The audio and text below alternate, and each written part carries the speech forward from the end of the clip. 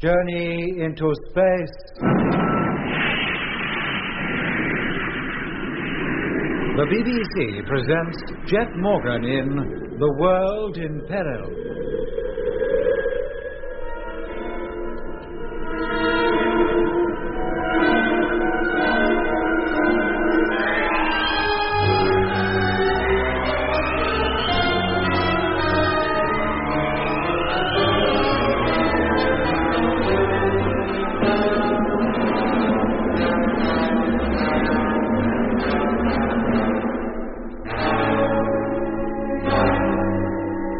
April 15th, 1972, Earth time. The Mars fleet, or what is left of it, is returning to the moon nearly a year before its scheduled time. The expedition started out with 9 ships and 20 men, but only 3 ships and 6 men have survived to make the return journey. 4 men are dead, their bodies destined to drift around the solar system forever, or until, drawn to some planet by gravitational attraction, they go hurtling down towards its surface to be vaporized in the planet's atmosphere, like a meteor when it's captured by the Earth. The remaining freighters, empty of human life, are forever encircling the planet in free orbit, while their crews are held prisoner down on Mars. Yes, Mars is inhabited, and although it's a dying planet, its population has been increasing steadily for hundreds of years. How this was achieved is almost unbelievable, as you'll hear. But meanwhile, Jet Morgan and the remnants of his Mars fleet, after traveling 6 months through space back to the Earth-Moon system, are about to land on the lunar rocket ship base. And with them, they bring disastrous news. Hello, Space Fleet. Your call received. Course X723, Track E. Platform cleared and ready for touchdown. Thank you, Control. Landing imminent. Doc, gyro. Contact. Motor Mitch. Okay. Then stand by for firing. Height 10,000. Position, Lemmy? Bang on. 9,000. Oh, well, at least we got back safely. I wish I could say the same for the ships we left behind. 8,000. You think they're going to believe a word of our story, of what happened to us back there on the Red Planet? Lemmy, keep your mind on your job. Yes, Jet. 7,000. Stand by, Doc. Okay. Lemmy? All right at my end. Freight is turned over and information. 6,000. 5,000. Contact. 4,500. 250. 4,000. 3,800. 650. 500. 400.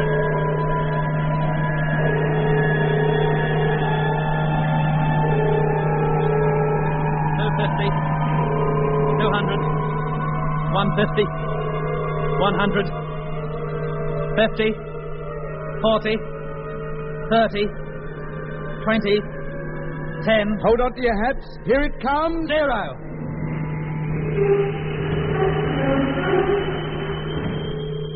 We made it.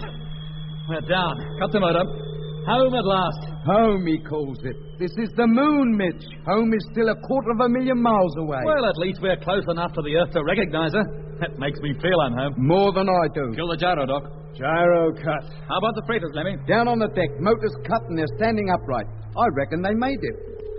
Very well, gentlemen. Undo your safety straps. As soon as you're down from your bunk, Lemmy, call up Control and ask them when we can expect some transport. No need for that. There's a land truck already left Lunar City and heading out this way. Oh. Well, in that case, we'll complete the logbooks and tidy up. Call up the freighters and tell the crews to make no attempt to leave the ships until told. Yes, sir. Hello, Discovery. Controller calling. Hello, sir. Morgan here. We're ready to leave the ship. May we come down? Not yet. I want to come up there first.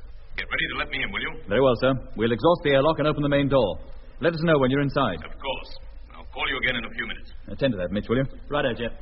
The controller, eh? I thought there was something fishy in that land truck panicking out to meet us the minute we touched down. It is rather odd, I must say. And why can't we leave the ship? Isn't 6 months cooped up in here long enough for them? They have to keep us in here longer yet. There must be some good reason for it. The controller wouldn't come out here otherwise. And alone, too. If he wants to give us a speech of welcome, he could have used the radio. It must be something more serious than that, Lemmy. Entry elevator's on the way up. He'll be here any minute. And don't forget, he is the chief officer of the colony. Now, everything shipshape? Yes, Jeff. Then let's get over to the lock and be ready to let him in.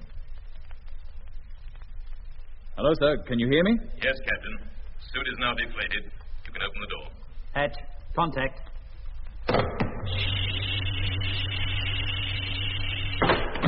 Let me give you a hand, sir. Thank you, Captain. Thank you.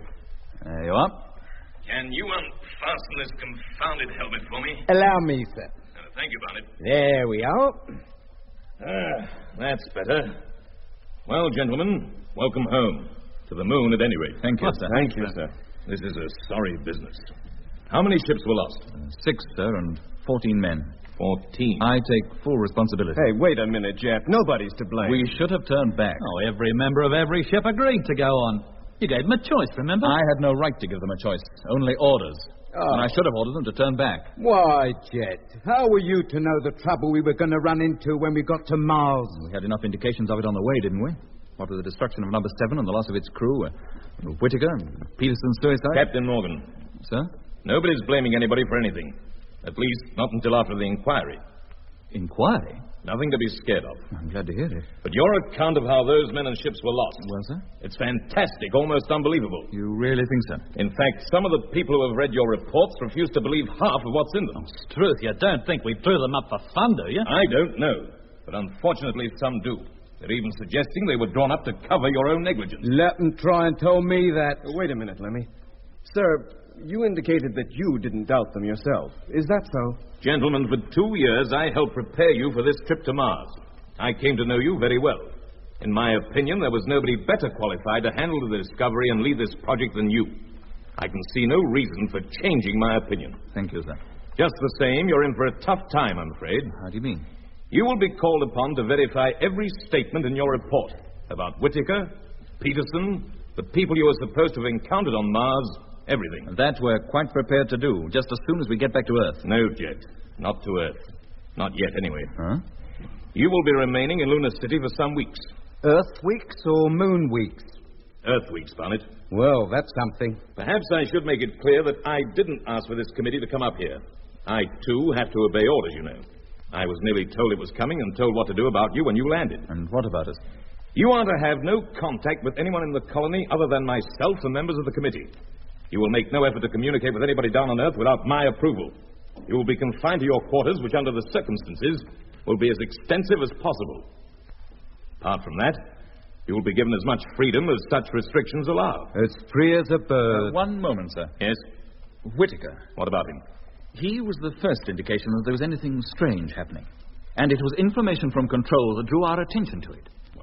Surely his case, born in 1893, missing from home since 1924, and then turning up in our fleet 47 years later, not looking a day older than 30. Well, surely that should be proof enough that something very weird was going on, that our reports could not have been fabricated. Whittaker undoubtedly is your strongest point. The mystery surrounding him has never been cleared up. Not down on Earth, anyway. Well, our reports clear it up, don't they? They appear to, certainly. But it isn't Whittaker that the investigators are worried about.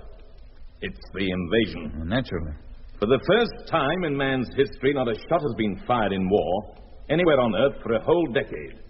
Fighting forces of all countries have been reduced to the minimum. The world has at last begun to settle down to a long era of peace.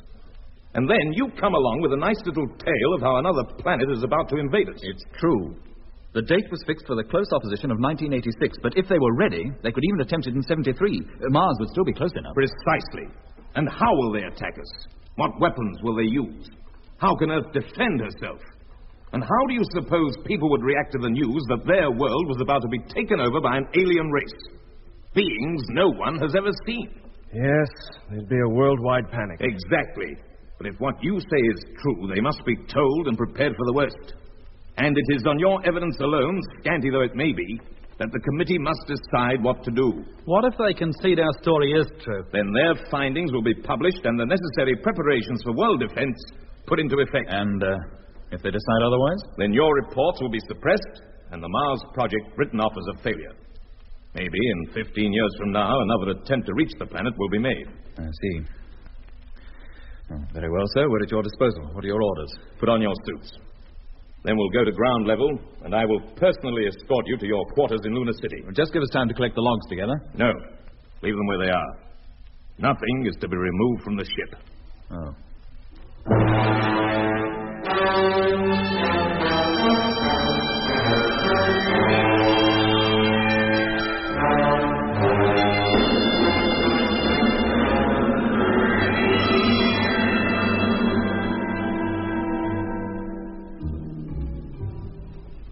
We were kept virtual prisoners in Luna City for 6 weeks.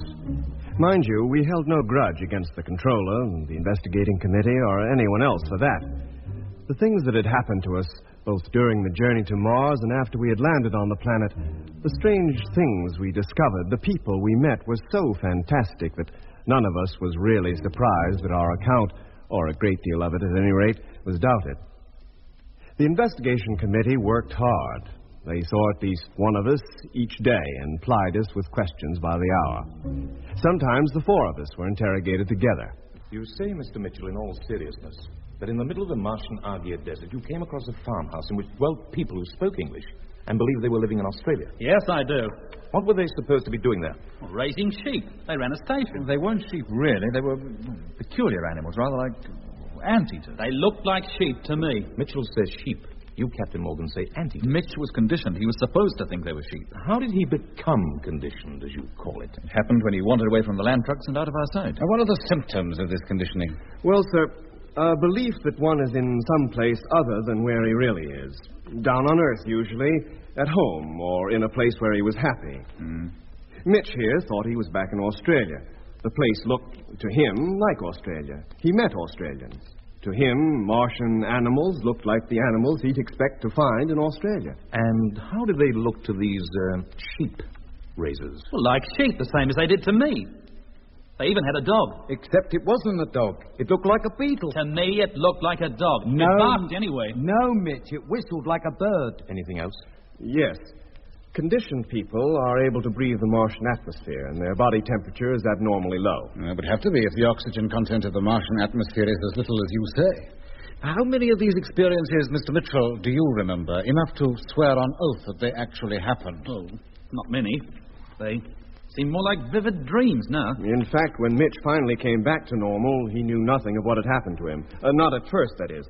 But when he's reminded of certain things, like, for example, the Flying Doctor and the Pyramid City, it seems to arouse his memory, and he can now recall incidents as well as we can. How is this conditioning brought about? Well, it starts with a noise. Kind of a noise. In your head, like you got bees in there. And then you hear a voice telling you not to worry and everything's going to be all right.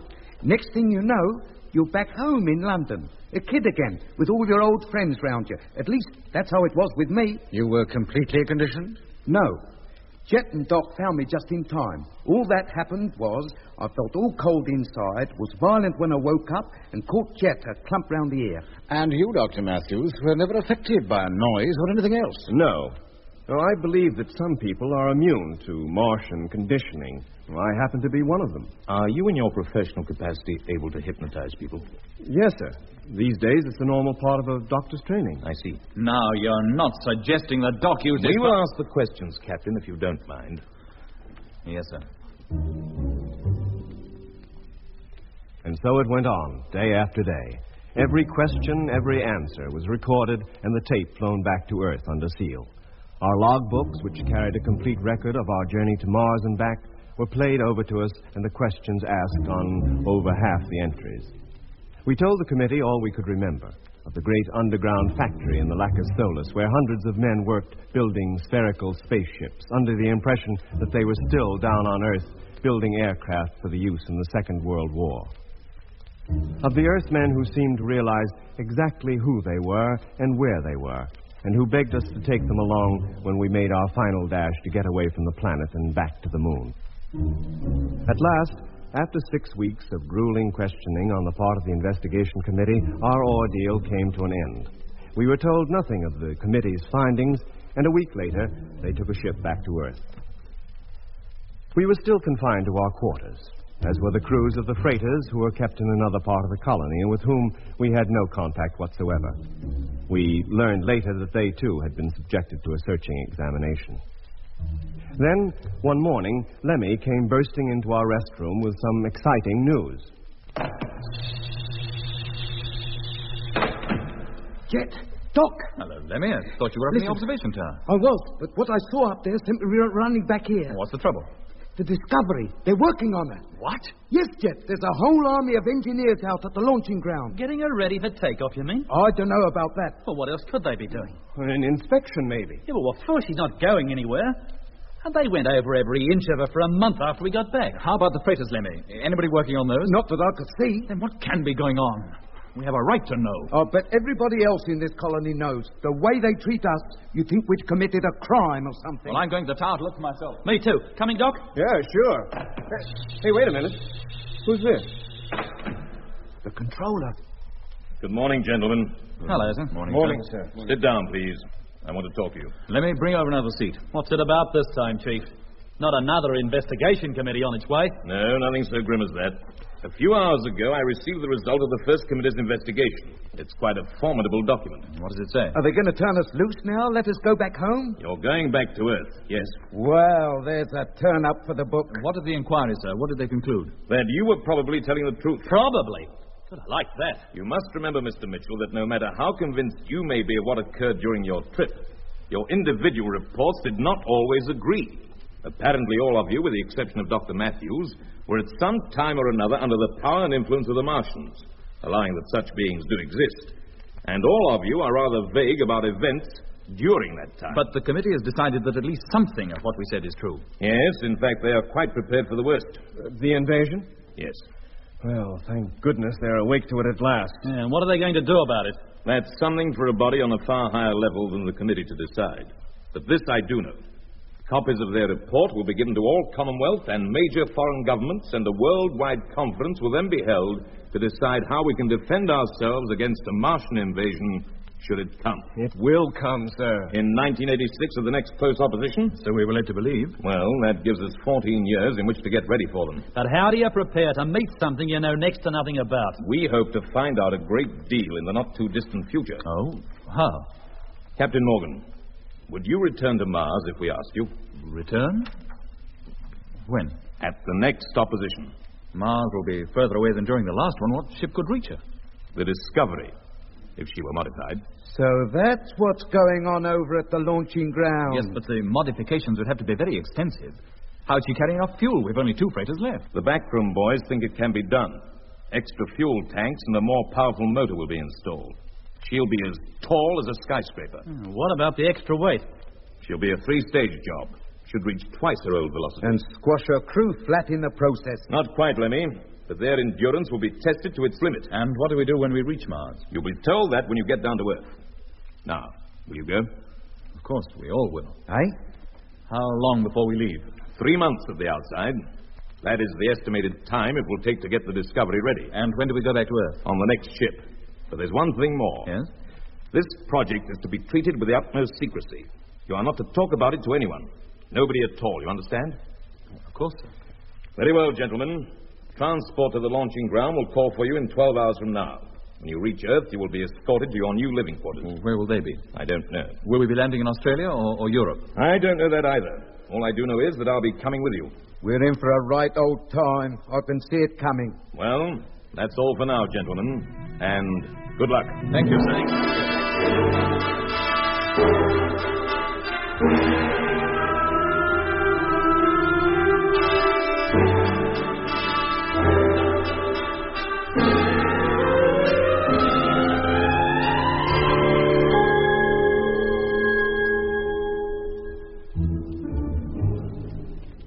5 days later, Jet, Mitch, Lemmy, and I were back on Earth. We touched down in Australia, at the launching ground near the Horseshoe Range in the Northern Territory. And from there, we were immediately transferred to a waiting plane and flown to England. There, we landed at an almost deserted airport just outside London. We were quickly bustled into a waiting car and driven to a hotel in town. It was obvious that our arrival in the metropolis was being kept quiet, which was not a difficult task, really, as the Mars expedition was believed by the general public to be still on the planet and not expected back for another year. The security measures were stringent just the same. We reached our hotel suite via a back entrance and deserted corridors. We were then left for the night, and a police guard placed outside our door, not so much to keep us in as to keep inquisitive people out. The guard also brought our meals and, on 1 or 2 occasions, helped us eat them.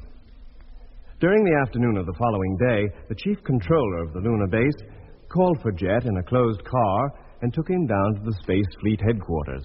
How much longer are they going to keep Jet down there? Oh, if he's not back in an hour, I'm turning in. It's nearly midnight already.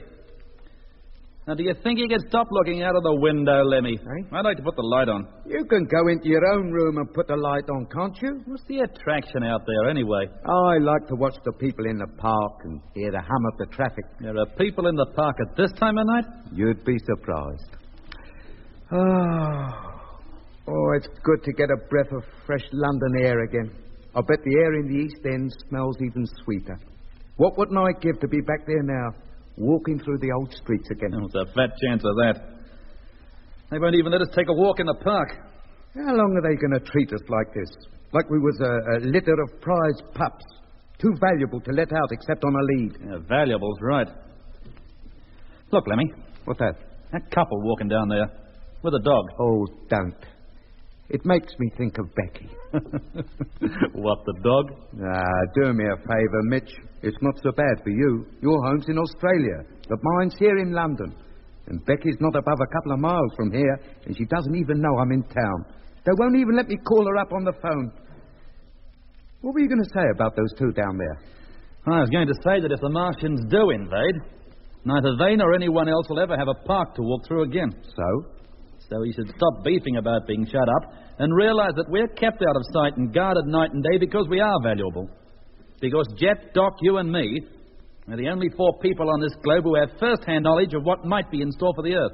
And that's the reason I can't sit here in this window and take a breather? Well, what if somebody recognizes you, realizes we're back? Somebody else would have to answer some mighty awkward questions. But it's dark and we're on the top floor. Oh, Mitch is right, Lemmy. We can't take any risks. If the slightest inkling of what was afoot did get out... Well, that sounds like Jet's back anyway. So draw the curtains, Lemmy, and let's put on the light, huh? Yes, sir. That's more like it.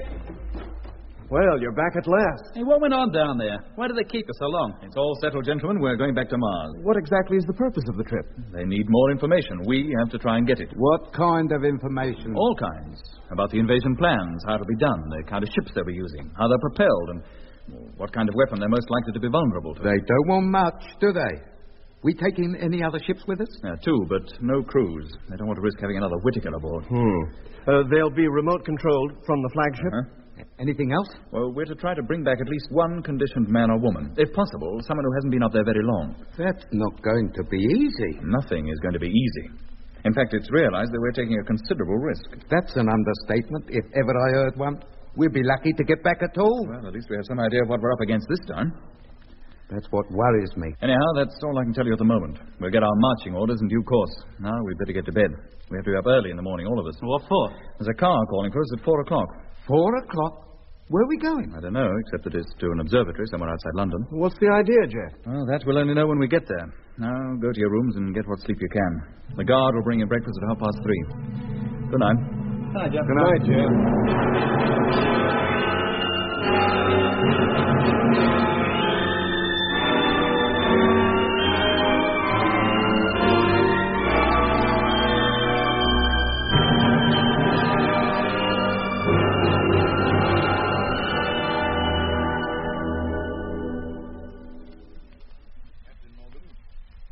Professor Hadley. How do you do, sir? Stephen Mitchell. Hello. Dr. Matthews. Glad to make your acquaintance, Professor. And Lemmy Barnett. Pleased to meet you, I'm sure. A pleasure indeed to meet you, gentlemen. I spend my life gazing at the stars. You spend yours flying among them. I have to admit I'm a wee bit envious. The professor has something interesting to show you. If you'll step this way, please, and if you'll no mind, I'll shut out the lights. We'll see the plates much better then. The plates? The photographic plates. Oh, the photo... Oh. There. Now, if you'll come in a wee bit closer, Captain, you'll be able to see much better. You recognize what's on this photograph, of course. I'm not sure. There are so many stars, it's difficult to pick... Oh, yes, that's the region of Hercules. Precisely. How well do you know this constellation? I know it in outline. Well, that will do for our purpose. Look in particular at the area below the cluster, just above the star marked Zeta. Yes.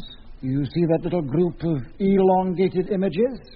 Yes, I've never seen those before. Do you all see them, gentlemen? Yes, sir. Yeah, but they must be moving pretty fast to produce trails that length. Aye, they're certainly moving fast. Look at this plate, taken only 2 hours later. the same images appear in an entirely different part of the constellation, and you'll notice that one of the trails is well ahead of the others now. So, they're not travelling at the same speed? No, Mr. Barnett. In fact, although these objects seem to keep together most of the time, their speeds vary considerably as a group as well as individually, and their track is no more constant than their speed, as you'll see on this next plate. Here, you see their position is much lower. In fact, they've very nearly moved out of Hercules entirely, down into the region of Ophiuchus, and all in the course of one evening. That can only mean one of two things. That their speed is far greater than anything ever seen in the heavens before, with the exception of meteors, of course, or that they're very close to the Earth. Which must be the right answer. Precisely. There's no doubting it, gentlemen. These objects, whatever they are encircling the Earth some 6,000 miles above its surface, and they've been doing it for at least 2 weeks. Blimey, the Martians. They're already here. Is this particular group the only one you've discovered, Professor? But that doesn't rule out the possibility of there being others. You're quite sure they're not experimental orbital rockets launched from Earth? Quite sure. Sir, how do they look through the telescope? Roughly circular and nearly a mile in diameter. What? They can't be spaceships, then. If it were not for their extraordinary behavior and their proximity to the Earth, I'd say they were asteroids, great chunks of rock adrift in space. Are they visible now in daylight? No. And they'll be below the horizon now anyway, but other observatories on the night side of Earth will be tracking them. What would be their present position? The last time I saw them, they were in Aquila. That was just before dawn. Do they mean anything to you, Captain? Oh, if you mean in relation to our visit to Mars, no, they don't. You saw nothing like it during your trip? Anywhere near the planet? On it even? No, sir. The Martian ships were spherical, but made of some kind of metal. And they were quite small as spaceships go, 60 feet in diameter at the most. These things are a mile across. Do you think there could be any connection between these asteroids and Mars? Not that I can think of. How about you, Doc? Me neither, Jeff. Mitch? Nah, Jeff. Here, don't look at me. I don't know. Sir, how soon could an orbital rocket, a manned one, I mean, be got ready for takeoff? By tomorrow, I think. Then may I suggest you order one to be got ready? The only way to find out what those things are is to go up there and take a close look at them. And that's just what we intend to do.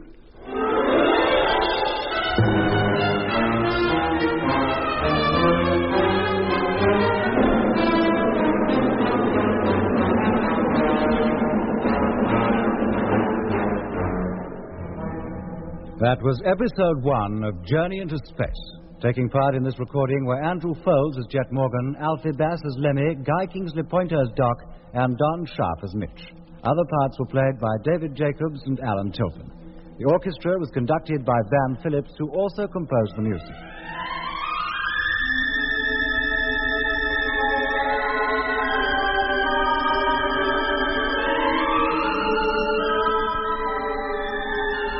Journey into Space was written and produced for the BBC by Charles Chilton.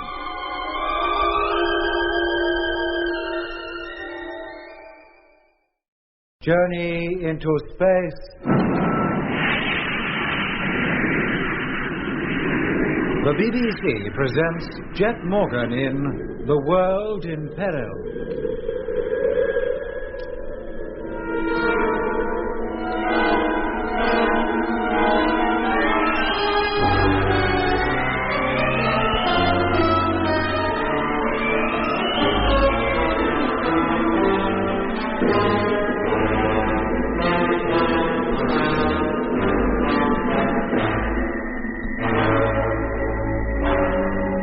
A year has passed since Jet Morgan set out on his ill-fated trip to Mars. And now, with the remnants of his crew, he has returned home, bringing with him the startling news that the Martians are preparing to invade the Earth.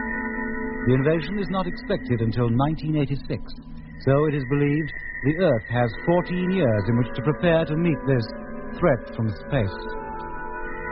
And then, early one morning, Jet and the crew of the Discovery are taken to an astronomical observatory outside London and shown photographs of a group of unidentified objects, which, according to the director of the observatory, are encircling the Earth some 6,000 miles above its surface.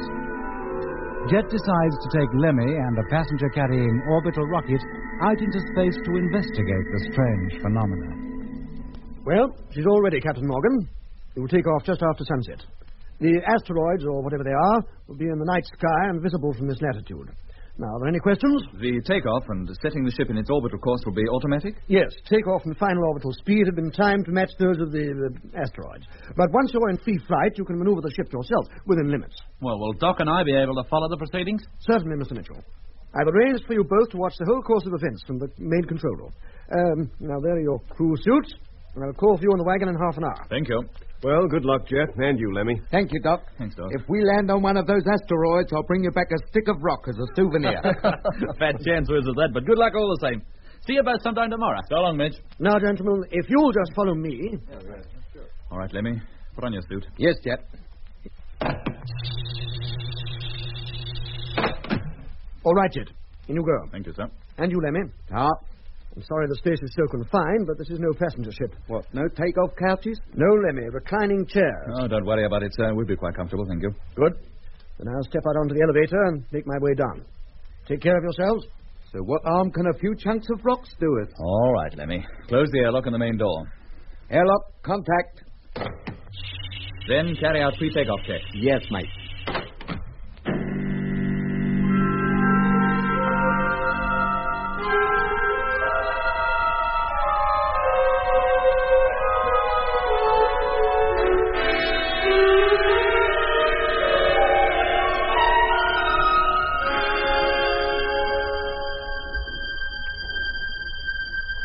Hello, sir. Pre-takeoff check now completed. Awaiting your orders. Very well, Jet. We'll now hand you over to control. Over. Time, 0 minus 5 minutes. Hello, rocket ship X412, launching platform clear. Take off in 5 minutes. Are you ready? Ready, control, thank you. Televiewer, Lemmy. Televiewer on. Gyro. Contact. Safety straps. In place and secure. Then lower your seat to reclining position. Lowered. Now remember, as soon as the motors are fired, relax. Oh, if I had just a couple of hot towels on my face, I'd fall asleep. Hello, control. All set now. Stand by.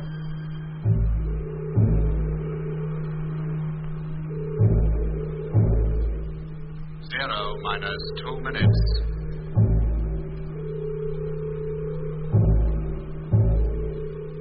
Zero minus 1 minute.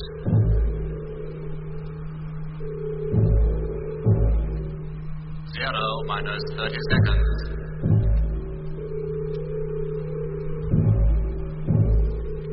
Zero minus 10 seconds.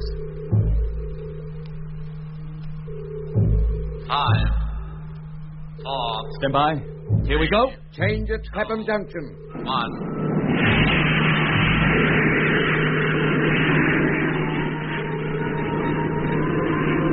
Zero plus 5 seconds. Height 500 feet. 0 plus 15 seconds. 4.6 miles. 0 plus 20 seconds. Height 6.8 miles. Oh, Jet! Me lungs! It's agony! Yell, shout, or sing or something. John! Brown! Body! Height 8 Life! miles. Ocean is the grave! John! Brown!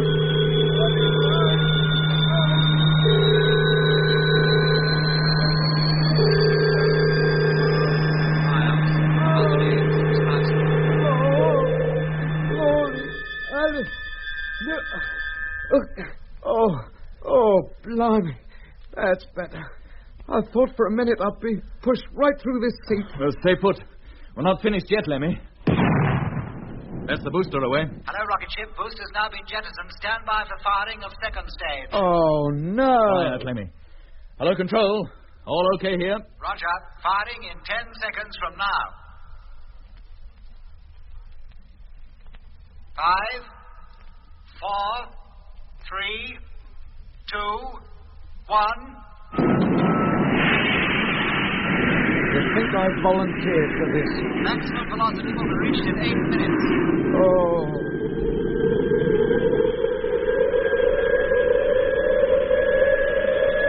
Oh. Hang on, Lemmy. It'll soon be over.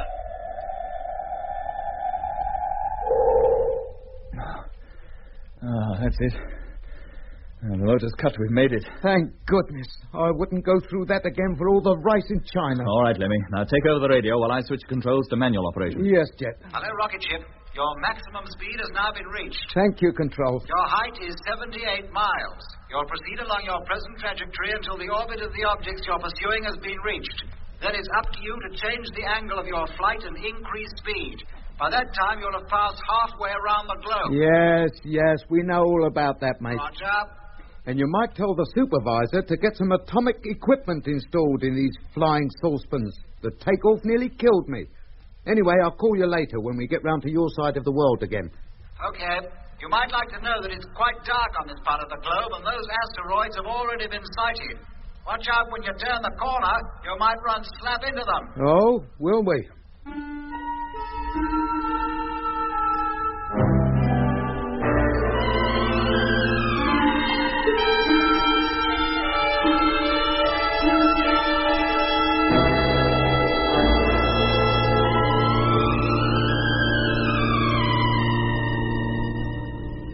Approaching the night side of Earth now, Lemmy.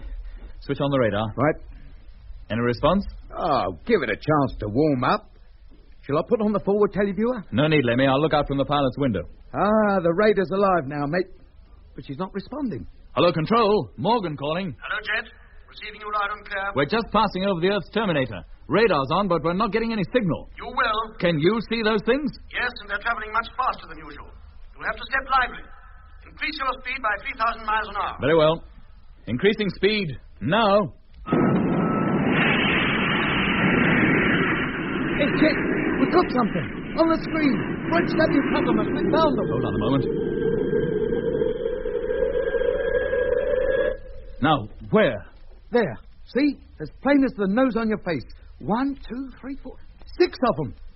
Same as we saw on the professor's photograph. Yes, that's them, all right. Strong signals, too. Hello, Control. Hello, Jet. This is Mitch. We've picked them up, heading straight for them. We'll give you a running commentary as we approach. Good on you. All right, Lemmy. Now get the camera ready and position the telescope. Yes, mate. We can't be far off now, Jet. Signals are belting in. Can you see them? Not yet, Lemmy. Well, you can't be far from them now, Jet. You must see them soon. Yes, Doc, I can now. Almost directly in our path. Where, mate? Where? There, see? Good grief, they seem to be flying in formation, a crescent formation. And they're at least half a mile in diameter, as Hadley said they would be. Are they asteroids, Jet? Oh, we're still too far to tell, but we should fly right over them. We'll soon see then what they are. What else could they be but asteroids? Let me get back to the camera. Yes, Jet. And stay there. Yes, Jet. And don't leave your seat again unless told. No, Jet.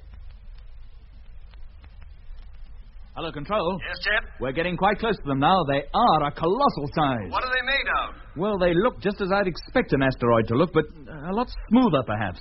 Not so jagged or shapeless as an asteroid would be. Very nearly circular, in fact.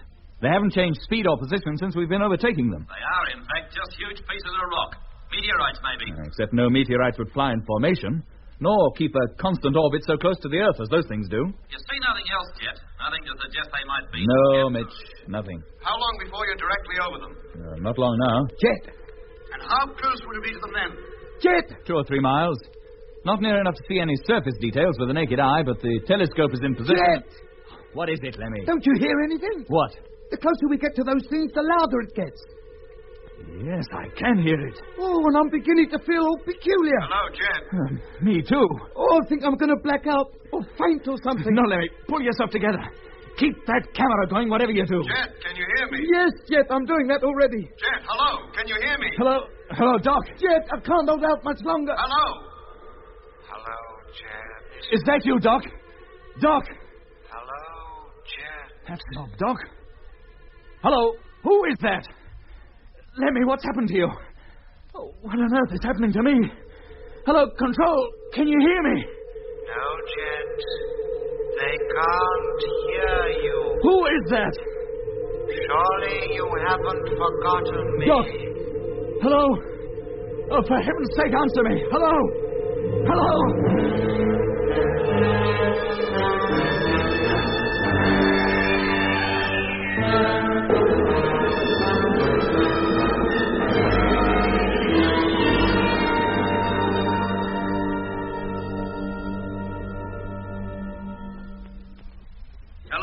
Hello, rocket ship Control calling, trying to contact you. Come in, please. They still don't answer. Give them another try, Doc. If they don't answer this time, we'll have to do something about getting them down. Hello, Jet. Doc calling. Calling rocket ship X412. Come in, please. What happened? I must have blacked out after all. Are you all right, Jet? Jet! Oh, crikey. Hello. Huh? Who's that? Calling Jet Morgan aboard rocket ship X412. Come in, please. Doc.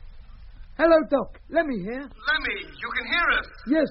What's all the fuss? What's all the fuss, he says?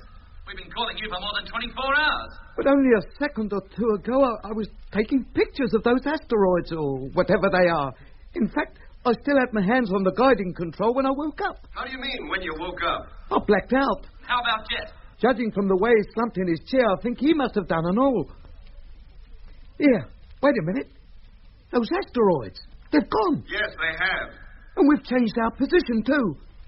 We're not over the same part of Earth we were a couple of minutes ago. It's daylight down below. What's been going on? Listen carefully, Lemmy. Yes, Doc. Is Jet strapped into his seat? Yes, he is. Good. Now switch the ship over to automatic control. Automatic? Yes. Then go back to your own seat and strap yourself in. Yes, Doc. Automatic control on. Now moving over to seat. What's the idea? We're going to hand you over to control and bring you down. We'll explain everything then. Hey, wait a minute. It's Jet. He's waking up. Hello, mate. How you feeling? What happened? You blacked out. We both did. That noise, remember? Yes, that's right. Stand by, Lemmy. Firing imminent. What's going on? They're taking us down, mate, on the automatic control. So you just sit still and take it easy. Yes, but what about those... No use worrying about them. They've opted. Doc and Mitch will explain everything just as soon as we get down on the deck. Hello, rocket ship X412. Control calling. Are you receiving me? Over. Hello, Control. Receiving you loud and clear. Over. Motor about to be fired for descent. Are you ready? Ready. Firing in 5 seconds from now. 4, 3, 2, 1. Contact!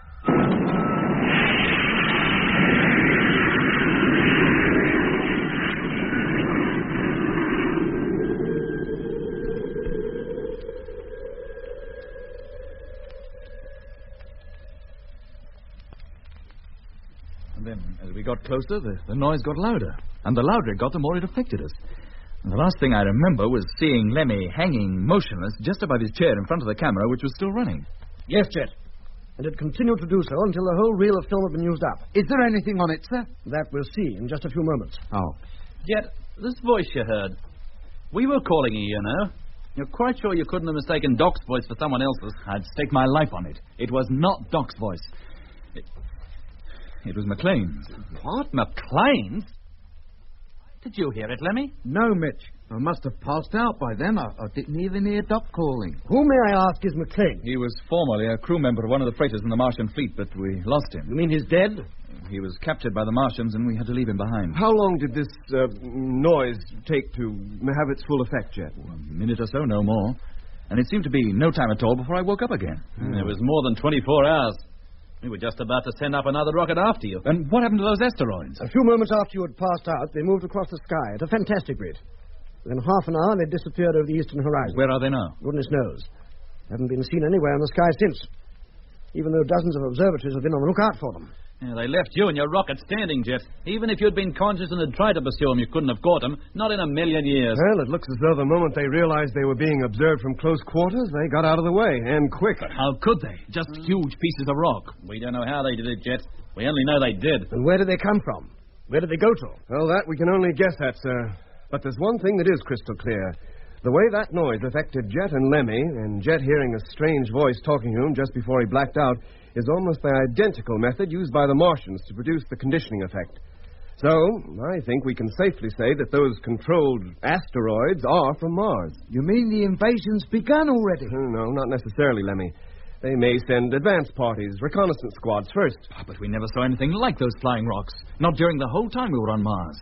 The Martian ships were metallic and minute by comparison. And when we were put to sleep by noises on Mars, we always dreamed we were back on Earth. But there was no dream this time. We hardly realized we'd even been asleep. It was just like 24 hours had been stolen from our lives without our knowing it. Hello, supervisor here. Oh? Good. No, leave it there. I'll pick it up and project it myself. That was the photographic section. The film is ready. Let's take a look at it, shall we? Sit down, gentlemen. It will be on in just a few moments. I suppose you had time to fix the camera, Lemmy, before you blacked out. Of course I did, Mitch. What lens were you using? Telephoto. That's what I was told to use, and I used it. The camera was running just as soon as the objects were sighted. Oh, there go the lights. Now we'll see just what the camera did capture. And there they are. Nearly through the whole screen, don't they? Not of equal size, that's for certain. One in the center of the formation seems twice as big as the rest. Yes. The surface is a lot rougher than you thought, Jeff. Well, I was viewing them with the naked eye. They look like miniature moons, and they seem to have little craters on them, all of a uniform size. How big would you say they are? Diameter about 100 feet. Will we be getting a close look at them, Jeff? Well, we were getting nearer to them all the time, but it was about now that Lemmy began to hear that noise. Well, they are increasing in size, gradually. What, the craters? No, Mitch, the rocks, the asteroid. You know what I think, don't you? What's that, Lemmy? Those craters are not craters at all. They're circular holes. Well, what makes you think so? Well, if they were craters, the sunlight would be lighting up part of their floors at least. But those things are jet black all over. Well, Lemmy's got something there, you know. Well, if the reel lasts long enough, we shall get a really close look at them in about 10 minutes.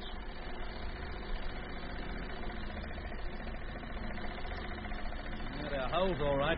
No doubt about it. You remember getting this close to them, Chet? No, sir. Lemmy and I were out cold by this time. Good grief, what's that? Something's coming out of that thing. Out of one of the holes. A ship! A spherical ship! Just like the one we saw on Mars. And there's another. And another. There's a dozen of them at least. Well, that settles that, gentlemen, doesn't it? Those rocks are giant spaceship carriers. Every one must be full of them. I always said those ships could never reach Earth unaided. Seems they don't have to, Mitch. They're transported here and merely cover the last few thousand miles on their own. Touched down on the Earth's surface, you mean? Where else would they be going? But surely if that number of craft had landed, they'd have been detected. Well, they don't seem to be doing any more than hovering over their parent ship at the moment. Oh, blimey. Is that all there is? That's the end of the reel. And with you sound asleep, Lemmy, there was no one to load up a fresh one. Oh. Well, in spite of the shortness of the film, it has told us a lot. Well, that's putting it mildly, sir. It's unbelievable. You saw it with your own eyes, Jeff. Oh, I'm talking about the method of bringing those ships here. How did they propel those rocks? Well, where did they get them from? They didn't come from the Martian surface, that's certain. Yeah, and how about those spheres? Have they since landed on Earth? I think they must have. But we'll find out. Well, how? A worldwide search could be instigated. We should find at least one of them. I thought all information relating to the Martian invasion was highly secret. How do you keep it secret if you order a worldwide search for their ships? If all those ships we just saw have landed on Earth, it won't be a secret any longer. We'd better report this right away. Come along to my office, gentlemen. I'll get the chief down here and see what he has to say. Very well, sir.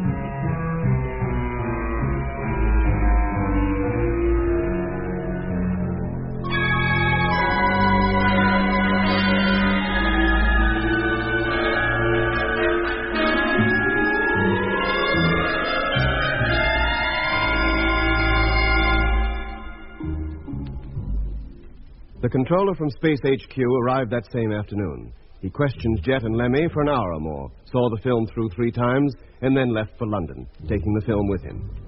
As for us, we were told to remain at the orbital rocket station until we heard from him again, which we did the very next day. And not in person, but through the rocket station supervisor, who called on us in the early light of dawn. Who is it? Jenkins. Oh, come in, sir. Sorry to wake you at this unearthly hour. Is something wrong? There's good reason to believe that one of those spheres has landed. What? Where? In the Lake District, 2 nights ago. Anybody see it? Only 2 people. A couple of campers. Apparently the weather was foul and it was raining hard. They got up and went outside to loosen the guy ropes of the tent. It was then that they saw it. A sphere? Well, we can't be sure. They'd hardly stepped outside when they saw what they took to be a fireball racing through the air above their heads. They saw it descend into a valley. Did they go down there to investigate? On the contrary, they were hardly more than kids. What with that and the storm that was going on, they were pretty scared. They got out of that as quickly as they could. Then they got a lift from a passing motorist who dropped them off at the next town when they called at the police station. And there they stayed the night. They told the police what they'd seen, of course? Yes. Next day, the station sergeant went over to where the 2 kids had camped up on the hill. From up there, he could see that something pretty big had plowed its way through the trees of a wood below. He went down to see what it was, and what he saw sent him running back to the nearest phone box. What was it? He described it as a space missile. Thought it must be one of our experimental jobs that had crashed. A report was then sent down to London and from there to us. We have to go and investigate it, in the hope that you and Lemmy can identify it. But maybe it is one of your space missiles. No, Jet. This thing is spherical and large enough to carry a crew. Now, how soon can you be ready to leave? Half an hour. Good. I'll go and wake up the others.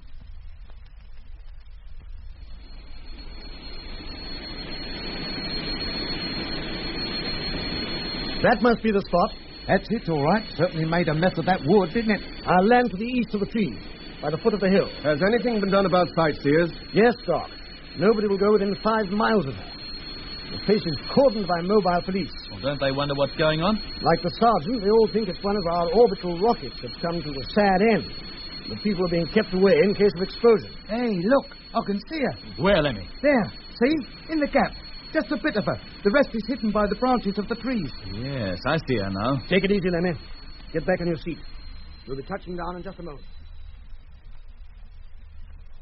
Well, gentlemen? Yeah, that's a Martian sphere, all right. Identical in every detail with those we saw on the planet. Exactly the same type as that flying doctor used. And the ones that came chasing after us when we decided to leave in a hurry. Do you think there's anybody in there? Probably. Hey, Lemmy, what are you doing? Seeing if there's anyone at home. Well, don't. Let's walk round, see if we can find the door. Doesn't seem to be any kind of join or opening in it anywhere near ground level. There is, sir, if we can find it. Ah, here it is. But the wall there is perfectly smooth. Now, this little button here is the remote control switch for opening the door from outside. The door is always alongside it, as you'll see when I operate it. Now, wait a minute. You're not going to press it now, are you? With just us here? Why not? We want to get inside, don't we? But what are these Martians like? How should we know? We never saw any. Only human beings like ourselves. Or at least they were before the Martians got hold of them. And you think there'll be human beings in there? Maybe. And what if they're not? Then we'll be the first Earthmen to come face to face with men from another planet. Go ahead. Open the door. All right. Something's happening. But she doesn't open. Try again, Jeff. No. It's no good. Mechanism doesn't function. Yeah, well, now what do we do? We'll have to burn our way through. How about it, sir? Could you get us the equipment to do the job? I could, but it will take some time. Go in the helicopter, sir. We'll stand guard here until you get back. Yes, well, if that thing does open and you need help, call up control point. And 50 armed policemen will come driving over here, just as quick as they can make it. Yeah, I wouldn't be too free with the arms. One of the men in that ship might be a long-lost relative of yours. What was that? You'd better hurry, sir, if we're to have that equipment before it gets dark. Very well. I only hope we have gear powerful enough to cut through that ship. What kind of metal is that thing made of? How much longer is he going to be with that stuff? We could have burned our way through and out the other side by now. Oh, give him time, Lemmy. He's hardly been gone an hour. Well, at this rate, we'll be here all night. Aye, aye. Something's happening. The door, it's opening. Stand back, Mitch. Somebody might come out.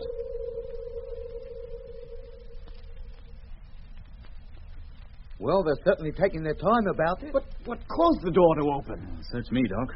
Unless our working on it accidentally completed the circuit or something, I don't know. Well, how long do we wait here, waiting for them to show themselves? We'll give them 10 minutes. If nobody's appeared by then, we're going in. The 10 minutes is up, Jet. Well, I'll go. The rest of you wait here. No, I'm coming with you. You can't go in there alone. All right, if you must. Then stick close together and take your time. Come on, Doc. Let's get it over. Now, keep close to me, Doc. Yeah. I'll lead the way. There doesn't seem to be anybody down in this section. No. Have a good look round, Doc. It doesn't seem to be any different from the sphere we saw on Mars. Same control panel, same pillar in the middle of the cabin. Yes, but that ship had a crew, Doc. It needed one to operate it. Hey, can you remember which controls were which? No, I can't say I can. But don't go touching anything, Doc. Would I be likely to? Hey, what's that? Hey, this lever, it moved. What? You sure you didn't touch something? Yes, Jet. It moved down at least 3 inches. On its own? And now a light has come on. There goes the lever back again, back to its former position. There must be someone in here. The upper cabin, maybe. Come on. Now, wait a minute, Jet. If there is somebody up there... That's just what we came in here to find out, isn't it? I hate this thing to take off. I don't think it can take off. If it could, it would have done so 2 days ago. As soon as it was realized its landing had been discovered. Well, if you say so, I'm game. Do you remember how to get into the upper section? Yeah, by this central pillar. It's hollow inside and leads up there. Door control should be here somewhere. Oh, here it is. And the door's opening. Come on, there's a ladder fixed to the wall. Watch your step.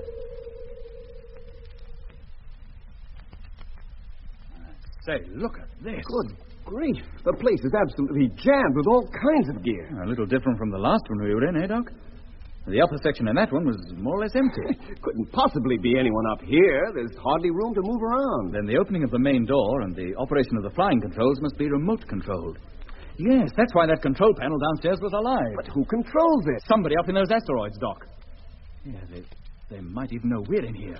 Hear every word we're saying, maybe even see us. Well, in that case, and now we've satisfied our curiosity, let's... Hey, listen, what's that? Delta door. It's closing. Land sakes, let's get out of here quick before this thing takes off with us in it.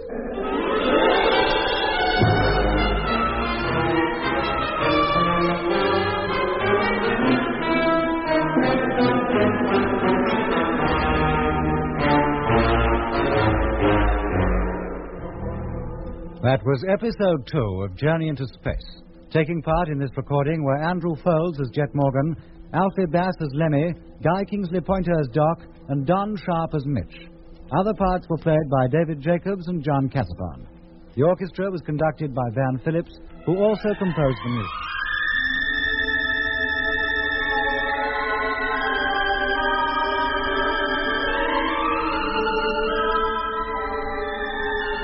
Journey into Space was written and produced for the BBC by Charles Chilton.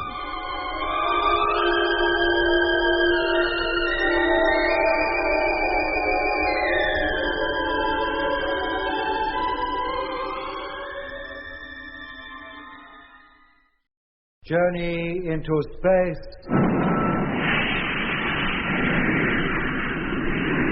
The BBC presents Jet Morgan in The World in Peril.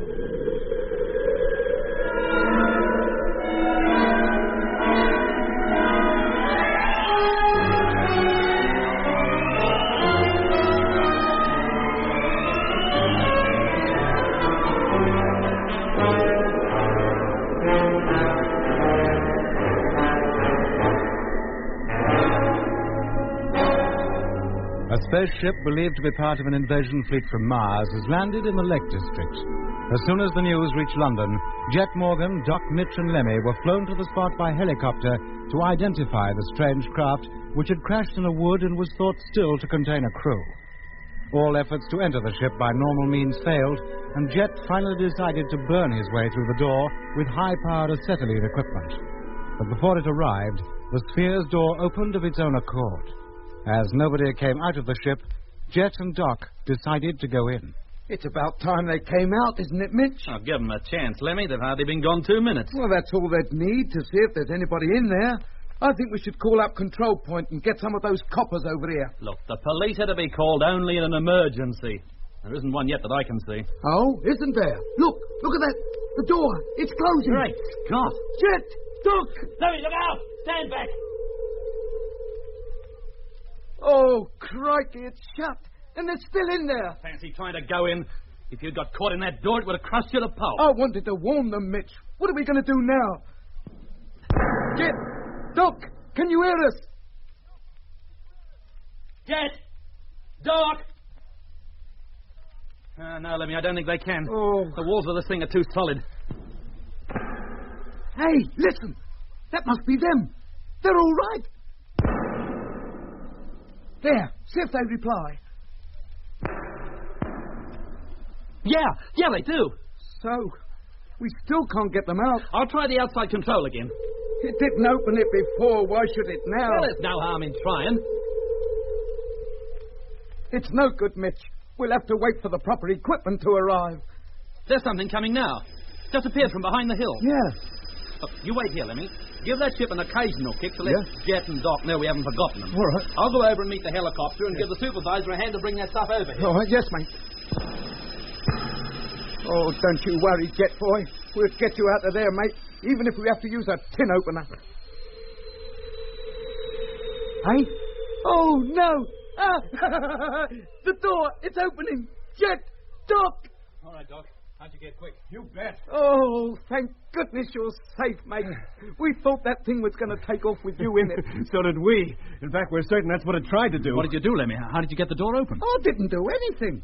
It opened up all on its own. Where's Mitch? Gone over to meet the copter and help the supervisor with the acetylene equipment. Supervisor, did you say? Of course, Doc. Well, Why? here's Mitch now, but it's not Jenkins with him. It's the lunar controller. Good morning, sir. Good morning. Morning, sir. I flew out from London the moment I heard about this ship landing. Mitch tells me you've already been inside. That's right, sir, and it's empty. We searched the upper and the lower cabins, but there was no sign of anybody. Well, it's been sitting here for nearly 48 hours.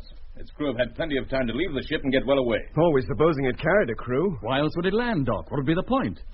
Now, it's my belief that once this ship had landed and its crew had left it, it should have returned to its parent ship out in space, but something has gone wrong and it can't take off. You mean it's remote controlled by those asteroids you saw? Yes, sir. It tried to take off while we were in it, but it couldn't leave the ground. That's why the door keeps opening. Whoever's operating the controls seems to be pressing every button in the hope that something will happen. Yeah, there she goes again. Hey, we'd better stand well back, sir. Anything might happen. That's the door closed once more. Yeah. Do you think the power circuit in there is so arranged that the ship can't take off unless the door is properly closed? You know, like on a tube train. That's a thought. Well, if that's the case and we wedged the door open, it would never take off. Hey, look at her now, quivering like a piece of jelly. She's trying to rise. It's no go, is it? That thing's definitely on the blink. Well, if it can't take off, there's no danger of our losing it. Our more immediate problem is to find its crew. But what do they look like, sir? Are they Martians or are they Earthmen? People taken to Mars, put in a conditioned state, and then sent back here as spies. A fifth column to prepare the way for the major invasion that'll come later. But what if they are Martians after all? Then finding them shouldn't be too hard. They couldn't possibly look like Earthmen. There's bound to be some marked difference. But what? They may not look like anything. What do you mean by that, Lemmy? Well, I mean, for all we know, a Martian might be invisible. Maybe there is a crew in that ship after all, sitting in there, opening and closing the door on us and generally trying to take the mickey. That's about the worst suggestion that's been made up to now. Oh. Aye. They must have heard me. It's trying to take off again. And they're succeeding this time. It's definitely moving. Look out, Duck! Let me get down! Oh, I thought for a minute it got me. Where did it go? Skimmed just above the ground for a few yards and then went into a vertical takeoff. Oh, look at it now. No more than a tiny spot in the sky. What a fantastic climbing rate. If there was anybody in it, they'd be squashed flat. Well, that settles that, gentlemen. There go all our hopes of capturing that ship. Yeah, now we'll never know how it works. Let me call up control point and tell them we won't be needing that equipment after all. Yes. What do we do now, sir? Search every square inch within a radius of a couple of 100 yards. Look for footprints. Anything that could give us some clue as to what kind of people came out of that ship. Very well, sir. We'll split up. Start with a small area and gradually increase it. Sir. Yes, Doc? We found something. At least Mitch has. Where? On the other side of the wood. Footprints. But whether they have anything to do with the crew that left that ship, we can't say. There they are. Couldn't be plainer.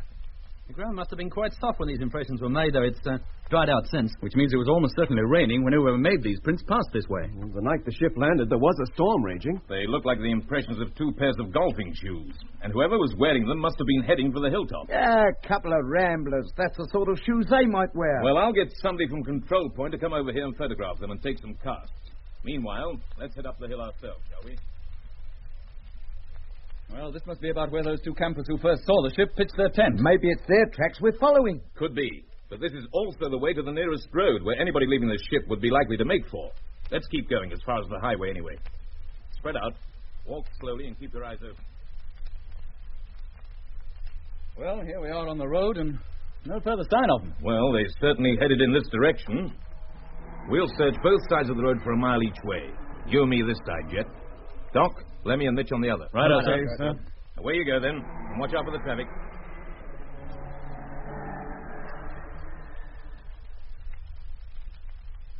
Well, Jet? No, sir. Nothing. Doc? Not a thing, I'm afraid. Mitch? Same with me.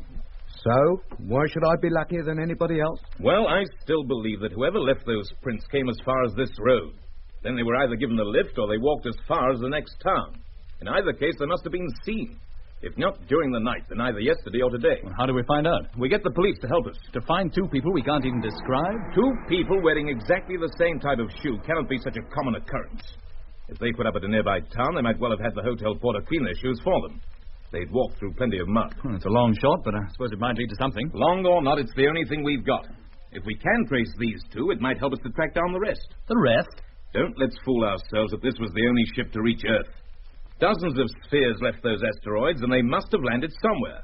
If somebody left this ship, why not the others? Why not? And how many others?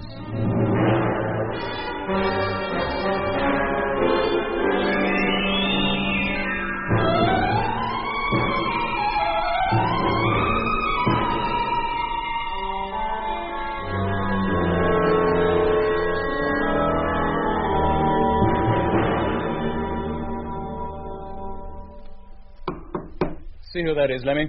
Well, let's hope it's the tea. I'm dying of thirst. Oh, good morning. Come in. Good morning, Lemmy. It's the controller jet. Good morning, gentlemen. Hello, sir. What news?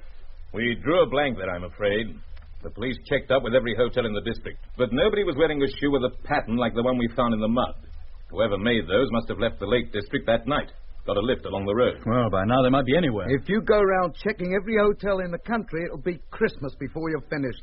And by that time, they would have worn out the shoes they got and bought a couple of new pairs. Lemmy. Wow. A nationwide checkup will take time, and we have to work fast. Our best bet would be to find the motorist who gave those two men a lift. Well, how can you without appealing to him to come forward? And once you do that, you put paid to all hope of a secret inquiry. We can cover up the real reason if we have to, but first we'll try it without. The police are going to let us have reports of every motoring incident of which they have a record for a week back. Meanwhile, Jet, perhaps you'd like to take a look at this. What is it? Read it for yourself and see. Good heavens. Other ships have landed. How many? Where? 3. One in Australia, one in India, and the last in South America. All of them identical with the one we saw. Was anybody seen to come out of them? No, they landed in remote places and were spotted by only a few people. By the time reports of the landings had reached official sources, the spheres had taken off again. How long did they stay down? Not long. Apparently they had no trouble taking off. And their crews, if they had any, haven't been found? No, which is all the more reason why we must intensify our search. It occurred to me that if our sphere did crash... Well, there's no doubt about that, sir, judging from the mess it made of the trees. Then there's a likelihood of at least one of the men we're after being injured. That's another clue to their identification, if we can ever find anybody who picked them up. Well, that's all I have to say for now. When I have any further news, I'll be paying you another visit. Very well, sir.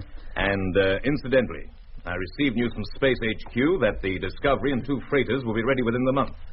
You're still willing to return to Mars, I take it? Of course, sir. Good. Then I'll see you again soon. Yes, sir.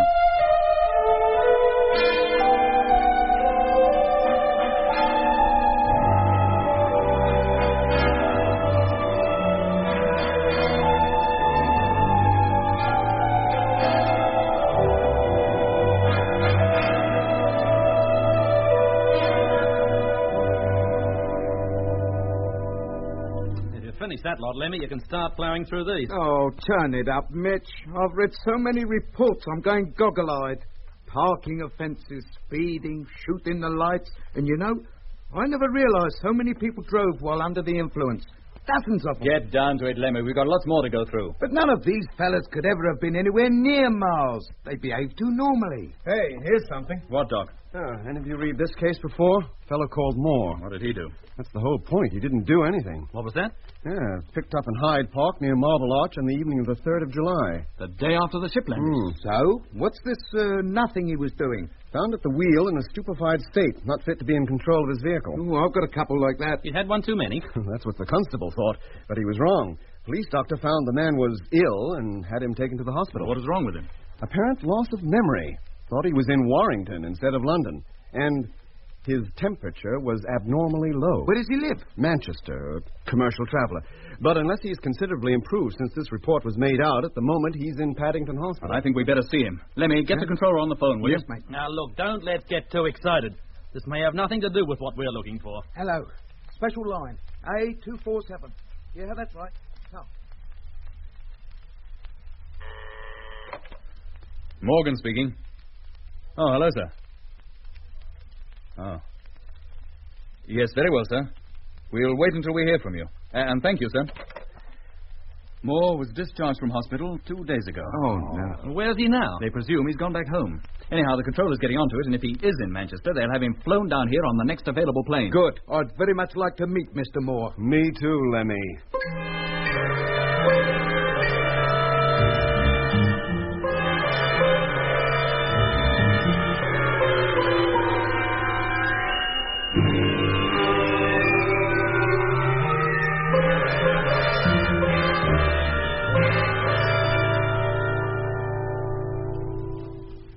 right, gentlemen. He's outside. He'll come in just as soon as we're ready for him. You found him quite easily? Yes, Jed. He was living at the address he gave the police. Didn't seem to have anything to hide. What kind of a man is he? Middle-aged. Portly, a strong character, I would say, but rather worried about what happened to him. Anything else? No, sir. Shall I bring him in, then? Yes, do, sir. We might as well see him and get it over. Very well. Yeah. What if he recognizes us as the men who went to Mars? It's unlikely. Like most other people, he doesn't know the fleet has returned yet. But to be safe, you'd better handle him, Doc. Okay, Jet. The rest of us will go into the next room. He's not likely to recognize just one of us, but the four of us together might be a different story. Mr. Moore, this is Dr. Matthews. Pleased to meet you, Doctor. How do you do? Sit down, will you? Aye, I don't mind if I do.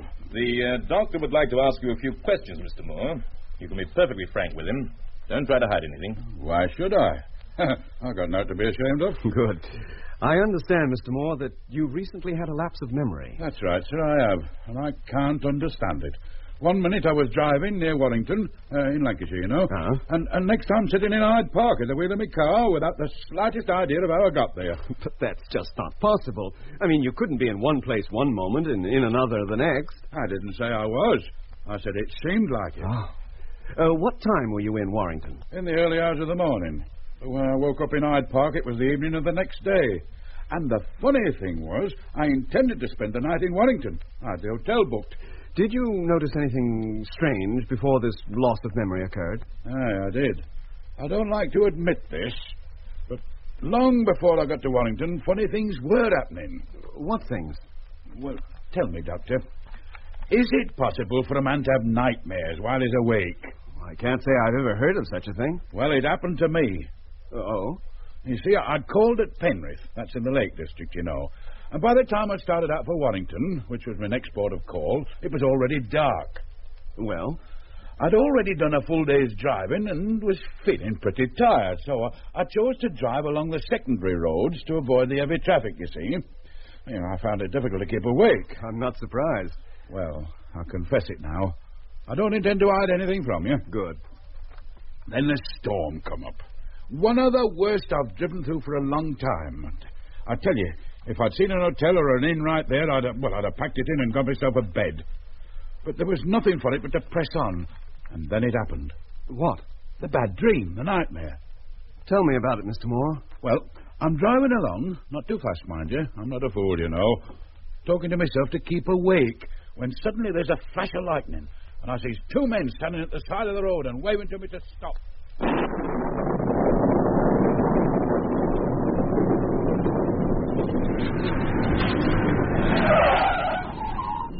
What's the trouble? My friend, he's hurt.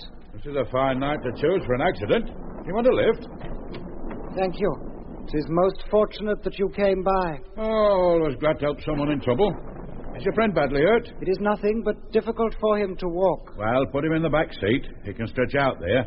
Hang on a minute. I'll come down and give you a hand. No, I will manage. Just open the rear door. He seems to be in a pretty bad way. Let me come down and help. No, just open the door. Oh, all right, if you say so.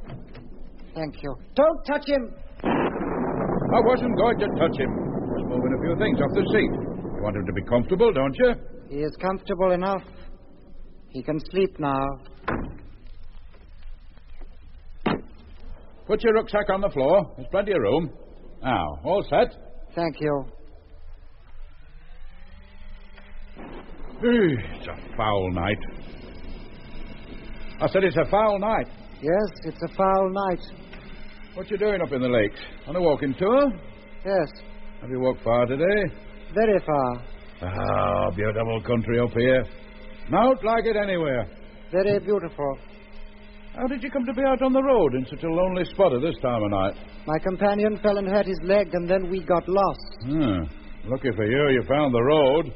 You could have wandered through these hills until morning. Still found yourselves miles from the nearest village. Very lucky. Ooh, I've never known a July so cold and wet as this one. Very wet. Aye, very wet.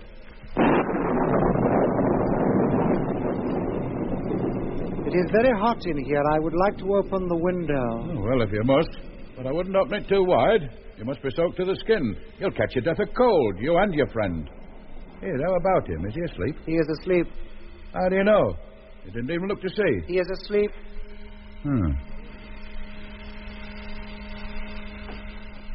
Where exactly are you heading for? Where are you going? Warrington.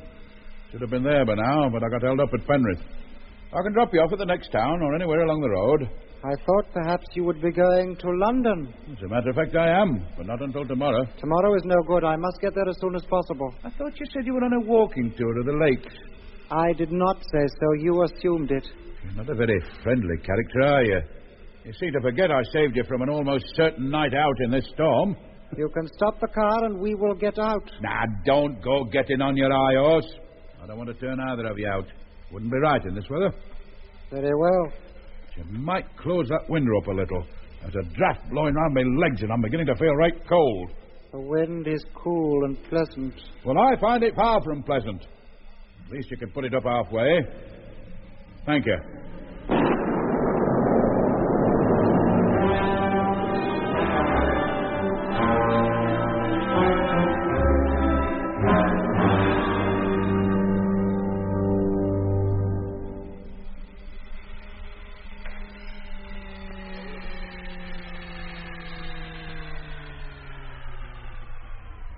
Why are we stopping? We are still at least 10 miles from Warrington. I've been driving for nearly 18 hours and I'm tired.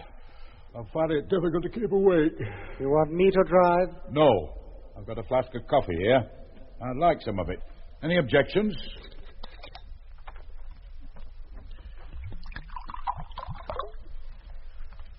It's not very warm. Hardly surprising, I suppose. I've had it in here nearly 20 hours. Here, drink this. It'll put some warmth into you. Well, go on, take it. Go on, it's not poisoned. Thank you.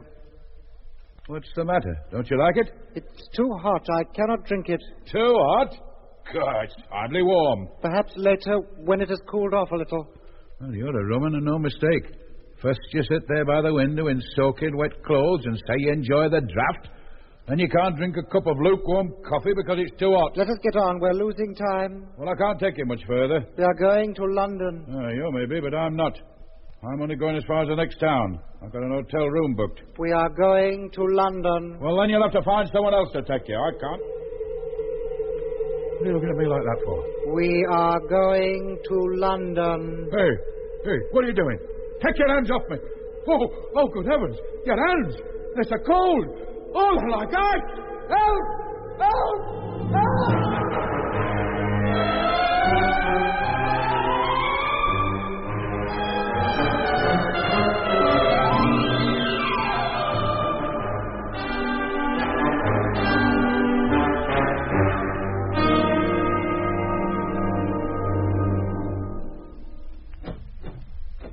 All right, gentlemen. You may come in now. He's gone. Well? He's the one who gave them the lift, all right. And who are they? Martians or are they Earthmen? Conditioned Earthmen who have returned from Mars. Yeah, did you get a full description of them? Of one, yes, but the injured one more hardly saw. Does the description fit anyone we know? McLean, maybe? It was his voice I heard up there among those asteroids, I swear it. It might well be McLean. It might be anybody. Well, whoever he is, he shouldn't be difficult to trace. A man with very cold hands who cannot drink hot liquids or stand high temperatures. But what's the purpose of their landing here? Well, they must have been sent here to prepare the way for the invasion. But what can they do? Oh, plenty of things. They don't look any different from the rest of us, so they could easily get themselves jobs in high places. The power they have to hypnotize could enable them to wrest official information on our defense plans or anything else from people who had no idea they'd given it. In fact, if enough of them were landed, the whole country could well be completely at their mercy in no time at all. And not only this country. No, it could happen the world over. And then, when all was ready, the Martians need only appear to take over the Earth at their leisure. The world could wake up one morning to find itself conquered, yet not know it. Oh, turn it up, Jet. What are you trying to do? Frighten the life out of me? But there's a great deal in what Jet says, Lemmy. If you hadn't escaped from Mars, McLean and thousands like him could have landed on Earth and been absorbed into dozens of countries and nobody suspect a thing. Perhaps they already have. Hey, no, now don't. Well, gentlemen, I must get down to Space HQ and report this immediately. Very well, sir. And don't forget, if you shake hands with anyone with icy mitts, hang on and don't let go. I will, Lemmy. Goodbye for now.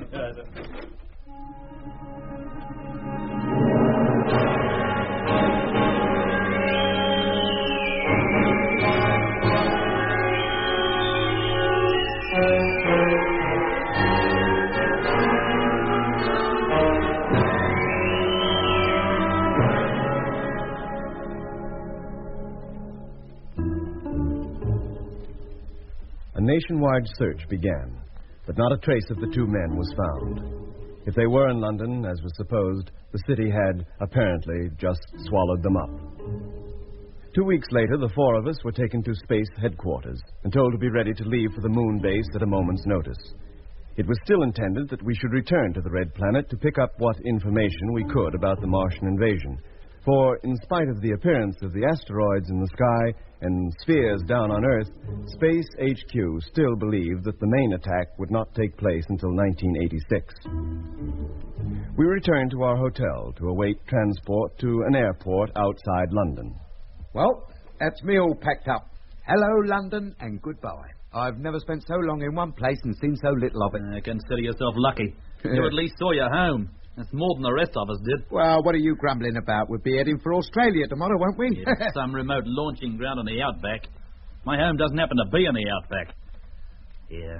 Sit on top of this case for me so I can close it. What do you got in there? Nelson's column? What time is it, Jet? Close on midnight. Car should be here soon. Morgan speaking. Oh, hello, sir. Oh, I see. Very well, we'll see you at the airport then. Oh, yes, sir. That's quite all right. We understand. Goodbye, sir.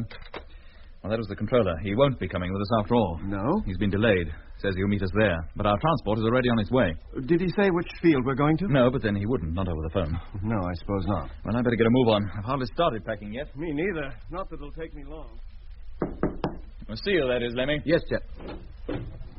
Your car's here, sir. Allow me to help you down with your luggage. Oh, that's very kind of you. Mine's the brown one, over there by the bed.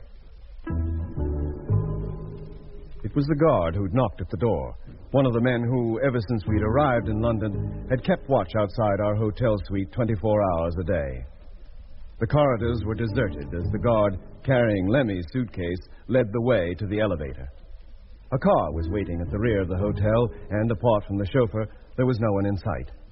Inside the car, the curtains had been drawn over the windows and across the transparent partition that separated us from the driver. Soon we felt the soft vibration of the gearless motor, and a few seconds later we were speeding on our way to the as yet undisclosed airfield. How soon before we can open the windows, Jeff? Well, not until we're outside town. Controller's orders. I wonder how many people are raising their hats as we go by. Why should they? Well, with the curtains all drawn like this, they must think we're going to a funeral.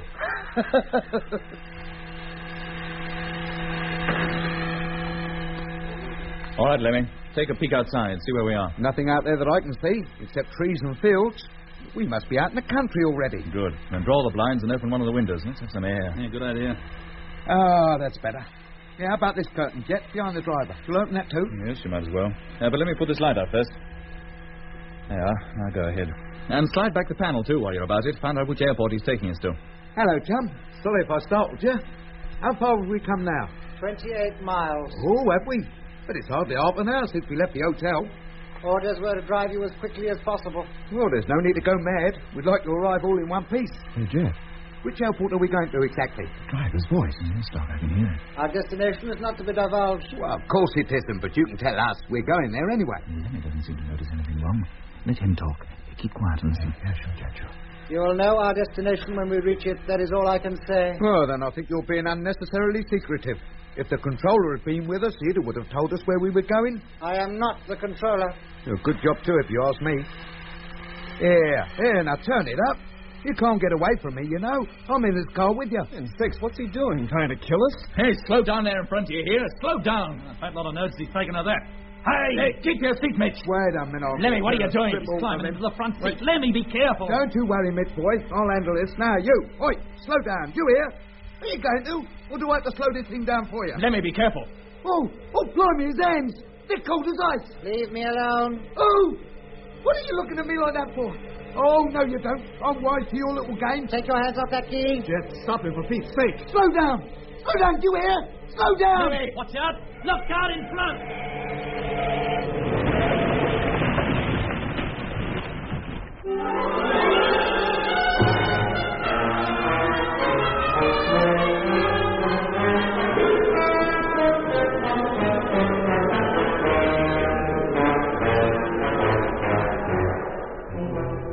That was episode 3 of Journey into Space. Taking part in this recording were Andrew Foles as Jet Morgan, Alfie Bass as Lemmy, Guy Kingsley Pointer as Doc, and Don Sharp as Mitch.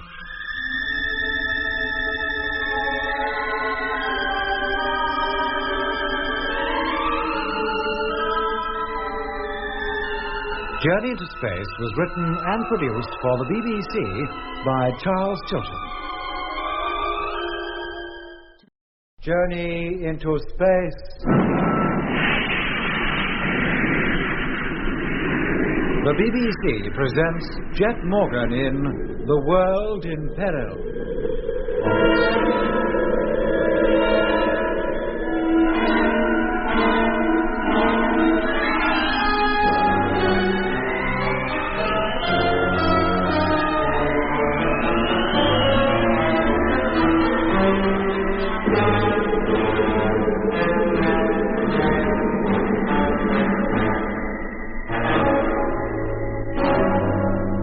After helping to prove that the spherical spaceships which landed on Earth carried crews of conditioned Earthmen, Jet Morgan and the crew of the Discovery are ordered back to Mars to seek out, if they can, further information on the expected major invasion.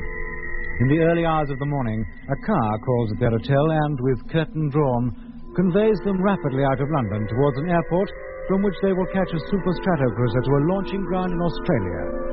But when, some 30 miles out of London, Lemmy drew back the curtains and spoke to the driver of the vehicle, it was realized that he was no ordinary person. Here, now turn it up. You can't get away from me, you know. I'm in this car with you. And Six, what's he doing? Trying to kill us? Hey, slow down there in front, do you hear? Slow down. A fat lot of nerves he's taken of that. Hey! Keep your seat, Mitch. Wait a minute. Oh, Lemmy, what are you trying to do? Climbing into the front seat. Lemmy, be careful. Don't worry, Mitch, boy. I'll handle this. Now, you, wait, slow down. You here? Are you going to? Or do I have to slow this thing down for you? Lemmy, be careful. Oh, blimey. His hands. They're as cold as ice. Leave me alone. Here. What are you looking at me like that for? Oh, no, you don't. I'm wise to your little game. Take your hands off that key. Stop it, for Pete's sake. Now, slow down. You hear? Slow down. Lemmy, watch out. Look out in front. Look out. We're going to turn over.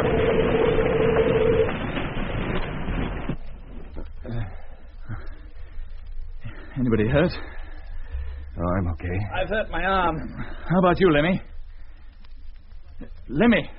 He must have been knocked out, Jet. Let's hope that's all it is. How about the driver? There we are, Doc. And you, Mitch. I'll try to open one of the doors so we can climb out. Oh! Sorry, Mitch. Can you reach it, Jet? Yeah, I think so. That did it. Oh, thank goodness for that. You all right, Mitch?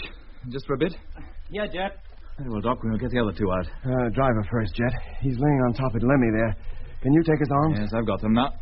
Lift him. Where shall we put him? I'll lay him here on the bank. Right. Now let's get Lemmy out. Hold on a minute, Jet. His legs are curled up all under him. Let's not lift him until I'm sure nothing's broken. Very well.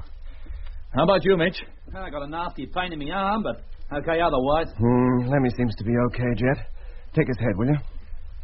All right. You ready? Yep. Now, take it easy. We've got plenty of time. All right. Jet, for Pete's sake. The driver, he's got up. He's running away. Take it easy, Jet. Stay put for a minute. Let me get out. Where are you going, Mitch? Well, after that zombie, of course. Where do you think I'm going? All right, Doc. Come on. Let's get Lemmy out, for goodness sake. Put him down, Jet. Here on the grass. You stay with him, Doc. I'll be back later. Yeah. Mitch! Mitch, where are you? Mitch! Mitch! Down here, Jet. Be careful. It's a long way and it's steep. Have you found him? No, but he's down here somewhere. Mitch, are you there? Here, Jet. Oh. Wait. So dark, I can hardly see a thing. Yeah, I'll be lucky to find him now. Well, where are we, do you know? I haven't the slightest idea, but wherever we are, the country's very hilly. We've come a long way down. Well, let's keep looking. It can't be far away. That's hopeless, Jet. If it were a clear night, we might stand a chance, but he could be within 10 yards of us and we wouldn't know it. Hey, listen! That's a familiar noise. Where's it coming from? Over to the right. Come on. Hold it, Jet. Look out! You all right, Jet? Yeah. Yes, Mitch. Well, that settles it. We'll never catch him now. Yeah, that ship was waiting for him. Probably waiting for us, too. How do you mean? Well, it's obvious, isn't it? That driver intended to kidnap us, bring us here to that ship. Yeah, but how? How could one man hope to persuade 4 of us to enter it? By the usual method.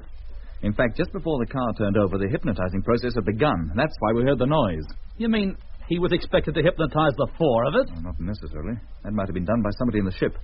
It could well have been following the car just above our heads. We wouldn't have seen it. Yeah, I suppose it might. And then when the driver escaped, it touched down here to pick him up. Exactly. He probably wasn't knocked out at all. Just lying doggo until he saw a chance to make a run for it. How did he know we were expecting a car to pick us up? And where did he get that car from? It's the exact model Space HQ personnel use. Yeah, I don't suppose it's too difficult to get the car, but how did he know the controller wouldn't be coming with us? That was a last-minute decision. Yes, and how much else did he know? Did he know we were going to Australia en route for the moon and from there to Mars? If he did, then our trip back there could well be a darn sight more perilous than the last one. Come on, Mitch. Let's get back to Doc and Lemmy. Once we get up on the road, maybe we'll find out exactly where we are. Perhaps a phone box, too. Wherever we are, I bet it's nowhere near the airport.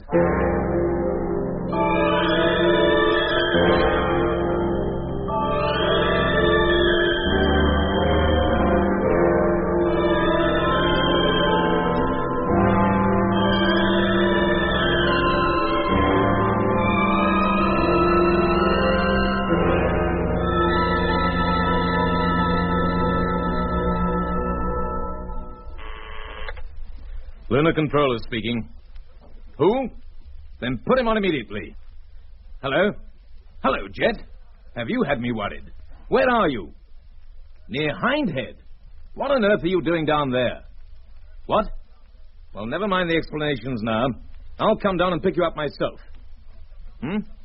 Oh. Yes, that's a point. Well, listen. Keep out of sight and walk along the road in the direction of London for a couple of miles. When I turn up, I'll have 3 headlights blazing and one of them will be flashing. Is that clear? As soon as you recognize the car, step out into the road so that I can recognize you. Good. See you later, then. Sir? Get a car ready immediately. I'll be leaving in 5 minutes. Yes, sir. Will you want a chauffeur? No, I'll be driving myself. Very good, sir. That's all. Yes, sir. Supervisor, please. Hello, Jenkins. I found them. No, I'm going to pick them up right away. Now, have a breakdown squad go along to the Portsmouth Road as far as the Devil's Punch Bowl to recover a wrecked car. It's lying on its side in the ditch at the edge of the road. Meanwhile, bring the police and have them put a guard round the wreck. I want no one to go anywhere near it before the breakdown squad get there. Is that clear?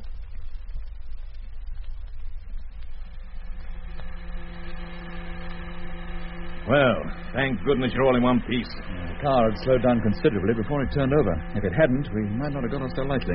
Are you quite all right now, Lemmy? Yes, sir. Thank you, sir. Oh, I must have cracked my head on the instrument panel.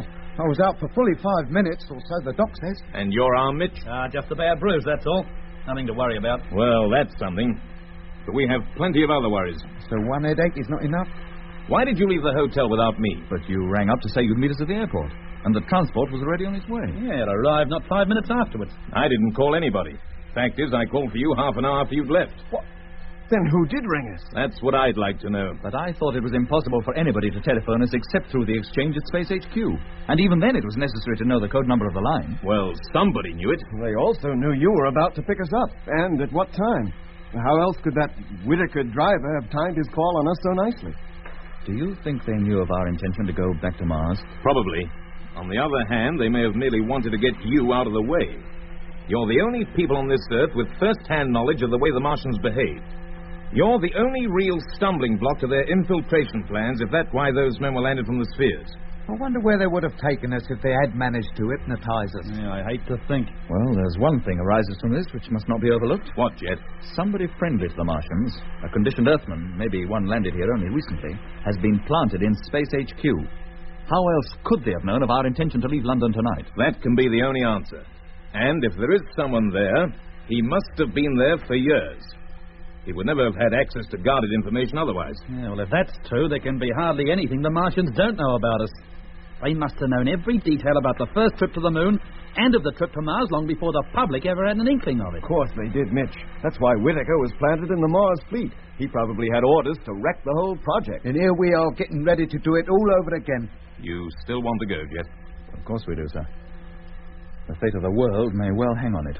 Well, at least there'll be no Whittaker coming along with us this time. Yeah, that's right. Unless one of us happens to be a Whittaker. How about it, Lemmy? Oh, turn it up, Mitch. You're giving me the creeps.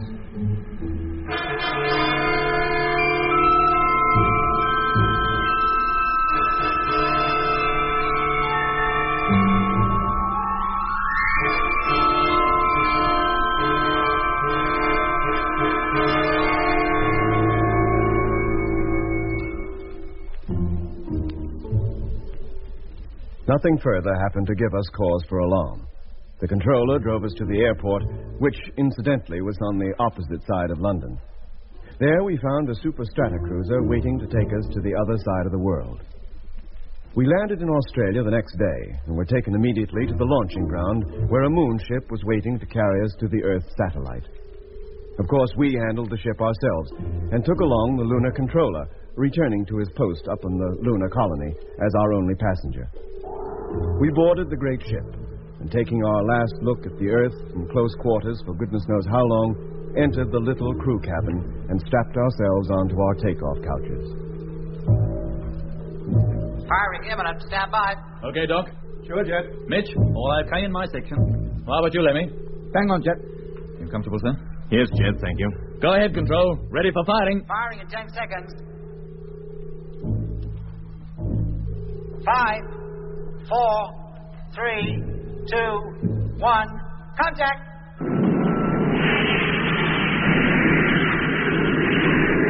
0 plus 5 seconds. 0 plus 10 seconds. Height, 5,000 feet.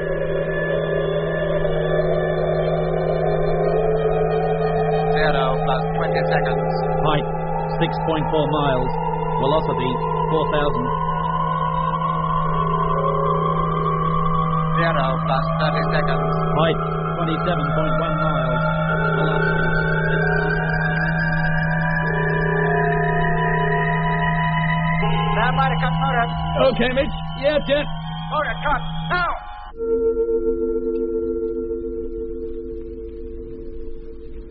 Oh, that's better. First class takeoff. Everybody okay? Yeah, too right. Okay. Very well, you may leave your bunks. Now, check the gauges and make out the reports. As soon as they're ready, Lemmy, radio them back to Control. Yes, sir. Well, so far so good. Though why Lemmy had to go round shaking hands with everybody before we left, I don't know. Oh, don't you? Well, I do. I wanted to see if any of them was cold. And were they? Well, as a matter of fact, Mitch... Yeah? No. Well, so, we're on our way. On the first lap, anyhow. How soon after we land on the moon do we take off for Mars? A week from now. From now? But it takes us 4 days to get to the moon. That leaves only 3 days to get ready. There's nothing for you to get ready, Jed. It's all been done for you while you've been down on Earth. Well, HQ don't intend us to waste any time, do they? No, Lemmy, they don't. Here you are, Lemmy. The dial reading. Thanks, Mitch. And mine, Lemmy. Get them off straight away, huh? Control will be wanting them. Yes, Doc. Hello, Control. Moonship Luna 174 calling. Have first reports. Are you ready to receive them? Hello, Luna 174. Receiving you loud and clear. Ready for reports. Go ahead, please. Right, here they come. First, fuel consumption. Tank 1.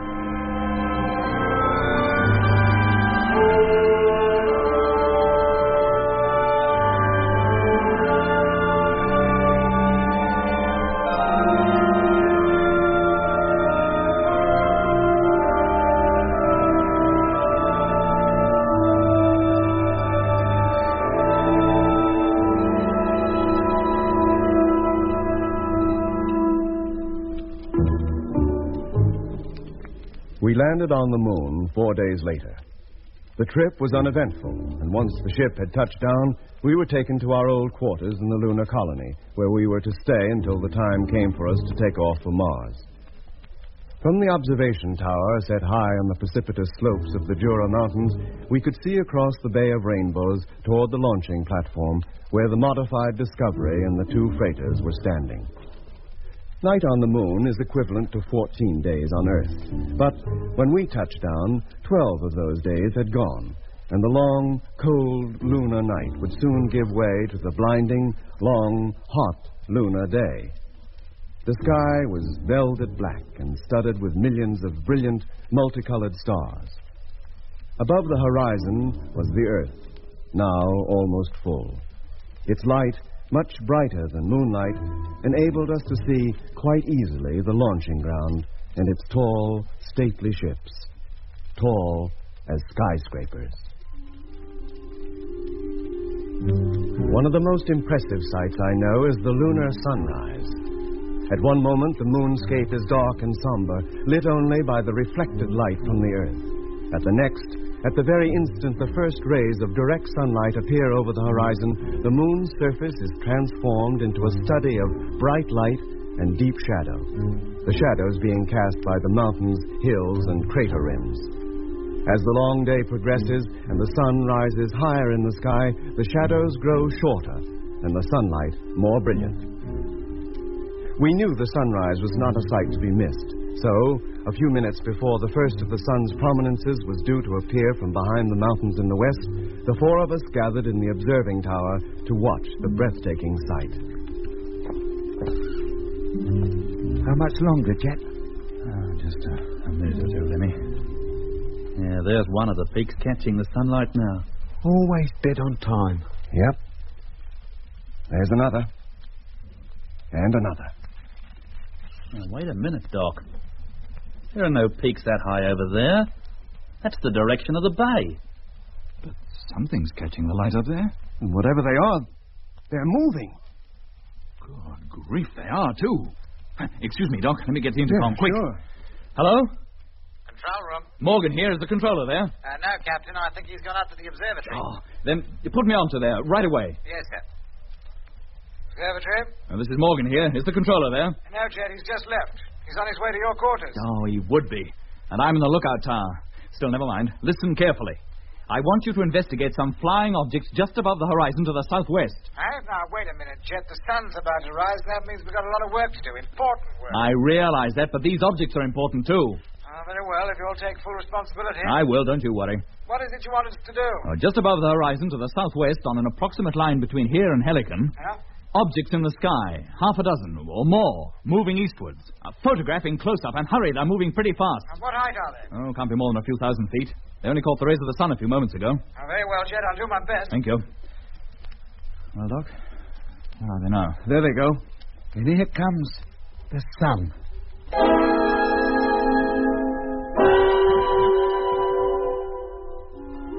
Just as though somebody turned on a switch. Hey, those things are increasing their speed. It's as though they realize they're caught in the sunlight and might be seen. They must be flying low for the same reason. They've avoided being illuminated up to now. Yeah, well, they can't avoid it any longer. All they can do now is move over into the night side and quick. And that's just what they are doing. Look at them move. They're climbing, too. They're getting away from here fast. Getting smaller all the time. There, they've gone. Will they be back? How should I know? Come on, let's get back to our quarters. The controller better hear about this.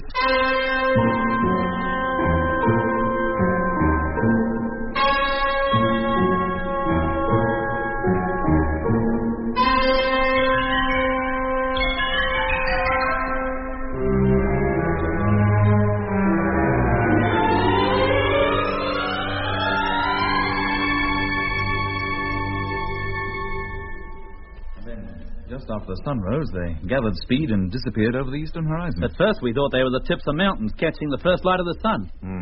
And you told the observatory, Jet? Yes, but whether they were able to get a close look at them depends on how soon they could swing the telescope into position. They were all ready to observe and record the sunrise. Well, if they did see or even photograph anything, they'll let us know. Meanwhile, I have some news for you. Oh? Your takeoff orders arrived less than half an hour ago. When do we leave? In 6 hours. Why not in 6 minutes? Here are full instructions as to what you are to do when you get to Mars. Oh, thank you, sir. No point in opening them, Jet. They're coded. Eh? Every message from Earth I have received since our arrival up here has been the same. Well, we can decode them, can't we? Not until you've taken off and are well on your way. Even I don't know what's contained in that envelope. They're not taking any chances, are they? Don't they even trust you? Since the attempt to kidnap you four, all kinds of security have been tightened up considerably.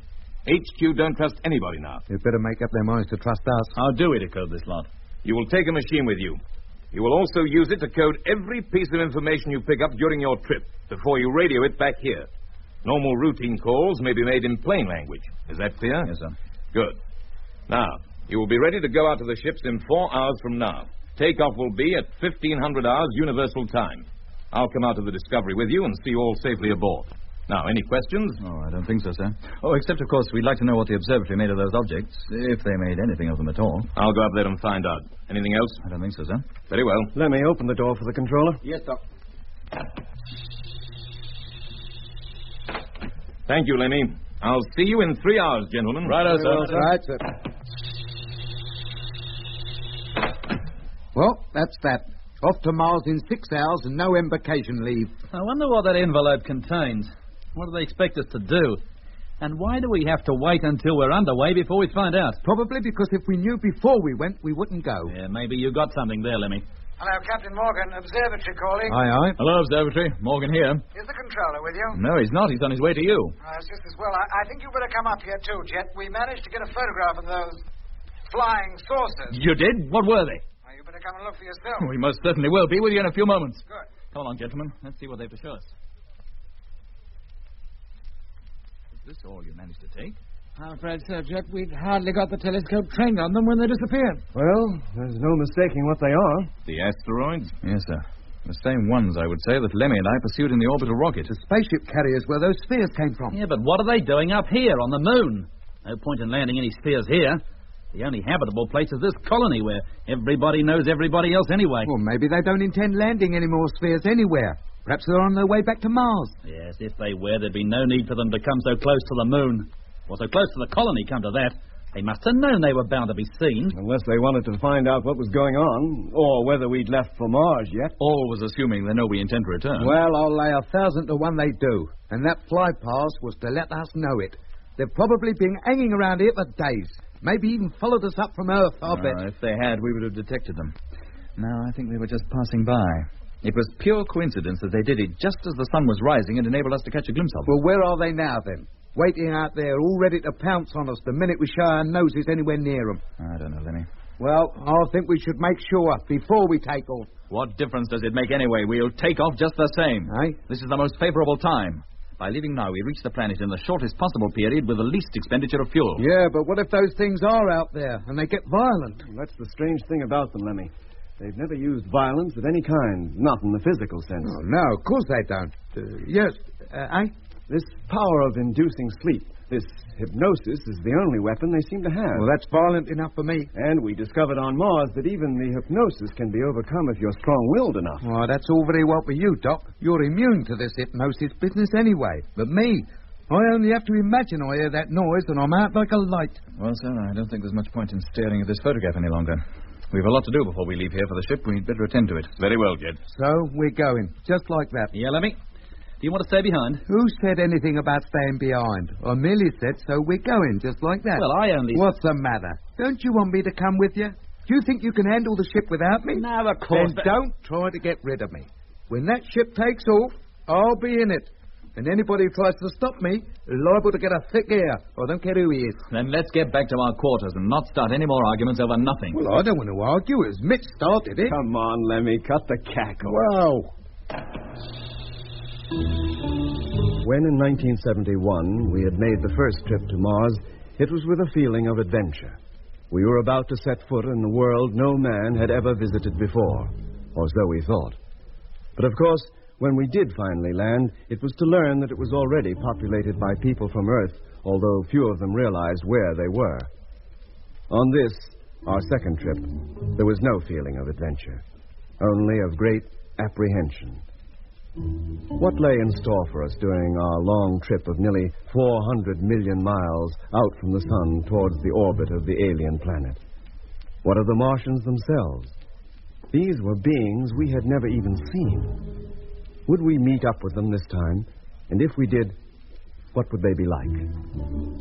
What were our chances of obtaining the information wanted by our superior officers at Space HQ?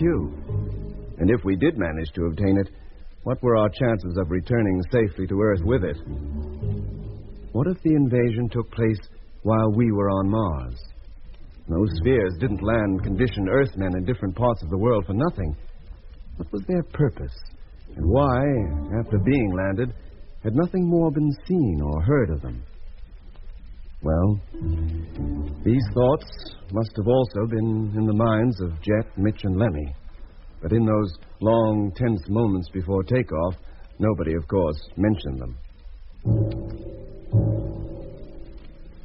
In the tiny, cramped cabin, nearly 1,000 feet above the moon's surface, we lay strapped into our takeoff couches.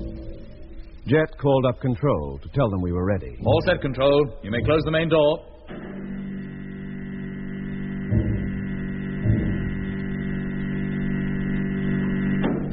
Zero minus 5 minutes. We went through the usual routine. Televiewer, gyro, radar. Ship over to automatic control. Roger. Zero minus 4 minutes. Whenever the time check was heard, I, in turn, checked with the clock on the main control panel.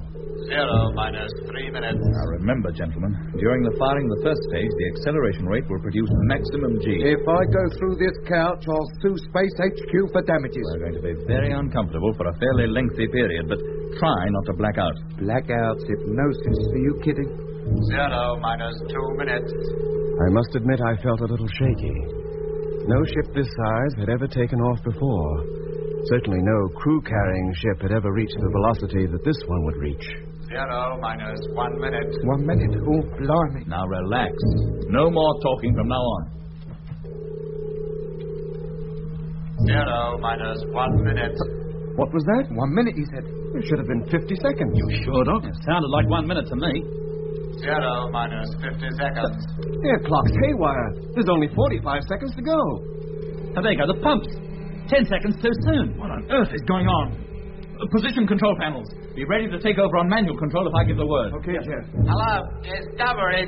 Control calling. Hello, control. What's going on? Things seem to be all haywire. The pumps, they're on. We know that. We can hear them. 20 seconds to go. Everything is haywire down here, too. Why? What's the trouble?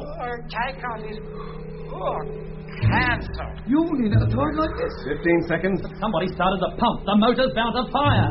10 seconds. Turn them off. You hear? Revert to manual control. Turn them off. What's happening down there? Hello? Hello, control. Hello. They don't answer. Don't get off your bunk, Mitch. You haven't the time. Zero. Mitch, get back. Do you hear? Run! Mitch, get back while you still have time. All right, Jeff. I'm on time. Switch to manual operation now. Lenny, steady your stern view. Stern view, on. Tight, Mitch. 2.4 miles. Jet, look, on the screen. Look what's down there. Those perishing spheres, dozens of them. Well, we can't turn back now. But what's happening to the boys down there? Whatever it is, there's nothing we can do about it. We've taken off and we've no choice but to keep going. Oh, me chest, it's agony. Hang on, Lemmy. Oh, I can't stand it. Don't black out, for Pete's sake. Don't anybody black out. We've got to keep awake. We must control the ship.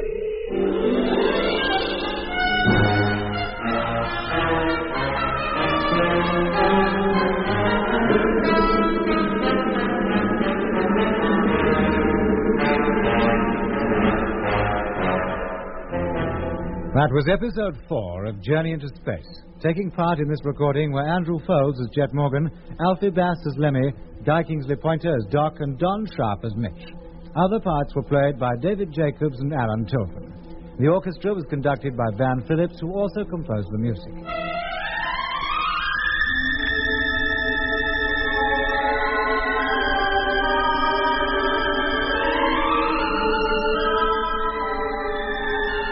Journey into Space was written and produced for the BBC by Charles Chilton.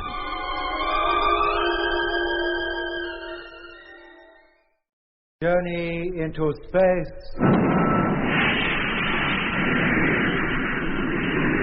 The BBC presents Jet Morgan in The World in Peril.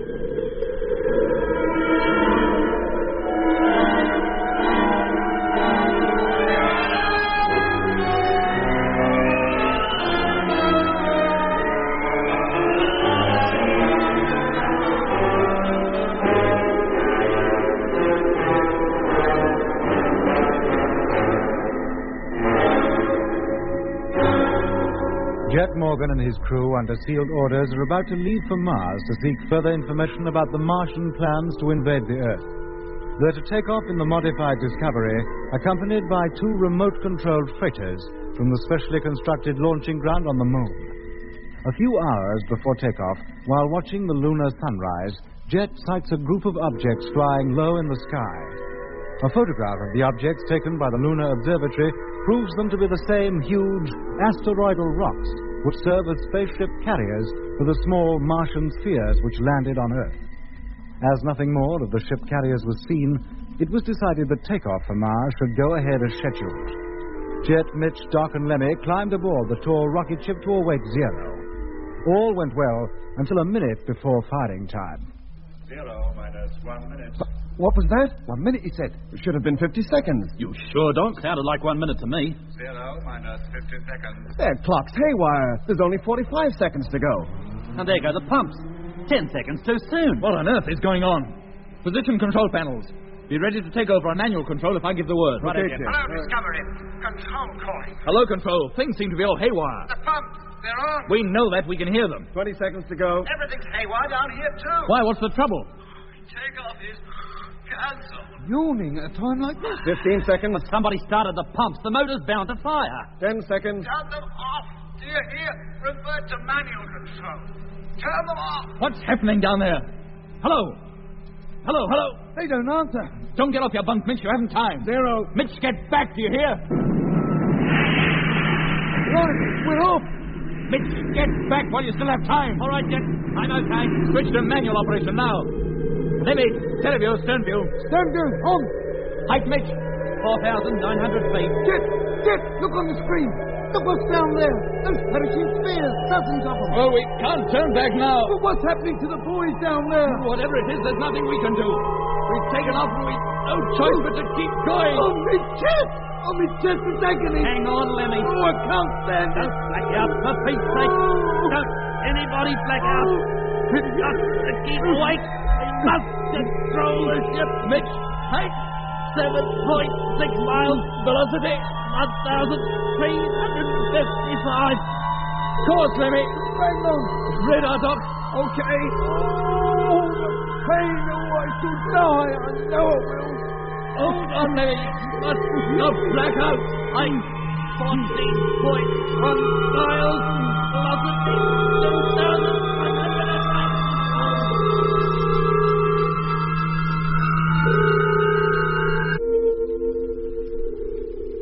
Oh, blimey. Thank goodness.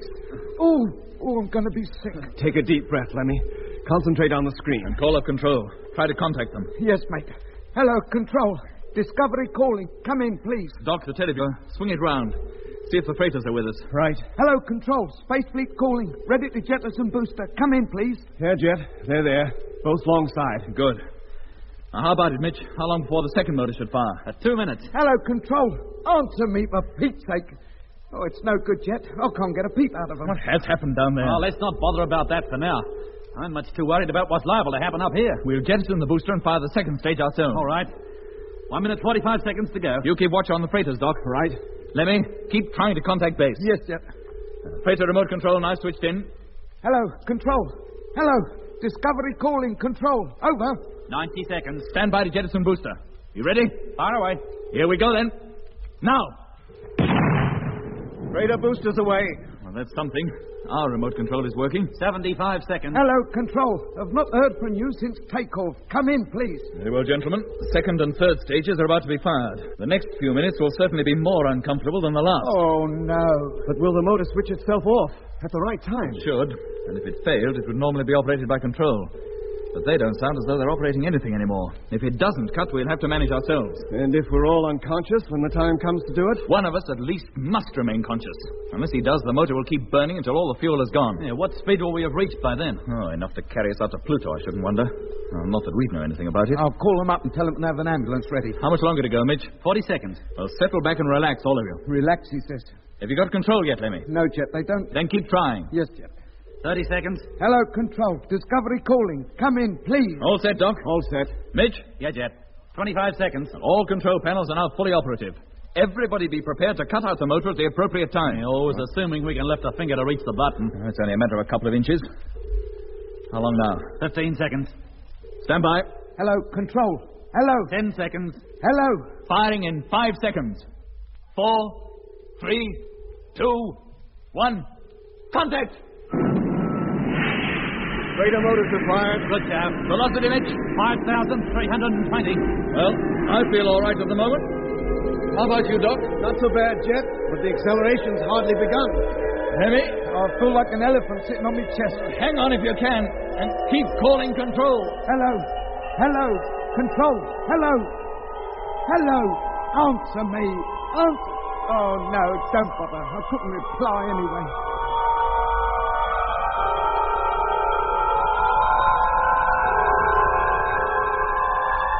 $6,500. Lemmy. He's out cold. 7,000. 30 seconds to go. Get ready to cut the motor. 7,400.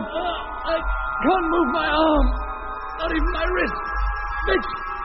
He's passed out now, Jet. It's up to us. Can you get to the switch? I'm trying. 10 seconds. A little nearer. 5 seconds. I can't make it yet. Can you? No, Doc. I can't even move.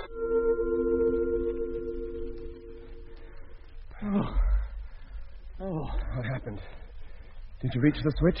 No, Doc. It cut off of its own accord.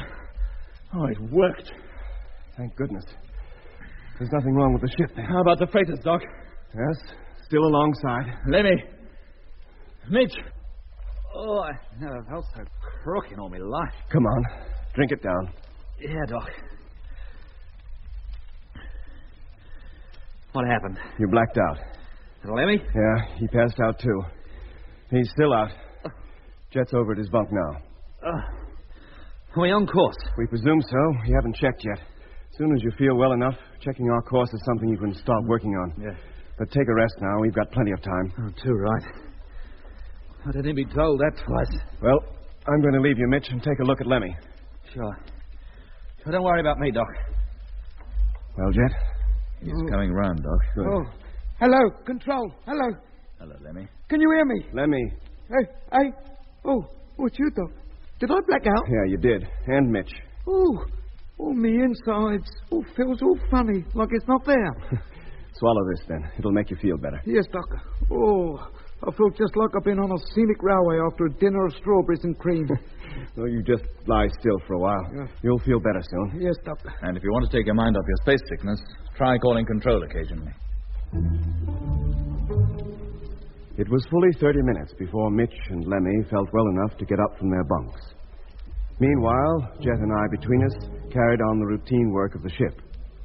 A check on the condition of the motor, the fuel consumption, and the position of the accompanying freighters told us that our departure had gone off exactly as planned, except that we'd left 10 seconds too early.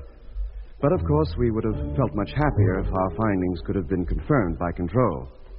The fact is, we couldn't raise them. It's no good, Jet. They don't answer. What is going on down there? Nothing but the sound of things. Well, there's nothing for it now but to contact us direct. Oh, in that case, I'll see what I can do. Now, let's see if we can get them on the receiver first, shall we? Your height and speed indicate normal landing procedure. Track E. Over. That's them. Sounds like they're bringing a ship in. Oh, that'll be X-170. It left the moon for Earth just before we landed in the bay, remember? Yeah, that's right. X-170 to control. Your message received and thank you. Normal landing procedure will be put into operation in 5 minutes. Over. Good luck, X-170, and happy landing. Happy yet. If he only knew the trouble we were having. Now, just retune the transmitter. There. And there. Turn on the juice and Bob's your uncle. Oh, bags of aerial current anyway. Now, here goes. Hello, Control. Spaceship Discovery calling Earth Control. Can you hear me? Over. Well, you should have heard me. Now, we wait a couple of seconds for the radio wave to get down to Earth and back, and...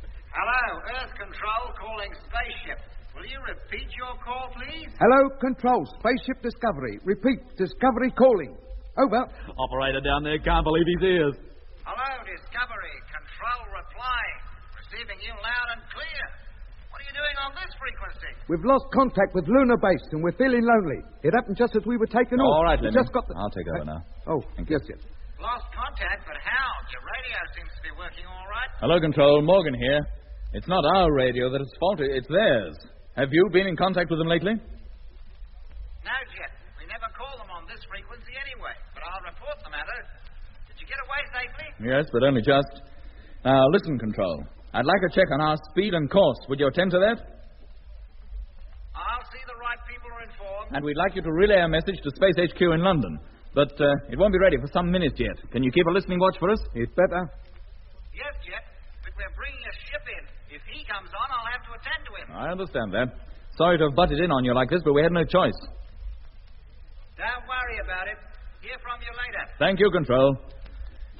Oh, well, everything seems to be perfectly normal down on Earth anyway. We'll make out a full report for Space HQ and see what action, if any, they expect us to take. We'll have to code it, of course. Yeah, I suppose that was Earth Control we were speaking to. Why shouldn't it be? I don't know. The tricks these Martians get up to, you can never be sure who you're talking to these days.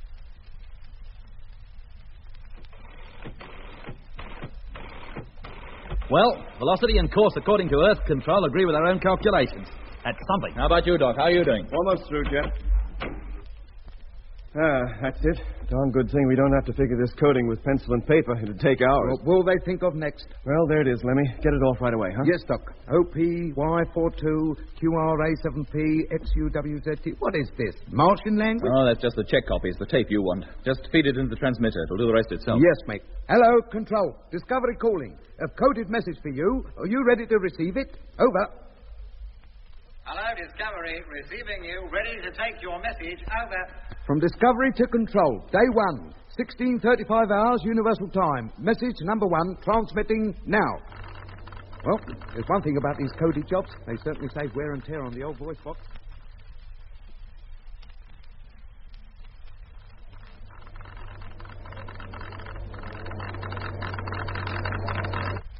Hello, Discovery. Transmission of message now complete. Over. Hello, Control. We got that lot. Thank you very much. And about time, too. What took you so long with the reply? All right, Lemmy, let's have it. There it is, Jet. Help yourself. Now, don't blame me, Lemmy. As soon as I received it, you got it.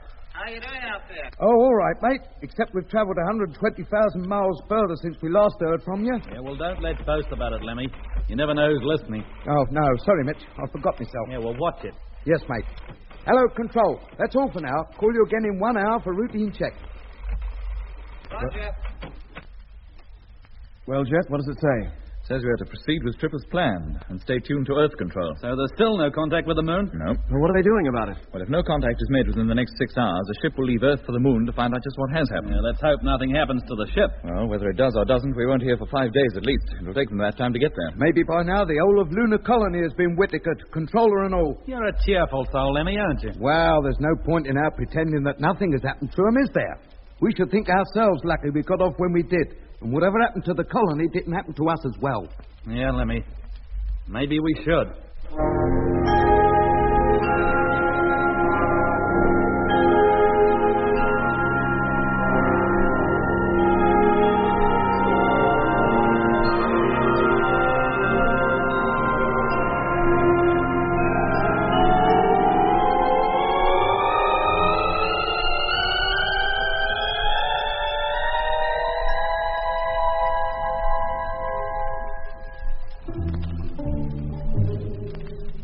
There was little for us to do in the ship. Every couple of hours, we checked our position relative to the Earth, Moon, and Sun, and carried out routine checks on oxygen supply, power packs, radar, radio, televiewer, and other electrical circuits. We very quickly fell into ship routine. We took it in turn to prepare meals. 2 men were always on duty, sleeping being arranged accordingly. To the port side of the ship was the sun, a brilliant blue-white globe, its corona clearly visible. Behind us lay the Earth and its attendant moon, both rapidly decreasing in size as we traveled further from them. The 2 freighters, both as large as the Discovery, coasted alongside us. In spite of the speed at which we were traveling, the freighters appeared to hang motionless in the void. Of course, being remote-controlled, they carried no crews. Seeing them there and knowing they were empty of any kind of human life made them appear uncanny. On our last trip, these same 2 freighters had carried 2 men apiece, and aboard number 2 had been Whittaker, the first condition Earthman with whom we had knowingly come into contact. How many others had there been? How many were down on Earth at this very moment? A week passed, during which time we covered over 10 million miles, left the Earth's orbit, and moved steadily outwards away from the sun towards the orbit of Mars. Then came the day when we received a special message from Control. Jet took the decoded message from the roller and read it over to himself. He read it twice, in fact. Well, Jet, come on. What's it all about? The ship that left Earth for the moon. Didn't he get there? Oh, it got there, all right. And then? They've heard nothing since. Oh, no. Well, what do they do now? Send up another one? Oh, I doubt it. No point in throwing away good men or ships. Yeah, well, when did they lose contact? Almost the moment the ship touched down. The pilot reported he'd made a safe landing in the bay, and that was the last they heard from him. Oh, what happens now? To us, I mean. We press on, of course, and remain in contact with Earth Control. What I meant was, what happens to us when we get back from Mars? These ships can't land anywhere except on the moon. Control has said nothing about that. Well, they better start saying something, and quick. Well, what's all the hurry? We won't be landing back on the moon for a year at least. And by that time, the mystery of what's happened down there might well have been solved. And it might not. When we started out on this trip, we only had the prospect of the Martian landing to worry us. Now we've got the worry of what we're going to run into when we land back on the moon. If things at Lunar Colony are not back to normal by the time we return, we won't land there. We're going to free orbit around the Earth and ask Control to get us down by orbital rocket or some other method. Always assuming Earth Control is still in control. For all we know, the Martian invasion might take place while we're away. What do we do then? Wander around the solar system forever? Until we starve? Or the oxygen runs out and we die of suffocation? What makes you such a cheerful character? Well, it's better to face up to the facts, isn't it? They're not facts yet, only possibilities. Well, then we should be prepared for every possibility. If we call up Earth Control one day and get no reply, don't say I didn't warn you. Lemmy, if the Martians could take over the whole world, it should be easy enough for them to take over control as well. And give the orders, you mean? Well, if they cared to. Why they should want to bother, I can't think. With the invasion completed, we'd be of no danger to them anyway. They could afford to ignore us, leave us to get along as best we could. Yes, but the possibility of their invading before we get back is remote. Meanwhile, it's up to us to get as much information as we can about how the invasion is to be made. Well, I didn't think there was any doubt about that. Thousands of those sphere-carrying asteroids will approach the Earth, and from them, thousands more spheres will make the actual landing. Whatever kind of creatures those spheres contain will attempt to conquer the world and take it over. Oh, I don't think it'll be quite as simple as that, Mitch. That method could only result in interplanetary war, and war, in the way we know it, is something completely alien to the Martians. Well, how else would they do it? You know as well as I do. The Martian method is to attack the mind, to get people under their control by hypnosis. Once that had been achieved, their subjects could be led to believe that everything is quite normal. I doubt if they'd even realize an invasion had taken place in the majority of cases. You mean there would be exceptions, Doc? Well, not everybody on Earth would succumb to the hypnotic treatment. Thousands, millions maybe, would be immune to it, as I am. Yeah, and what would become of them? Well, I suppose they could band together, form pockets of resistance. Properly organized, they might even drive the Martians off the Earth again. They'll be lucky. Well, let's hope it doesn't come to that. If we're lucky, the invasion may not take place at all. You think we can prevent it, just the four of us? What we find out on Mars may help the Earth to prevent it. If we get to Mars. Well, why shouldn't we? These Martians are no fools. They know what we're up to. If they wanted to, I'll bet they could snuff us out right now. All right, well, why don't they? Because they realize that for the next 6 months, while we're coasting out to Mars, we're no danger to them. But when we get to Mars and start poking our noses into things they don't want us to know, it'll be a different story. We'll end up just 4 more conditioned slaves, just like Frank Rogers, Dobson, Harding, and the rest of the old fleet. If only we knew more of what we're up against, who the Martians are, or even where they live. There was certainly no sign of anybody on the planet other than conditioned human beings. And they'd all been brought up from Earth anyway. Well, those pyramid cities certainly weren't built by Earthmen. No, Mitch, they weren't. They must have been built, long before the first Martian set foot on our planet and picked up the first unsuspecting prisoners. We never went inside those pyramids. Maybe the Martians live in there. Maybe. And if they do they ever come out of them? Maybe they don't have to. Maybe each of those pyramids is the vast control room from where the whole pattern of Martian life is operated. In that case, if they can live happily there, what would be the point of their trying to conquer the Earth? They've probably got fed up with life in a pyramid and want to change. If only there was someone who could tell us. Yeah, maybe there is somebody. Who? The time travelers. Those fellows who are now living on Venus. Yes, the time travelers. We've no proof they even exist. Not one of us remembers meeting them. Look, the only account we have of them was written in Doc's diary during our first trip to the moon. I bet my life that we did meet them, Mitch. If we did, then we must have travelled back in time, as your diary says. Back 25,000 years. That's right. Then it must have been 25,000 years ago that the time travellers left the Earth and took up residence on Venus. That's a long time ago. How can we be sure they're still there? or that they ever got there. Or if they did, whether their descendants will be as chummy as their forefathers were. Whether they did or not, or whether they are or not, it makes no difference. We're heading for Mars, not Venus. If we find the Earth occupied by Martians when we get back, we might be glad to go to Venus. We'd never make it. We've hardly enough fuel to get to Mars and back. No, Venus is out of the question, so there's no point in discussing it any further. No, Jet. The thought just struck me, that's all. Yeah, and the thought strikes me that I'm hungry, and it's your turn, Lemmy, to get the meal ready. Yes, Mitch. I'll start opening a few cans.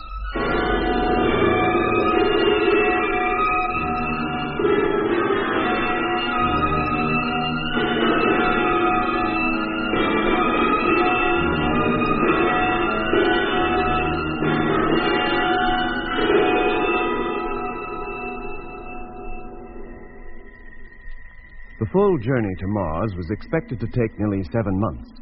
Now, that time is long enough in itself, but cramped as we were in the tight little cabin of the Discovery, it seemed an eternity. There was no division of day and night such as there is down on Earth to help mark the passage of time. The main clock in the control panel was set to Greenwich, Universal Time. The hours it ticked off were the same as those down on Earth.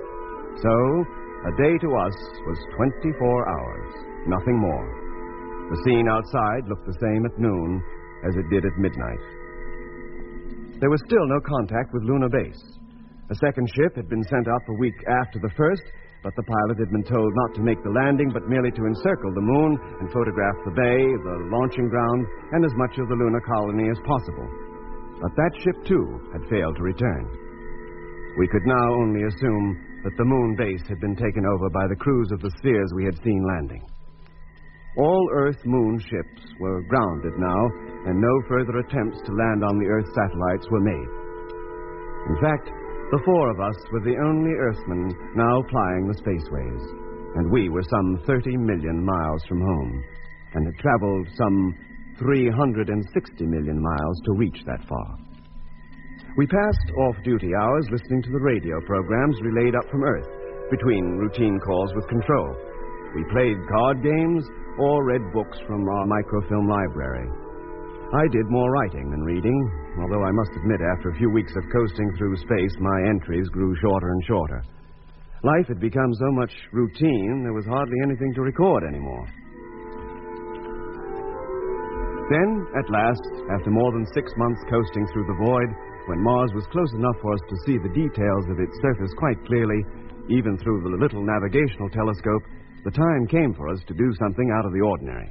Well, gentlemen, the time has come to refuel the ship and get ready to slow it down. What happens if we don't? Then we overshoot our objective and continue our course round the sun for another few months until we reach the point from which we started. I'm not so sure that I wouldn't prefer that. At least we'd be near home. Yeah, but not near enough.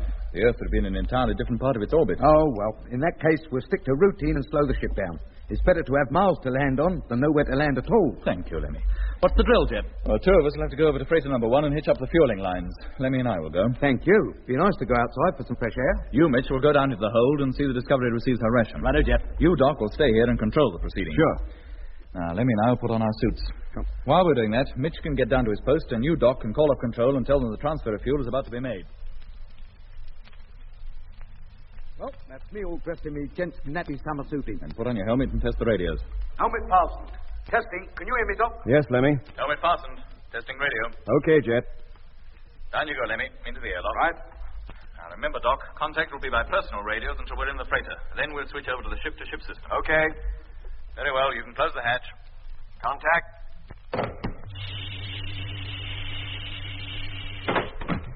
Exhausting airlock. Inflating. Hello, Mitch. Can you hear me? Yeah, Jet. I'm down in the hold now. Then let out the fuel lines. We'll pick up the free ends outside. Righto. Very well, Doc. You can open the main door. Main door. Contact.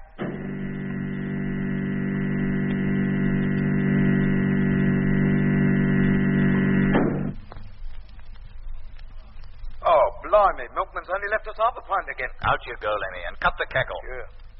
And make your way down to the stern and pick up one of the lines. Yes, mate. Hello, Mitch. We've picked up the line and are now making our way across to number 1. Roger. I can see you on the televiewer, Jet. Is everything okay? Yes, Doc. No hitches as yet. Almost at the ship's side now. We've made it. Now hitching pipelines. Pipeline secure. Point two. Now moving up to outer door. You and me both. And now we're outside main door of number 1. Contact. Door opening. Ship-to-ship radio system on. Now. In you go, Lemmy. Main door closing. Oh, put the lights on, Lemmy, for goodness sake. Give us time to find the switch. There. That's better. And there's the door closed. You can fill up the airlock now, Jet, and we get upstairs. Contact. Suit deflated. She's filling up. We're beginning to hear things again.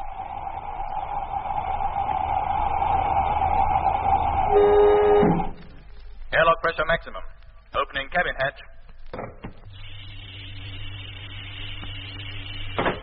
As soon as you get up there, Lemmy, switch on the radio, and I'll check the air replenishing system. No point in working with our suits on if we can avoid it. No, mate. Uncanny, isn't it? How do you mean, uncanny? I don't know. Coming into this ship like this, finding it all dark and without a crew, don't seem right somehow. It's like going into an empty house, one that's been empty for years. Hey, listen. What's that? What? I didn't hear anything. Well, I did. Sounded like somebody talking. Probably Mitch or Doc. We shouldn't hear them. Not now we're inside the ship. The walls act as a screen. That's why we need the ship-to-ship system.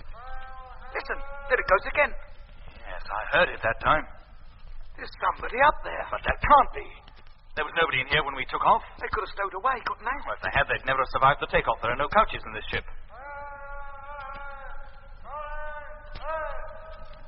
Sounds like they didn't need them. Listen, Lemmy. Let's hear what they're saying.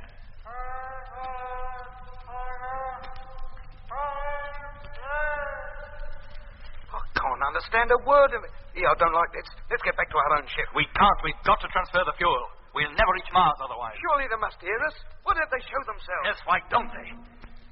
And if they won't, we'd better show ourselves to them. Eh? Come on, let's climb the ladder. I'll lead the way. Oh, blimey.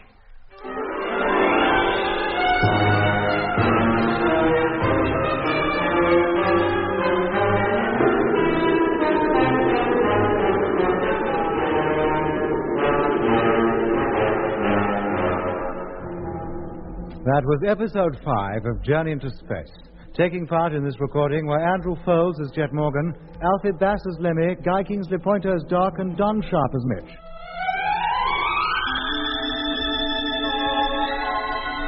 Journey into Space was written and produced for the BBC by Charles Chilton.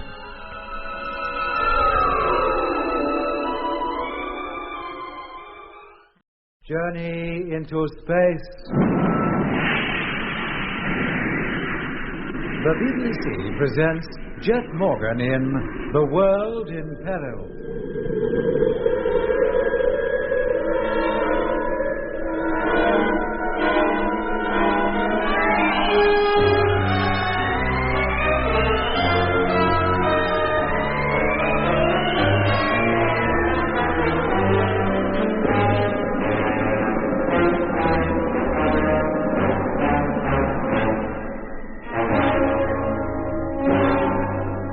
Jet Morgan and his crew are on the way to Mars in the rocket ship Discovery, accompanied by 2 remote-controlled freighters.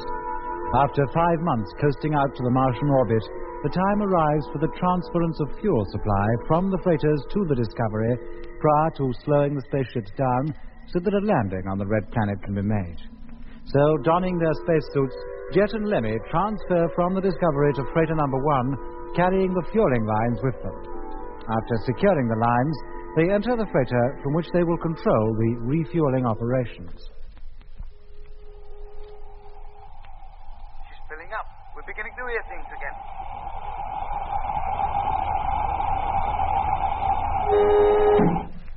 Air pressure maximum.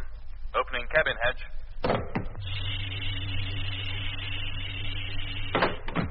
As soon as you get up there, Lemmy, switch on the radio, and I'll check the air replenishing system.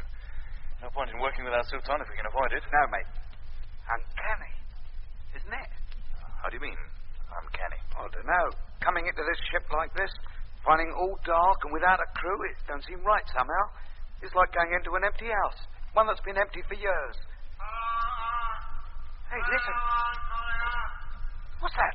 What? I didn't hear anything. Well, I did. Sounded like somebody talking. It's probably Mitch or Doc.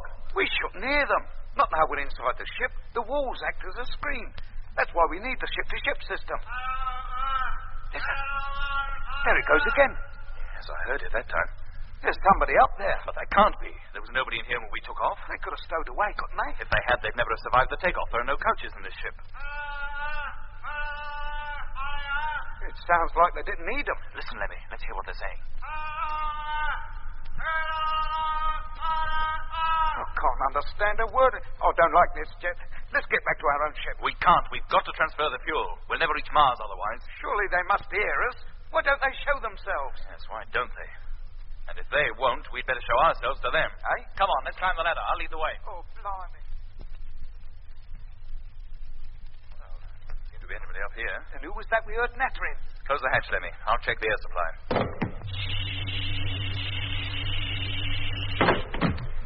Everything seems to be okay with the air. You can take your helmet off. Yes, mate. Stow your helmet, then call up Doc. See if the radio's okay. Right. Meanwhile, I'll make a thorough search of the cabin. Maybe when they heard us coming, they nipped down into the cargo hold. In which case, we'd have heard the airlock, or the hatch at least. That's a point. But where else could they have gone? Nobody could hide in here. The only place they could be is down in the inspection hold. I'll take a look there. Now, be careful, Jet. Don't go doing anything stupid. Oh, don't worry. The inspection hatch is transparent. All I have to do is put the light on and look. Oh, what are we panicking about? The ship-to-ship radio's on, isn't it? That means the receiver in this ship must have been alive before we even got through the airlock. Doc's probably been calling... Why isn't he still calling? I'd stake my life on that voice not being Doc's. No, it wasn't much like it, was it? But I'll call him up, Jet, just to make sure. Hello, Discovery. Straight to number 1 calling. Can you hear me? Over. Hello, Lemmy. Doc speaking. Are you all right? Yes, mate. Why? Oh, I heard you calling a couple of minutes ago. Oh? What was I supposed to be saying? Oh, I couldn't make it out. It was a strange voice, all distorted. I couldn't understand a word. So you heard it too. We thought maybe it was you. Did you try and call us? Yes, I did. But I realized that you must still be in the airlock and couldn't possibly hear me. Hello, Doc. Jet here. Hello, Jet. Did you hear all that? Yes, Doc. So it did come from the radio. And that voice, sounded for all the world like somebody in the cabin. Have you heard it since? No. Maybe it's Control trying to contact us. On the ship-to-ship frequency, Doc? Oh, no, I suppose not. But who could it have been, then? Who would know we were using this frequency anyway? Maybe it's some freak transmission, harmonic or something. On this equipment? It has been known. Well, it's all very strange. I've never known the equipment behave so oddly before. Normally, reception is as clear as a bell with no kind of interference from anywhere. Well, we got it this time. Well, so long as communication with the ships is okay, we'll leave it at that. Let's get on with the work we came over here to do. Very well, Jet. Lemmy, hook up our personal radios to the Discovery. Yes, mate. We're up. Lemmy and I will now go down into the hold and transfer the fuel. Is Mitch all set? Yeah, Jet. All ready and waiting. Did you hear any voices, Mitch? No, I didn't. Doc told me about it, but I couldn't hear anything. Maybe something to do with my being stuck down here in the bowels of the ship. It's not all that easy to hear you. Oh, well, we'll get down to the hold ourselves. I'll call you just before I'm ready to set the pumps going. Come on, Lemmy. Let's go. Contact.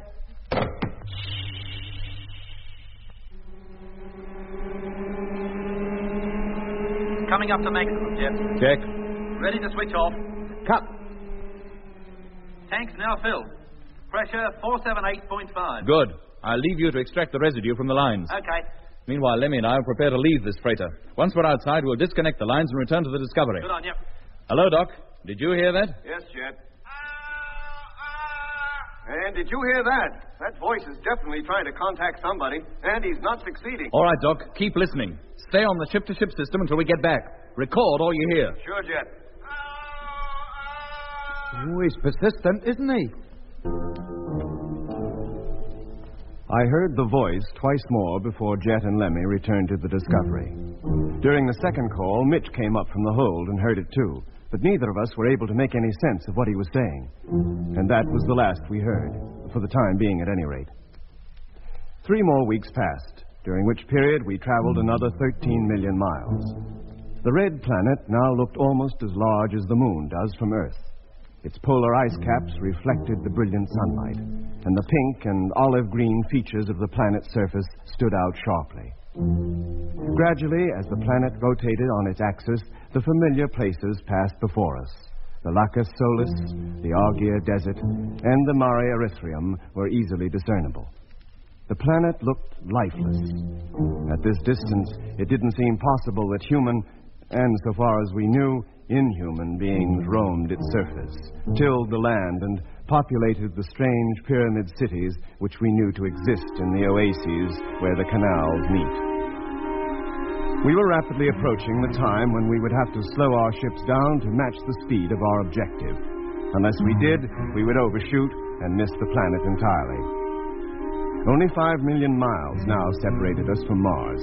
But in spite of our speed, our spiral course dictated that it would be another week before we could go into free orbit round the planet. And before that could be achieved, we'd have to slow down.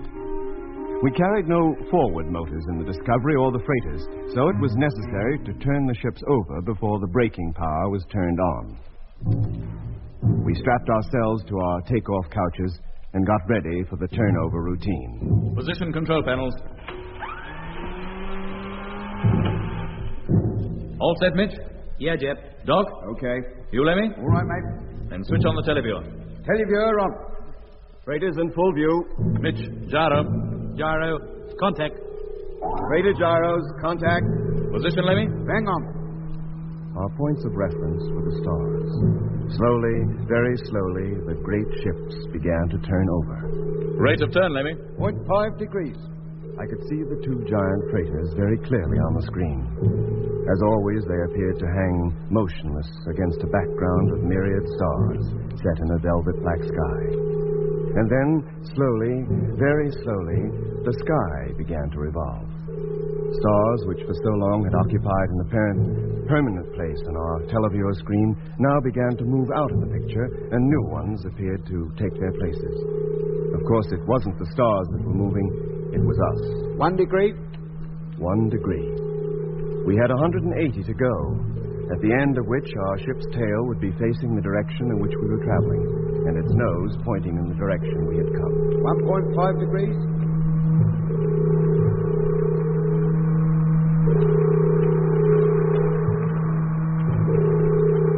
Slowly, the minutes ticked by.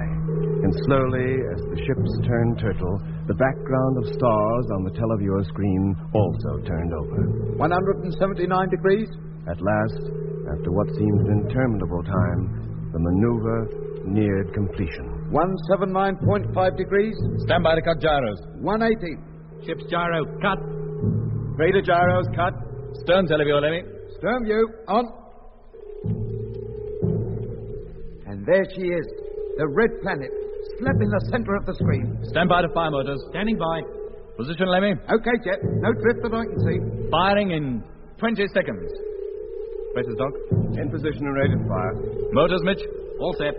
15 seconds. Let's hope when we put the brakes on we don't go into a skid. Oh.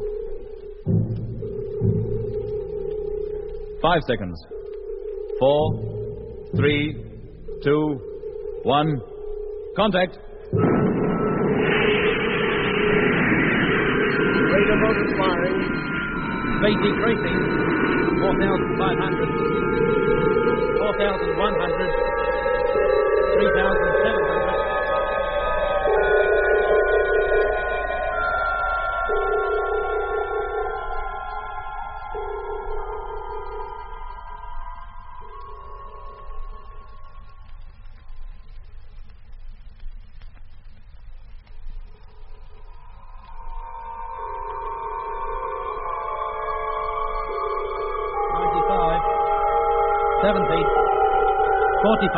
Prepare to cut motors.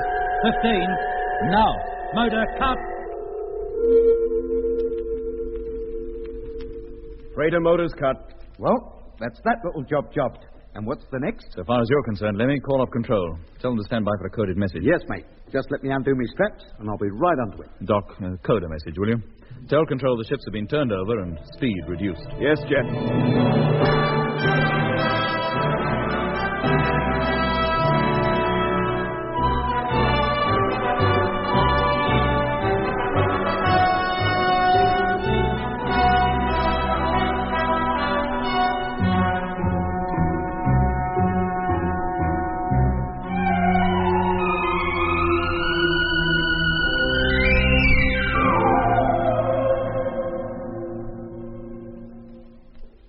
Look at it.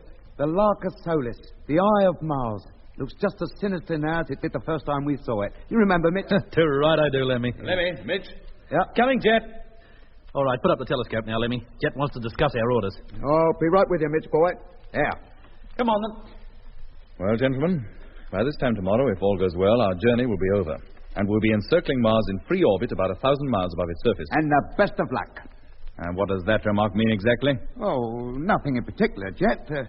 But as soon as we go into the free orbit, they're bound to see us, aren't they? Well, they might mistake us for stars. And they might not. The fact remains we have to go into free orbit. Yeah, how long do we stay there? For as long as it takes us to survey the whole surface of the planet in close-up. Jet, what do you hope to see? Well, we should be able to see the city in the Lacus Solis quite clearly.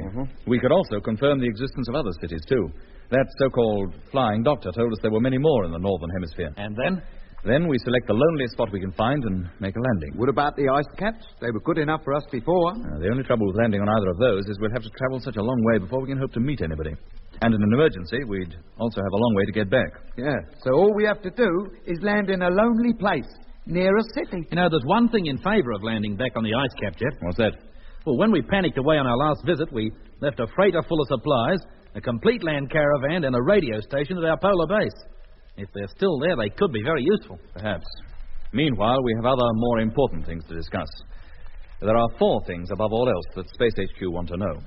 First, how are Earthmen conditioned, and how, if at all, can they be brought back to normal? And if they can, what will they remember of the time they were in a conditioned state? From personal experience, I'd say very little. But when you came back to normal, Mitch, you remembered quite a lot. Only events in which you had a share or could remind me of. Exactly. But it's my belief that all the things you did while in a conditioned state could be brought back to you if somebody could remind you of them, or if you again visited the places in which they occurred. You mean a conditioned man's memory could be jogged by an association of places and ideas? Yes. And Mitch's case isn't the only thing I'm basing that conclusion on. There were those men we met at the underground factory, the ones who asked us to take them back to Earth. Well, how do they fit in? Well, I believe that until we came along, they thought they were on Earth, just as most people on Mars do. But their contact with us, our way of speaking, all sorts of things about us, aroused long-forgotten memories. When we talked to them of Earth, the memories of their previous lives on that planet came rushing back. Yes, but those men hardly seem to be conditioned at all, Doc, any more than Webster did. Had the conditioning worn off, do you think? Very probably it was allowed to wear off. We mustn't forget that even though those men looked young, they were, in fact, very old. They knew, even though they didn't admit it, that they were too old to return to Earth. Back home, they would have reverted physically to their true age and died. So there was no need to keep them conditioned any longer. They wouldn't escape. Then if we do get hold of a conditioned type, he must be a young man. Somebody who hasn't been up here very long, isn't it? Exactly, Leonard. Yeah, oh, that's right. And how do we tell how old they are? Well, the shorter the time they've been here, the deeper will be their conditioned state. Well, what brings you to that conclusion, Doc? Remember Dobson and Harding, and McLean, even Grimshaw and Frank Rogers. Their conditioning was such that they wouldn't move a muscle without being told. On the other hand, the flying doctor, who had been on Mars for more than 50 years, was, to all appearances, quite normal. He wasn't kept deeply conditioned anymore because it suited the Martians better for him to be in command over his own faculties. Traitor. But Dobson, Harding, and the rest weren't. They were hardly more than robots. And that's the type Space HQ want. The type we must try to take back. If we get back. And how do we go about unconditioning them? Well, that's up to the experts down on Earth. Unless we're lucky enough to stumble on some method ourselves. But I believe they may return to normal on their own account, as Mitch did, the moment they come into contact with familiar earthly things. Well, so much for condition types. What's next on the agenda? Next, the spheres. No, they don't expect us to capture and take one of those back to Earth with us, do they? No, Lemmy, but they do hope we may find out something of how they're made and how they work. And if we can't discover either of those things, then we must find out how they can be destroyed. If thousands of those spheres suddenly appear over London one night, HQ want to know how to deal with them. And that's about the toughest task of the lot. But there's one thing that's certain. Those ships are not propelled by any method that we're familiar with. There are no rocket motors. Rates of acceleration can be slow or fast. Maneuverability's fantastic. They can go straight up, sideways, backwards, or forwards, how and when they like. Unlike us, who, once we're coasting, are stuck with whatever course we're on. With minor exceptions. Yes, Mitch. Our method of propulsion, the reaction method, must seem very antiquated to the Martians. Our ships must appear to them as old sailing ships appear to us. They move, and eventually they get there, but That's about all. Yeah, my theory is that the Martians have long ago tapped some power, magnetism maybe, that pervades the whole solar system, maybe the whole universe. So wherever they go, that power's always with them. They use magnetic lines of force, you mean? Yeah, something like that. Though what exactly it is, I've no more idea than you. What hope do you think, Mitch, of our learning how the spheres work? Even if we captured one and took it to pieces, not much. What could an ancient Egyptian make of a dynamo, or even a steam engine if he suddenly came across And one? yet Earthmen, conditioned Earthmen, I realize, help build those spheres. Somebody down there must know exactly how they work. And it's up to us to get hold of him, isn't it? I'll bet that supervisor geezer at that underground factory would know. There wasn't much he didn't know. Well, that's a job you can do, Lemmy. Soon as we touch down on Mars, nip over to that factory near Lacus Solus, capture the supervisor and bring him back to the ship. No need to be sulky, Mitch. It's not called for. A great deal depends on our getting hold of the right kind of conditioned personnel. And how do we do that? Well, that's a problem we'll have to tackle once we've landed. Together with the problem of avoiding conditioned personnel getting hold of us. And then there's the exact date of the invasion. If we never get off Mars, we must find that out and radio it back to Earth at the first opportunity. And finally, there are the Martians themselves. Who are they? Where do they live? What do they look like? And where do they get those asteroids from? The ones that carry the spheres. And are they propelled on the same principle? Well, they must be. Well, in that case, they could leave for Earth or any other part of the solar system whenever they please. Of course they could. They wouldn't be dependent on favorable positions between Earth and Mars before they left, as we are. They wouldn't have to travel halfway around the sun, 400 million miles, to reach an objective that comes within 40 million miles of their own planet anyway. Yeah, the only thing they'd have to consider was the direction in which the Earth was traveling in relation to their own planet. Though if their ships are as efficient as they appear to be, they'd hardly have to consider that if they didn't care to. The outlook isn't very rosy, is it? No, it isn't. But we'll do our best anyway. Maybe we'll find somebody down there who will want to help us, as Webster did last time. Maybe. Meanwhile, we'll make our plans as though we're getting no help from anybody. Once we're down there on the Martian surface, we stick together as much as possible. Nobody is ever to wander away on his own. Now, is that clear? You're right. Okay, Jeff. Now, if we have to split up, it'll be only in pairs. And one pair will always remain in the vicinity of the ship, wherever we put her down. Right. Yep. Now, remember, our main object is to radio all possible information we can to Earth. If we can get away ourselves later, with or without conditioned types, then all the better. But our own safety is second to the relaying of the information that is so vital. Now, if anything should happen to me, Doc will take over duties as captain of the ship. After him, Mitch. Don't go any further. I'm not used to giving orders anyway. Very well, gentlemen, that's all for now. Exactly how and where we land will be decided after we've traveled round the planet a few times and taken a good look at it. Right now, prepare to go into free orbit.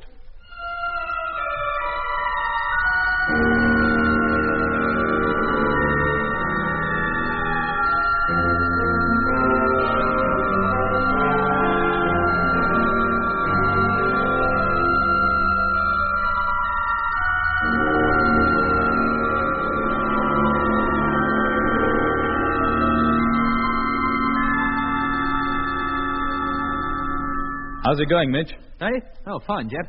Everything's bang on. The freighters and the Discovery can be fired just as soon as we're ready. We don't need to transfer more fuel. Nah, not until we're in free orbit.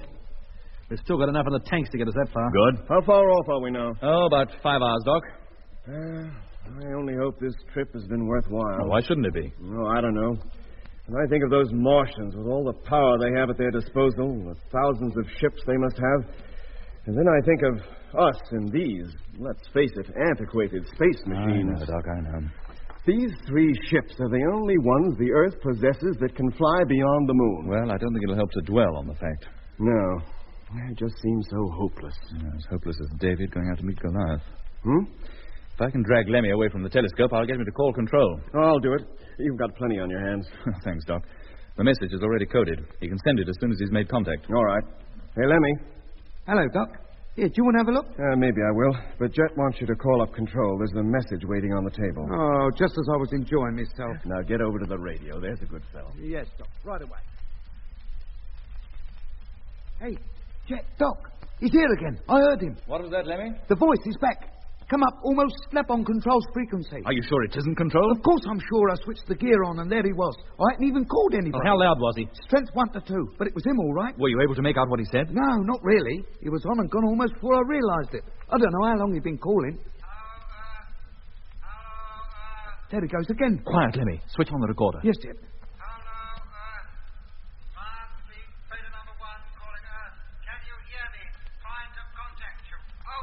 Eh? Mars fleet, he said. And freighter number 1. Can't be. There's nobody in our freighters, I hope. How far off frequency is he, Lemmy? Not much. Would he hear you if you called? I doubt it. Not without a retune the transmitter. Very well. Call control. Tell them we have a message for them. Hello, Earth. Discovery calling control. Have a message for you. Come in, please.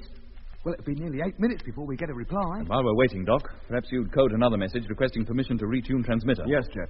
Hello, Earth. Hello. Mars Fleet Freighter number 1 calling Earth. Can you hear me? Trying to contact you. Over. All right. There he goes again. He seems to be in a bit of a state, doesn't he?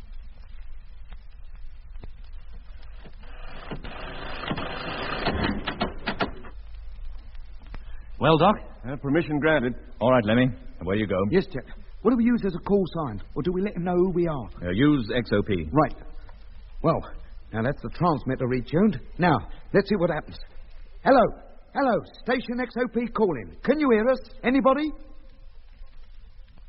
Doesn't sound as if anybody can. Now, give him a chance, Lemmy. He's probably millions of miles away from us. Hello, Earth. Hello. Oh, is he? Freighter number 1 calling Earth. Can you hear me? Trying to contact you. Over. He's not so far away after all. Call him again, Lemmy. Hello. Station XOP calling. Receiving you, strength 1. Are you receiving me? Over. Is the recorder on, Doc? Yeah. Get ready to take a bearing this time, Lemmy, and be quick about it. He may not talk for long. Yes, sir. Hello, XOP. Receiving you, strength 5. Who are you? Are you Earth or Moon Control? Never you mind, mate. Who are you? He doesn't answer that one. Here, Lemmy. Let me take over. Hello, freighter number 1. XOP to freighter number 1. Can you hear me? I can hear you. We asked you a question. Who are you? I asked you first. Who are you? Are you Earth or Moon Control? Listen to the tone of his voice.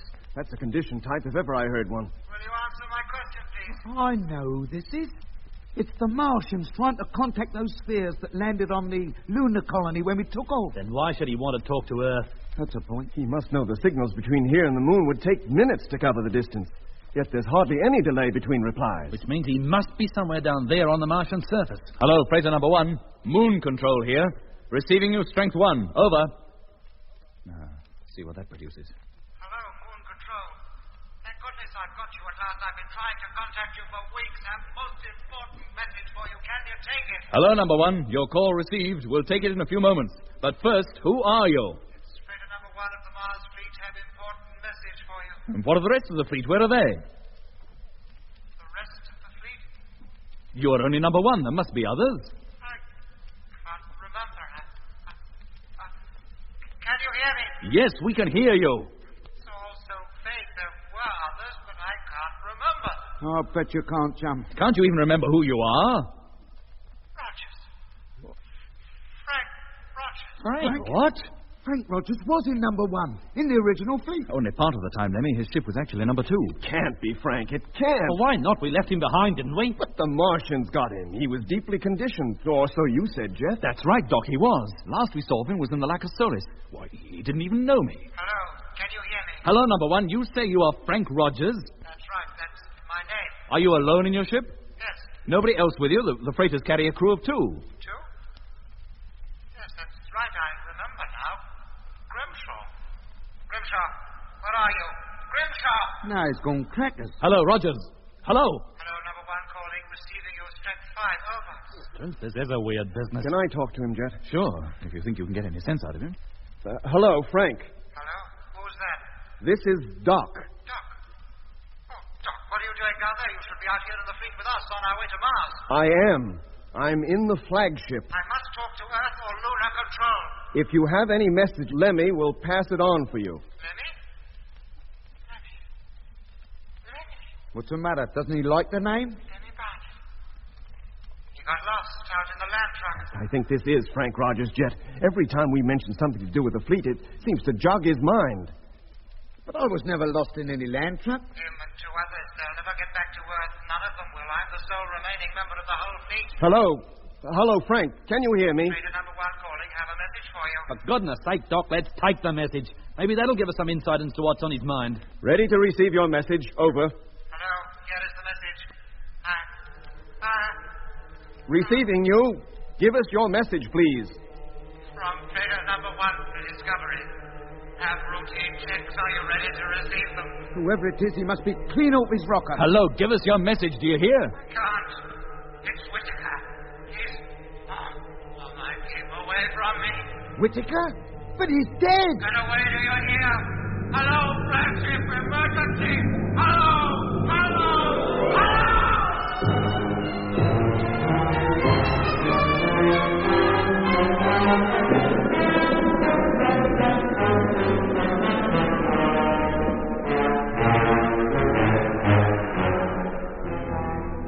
That was episode 6 of Journey into Space.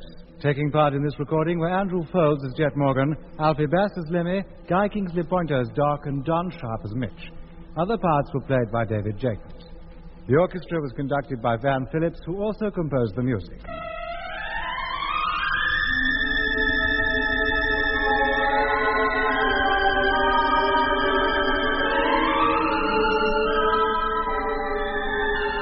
Journey into Space was written and produced for the BBC by Charles Chilton.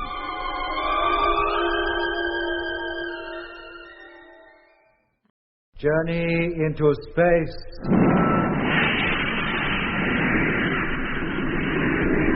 The BBC presents Jet Morgan in The World in Peril.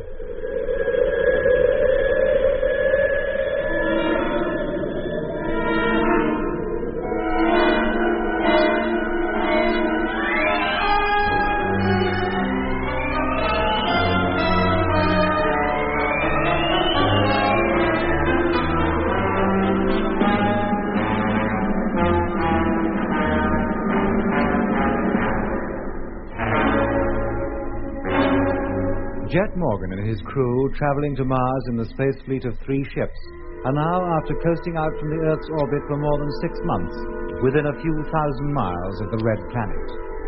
Just before preparing to go into free orbit round the planet, Lemmy picks up a strange voice on the radio. The same voice that the crew of the Discovery had heard 3 weeks before, only then reception was so bad that it had been impossible for them to make any sense of what was being said. But now they understand every word. It is the voice of Frank Rogers, a member of the original Mars fleet who had been captured by the Martians and, so Jet believed, conditioned by them. Can I talk to him, Jet? Sure, if you think you can get any sense out of him. Hello, Frank. Hello? Who's that? This is Doc. Doc? Oh, Doc, what are you doing down there? You should be out here in the fleet with us. On our way to Mars. I am. I'm in the flagship. I must talk to Earth for lunar control. If you have any message for them, Lemmy will pass it on for you. Lemmy? What's the matter? Doesn't he like the name? Lemmy back. He got lost out in the land truck. I think this is Frank Rogers, Jet. Every time we mention something to do with the fleet, it seems to jog his mind. But I was never lost in any land truck. Him and 2 others, they'll never get back to Earth. None of them will. I'm the sole remaining member of the whole fleet. Hello? Hello, Frank. Can you hear me? Operator number 1 calling. Have a message for you. Now, for goodness sake, Doc, let's take the message. Maybe that'll give us some insight as to what's on his mind. Ready to receive your message. Over. Hello, here is the message. Receiving you. Give us your message, please. From Operator number 1 to Discovery. Have routine checks. Are you ready to receive them? Whoever it is, he must be clean off his rocker. Hello, give us your message, do you hear? I can't. It's Whittaker. Oh, my. Keep away from me. Whittaker? But he's dead. Get away, do you hear? Hello, flagship. Emergency. Hello. Hello.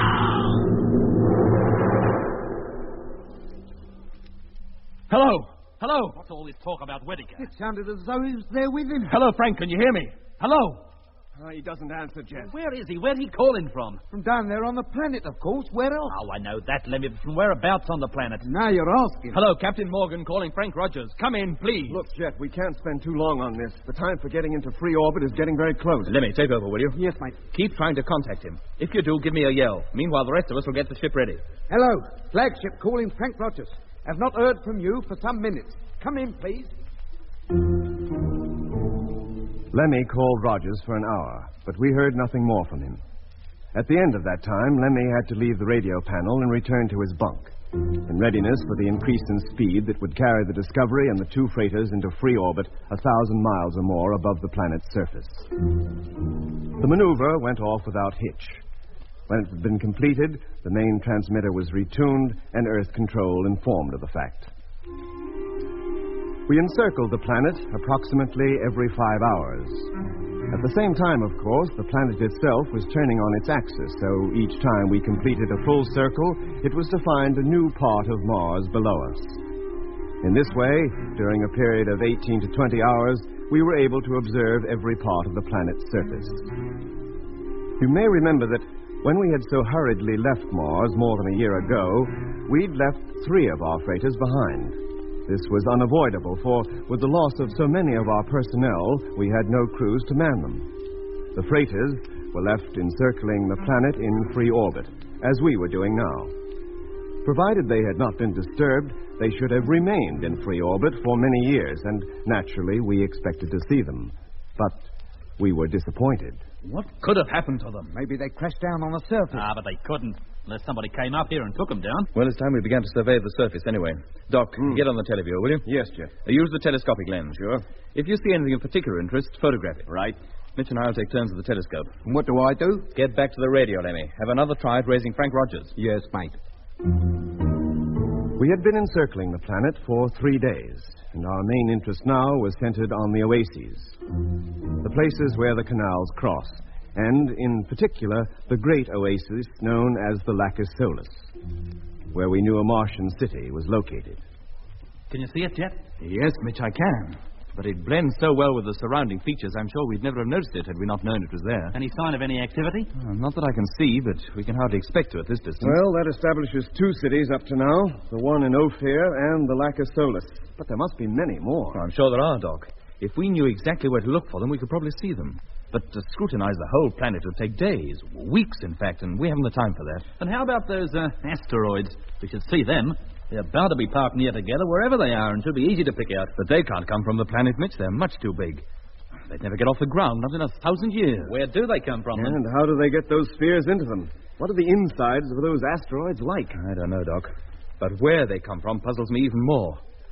Well, how about one of you taking over here? I've stared through this eyepiece for so long, my eye is weeping. I'll take it, Jet. Very well, Mitch. I don't think there's much more to be seen in Lacus Solis, so cover as much as you can of the area up to the South Pole. We should be directly over it in about half an hour. Sure. Hey, Jet. What is it, Mitch? Polar base, it's still there. I can see what can only be the land trucks, both caravans. What? Here, let me take a look. Sure, go ahead. Well? Yes, you're right. But how did the second caravan get there? There should only be one. Aye? Well, don't you remember? I left my caravan in the Argia Desert. You, Doc, and Lemmy picked me up in that sphere, and we completed the journey to Polar Base in that. Yeah, I do remember now, though I can hardly say I was aware of it at the time. And how did that other caravan get up there? Somebody must have taken it. Of course, but who and why? Beats me, Jet, but there they are. You can see them for yourself. They're very minute, but there's no mistaking them, is there? No, there isn't. Hello, land fleet. Polar base calling land fleet. Hey, Jet, I got him. Is that it again? Coming, Lemmy. Stay on the telescope, Mitch, will you? Yeah, sure. Sure it's the same voice, Lemmy? Of course it is. But now he says it's Polar Base, and he's calling the land fleet. Hello? Hello, flagship calling. Receiving you loud and clear, over. Switch on the recorder, Lemmy. It's on already. Hello, land fleet. Polar base calling. Have a message for you, over. Take a bearing on him. We're so close to him now, we ought to be able to find out his exact position. Yes, mate. Hello, Polar Base. What is your message? Have routine checks for you. Are you ready to receive them? Routine checks? What's he talking about? Go ahead, Polar Base. Freighter now landed safely. What are your orders?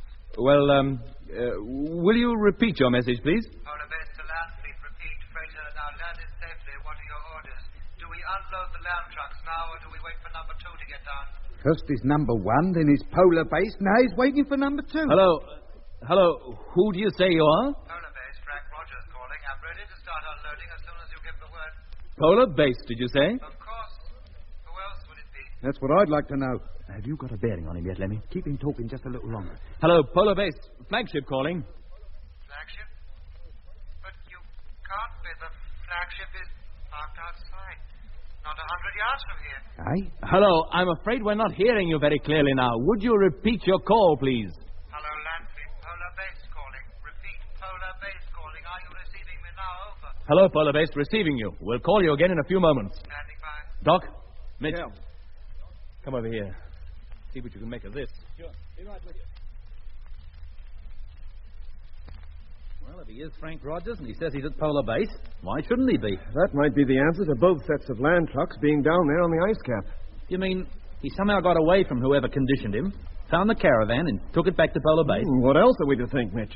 All the trucks carry radios. He could be using one of them to call us. Yes, but how could he possibly know we'd be anywhere near Mars? Well, from what he says in his so-called messages, I doubt very much if he knows where anybody is, even himself. Well, I'm pretty sure there must be somebody down in those land trucks. Either Frank Rogers or somebody pretending to be Frank Rogers. You think so? Well, why not? Then maybe you can explain why the bearing puts the transmitter which sent those calls slap in the middle of the Mare Australis.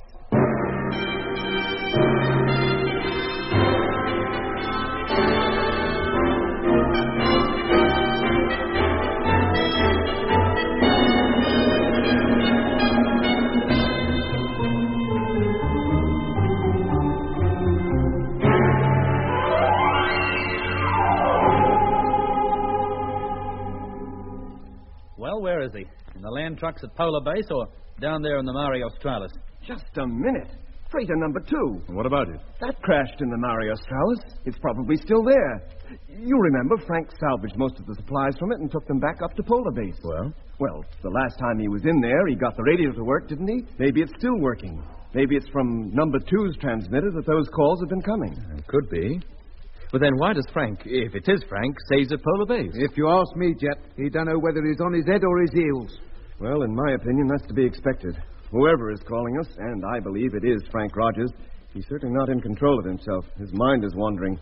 Occasionally he does have periods of knowing exactly where he is. At other times he lives in the past, imagines he's still with the space fleet, coasting towards the Red Planet for the first time.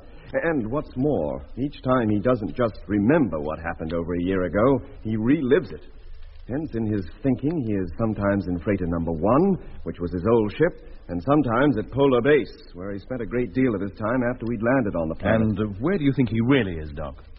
I'd say down in the Mare Australis, in freighter number 2. Yeah, but how long could he expect to remain there? He has to live. Well, there are supplies enough left in that ship to keep one man alive for 3 months at least. And how long's he been in there already? I don't know. When did we first hear him calling? A month ago, but he could have been calling long before that. Well, I still think he's where he says he is, at Polar Base. You don't think the TF gear is working properly, then? That's not that, Lemmy, but I think the whole thing's a hoax. A decoy to get us to land near the wrecked freighter, and once we touch down, we'll probably find a whole army of condition types waiting to greet us. The Mare is as flat as a pancake. If anybody is waiting there for us, we'd be bound to see them. So if we do, we increase speed, rise again, and land somewhere else. I still think Polar Base would be a better bet. Well, I'd think so, too, if it weren't for that second caravan being there. The trucks may be a trap, too, you mean? Why not?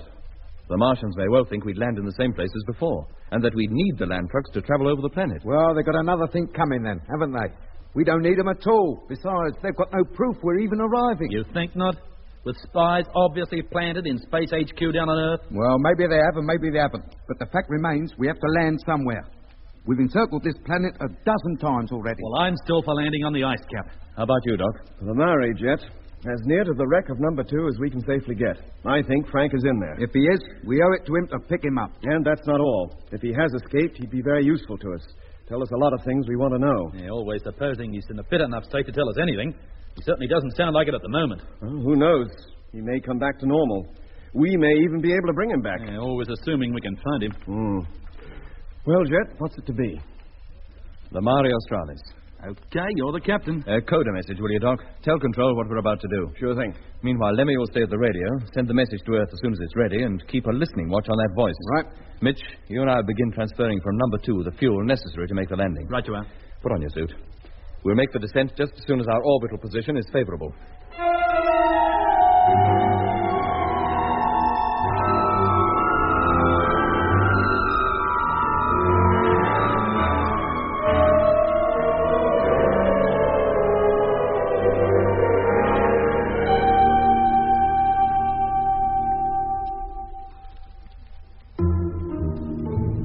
As soon as the message had been coded, I handed it to Lemmy for transmission, then went down in the hold to receive the fuel that Jet and Mitch were to pump into our tanks from the second freighter. We needed very little to get us down to the Martian surface, just enough, in fact, to propel us into the atmosphere through which, with the aid of our huge wings, we would glide the rest of the way. But to get off Mars again, we would, of course, need a considerable amount of fuel, so we had no choice but to take it with us. The transfer took about 2 hours. By the end of that time, Jet and Mitch were once again safely back in the Discovery. That's a weird feeling floating around out there with the sunlit side of the planet lying directly below. I felt at any moment I go falling down towards the surface. And that's just what we will be doing soon, Mitch. Gliding down at any rate. I think we'd better prepare for the descent. Motors will be fired in half an hour. Right. How about it, Lemmy? Have you contacted Rogers? No, Jet. I've been calling him constantly all the time you've been away, but he doesn't reply. Well, if he is in that wrecked freighter down there, we'll be talking to him face to face before long. Did Control acknowledge the signal? Yes, Jet, and they wished us luck. They might well. We need plenty of it. Well, you better get on your bunks. Yes, Jet. Good. Then I'll get up into the pilot's cabin and get ready to take the ship down.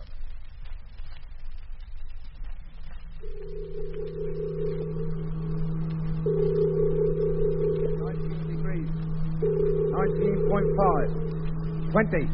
20.5. Stand by to cut gyro. Right. 21. 21.5. 22 degrees. Gyro cut. All set, Mitch? Yeah, Jet. How long, Doc? 25 seconds. You can say your last farewell to the freighters. For the time being, at any rate. Well, let's hope they're still here when we get back. 15 seconds. Well, they're down in the right place, Jet. I'd hate to land in the Lark of Solars right in the enemy's camp. Oh, do me a favour, Mitch, and we've got enough trouble. 10 seconds. Hello, land fleet. Polar base calling land fleet. Aye, aye. He's here again. 5 seconds. Don't answer it yet, Lemmy. I'll tell you when. You don't think I'll get out of this seat now, do you? We're off. Hello, land fleet. Polar base calling. Can you hear me? Come in, please. We can hear you, but you'll have to wait now, Tom. We've got other things to do.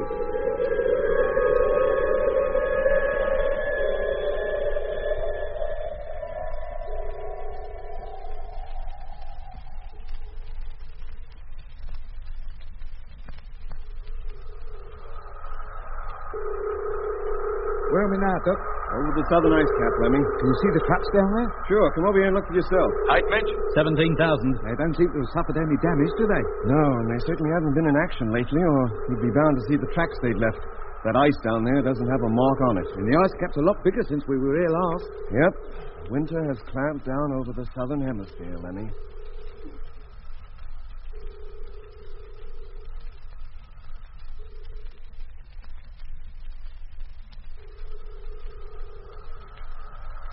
$5,000 feet. Where are we now, Doc? Over the Mare Australis. Get back to your seat, Lemmy. We'll be landing soon. Hello, land fleet. Polar base calling. Can you hear me? Have not heard from you for some hours. Land fleet yet. He's much louder now than he's ever been. He must be in that freighter. And the closer we approach it, the louder his signals get. Answer him, Lemmy. Tell him we've heard him and we'll call him in a few minutes. Right. Height, Mitch? 4,000. Can you see the freighter yet, Jet? No, Doc, I can't. Well, you should. We're dead on course. Hello, Polar Base. Land fleet calling. Receiving you loud and clear. Over. There's no sign of it. Maybe the wreck has been cleared away. Hello, land fleet. Receiving you at full strength. 3,000. Well, we're getting mighty close to something, Jet. Signals from Rogers are belting in. Hello, Polar Base. Receiving you full strength and all. What are your orders? Orders are that you have to be a little patient. We'll be calling you again in a few minutes. Is that clear? 2,500. I said, is that clear? Now he's not replying again. Hello, Polar Base. Hello. Never mind it now, Lemmy. Get back to your seat and strap yourself in. We'll be landing any moment. Yes, Doc. 2,200. Hello, Mitch, Doc. Yeah, Jet? I can see it, the wreck, exactly as we left it, standing up at his nose. I don't think anyone's been anywhere nearer. 2,000. Are we going to land anywhere nearer, Jet? I think so. Putting the nose down now. 1,500. And the flaps. Stand by to release the parachute brake, Doc, if I give the word. Okay. We're nearly down to landing speed. I think we'll make it all right. 1,200. Let's hope the ground is firm enough to take the weight. Should be, Lemmy. It's probably frozen solid anyway. Turn off the televiewer, will you? Yeah, sure, Doc. Televiewer off. 1,000. No signs of any Martians yet, I hope? No, Lemmy. Nothing but the wreck and the purple plain as far as the eye can see. You'd never guess there was any kind of life on Mars from this view. 800. Put out a brake, Doc, will you? Number 1, shoot. Release. 700. Coming into touchdown. Hold on to your hats. 600. Here we go. 500. Taking it a bit steep, isn't he? 400. He'll straighten out in time, don't worry. 300. Let's hope so. We've come a long way and no insurance. 200. 100. Get ready. Straightening out. Touching down. Now. Ooh, ooh. Tails down.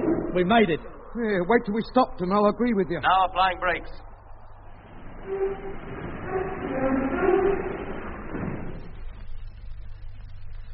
That's it, gentlemen.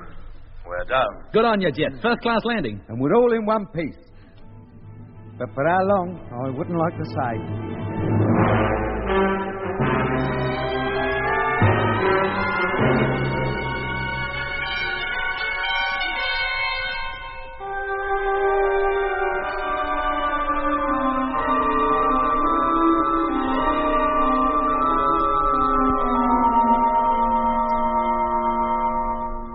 What can you see, Doc? Nothing. It's just as Jet said. There's only the purple plain stretching clear to the horizon. And the freighter? Oh, can see that too, of course. It's to the west, about half a mile away. Well, do you mind if I get up there and have a look? Okay, Lemmy. But you could have used the televiewer and seen just as much. Oh, no, Doc. But that isn't the same as seeing it in the flesh. Lemmy, Yes, sir? we've work to do. You can look at the scenery later. Oh, just my luck. All I wanted was a glimpse outside through the astro hatch. You'll get plenty of chance for that later. What's happening, Jet? We unloading the gear? Only part of it. Just the high-speed land truck. We're 3 hours before the sun goes down. Time to go over to that wreck and see if Frank Rogers is in it. Well, he must be. The last call we had from him definitely came from that freighter. It couldn't have come from anywhere else. The strength it was. Well, let's hope so. Who's going, Jet? Mitch and I. While we're gone, Doc, look out for spheres or anything that might suggest somebody is heading this way to investigate us. Right. And you, Lemmy, will remain at the radio.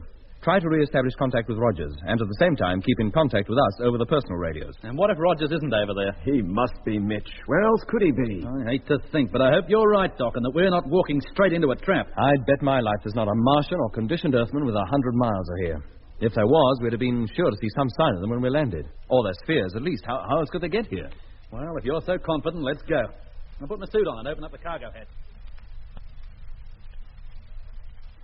Hello, Doc. Can you hear me? Hello. Hearing you loud and clear. Mitch and I are in the truck now and about to head for the wreck. Right. Okay, Mitch. Start her up. Well, she seems to be working all right. Well, let's go. We haven't all that much time if we're going to get back here before dark. Hello, Jet. Yes, Doc? We're in contact with Rogers again. The signals are so powerful, they're overloading the receiver. Can you get any sense out of him? Not really. Did you tell him we'd landed? No, but I did say somebody was on his way over to the ship. And what did he say to that? That he wasn't in a ship. Oh? Now he thinks he's out in space again. Lemmy's having quite a time with him. Well, get him to sit tight. Tell him we'll be with him in just a few moments. Okay. I only hope I can get him to understand what I'm talking about.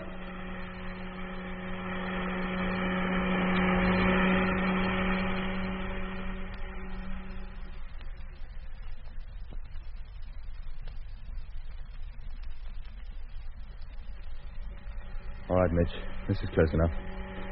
Put on your helmet and we'll go outside. Sure. Hello, Doc? Yeah, Jet. We're alongside the ship and leaving the truck now. Okay. Testing personal radio. Okay, Mitch. And me, Doc. Okay. Then open up the airlock, Mitch. Airlock. Contact.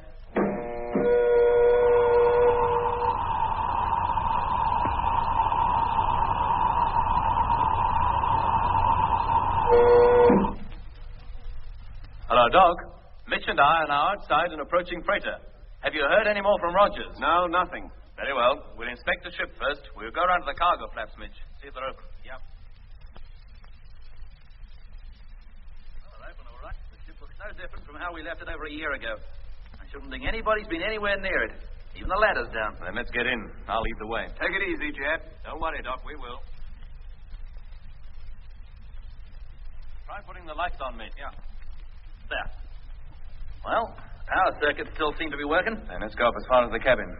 Can you still hear us, Doc? Yeah, Jet. We're walking through the cargo hold towards the cabin airlock. Nothing here seems to have been disturbed. In that case, you should find the airlock open. The outer door, anyway. We've just reached it now. Well? It's closed. Oh. Then somebody must be in there. Call up Rogers. Tell him we're outside. There's no point, Jet. He doesn't answer anymore. In that case, there's nothing for it but for us to go in. Always assuming the remote controls are still functioning. They are.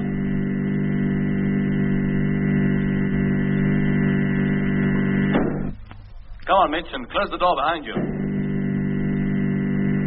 We're in the airlock now, Doc. If Rogers is in the cabin, he should hear us operating it. Well, if he does, he gives no indication of the fact. Lemmy's calling him constantly, but gets no reply. Filling airlock.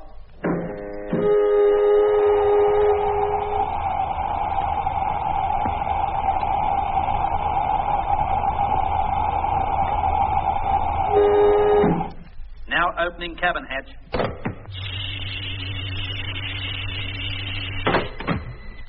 That's strange. The place is in darkness. What? Ah, that's better. Mitch has switched on the lights. Take it easy, Jet. Have a good look round before you go in. That's just what we are doing. Well, is he there? No, Doc. The cabin is empty.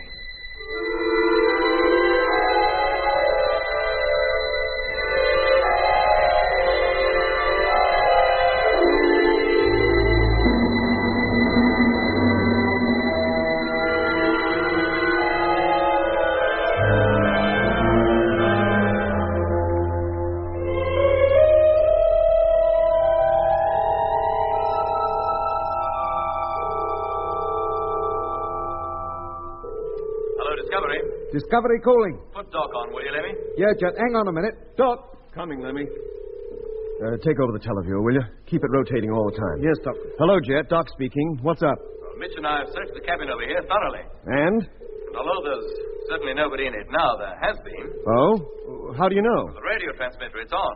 And judging from the juice it's used up, it's been on about a month or more. Then we could well have been receiving calls from it. We must have done.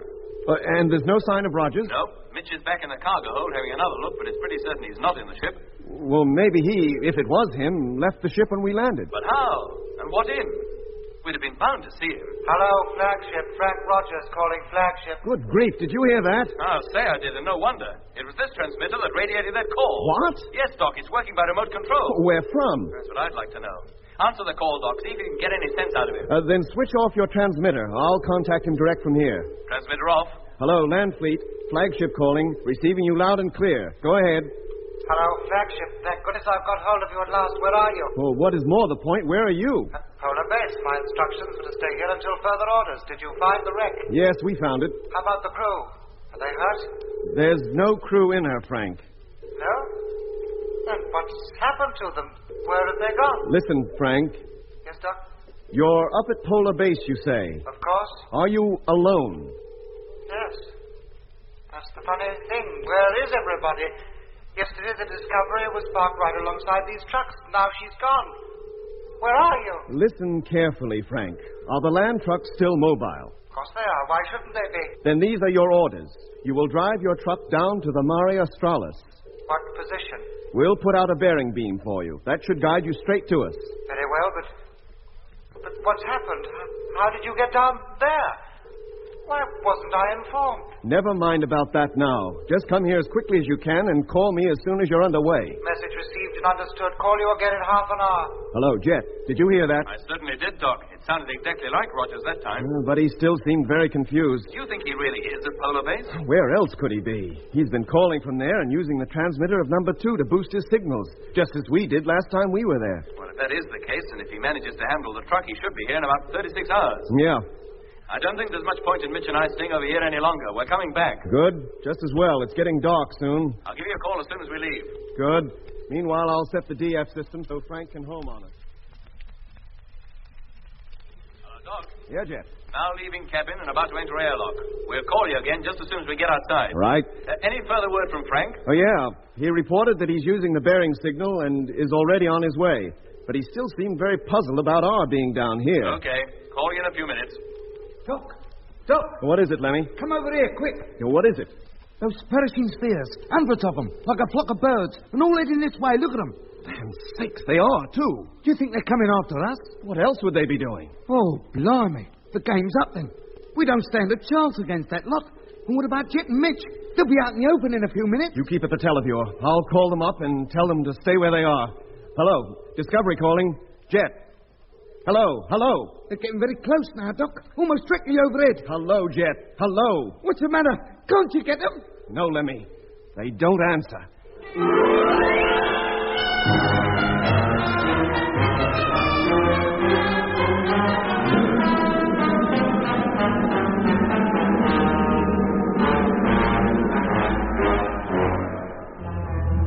That was episode 7 of Journey into Space. Taking part in this recording were Andrew Foles as Jet Morgan, Alfie Bass as Lemmy, Guy Kingsley Pointer as Doc, and Don Sharp as Mitch.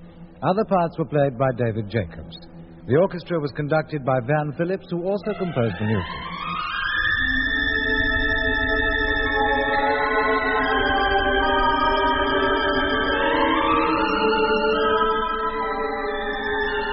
Journey into Space was written and produced for the BBC by Charles Chilton.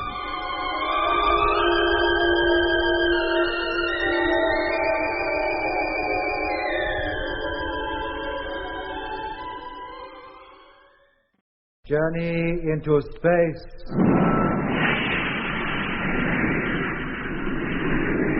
The BBC presents Jet Morgan in The World in Peril.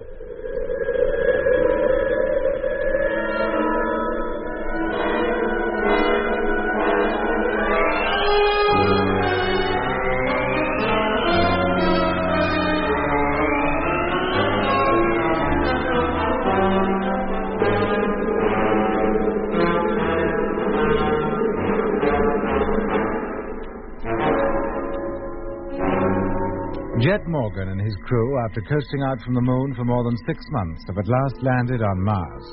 They touched down in the great desert region of the Mare Australis, near where freighter number 2, one of the ships of the first expedition, had crashed. They chose to land in this particular place because they believed Frank Rogers, former member of one of the original Mars Fleet crews, was in the ship sending confused radio messages to no one in particular.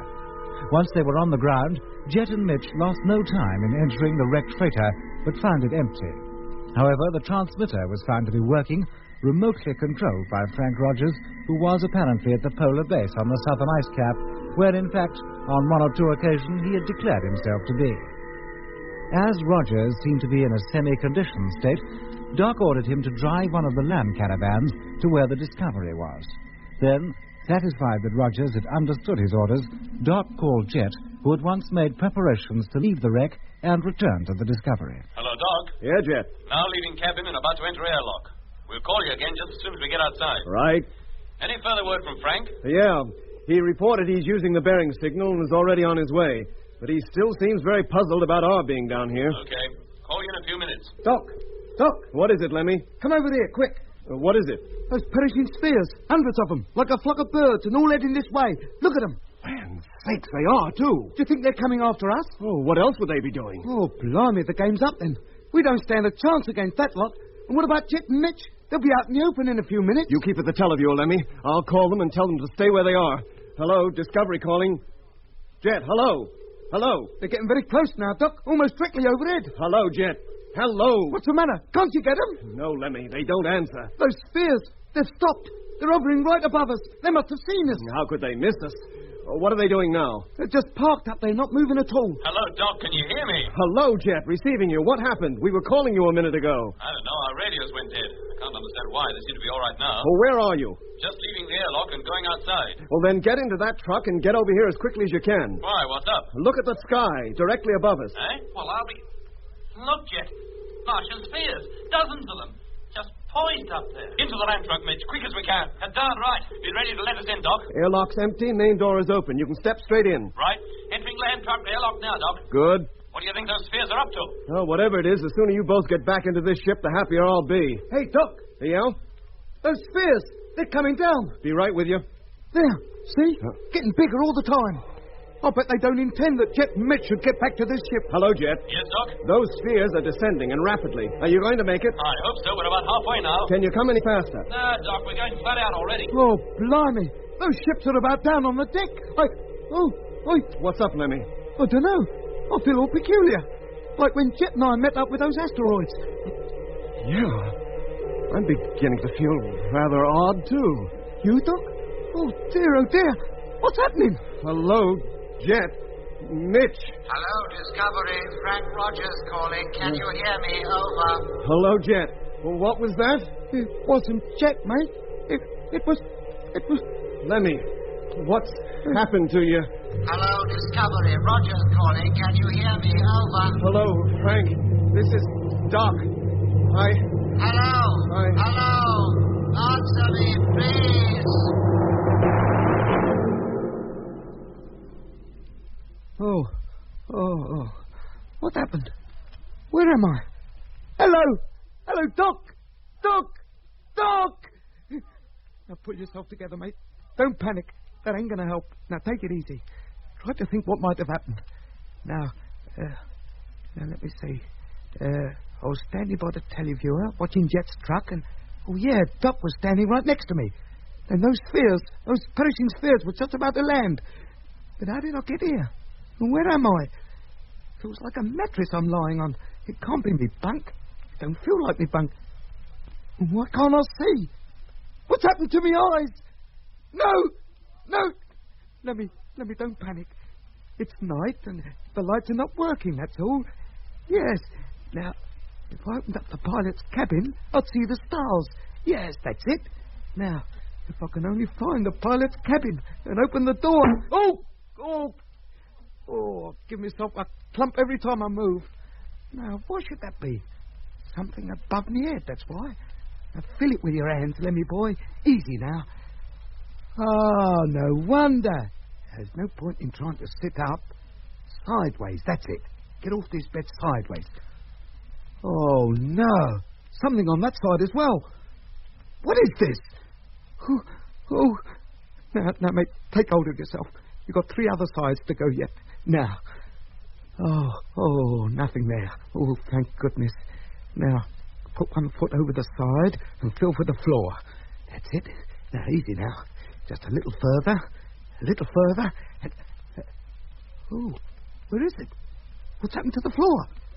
It's a nightmare. That's what it is, a horrible dream. I'll wake up in a minute, find myself back in the Discovery with Doc. Doc! Hey, what's that? Who's there? Oh, Doc. Is that you, Doc? Let me... Where are you? Oh, it is Doc. Oh, thank goodness. What's happened to us? What's happened to the lights? Where are we? In the Discovery, I hope. I don't think we are, Doc. Are you lying on some kind of a bed? Yeah, I am. Then don't try to get up.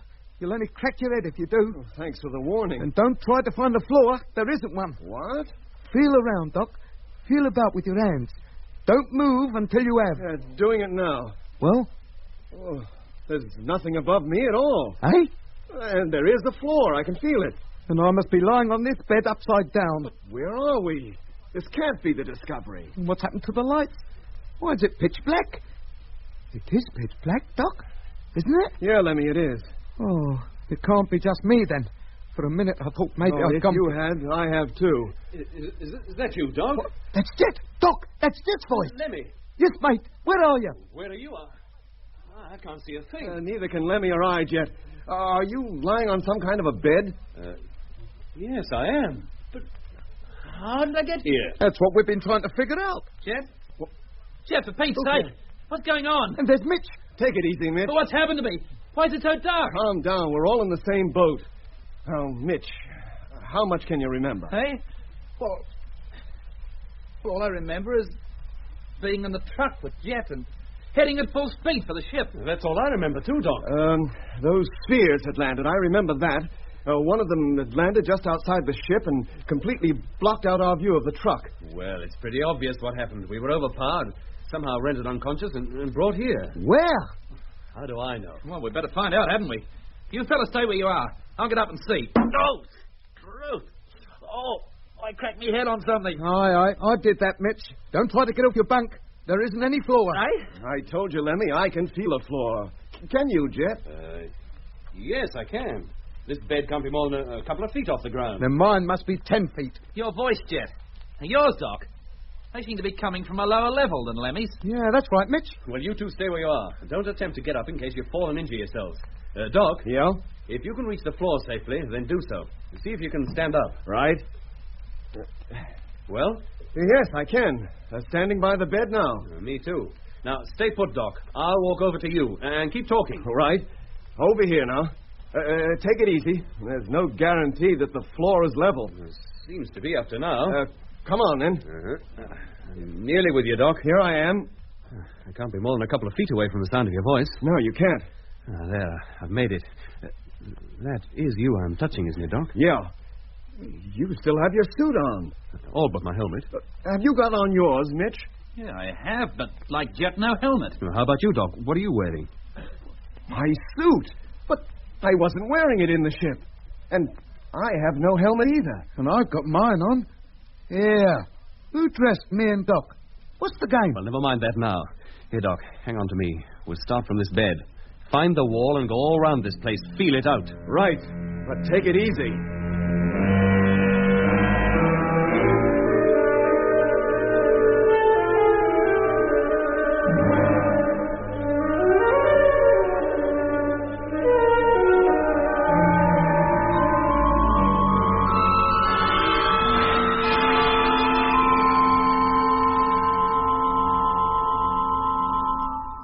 Well, Jet? Smooth wall, just as before. Yeah, but there must be a door of some kind. Of course there must. We couldn't come in through the wall. Well, if there is, we can find no trace of it. Hold it, Doc. Let's stop for a minute. Well? Let's get a picture of this place as far as we've explored it. Uh-huh. Now, first, there's your bed. And Lemmy seems to be in another one some feet above it. Yeah. And now we're back to what must have been my bed, with Mitch up above. Yes, and that took us just 36 paces. We didn't find any corners, so this room could be circular in shape. Or oval, maybe. Supposing the beds are opposite one another, and it sounds that way, you can't have gone more than halfway round yet. About that, I reckon, Mitch. Let's keep going, Jet. Right. If the walls are still smooth when we get back to your bed, we'll start searching the floor. Okay, away you go.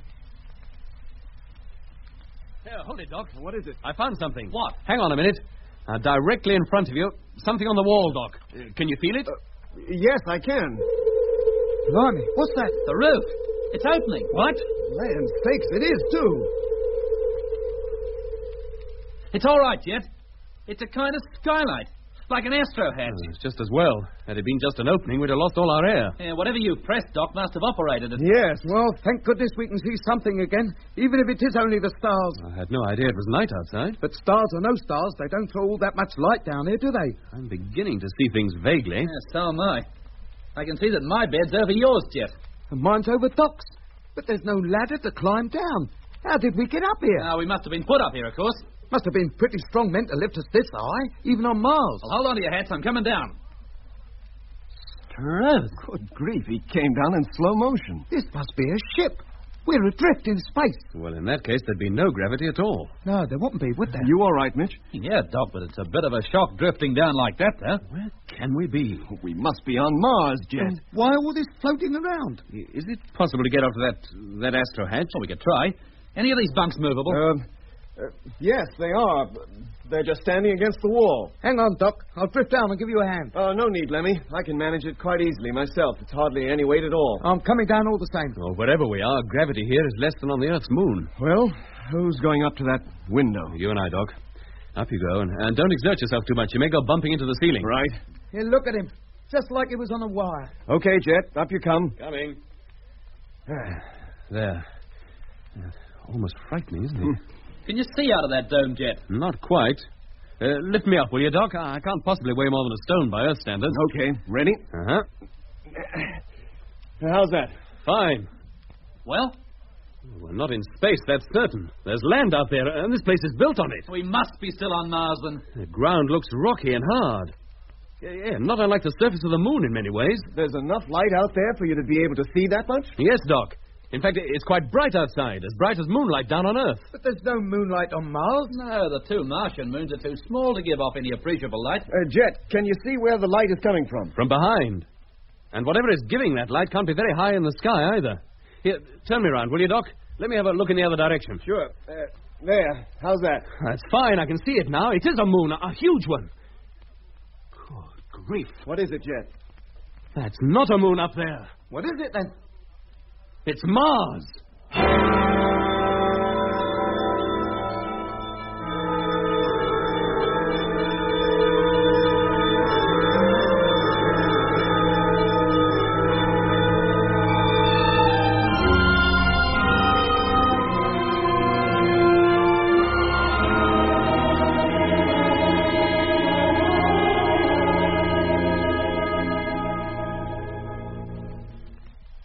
Mars, you say, Jet? But how can it be? It's there, Mitch, I tell you, hanging low in the sky. Here, Doc, put me down. I'll lift you up. Very well. Now, you ready? Yep. Well? It's Mars, all right. Hanging in the sky like a colossal red moon. We must be thousands of miles away from it. There's no doubt about it. You want to come up here and look for yourself? No, what's the point? You and Jet say it's Mars, and it must be. Stand clear, Mitch. And you, Lemmy. We're coming down. We're not in the way. Come down as soon as you like. Oh, sorry, Lemmy, but it looks pitch black down there. We can't see a thing. You down, Jet? Yes, Doc. Then watch out below. We must be adrift in space, as I said. Wherever we are, Lemmy, we're not adrift. That's solid land out there with rocks and hills and a horizon. We're not adrift in space any more than if we were on the Earth's own moon. You think this is a moon, then? One of the Martian moons, maybe? I didn't say so, Mitch. I merely said the surface outside looked similar to that of the Earth's moon. Well, on one of the Martian moons is about the one place we could be.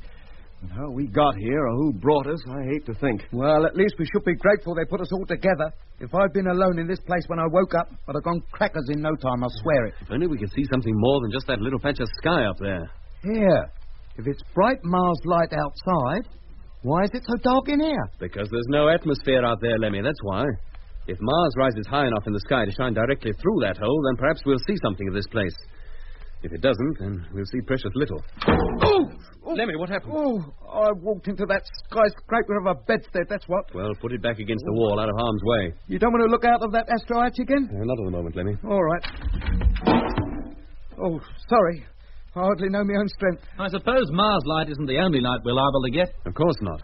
If this is one of the moons of Mars, we're bound to catch the sunlight sooner or later. Let's hope so.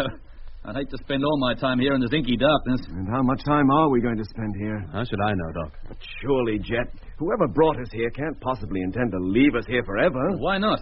For all we know, this might be some kind of prison. Well, it's certainly that, or we wouldn't be in it. But if it was intended that we should be left here to die, why go to the trouble of laying us all out on beds? Maybe they thought we were dead already. Trust you to think of something cheerful, Lemmy. If they'd wanted to kill us, they could have done, and been sure it was well done. No, but there's no record of a Martian ever killing anybody, Jet. I'd rather they did kill me than keep me cooped up in this black hole for the rest of me days. Well, our imprisonment here may be only temporary. Well, let's hope so. Well, there's no point in sitting here moping over the fact. Let's do something. I'd dance, only you couldn't see me. Well, what had you in mind, Doc? Well, when we found that panel, or whatever it was that opened that skylight, we'd only got halfway around this place.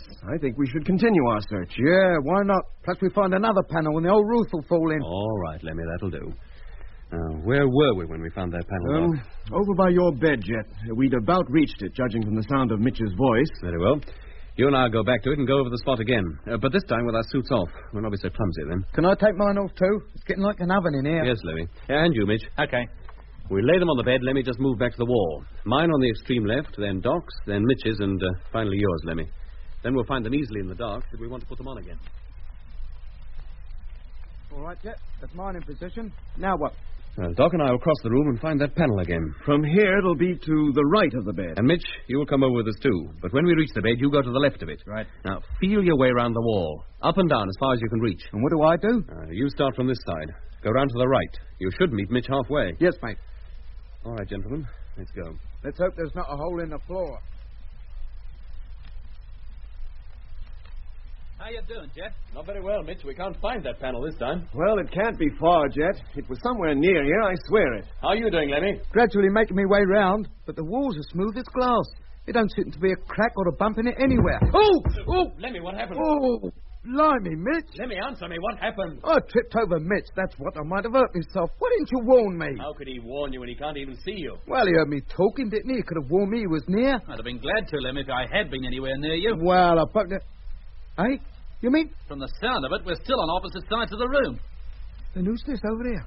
There can't be anybody. There is, Jet. I tripped over somebody. I thought it was Mitch. Stooping down, examining the wall. It was just about it. Oh! Oh, no! Lemmy, what is it? There's somebody lying on the floor, and he's cold. As cold as ice.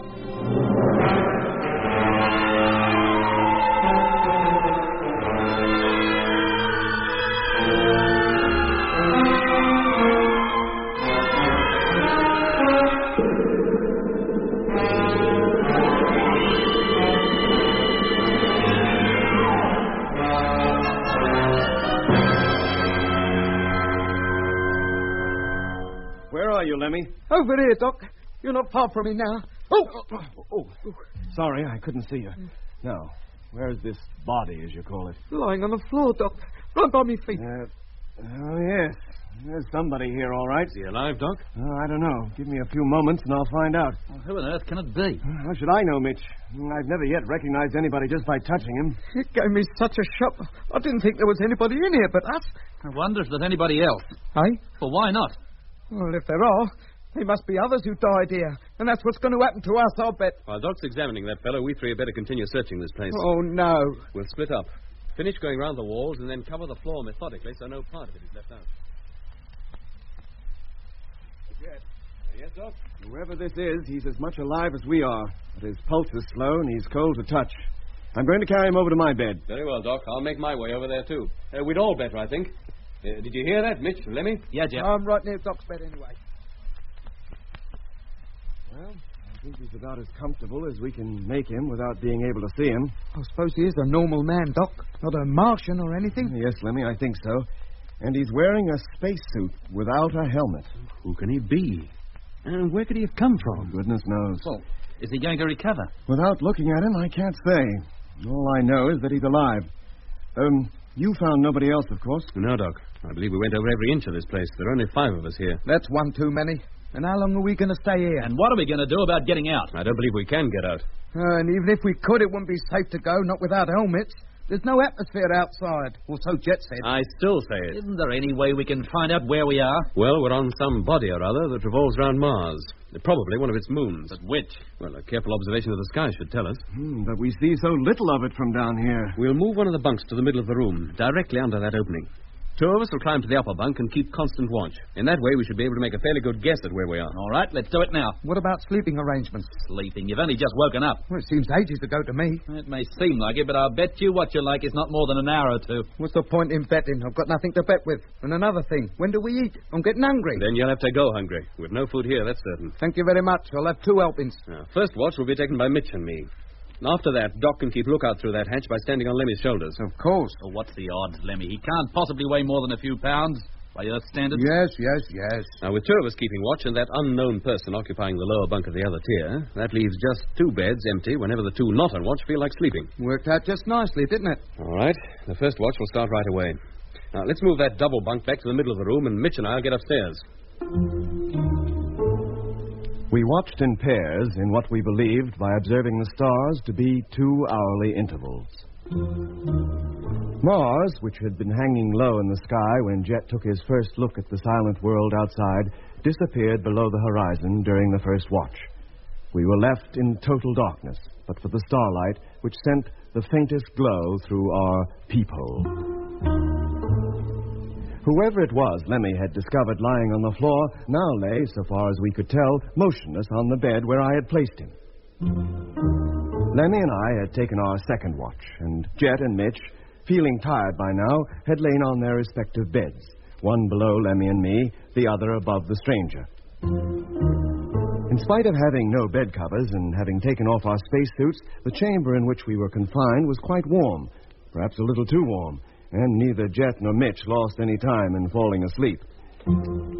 At least, we assumed that to be the case, for a few minutes after taking over the watch, neither of them answered when we called them. I suppose they're all right, Doc. Why shouldn't they be, Lemmy? I don't like they're not answering when we call them. Something might have happened to them. How can they sleep if we keep waking them up every 5 minutes? That's a point. Now, come on, lift me up. I can hardly see anything from down here. Yes, Doc. What was that? Somebody groaning. It must be Jet or Mitch. Something has happened to him. Calm down, Lemmy. Hey? Quiet. Listen. I don't think it's either Jet or Mitch. It's that fellow laying down there on the bed. Put me down, quick. There. Man, safe.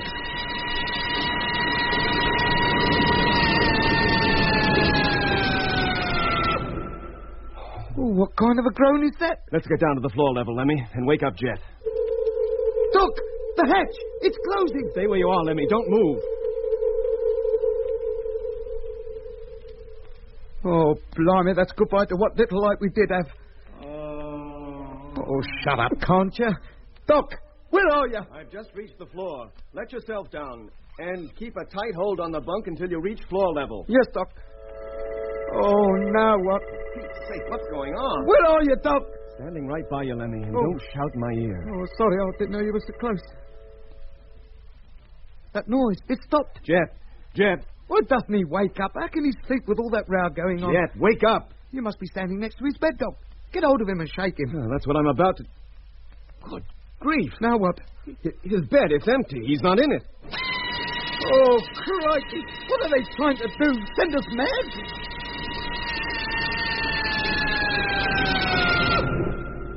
Look, Lemmy, do you think you can find Mitch's bunk? Yes, I think so. Should be directly behind me on the other side of the room. Then get over there. See if you can find him and wake him up. Oh, Mother. It must be one long, horrible dream. It must be. Jet, where are you? Mitch, wake up. Ah! Lemmy. Is that Mitch? Who's... Oh, blimey. Doc! What is it? The geezer, the cold one. He's got up and he's walking about. Then grab hold of him, Lemmy. Hang on to him. Hey? Go on. Oh, yes, Doc. Oi, you. Where's he gone? Hey, he was there a minute ago. I've lost him, Doc. He must have walked away from me. Then keep walking towards Mitch.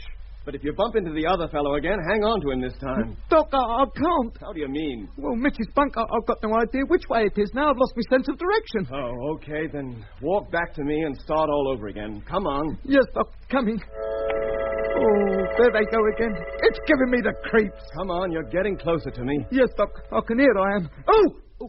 I've got him, Doc. I've got him. I've got him. Let go, Lemmy. It's me. Oh, sorry, Doc. Pull yourself together now.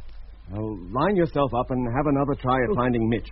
If you don't find him this time, find the wall and walk round it until it brings you to his bunk. Now, is that clear? It'd be much clearer if there was some kind of light on. Yeah, well, there isn't. Now, keep going. Meanwhile, I'll grope around and try to find Jet. Oh, there's his nips again. He seems to be on the far side of the room. What's he have to make that noise for? Well, the more noise he makes, Lemmy, the better chance we have of finding him. Noise? Isn't that enough noise for you? Enough to waken the dead? Oh, what am I saying? Mitch! Hey? What is it, Lemmy? For Pete's sake, what's going on? Oh, you're awake, boy. Thank goodness. Lemmy. What are you doing back here? Oh, I must have walked round in a circle, come back to where I started. Then stay here. Doc, what's that noise? And who closed the lookout hatch? Nobody, Mitch. It closed of its own accord. What's happening? You tell us, mate. Mitch. Yeah? Jet is missing. He's what? And that fellow we found unconscious is up and walking around. Lemmy keeps bumping into him. Good heavens!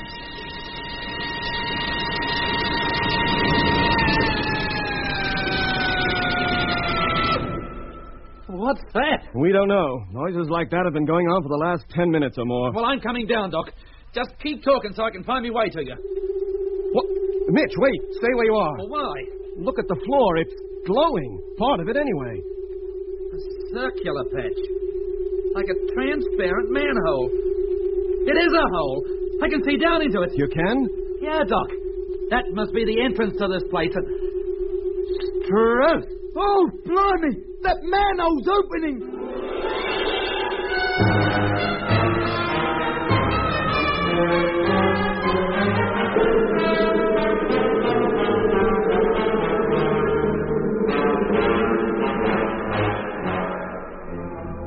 That was episode 8 of Journey into Space. Taking part in this recording were Andrew Foulds as Jet Morgan, Alfie Bass as Lemmy, Guy Kingsley Pointer as Doc, and Don Sharp as Mitch. Other parts were played by David Jacobs. The orchestra was conducted by Van Phillips, who also composed the music.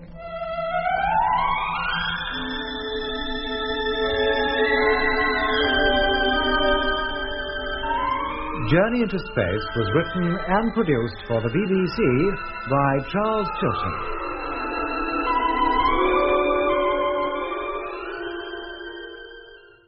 Journey into Space.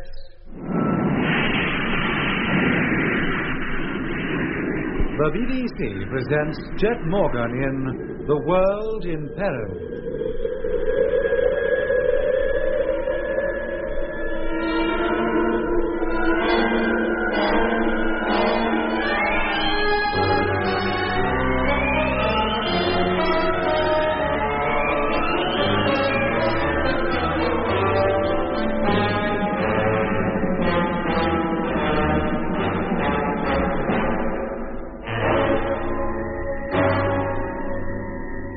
Jet Morgan and his crew landed on Mars, but had hardly touched down on the planet when a fleet of Martian spheres appeared overhead. All 4 men then lost consciousness and awoke to find themselves confined in a dark chamber. They explored their prison as best they could and discovered a lookout hatch in the roof through which, to their amazement, they saw Mars hanging like a great moon in the sky. They could only conclude that during their period of unconsciousness, they had somehow been transported to one of the moons of Mars. Then they found a 5th person in the room. He was alive but unconscious, and Doc laid him on one of the beds which the room contained. a system of watches was started, and whilst 2 men slept, the other 2 observed the barren world outside. It was during a watch by Lemmy and Doc that the cover of the small, transparent dome closed. Weird noises were heard, and to Lemmy's infinite discomfort, the stranger got up from his bed and began to walk around. Doc found his way to Jet's bunk to wake him, but the captain was not there. And then Mitch, who was sleeping on the opposite side of the room, woke up. What is it, Lemmy? For Pete's sake, what's going on? Oh, you're awake, boy. Thank goodness. Lemmy. Oh! What are you doing back here? Oh, I must have walked round in a circle. Come back to where I started. Then stay here. Doc, what's that noise? And who closed the lookout hatch? Nobody, Mitch. It closed of its own accord. What's happening? You tell us, mate. Mitch. Yeah? Jet is missing. He's what? Yeah, and that fellow we found unconscious is up and walking around. Lemmy keeps bumping into him. Good heavens.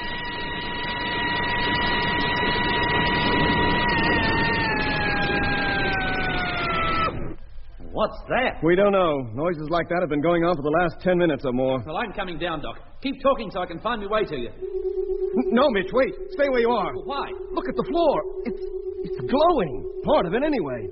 A circular patch. Like a transparent manhole. It is a hole. I can see down into it. You can? Yeah, Doc. That must be the entrance to this place. Truth. Oh, blimey. That manhole's opening.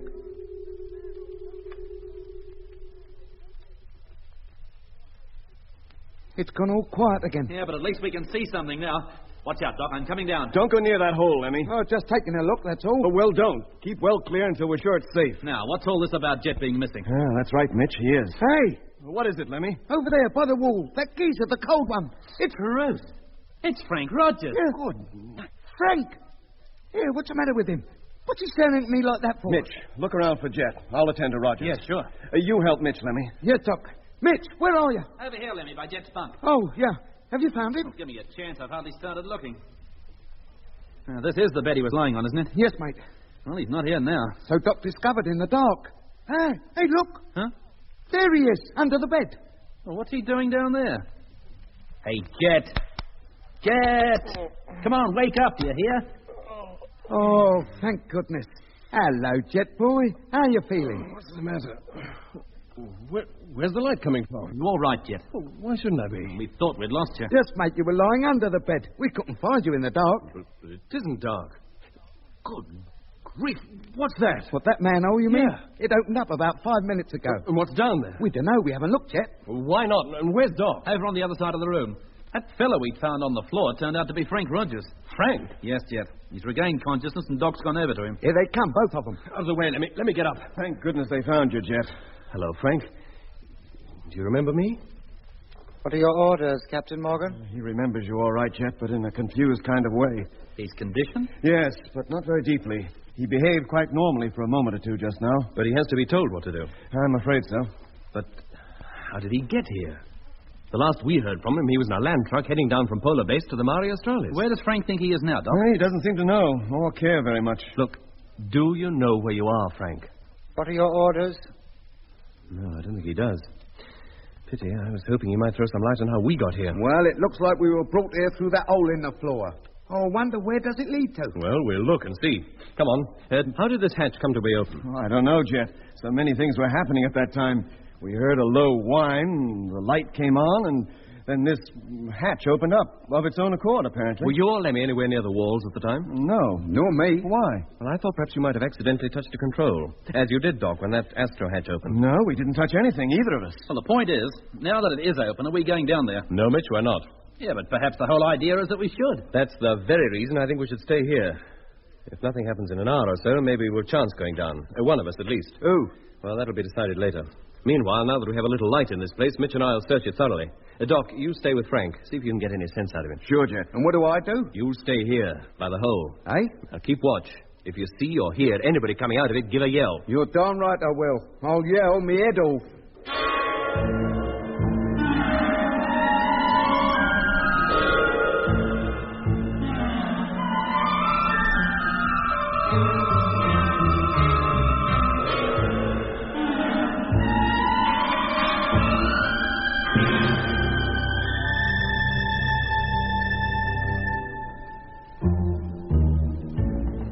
Jet and Mitch's search of our prison revealed little more than we had already discovered when we first felt our way around it in the dark.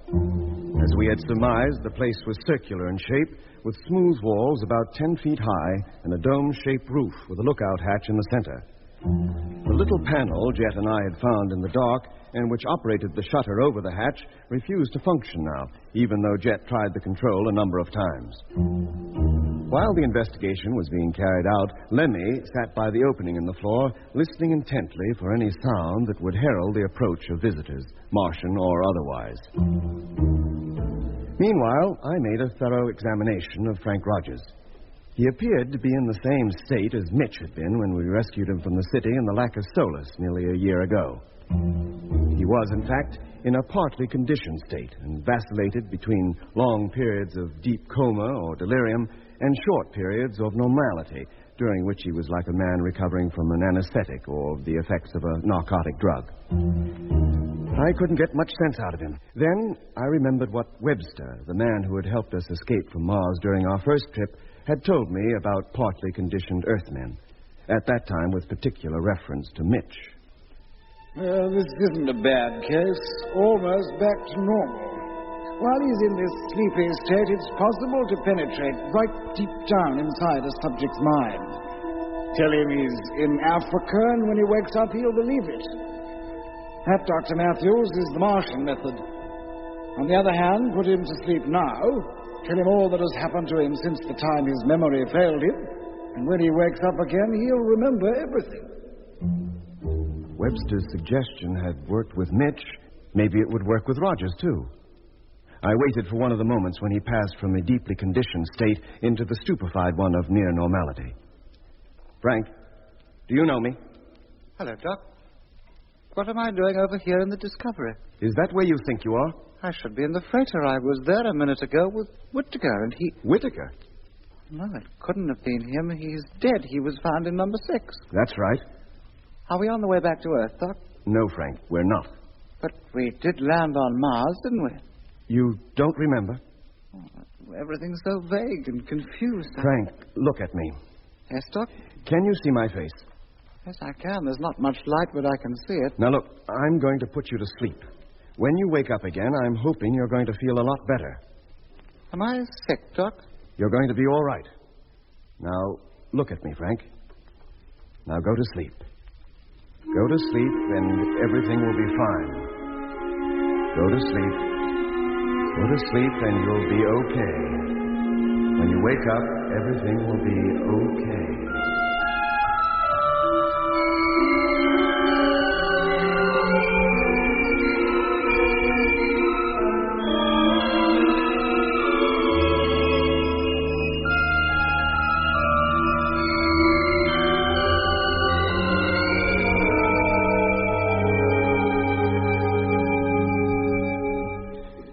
Doc, how is he? He seems to have been asleep for a long time. Maybe. How can we tell? We've no means of measuring time in this place. But he's going to be all right, Doc. I hope so. I think his temperature is rising. His pulse is quickening, and his breathing gets gradually deeper. All good signs.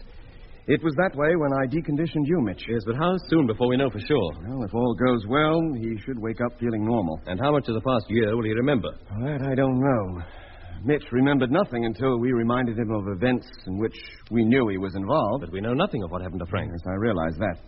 And so I think everything that happened to him since we last saw him will be just a blank in his memory. Yeah, but is there no way of getting him to recall events? He must know a lot of things that will be very useful to us. If he could revisit all the places he's been in the last year or more down on Mars, maybe it would jog his memory. A fat chance there is of that. We're not even on Mars. Oh, keep your voice down, Mitch, and let him sleep. Better if he can wake up on his own good time. Sorry, Doc, I didn't think. Look, let's get over to the other side of the room. We can talk there without disturbing him. Yeah, come on. We'll see how Lemmy's getting on.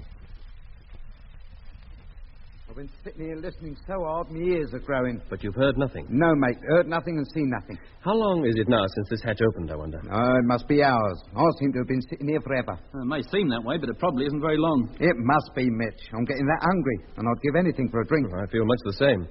The time we've been in here might well amount to days. It might well, including the time we were stretched out on those bunks unconscious. Well, I don't think anybody intends to come up here. The hatch opened so we could go down, you mean? Well, why not? Well, if it's an invitation to dinner, they might have told us, whoever they are. Well, why should they?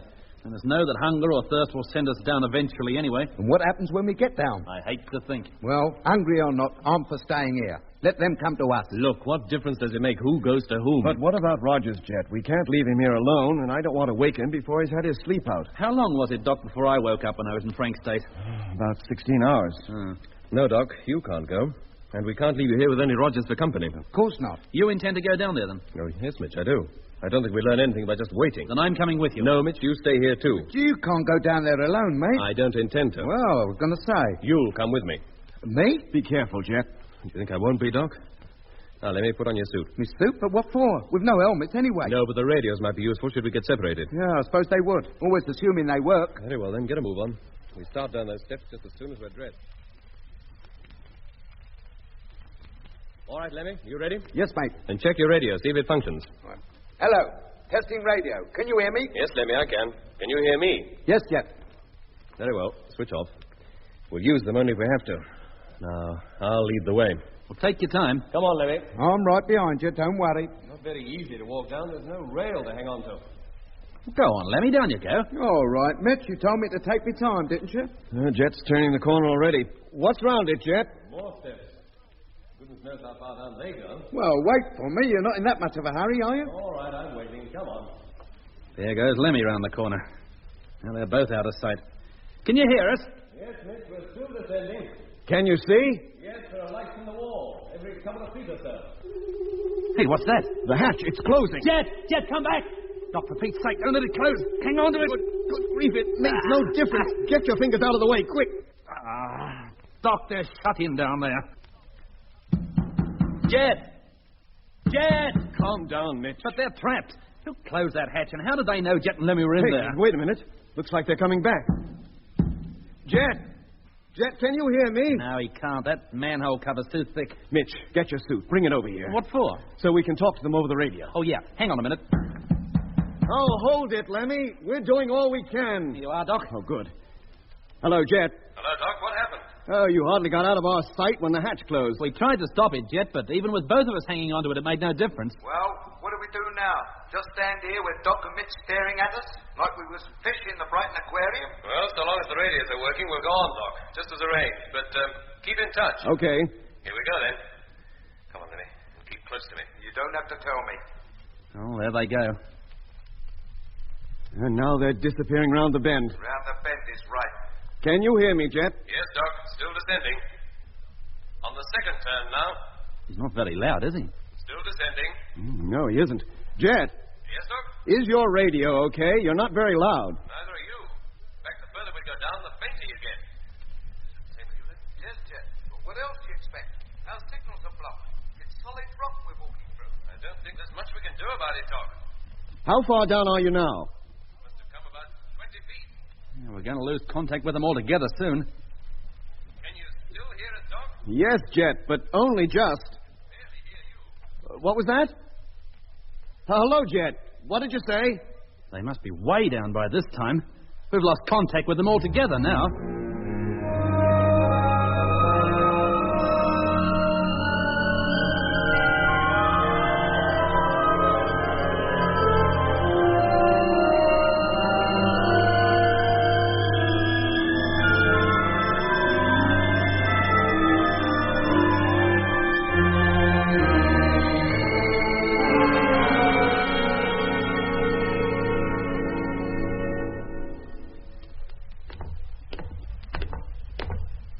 Hello, Doc.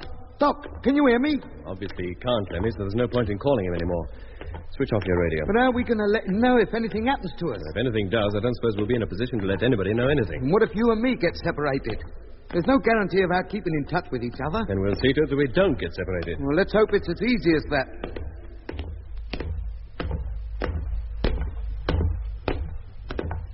Oh, if these steps go down much further, we come out on the other side of the moon, if that's what we're on. Wait a minute, Lemmy. What's the matter? We've come to the end of the steps. So? Where do they lead to? To a huge open hall. Is anybody about? Not that I can see. Come on, down to the bottom. Oh, Grand Central Station. What? New York. Yes, it is rather like that. Are we going out there? Yes, come on. Yeah, where's the light coming from? From up in the roof. kind of a place is this? Look at the walls. See, through those archways, other spiral staircases like the one we just came down. Yeah, where do they lead to then? Other dungeons like ours? Probably. Do you think there are any prisoners in them too? How should I know? But we're not climbing them to find out. I should hope not. None of those stairs are lit up as ours is. Look, Lemmy. At the far end of the hall. Eh? A much bigger arch leading to a long corridor. That's lit up all right. About the only place leading out of here that is. Then that's where we head for.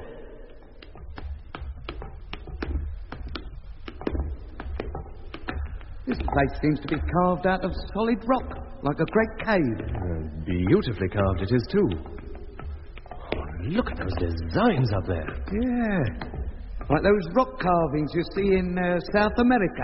Aztec or Magyar or some such name. Aztec and Maya, Lemmy. Yeah, well, that's what I said. Must have taken years to do. Yeah. Here, wait a minute. Those pyramids we saw on Mars. What about them? Well, they were step pyramids.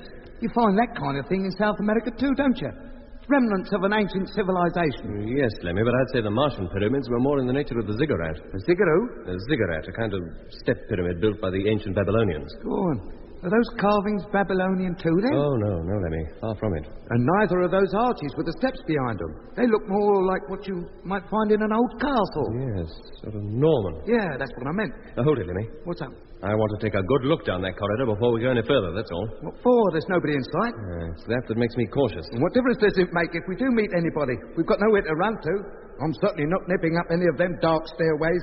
I'm going nowhere where I can't see to put me feet. Come on, we'll walk slowly and keep close together. Wait a minute. Listen. What do you hear? Somebody's singing. What? You must hear it. It's as plain as... Blimey. I can hear that. That's the same noise Doc and me heard upstairs before that transparent hatch opened. What on earth is it? That noise has stopped, but the singing hasn't. I don't hear any singing, Lemmy. Well, I do. There. Now it stopped. Where did it seem to come from? I don't know. From all round. Like that noise just now. I couldn't pin it down to any particular direction. But you don't hear it anymore? No, mate. You must have been imagining it. I don't think so, Jet. Or perhaps it's connected with that other noise in some way and you thought it sounded like singing. That's what it did sound like, and that's what it was. Well, let's keep going. Down the corridor? Yes, and keep your eyes open. Look out for doors or any kind of opening in the walls. Yeah, both walls seem perfectly smooth from here, as far as I can see. Well, watch out, just the same. Yes.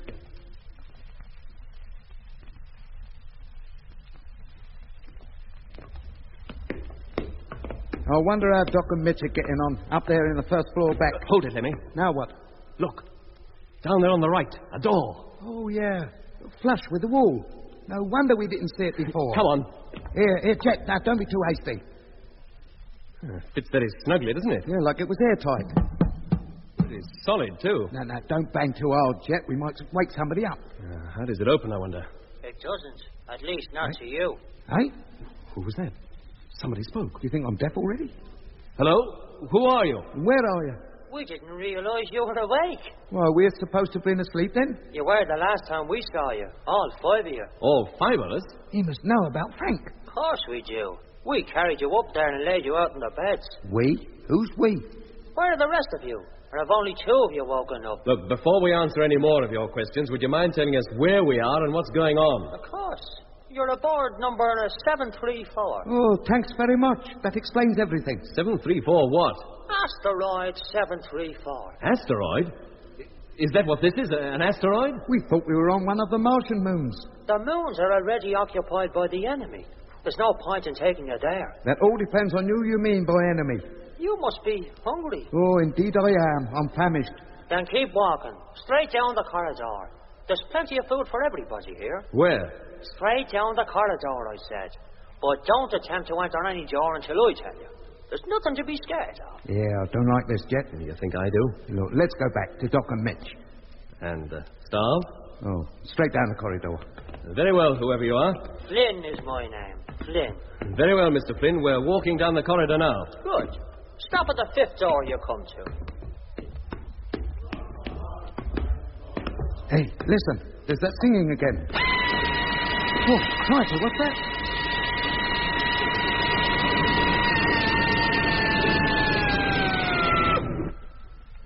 You've a most peculiar taste in music, Lemmy. I can't help it. It's the gypsy in me. Door number 5, he said, didn't he? Yes. Well, this is it. Hello? Hello? Hey, Paddy, we're talking to you. Can you hear us? How did you know my name is Paddy? Well, it's a common Irish name, isn't it? And how did you know I was Irish? I heard you sharpening your shillelagh. Look, we've got as far as the 5th door. Then come on in. But how can we? Oh.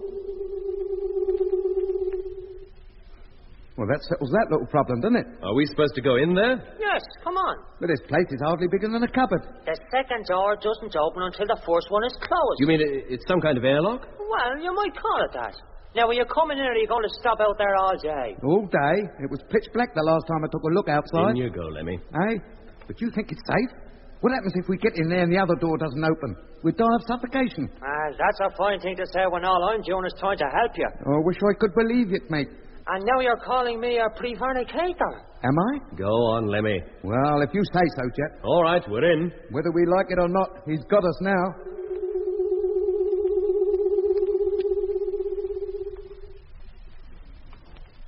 Well, come on. What about this other door, eh? Hello? Hello? Hell. Now, what did I tell you? He has got us. We should never have... Who? Then he was speaking the truth. But who is he? When that door opens, we shall find out.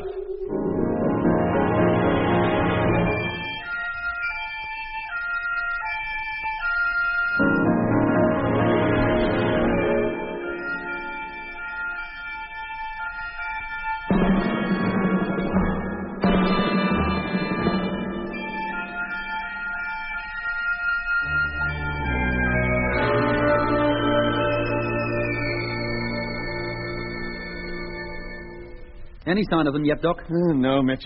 Well, at least the light's still on down there. That's something. I don't see how that helps. Neither do I, really. I'm sorry, Doc. I'm so agitated, but I reckon I'd be more so if that light went out.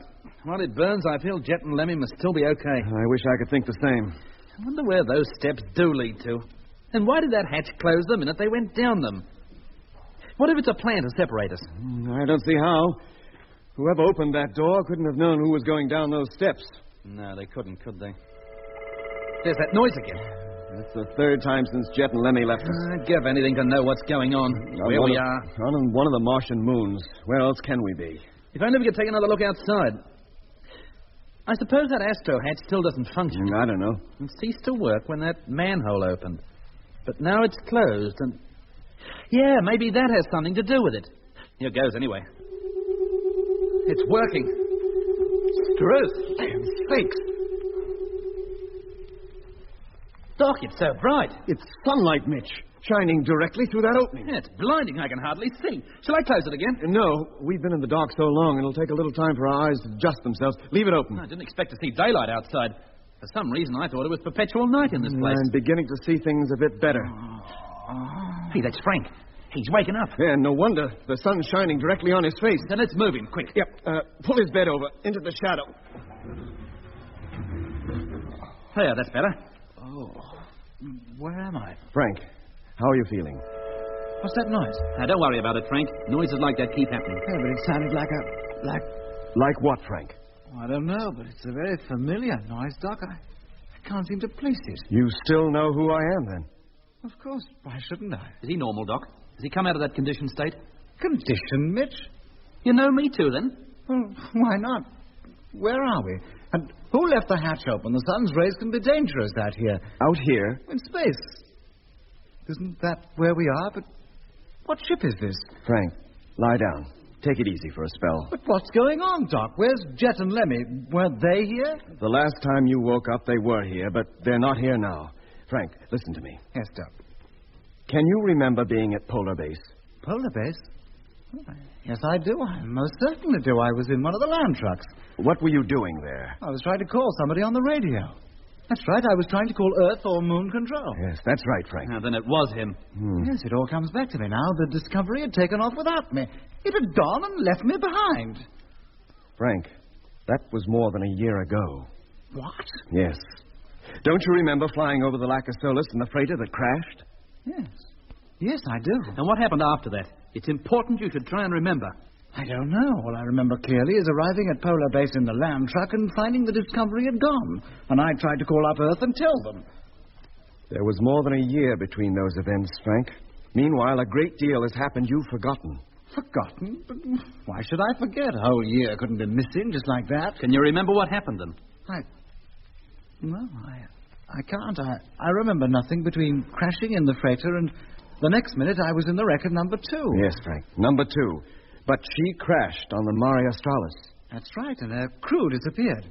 But that was before your lapse of memory. It all comes back to me now. You and Lemmy and Mitch were in that Martian sphere. I flew over the Lac of Solis and saw you, and then... Oh, there's that noise again. I've heard it before. You have? Many times. The wreck, number 2. That has something to do with that noise? No, Mitch, I went back to it alone. But how could you? I did, Doc. I distinctly remember I did, and I tried to get the radio going, tried to call somebody, and then... Oh, that's all I remember about that. The next thing I knew, I was at Polar Base trying to contact Earth. It was imperative that I contact Earth. Well, of course, if you'd been left behind. No, it wasn't because of that, Mitch. I had a message, a most important message. I had to get through. There wasn't much time. We heard your call, Frank. You did? But where from? Never mind that now. What was the message? Well, the fleet. That was it, the fleet. You thought you were in it? You thought you were still in the original fleet during our first trip here? Oh, no, not our fleet, the Martian fleet. That was it. I had to warn Control. What did you have to warn Control about? About the invasion. The invasion? Yes, Doc. I had to tell them that the invasion fleet had left and was already on its way to Earth.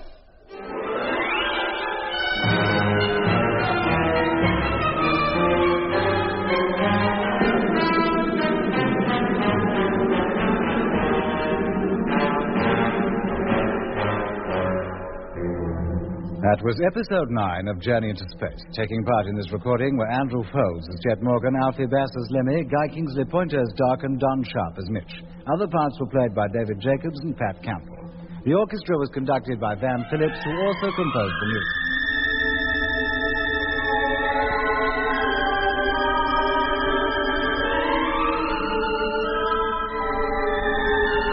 Journey into Space was written and produced for the BBC by Charles Chilton.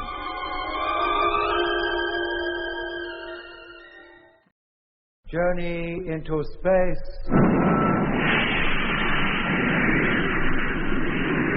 The BBC presents Jet Morgan in The World in Peril.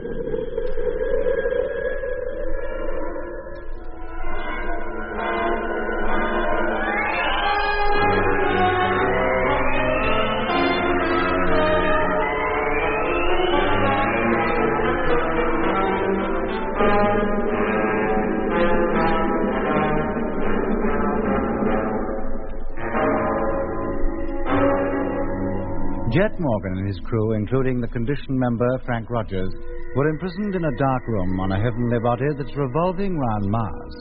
And then a transparent circular hatch set in the middle of the floor opened to reveal a flight of stone steps. Jet and Lemmy went down them to see where they led, but they'd hardly been gone a minute when the hatch closed again, in spite of the combined efforts of Doc and Mitch to prevent it. Under the circumstances, Jet decided to proceed with the investigation. It was intended that contact should be kept by radio, but the lower Jet and Lemmy descended, the weaker the signals became, until finally contact was lost entirely. And then Frank Rogers, who had been put into a hypnotic sleep by Doc, woke up, and to Doc and Mitch's relief, appeared to be perfectly normal, except that he found it difficult to recall events of the past year, which, of course, he had spent on the Red Planet. There's that noise again. I've heard it before. You have? Many times. The wreck, number 2. That has something to do with that noise? No, Mitch. I went back to it. The wreck. Alone. But how could you? I did, Doc. I distinctly remember I did, and I tried to get the radio going, tried to call somebody. And then, well, that's all I remember about that. The next thing I know, I was at Polar Base trying to contact Earth. It was imperative that I contact Earth. Well, of course, if you'd been left behind. No, it wasn't because of that, Mitch. I had a message, a most important message I had to get through. There wasn't much time. We heard your call, Frank. You did, but where from? Never mind that now. What was the message? Oh, the fleet. That was it, the fleet. You thought you were in it? You thought you were still in the original fleet during our first trip here? Oh, no, not our fleet, the Martian fleet. That was it. I had to warn Control. What did you have to warn Control about? About the invasion. The invasion? Yes, Doc, that was it. I had to tell them that the invasion fleet had left and was already on its way to Earth. What? Already on its way? Yes, that's why I had to contact them. You would never have managed it, Frank. Oh, but there was just a hope, Doc, a chance that somebody down on Earth might have heard me. I had to do something. When did you find out that the invasion fleet was leaving? Well, I don't know. All I remember now is that I knew it was leaving and that I had to warn somebody. You have no recollection of anything that happened to you while you were conditioned? Conditioned? Me? Yes, Frank. Since we last saw you, we have been back to Earth and returned to Mars for the second time. Except, so far as we know, we're not on Mars anymore. Oh, now, wait a minute. You're getting me all confused. I'll explain everything later, Frank. Right now, you must tell us all you know about the invasion, the date the fleet left, everything. But I don't know anything more. Frank, what do you remember? I remember landing on Mars, the land trucks, number 2 crashing. That was a year ago. And then I remember being in number 2, trying to contact Earth. How did you come by that information regarding the Martian fleet leaving for Earth? I don't know. I only know it's the one thing that's uppermost in my mind. Okay, Frank. You take it easy now. Lie quietly for an hour or so. Could I have something to eat, Doc? I'm so hungry. I'm afraid we haven't anything. Not even a flask of tea? No, not even that, I'm afraid. Doesn't the ship carry tea anymore? Well, there's lots of it in the Discovery, but we're not in the Discovery, Frank. Where are we, then? I wish I knew. Now, you take it easy. When you've rested a while, I'll come and talk to you again. Yes, Doc. Come on, Mitch. Let's leave him alone for a spell. Sure, Doc. Well, didn't get much out of that, did we? No, but at least he's back to normal, and that's something. Yeah. I suppose this business of not remembering is all part of the plan. What plan? Well, the Martian plan. A condition type up here remembers nothing of being brought up here, or of Earth for that matter, except what the Martians want him to believe. Then, when he's deconditioned, he remembers nothing of being on Mars. Very handy. From what point of view? Well, from the point of view of any of the condition types who are landed on Earth suddenly reverting to normal. I see what you mean. He loses all memory of having been to Mars. Yes, of course. And how would he account for the years he's been away? Well, loss of memory. You read such things in newspapers often. Man missing from home, turns up again a few years later, doesn't know where he's been or what he's been doing meanwhile. Years of his life gone just like that. And all the time, he may have been on Mars. Why not? That's the safeguard. Any spies, fifth column, call them what you will, landed on Earth, will carry out their orders to a T, so long as they remain conditioned. But if the conditioning should leave them, it's no matter. They'd never remember they'd ever been on Mars, so there could never be a danger. Yes, but if they went back, it would be a different story. What chance is there of that? Oh, I doubt very much if any of them ever make a trip twice. There goes that music again. I wonder why we keep hearing it. And I wonder what's happened to Jet and Lemmy. They haven't returned. Hey, Doc! It's Frank. He's sitting up. Coming, Frank. That noise. Oh, what about it? Well, it's, Well? I've heard it before. So you said, but can you remember where? Yes, I can. It's all rather vague, but Go on. It reminds me of a huge control room. Where? I don't know, but lots of other men were there, dozens of them. We were all seated at control desks, that's right. What were you controlling? I can't remember. Orders were given, and we manipulated the controls accordingly. And something I was handling always produced that kind of noise. Was it a ship, Frank? A sphere, maybe? A sphere? A Martian sphere. Remember the kind you saw on top of the pyramid in the canal out in the Argia Desert? Oh, no, not exactly. I seem to remember a sphere of some kind, though, but a huge one. It needed a whole army of men to run it. We even lived in it. Wow, then it must have been a size. Doc, let me get up. Sure, go ahead. I want to look around. Why? Is this place familiar to you? It was in a place like this that we slept when we weren't on duty. Frank, have a good look round. Maybe the sight of a few more familiar objects will bring a few more things back to you. Yes, they're beginning to come back. That hatch, it leads downstairs, doesn't it? Yes, that's right. Yeah, but it's shut tight. It won't open. Jet and Lemmy went down there just before it closed. We've heard nothing from them since. And that astrodome up there, does it give you a clear view of what's outside? You're too right, it does. Is it barren out there? Yes, it is. Just like the Earth's moon, only a lot rougher and on a smaller scale? Yes. An asteroid. What? An asteroid, that's what we're on. But what would we be doing on an asteroid? Well, the Martians control them, live in them. Live in them? Oh, that's why you never see a Martian on Mars. They hardly ever set foot on the place. They spend most of their time between here and Jupiter in the asteroidal belt. But how can they possibly live on asteroids? They don't live on them, Mitch. They live in them. You mean under this floor, somewhere at the bottom of those stairs, is a Martian? Almost certainly. And what about the Earthmen aboard? What do they do? They're the crew. Crew? You talk as though this is a ship. It is, Mitch, a great spaceship. The Martians can propel these things through space. Of course. Yes, they can, Mitch. Don't you remember? Jet and Lemmy saw exactly the kind of thing Frank's describing hovering over the Earth. Great spaceship carriers carrying spheres which landed on Earth, dropped a number of personnel, and then returned to the mothership again. Well, I know nothing about that, Doc. Yeah, but you were on one. Or so you think. Yes, but I don't remember ever going anywhere near Earth. No, it's not likely they'd let you know if you did. Did you ever know where you went, Frank? I can't say I did, Doc. I did my turn of duty at the panel and slept in a place rather like this. That's all I remember clearly. Well, you have good look around here. See if you were reminded of anything else. Yes, Doc. Right away. Martians living on asteroids. Do you think there are any on this one? Who knows? How can we even be sure Frank's got his facts straight? Well, I see the line up all right. He knew what the scenery outside looked like without even a glance out of that astro hatch. Yeah, but look, what about Jet and Lemmy? Yes, you don't have to remind me. It must be a couple of hours now since they started down those steps. Have they met any Martians? And if they have, what's become of them? Jet and Lemmy, I mean. I hate to think, Mitch.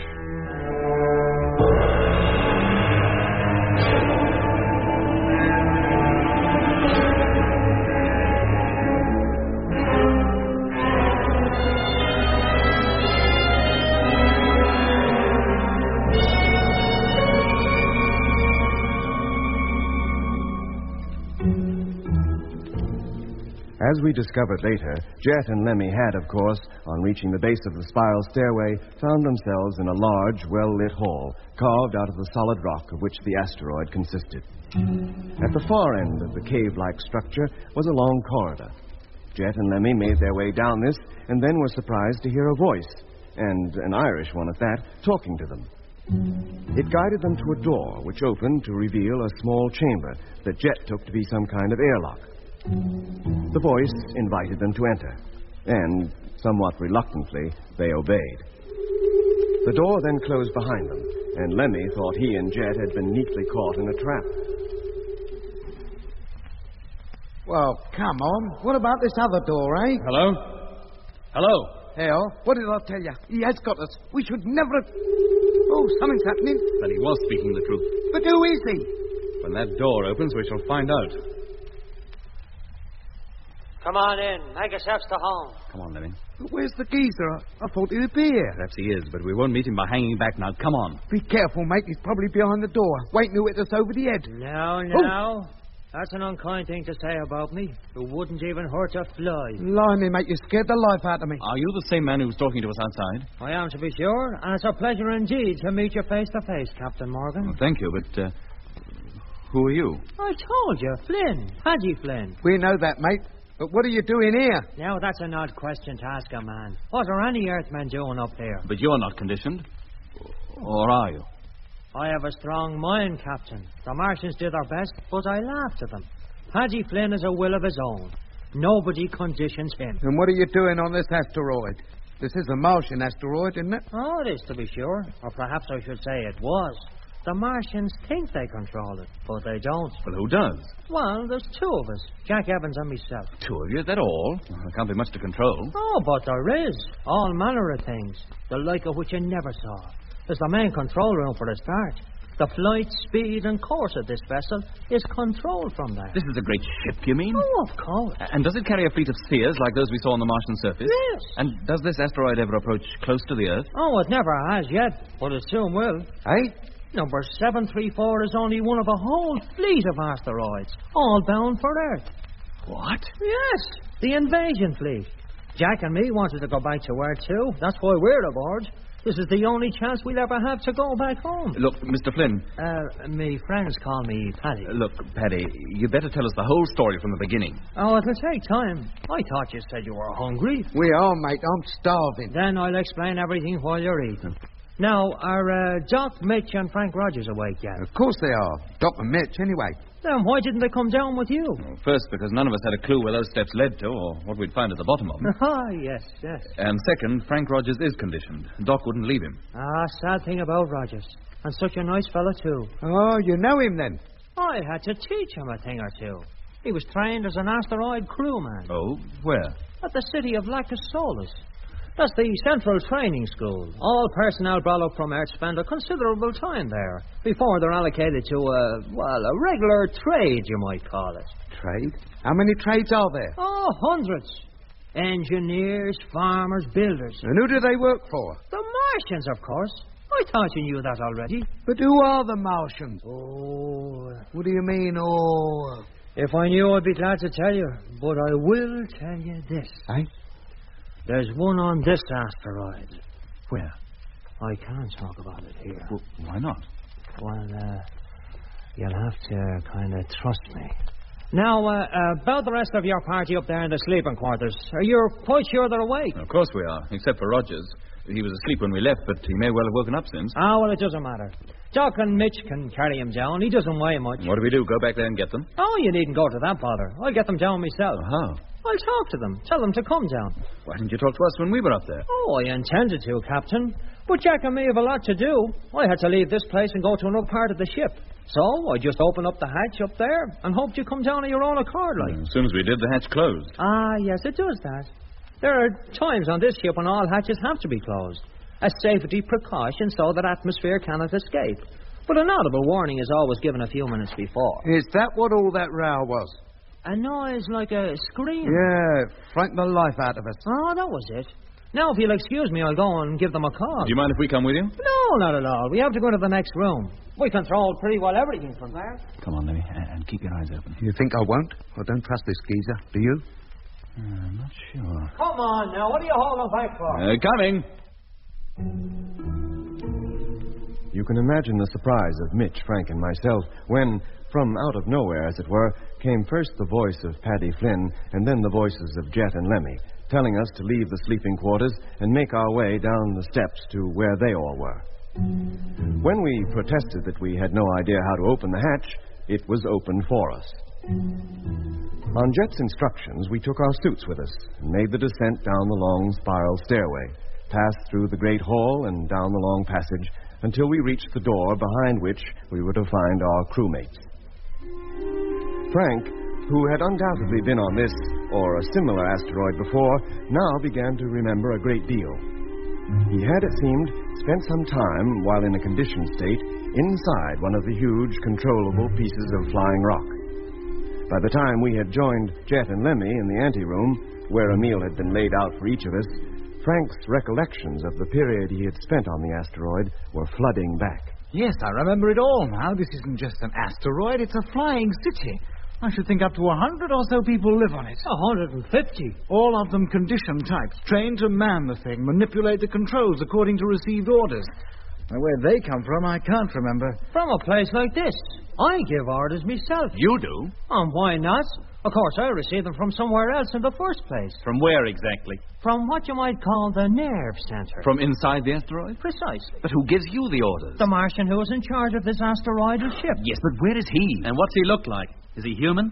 I don't even know whether we should refer to him as he or she. Doesn't his or her voice give you any indication? Well, it's a very high-pitched voice. You might call it feminine. But the things it says and the way it says them are distinctly masculine. He never speaks except to give an order. What makes you think he's on this ship, as you call it? There's one room here which none of us has ever entered. Well, why not?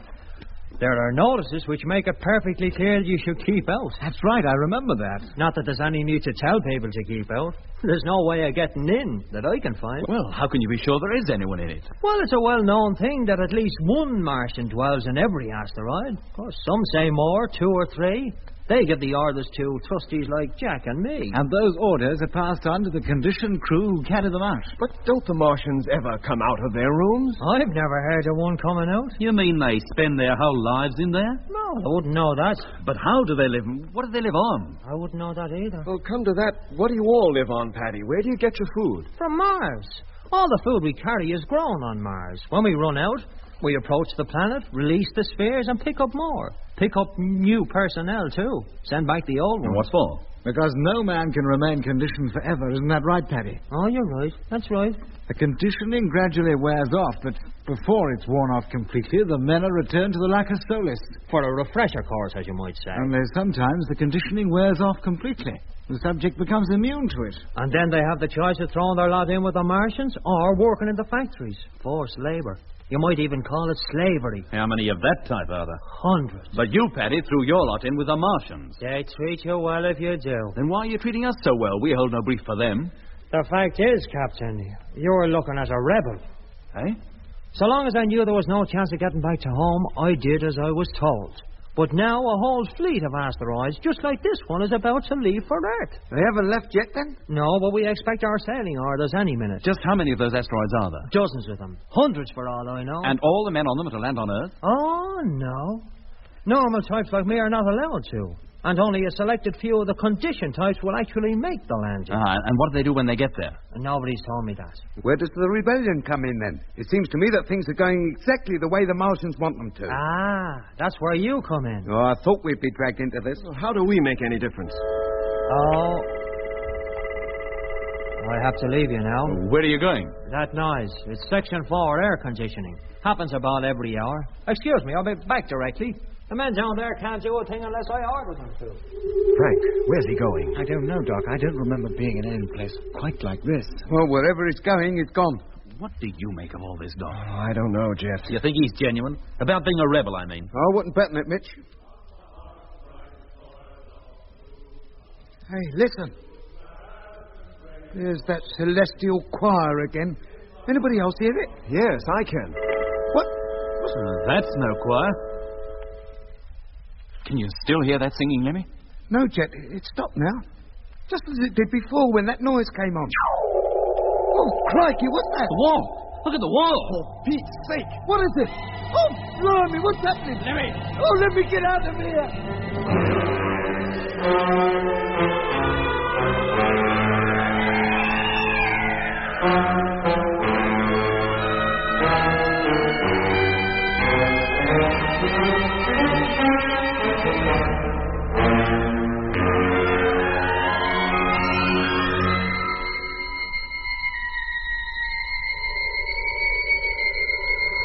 What's happening to the wall? It's fluorescent. It's glowing. There's something behind it. You can see through it. See through it? Nothing. It's dissolving. It's disintegrating before our eyes. Here we are, Mitch. Don't go near it.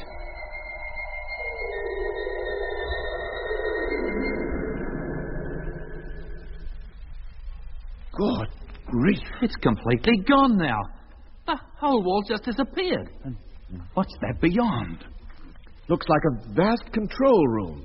And all those blokes in boiler suits sitting at those tables. Who are they? Not so loud, Lenny. Don't attract their attention. What difference does it make? It only needs one of them to look this way and they'll see us. Frank, does this place mean anything to you? Yes, Doc, it does. What is it, Frank? I used to be in a place just like it. I wore a suit just like the ones those fellows are wearing. But what are they doing? Blimey, look. Look. One of them's coming over here. All right, stay where you are. Don't move. Oh.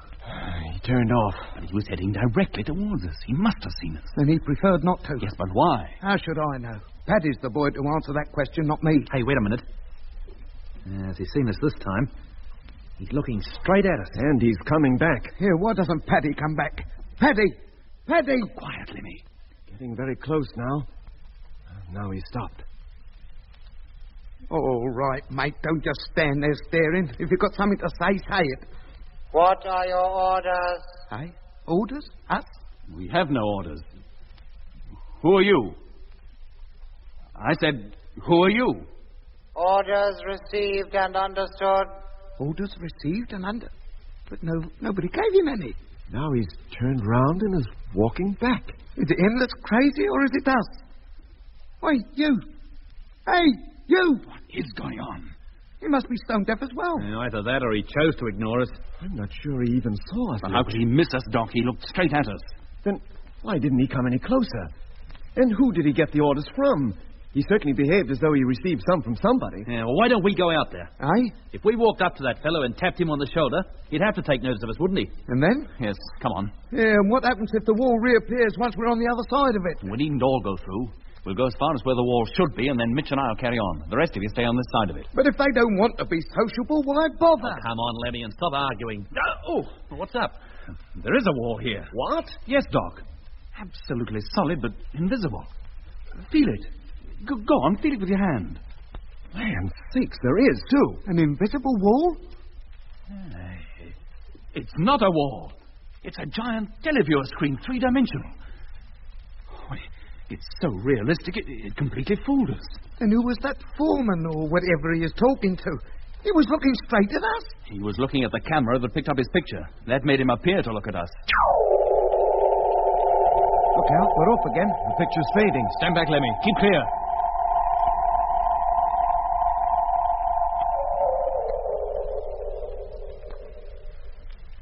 Well, looks just like a normal wall again. The show's over. What? No Mickey Mouse? It's as solid as a rock. What can it be made of? Rock? And how can it show a picture? You'd expect it to be thin glass or something similar. Yeah, when you stand back a bit, you can make out its shape. Yes, it's a little darker than the rest of the wall. I wonder we didn't notice it before. How many other surprises are they going to spring on us? Aye. Why don't I keep my mouth shut? All right, it's only Paddy returning. Oh. Sorry for the interruption, gentlemen, but certain things have to be attended to. You know how it is. I wish we did know how it is. The next time you play any of those Wizards of Oz tricks on us, you might warn us. The Wizard of which? What Lemmy is trying to say, Paddy, is that the moment you left the room, the wall over there disappeared, and a three-dimensional picture took its place. Oh, that. That's quite normal. Just a televiewer, that's all. With a three-dimensional screen the size of a wall? I thought televiewers were common things on Earth, and that you even carried them in your own ship, the Discovery. Well, we do, but the main televiewer is only 3 foot square, and it gives a flat picture. Well, that surprised me, I must say. I understood that during the last few years, great scientific progress had been made down on Earth. That depends on what you mean by few. Well, to put it more precisely, since I left the place. When was that? That's the funny thing. I can never quite remember. Oh? But you must remember something. Oh, I do. Where did you live? In Ireland. Whereabouts? Dublin. You don't seem too sure. If you'd spent as long drifting around the solar system in this asteroid as I have, you wouldn't be sure either. But you must remember something of your life on Earth, Paddy. Oh, yes. When I lie in bed, I remember. Though sometimes I can't be sure if I'm remembering or dreaming. Well, what do you dream? Of green hills. Green is such a wonderful colour, and there's no green on Mars. Is that how you remember Dublin? As green hills? Quiet, Lemmy. He'll be saying he was picking flowers in Piccadilly Circus next. Paddy, can you recall anything else? The railroad. Which railroad? The one I was helping to build, of course. There was hundreds of us. Where were you building this railroad? That I can't remember. But we lived in a special train. As the track got longer, the train moved up. We always lived at end of track. I was a grading supervisor. What kind of equipment were you using? Picks and shovels and dynamite. No bulldozers? I was a railroad builder, not a farmer. He's never heard of a bulldozer. And you'd never seen a televiewer before you left Earth. Isn't that right, Paddy? I don't think so. Paddy, this railroad you were building, did it run through good, green country of the kind you dream about? Oh, no. Well, was it barren, unpopulated? No towns, just rolling, undulating country, virtually without trees? Yes, I think it was. But I can't be sure. It certainly wasn't green. And the machines that pulled the trains, what did you call those? The locomotives, you mean? Driven by steam? Of course, how else? Tell me, Paddy, would you know what a diesel engine was? No. I never heard of one of them. Ever heard of a helicopter? No. Atomic power? That's a new one on me. You ever heard of Marconi? No. Einstein? No. Abraham Lincoln. Oh, yes. Now, that's a familiar name. Abraham Lincoln. Was he an Irishman? Oh, he was an American. Were you ever in America? Well, were you? Yeah. What's the matter with him? He's gone all gooey-eyed. America. When you were working on this railroad. Oh, that's it. That's what? That noise. I'm wanted. Must answer at once. Well, where are you going? I'll be back soon. Stay here. Don't leave this room. If he makes any more walls disappear, I'll do him. Well, what do you make of him, Doc? Do you think he really remembers anything about Earth? Yes, he does. But he's talking of a time so long ago, it's a wonder he remembers anything at all. How do you mean? I believe he was working on a railroad, but in the States. Well, why? Because of the terms he used. Locomotives, end of track. But who ever heard of building a railroad with picks and shovels? In the 19th century, that's exactly what they did, Jet. They practically used their bare hands. So all his memories of Earth date back 100 years or more? Exactly. Oh, blimey. You mean he's been up here all that time? Yes. We'll be meeting Cleopatra next. But he's hoping to go back to Earth. He'll never make it, Mitch. You know what will happen the moment he sets foot on Earth. Yes. He'll revert to his true age.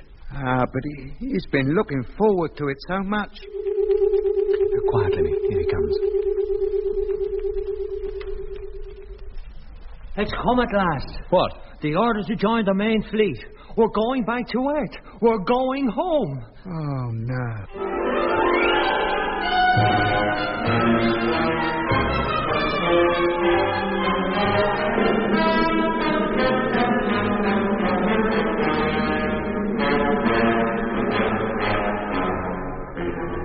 That was episode 10 of Journey into Space. Taking part in this recording were Andrew Foles as Jet Morgan, Alfie Bass as Lemmy, Guy Kingsley Pointer as Doc, and Don Sharp as Mitch. Other parts were played by David Jacobs and Pat Campbell. The orchestra was conducted by Van Phillips, who also wrote the music.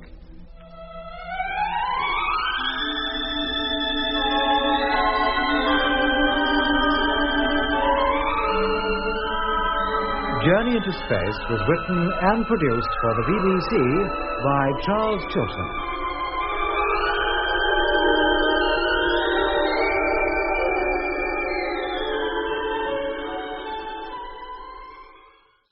Journey into Space.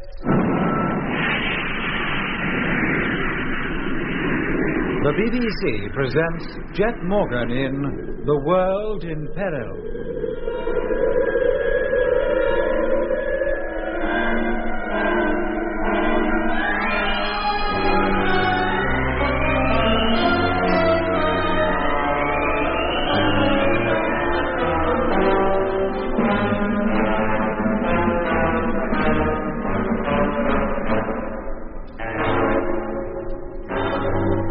Jet Morgan, the crew of the Discovery, and Frank Rogers are on a Martian asteroid where they met Paddy Flynn, a man picked up from Earth many years ago and now in the hands of the Martians. He is, or so he says, in charge of all the conditioned personnel aboard number 734, which is waiting for orders to join the main fleet of asteroids with which the Martians intend to invade the Earth. And then, during a long talk with Paddy, Jet and Doc learned something of his life down on Earth before he was picked up by a Martian sphere. But before Paddy could complete his story, he had to leave them to attend to some business in another part of the great asteroidal ship. What do you make of him, Doc? Do you think he really remembers anything about Earth? Yes, he does. But he's talking of a time so long ago, it's a wonder he remembers anything at all. How do you mean? I believe he was working on a railroad, but in the States. Why? Because of the terms he used. Locomotive, end of track. But who ever heard of building a railroad with picks and shovels? In the 19th century, that's exactly what they did, Jet. They practically used their bare hands. So all his memories of Earth date back 100 years or more? Exactly. Oh, blimey. You mean he's been up here all that time? Yes. We'll be meeting Cleopatra next. Yeah, but he's hoping to go back to Earth. He'll never make it, Mitch. You know what will happen the moment he sets foot on Earth. Yes. He'll revert to his true age. But he's looking forward to it so much. Quiet, Lemmy. Here he comes. It's come at last. What? The order to join the main fleet. We're going back to Earth. We're going home. Oh, no. Paddy, have you made the trip before? No, I haven't. But I know one of the men on an asteroid that has. Oh, which? Number 53. It made the trip 3 times. What for? To pick up new personnel, or at least to go close enough to the Earth to allow the spheres to go down. It's him that tells me what's going on down there. Did your friend ever actually land on the home planet? No, he didn't. The men who land on Earth are highly conditioned. If they weren't, there'd be no guarantee they'd ever come back. Well, how do you propose to make a landing? I have it all worked out. You see, I receive orders from the Martians and pass them on to the asteroid crew. Well, all I have to do is carry out orders until we reach Earth, or as near to Earth as the asteroids ever go. And then? Then the time will come to transfer the selected crews to the spheres, the ones that will actually land on Earth. But the crew of one of them will not be selected personnel at all, but us. You and me and Jack Evans, of course. And you expect to get away with it? Without the Martians suspecting anything? Why not? If they were suspicious, do you think they'd let me run this ship? Oh, what a surprise for the folks back home when I turn up. After all these years. Oh, there it goes again. It's going to be like this all the time now. I'm not going to have a moment's peace. Now where's he off to? Doc, before he gets back... Well? What do you think now? I still think he's been up here for years and years, and that he's been conditioned most of that time. Even if that's true, he certainly doesn't seem to be conditioned now. No. Maybe at last he's grown immune to it, just like that flying doctor. They've trained him to run this asteroid, and only the time he's spent on it is clear in his mind. His condition period is a complete blank, and the time before that, at the time he spent on Earth, is just a vague memory. I should think so in all, after 100 years. He thinks it's no more than 4 or 5. And that's why he believes he can go back to Earth.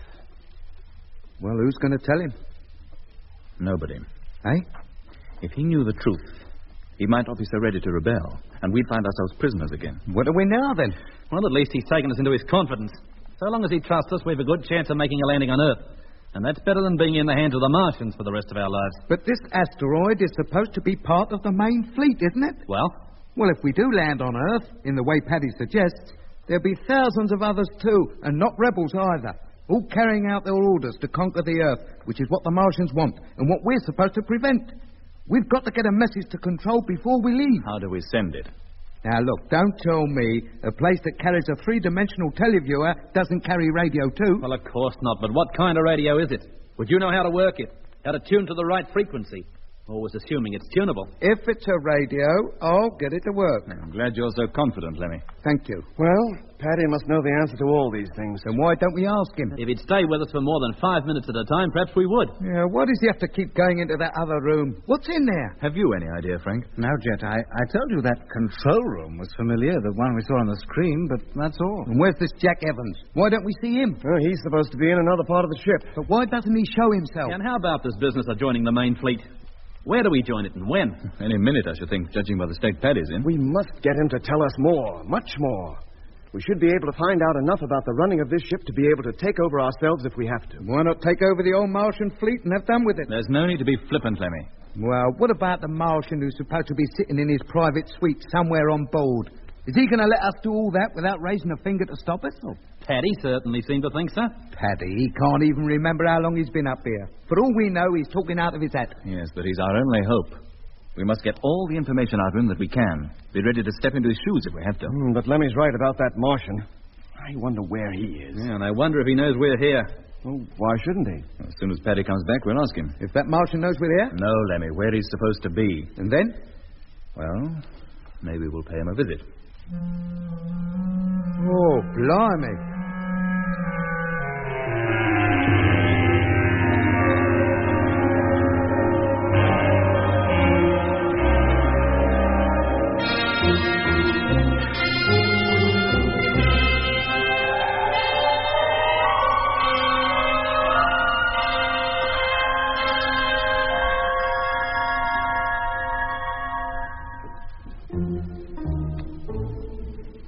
Paddy didn't come back. Where he had gone or why, we had no idea. Yet, in spite of his odd behavior, I felt somehow that we could trust this strange Irishman. The more I thought of it, the more certain I became that, although he was, mercifully, quite unaware of it, he had been away from Earth too long ever to be able to return. Perhaps it was this knowledge that made me feel sympathetic towards him. Or perhaps I was merely grateful for his apparent normality in the midst of these new and alarming circumstances. The past few hours had been so full of incident that we had had little opportunity to take stock of our situation. But now we had plenty of time, and I found myself thinking how sudden and, for all we knew, final had been our transition from the Discovery to the huge mass of asteroidal rock on which we now found ourselves. Would we ever get back to Mars? Or would the Discovery remain for all time empty of human life? An ironic monument to all we hoped to achieve when we set out on our second trip to the Red Planet. Was Control, even now, still trying to call us? Or was all hope of contact already abandoned? We were completely cut off from home. Helpless intruders on an alien world. A world, for all we knew, Peopled by beings who, although our destiny lay in their hands, we might never even see. Well, how much longer is Paddy going to be? He seems to have been gone for hours. The other times he left us, he wasn't gone more than a few minutes. Can't we call him in some way?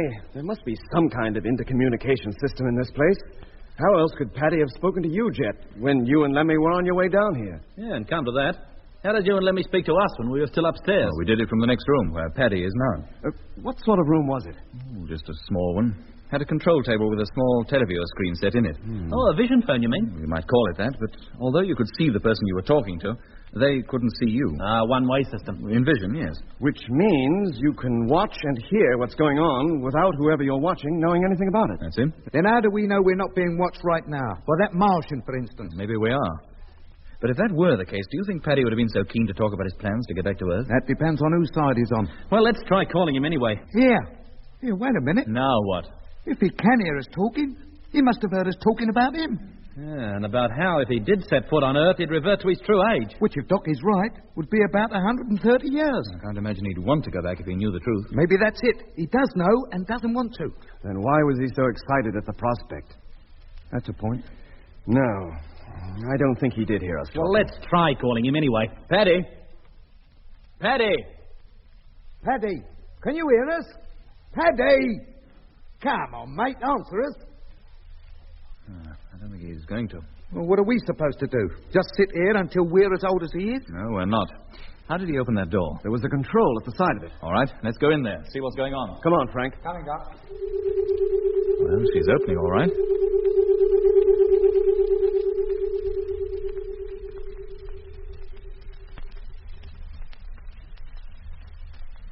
The place is empty. There's not a sign of him. Oh, I thought there was something fishy going on. Yeah, but there's nowhere in here that he can hide.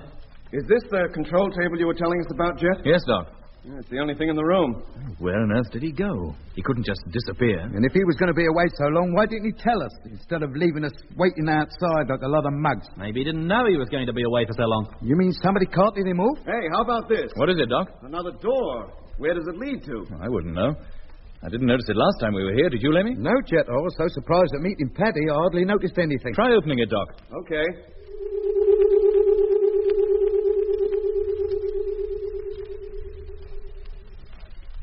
So? Try again, Doc.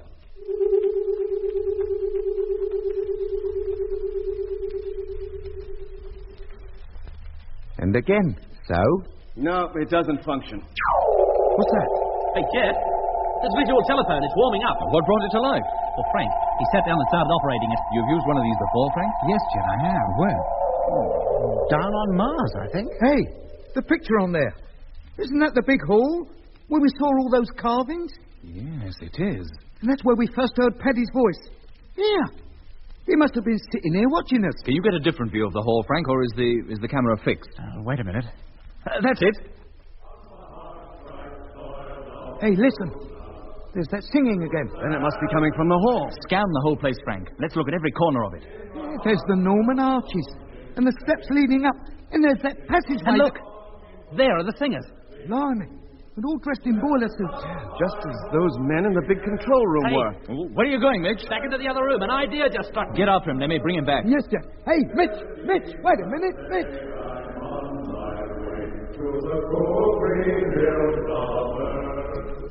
From the heart bright soil of Luna to sad and rainbow ring, in the heart of lonely spacemen is a longing voice that sings. Let the cup I hold be empty, and let there be no mirth, till it be the day I'm on my way to the cool green hills of earth. Yeah, just as I thought, Lemmy. The picture on that panel in there is the same as the one on the wall out here. Yeah, it's like we were down in that hall ourselves. It's so realistic, isn't it? Yeah, where are those fellas marching to? Or from, for that matter? From that passage. The same one we came down to get here. The one outside. They must have passed right by our door a few minutes ago. Yeah, well, they've certainly passed out of range of the camera now. Come on, let's get back to the others. Blimey. Yeah, that's the signal for all doors to be closed. Then what are we waiting here for? Let's get back to Jet quick before we get shut off. Lemmy, where are you? Coming, Jet. Come on, hurry, Lemmy. The door's closing. I'm right with you, Mitch boy. No, wait. You'll never make it. Hold it, Lemmy. If you get caught in that door, you'll be crushed to pulp. Oh, it's shut. And us on the wrong side of it.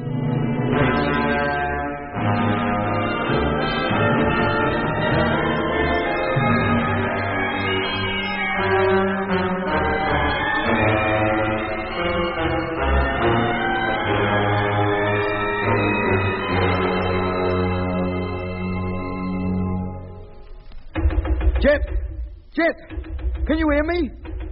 No, of course he can't, Lemmy.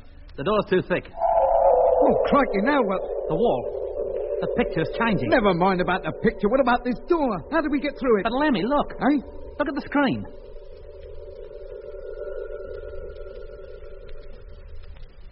Hey, it's turned into a mirror.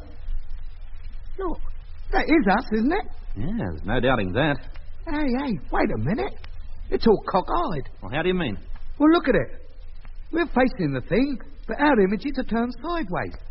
Then when we turn sideways, the images in the mirror face outwards. Yeah, of course they do. That's no mirror, Lemmy. It's a televised picture of us. And the camera must be on that wall. I don't see no camera. Oh, we didn't see any screen until the picture appeared. Hello, Mitch. Lemmy. It's Jet. Yes, mate. Can you hear us? Yes, and we can see you, too. I think this panel would show us any part of this asteroid we wanted. Well, how did you get us? Well, Frank manipulated a few controls, and there you were. He knows how to work that thing, then? Yeah, but he doesn't know what picture's likely to turn up next. The fact that we picked you up first go was pure luck. The door's shut tight, Jet. What do we do? This must be one of those safety measures that Paddy told us about when all doors have to close for a while. I don't think we need worry. You'll probably be able to open it again in a few minutes. Well, let's hope so. Why did you go rushing back in there, Mitch? Well, I suspected that the panel you're operating must have something to do with the picture on the wall in here. And does it? Yeah, Jet.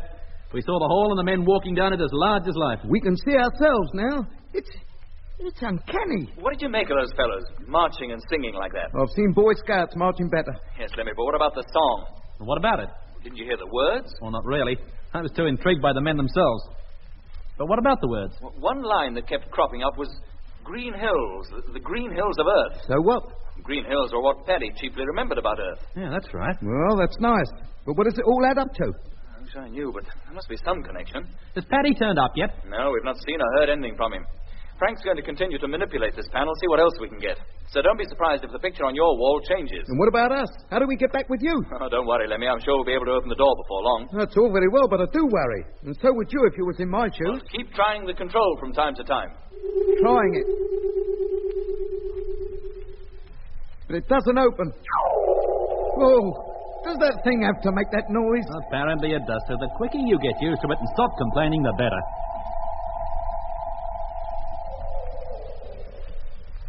Well, what's that a picture of? It looks like the surface of the asteroid. Yeah, it must be. Look, over there. There's one of the domes. Sleeping quarters, I suppose, like the one we were in. It must be night outside again. Oh, it's just like we were really out there, isn't it? Look at the stars. Hey, yeah. Yeah, look at them. What about them? Well, they're dipping below the horizon. So that's unusual. Well, at that rate it is. This asteroid must be rotating. Eh? Yeah, Lemmy. What for? Well, there's only one reason I can think of. Well? We must be moving. We must already be on our way to join the main Martian fleet. Oh, no!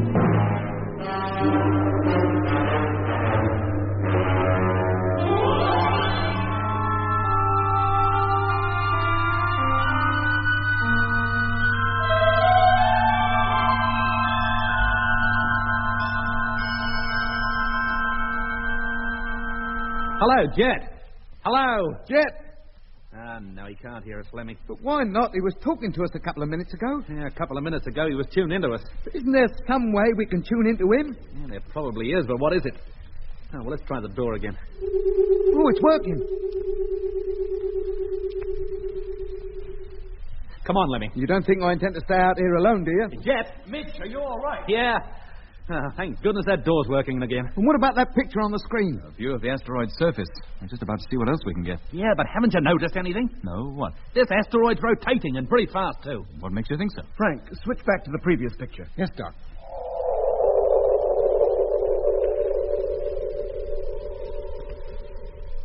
There. Now, take a close look at it this time. Watch the stars near the horizon. Man sakes, I think we are rotating. And judging from the direction in which the stars are traveling, the camera that picks up that picture must be situated somewhere near this asteroid's equator. Is it possible to rotate that camera, Frank, as you did the one in the hall? Well, I should think so. Try it, Doc. Which is the control? Same one as before. No, that's it. Turn it full circle, Doc. Uh-huh. The view in the other room's much better. But there doesn't seem to be any way to control the picture from there. Everything seems to be done from this panel. Oh, that's a fat lot of use, isn't it? What do? Keep rushing from one room to another all the time? Well, I think under normal conditions, there'd be an operator here permanently to produce pictures for the big screen next door on order. This little screen here is merely a monitor. Hey, look, just coming into picture now. Mars! Doc, come with me. Where are we going? Into the next room. Keep that picture on the screen, Frank, and keep the camera rotating. Yes, Jet. Lemmy, you stand at the door. Yeah? If I want to give Frank any further instructions, I'll call you and you pass them on. Right. Certainly is. Mars never moved across the sky so rapidly when we observed it from that astro hatch upstairs. I thought it strange that there was no sunlight. Well, there will be soon, I bet. Are we just rotating, or do you think, as Mitch does, that we're on the move already? I wouldn't like to say. And it would take us some hours to find out just by sitting here gazing at that picture. Well, we've got to find out, Doc. Paddy would know. Yes, but where is he? What's happened to him? And what if he never turns up again? But why shouldn't he? Well, why should he have disappeared? He said he'd be only a few minutes. Maybe he had to go somewhere else, unexpectedly. He probably went through that other door. Well, he wouldn't open. Hey, wait. To enter this place, we had to go through 2 doors. That's right. And one wouldn't open unless the other was shut, just as in the airlock of the Discovery. It must be the same with the second door in there. For all we know, Paddy is on the other side of it and can't get back because that door we just came through is open all the time. Very well, we'll go back in there and give it a try.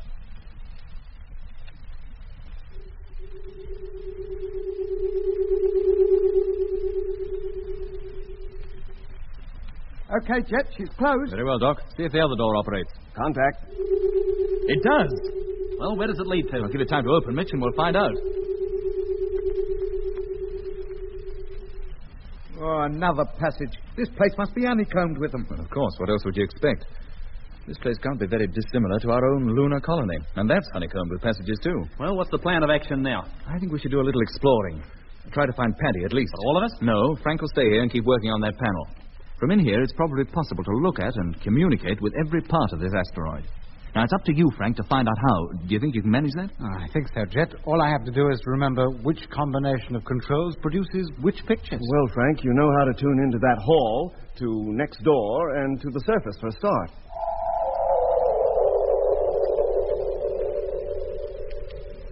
Hello, what's that? It's the control room, the big one. First picture we saw. Yeah, and there's that foreman, the one who asked for orders. He's walking towards the camera. There must be some means or other which tells him when his section is being watched. There he is. What are your orders? You can hear me clearly and distinctly? I can hear you. Well, there are no orders at present. Just carry on. Well, what's he standing there for? Oh, he's going. You know, for a minute I thought we was going to witness a little insubordination. Turn it off, Frank. Well, shouldn't we ask him a question or two? Frank, turn it off. What's the matter, Frank? I don't know. I just get a very uneasy feeling every time I see that place. What was the idea of turning the picture off anyway? Because that fellow on it seemed surprised. At not receiving any orders? No, at hearing a strange voice. He expected Paddy to talk to him, you mean? Of course. But what could I do? He was filling the screen and demanding his orders, almost before I had time to think what to say. Well, we can't worry about it now. Well, while we're gone, Frank, do your utmost to follow us on that screen. I'll do my best. Mitch will stay here with you. Sure, Jeff. Doc, Lemmy and I will go down that corridor and see what we can find. Now, as soon as we've gone, close the door behind us. What for? So that if Paddy comes back by way of the next room, he can get into here. All right. Come on, Doc. And you, Lemmy. Yes, Jeff. Now, once we're outside, Mitch, we'll bang on the door. If you can hear us, give a reply. What's that for? So that when we return, Mitch will know when to let us in. And if I don't hear you knocking? Then leave the door open. Paddy can find his own way home. Come on, Lemmy. Coming. All right, Mitch. Close it.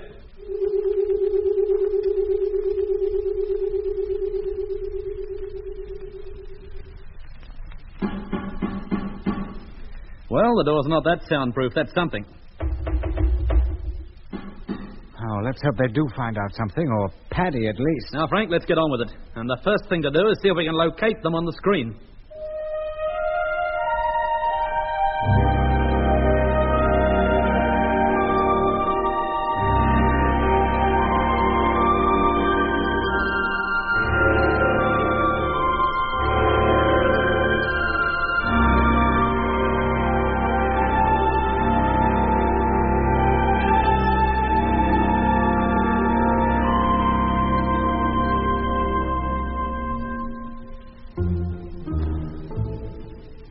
corridor down which Jet, Lemmy, and I walked seemed endless. Fortunately, it was well lit, which led us to think it must have been in fairly constant use, for the steps leading up out of the great hall to the asteroid's surface were left in darkness, except, or so we assumed, when the men who formed the crew of this great ship climbed them to reach their sleeping quarters. Occasionally, we passed openings in the wall of the corridor and could see the same kind of narrow, spiral stairways that were to be found in the great hall. But as these, too, were in darkness, we made no attempt to descend them. We must have walked for an hour or more, during which time we saw no sign of any living thing, human or otherwise, nor heard any sound, save that of our own voices and footsteps. Oh, I don't think we're ever coming to the end of this place. We'll probably find we'll walk for a week and then end up where we started. It must lead somewhere. Paddy must have come this way. Not so far as this, necessarily. For all we know, he went down the first spiral staircase we saw. In the dark? He'd know how to put the light on. Hey, wait a minute. What is it? Look. The end is in sight. There's a blank wall way on ahead. You mean we've come all this way to find ourselves in a blind alley? Well, I'll answer that question when we get there. Come on.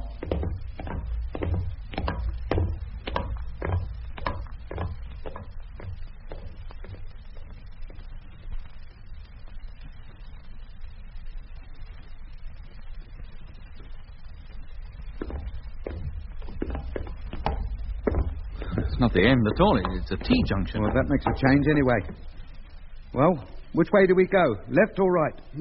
It looks much the same either way. Except that both corridors follow a circular course. In which case, it wouldn't matter which way we went. We'd arrive back here eventually. I wonder why they're built that way. What the circle encloses. Come on. Let's see where the left fork leads. Hey, Jet. Jet. Well, that's Mitch's voice. Hello, Mitch. Can you hear us? Not only can we hear you, we can see you. Well, how on earth did you manage that? We've been tuning into all manner of things. Frank's really got the hang of this control panel now. It's just a case of reviving what I already knew, Jet. The more I use it, the more I remember about it. What else have you seen? Well, there are 5 cameras up on the surface. 3 of them on the equator and 1 at each pole. There's no part of the heavens we can't bring into view. We can tune into any one of them at any time. Are we still rotating, Mitch? Yeah, we are. Anything else? Well, there are 3 other great halls besides the one we passed through. And we've been able to locate the sleeping quarters that each of them connects with. They're all up on the surface, too. And we've now discovered how to look in on that control room without attracting the attention of the condition type in charge. That's right. He'll only come running over to the camera if the sound system is switched in. But if you cut it out, you can watch him with impunity. And neither he nor any of the men with him seem to realize it. That's a great comfort. I wonder who's watching us without our realizing it. And there are at least 3 other rooms of a similar kind, all with condition types working in them. Well, any idea what they're working at? No, Doc. But 2 of the rooms are circular. Eh? But this corridor... And we passed through miles of corridors, via the televiewer, of course, before we finally caught up with you. Well, now that you're here, why don't you stay for a while? Have you any idea of our exact position, Mitch? The way we've come is twisted and turned so much we've lost all sense of direction. No, I'm afraid not, Doc. You wouldn't know if we're near any one of those control rooms or anything. No. Has Frank any idea? No, Jet, I'm afraid I haven't. Well, how about Paddy? Any sign of him? No, I looked next door a couple of times, but he hasn't turned up yet. Well, keep us in your picture if you can, and your sound system on. Too right, I will. We began to think we'd never find you. Well, meanwhile, we'll keep going. We must come to something soon. Okay. I'll be keeping an eye on you. Come on, Doc, Lemmy. Right. Here we go again, round the bend.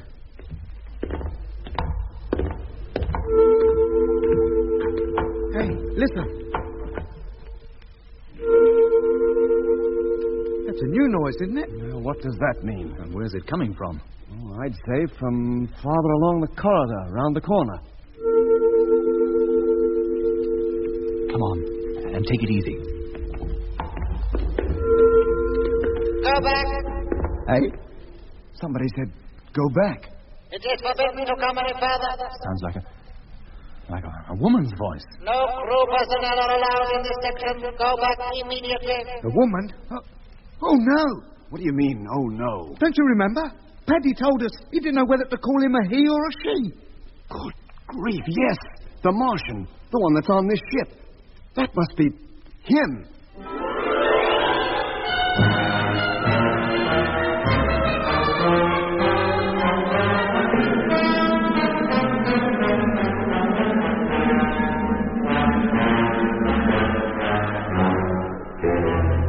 That was episode 11 of Journey into Space. Taking part in this recording were Andrew Foles as Jet Morgan, Alfie Bass as Lemmy, Guy Kingsley Pointer as Doc, and Don Sharp as Mitch. Other parts were played by David Jacobs and Pat Campbell. The orchestra was conducted by Van Phillips, who also composed the music.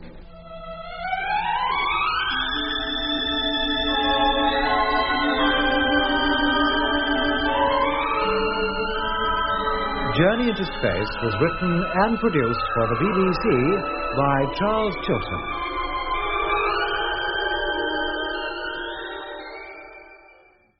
Journey into Space.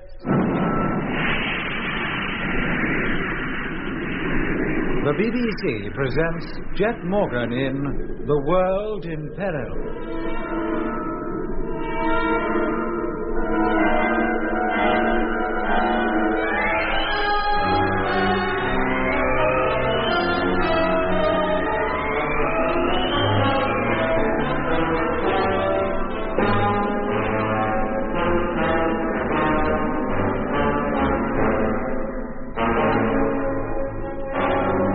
Jet and the crew of the Discovery are aboard the Martian asteroid 734. Paddy Flynn, who so Jet gathered, had been a prisoner of the Martians for 100 years, mysteriously disappeared after telling Jet that he intended to lead a rebellion against the Martians. Fearing that some harm might have befallen Paddy, Jet decided to search the corridors of the asteroid for him. So, with Doc and Lemmy, he set out. They wandered through miles of passageways without seeing anybody, and then heard the voice of Mitch telling them that with the aid of the vision phone, he could not only speak to Jet and his companions, but could now see them too. Telling Mitch to keep tuned in to the search party, Jet, Doc and Lemmy continued their walk along the winding corridors. Hey, listen. That's a new noise, isn't it? Now, what does that mean? Where's it coming from? Well, I'd say from further along the corridor, around the corner. Come on, and take it easy. Go back. Hey? Somebody said, go back. It is forbidden to come any further. Sounds like a woman's voice. No crew personnel are allowed in this section. Go back immediately. A woman? Oh, no. What do you mean, oh, no? Don't you remember? Paddy told us he didn't know whether to call him a he or a she. Good grief, yes. The Martian. The one that's on this ship. That must be him. Go back. That's all very well, mate, but where do we go back to? No crew personnel are allowed in this section. Go back immediately. You said that before. It is forbidden to come any further. He said that before, too. Monotonous, isn't it? Hello, can you hear me? Go back. Hello, who are you? It is forbidden to come any further. I think the idea is that we should turn back. Well, I'm not turning back. Hey? There's nothing in sight. I don't see anybody. Why should we turn back? Hello, Mitch. Mitch, can you hear us? No crew personnel are allowed in this section. Hello, Doc. Go back immediately. Mitch, do you hear that voice? Yes, of course, Doc. And you can see us? Yeah, Jet, sure we can. Can that vision phone go on ahead of us? Well, I should think so. We've been following you easily enough for the last 10 minutes. How far ahead are you? About 30 yards. Then keep that distance. We'll move on. If you see anything that might mean danger, let us know before we reach it. No crew personnel are allowed in this section. Go back immediately. Come on, Doc. And you, Lemmy. Now, wait a minute. Come on and don't argue. Hello, Mitch. Hello, Jet. It's still clear ahead. Not that we can see very far with the corridor curving round the way it does. That's strange. What was all the fuss about then? Goodness knows. But it must have meant something. Well, we haven't heard that voice for some minutes now. He must be getting ready to do us, that's why. Attention. Oh, blimey. Hold it. You have ignored the order not to proceed. Well, what are you going to do about it? Personnel proceeding beyond this point do so at their own peril. A cheerful character, isn't he? Hello, can you hear me? Go back. I asked if you could hear me. Go back. The least you can do, mate, is answer a civil question. Go back. He wants us to go back. Hello, Mitch. Hearing you. You're still ahead of us. Yeah, Jet. You have ignored the order not to proceed. Why does he keep saying the same old thing? And it's still clear, Mitch. Yeah, Jet. Just the corridor following the same curve. You must have gone nearly halfway around the circle by now. Personnel proceeding beyond this point do so at their own peril. All right. You said that before. There's no sign of anybody, Mitch? No, Jet. Go back. Oh, shut up. No doors or openings in the walls or anything like that? Well, not that I can see. Then we'll keep going. We would. Go back. You think you should, Jet? Why not? Why not? Well, that Martian or whatever he has given all those warnings. He's been doing that for 10 minutes or more. Nothing's happened to us yet. Go back. If he'd answer just one of my questions, maybe he would take notice of what he's saying. I'm not so sure he's even hearing you. But why not, Mitch? You can. And what an odd voice he's got. Voice? He sounds like a whole perishing choir. You have ignored the warning not to proceed. Why does he keep saying the same old thing? Maybe that's the only English he knows. Well, it sounds to me as though he just keeps repeating the same orders at regular intervals. We go on, then? Yes, come on. Go back. And what if we refuse? He still isn't answering. Go back. Or is he? Still clear, Midge? Yeah, Jet. Go back. Ah, go and eat Coke.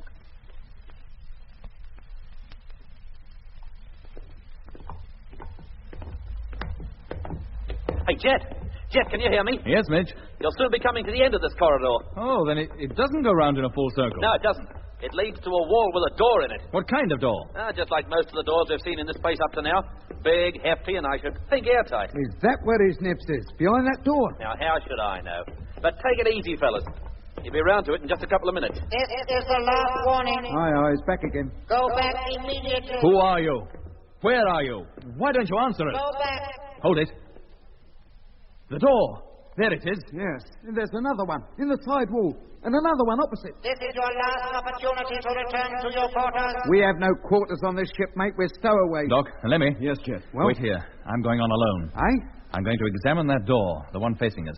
If anything should happen, it's best that it happens to only one of us. Oh, watch it, Jet. You think I won't, Mitch? I've already had a close look at that door on the screen up here. Well, do you see how to open it? No, there's no control of any kind that I can detect. If you did, you couldn't operate it from up there. I'm going up to that door now. I don't intend to touch it or anything near it until I've looked it over thoroughly. Very well, if you must. Here I go.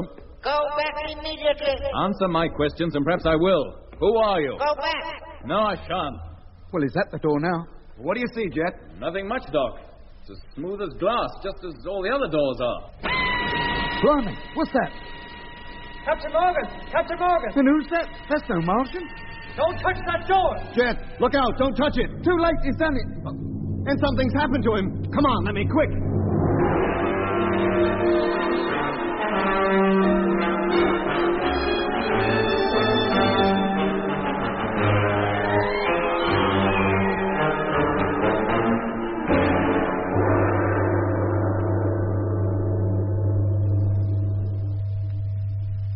Hello, Doc. Can you hear me? Hello?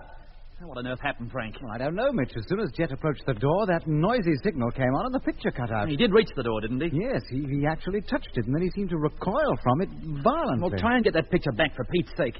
We must find out what happened. Well, I'm doing my best, but this thing doesn't seem to respond. Oh, wait a minute. Here's something. Oh, thank goodness for that.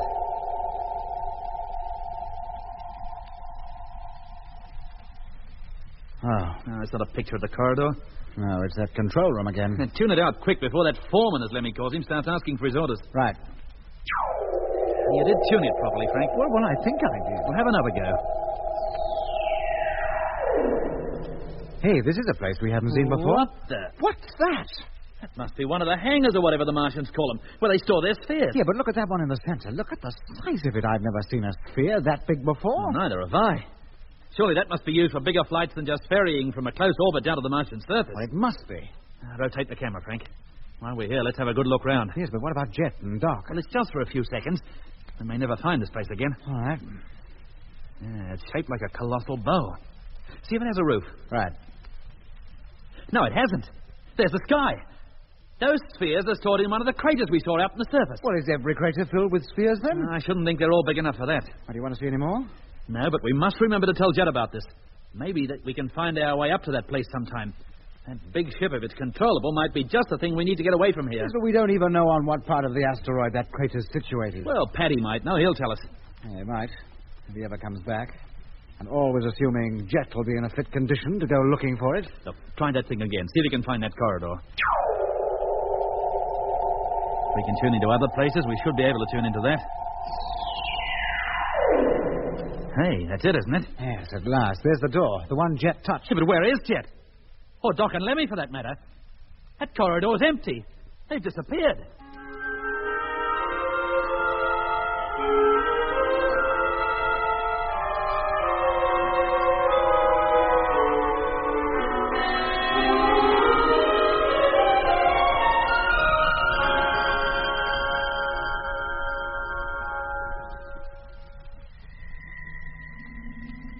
Mitch needn't have worried.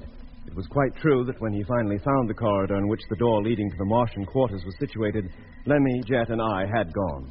But we had not been spirited away nor overcome by any strange creature that had emerged from the room. The moment Jet collapsed, Lemmy and I, of course, ran to his aid. He lay unconscious on the floor, and nothing I could do would rouse him. Jet! He must have received some kind of shock when he touched that door. What, an electric shock, you mean? Yeah, something like that. Now what? Oh, look out, Doc. That door, it's opening. What? Not that one, the one behind you. Paddy! I told him not to touch that door. You were a bit late with your advice, mate. Well, pick him up and follow me. Where to, Paddy? Through here. We'll take him down to sick quarters. Right. Sure thing. Pick him up, Lemmy, and don't touch that door. It wouldn't matter now, anyway. What do you mean it wouldn't matter? Well, touch it and see. Not me, mate. You carry out your own experiments. You think I'm telling a lie? Hey? Now do you believe me? Well, but when Jet touched it, it knocked him cold. Didn't you hear Nicholas give you a last warning? Nicholas? Yes, the Martian. Who did you think it was? But what's his last warning got to do with that door being harmless now? Well, it's like this, you see. No asteroidal personnel are supposed to come along here. So old Nick was saying. If they do, they get a warning to turn back. If they keep going, they get another. And then if they haven't gone back by that time, the door comes alive and a warning sounds all over the ship. And I come running up here to get the victim. Victim? Well, I call him that because by the time I get here, he's touched the door and he's lying flat on his back just like Captain Morgan is now. And the door? The shock apparatus switches itself off just as soon as I get here. How many others have touched that door? Only 2. They never do it again, and the next time we touch down on Mars, they're taken off the asteroids and put to work in the factories. Oh, why's that? Because no fully conditioned personnel would dare disobey Nick's orders. They would turn back long before they got to the door. And if they don't? It means their conditioning must be wearing off and they're no longer considered fit for asteroid crew work. Up here, when an order is given, it is obeyed. Paddy. It must be. Paddy. Yes. Have you ever tried going through that door? I've got better sense. If just touching it can lay you out, what must the result of going inside be? You've no idea what's in there, then? Oh, yes. Nicholas.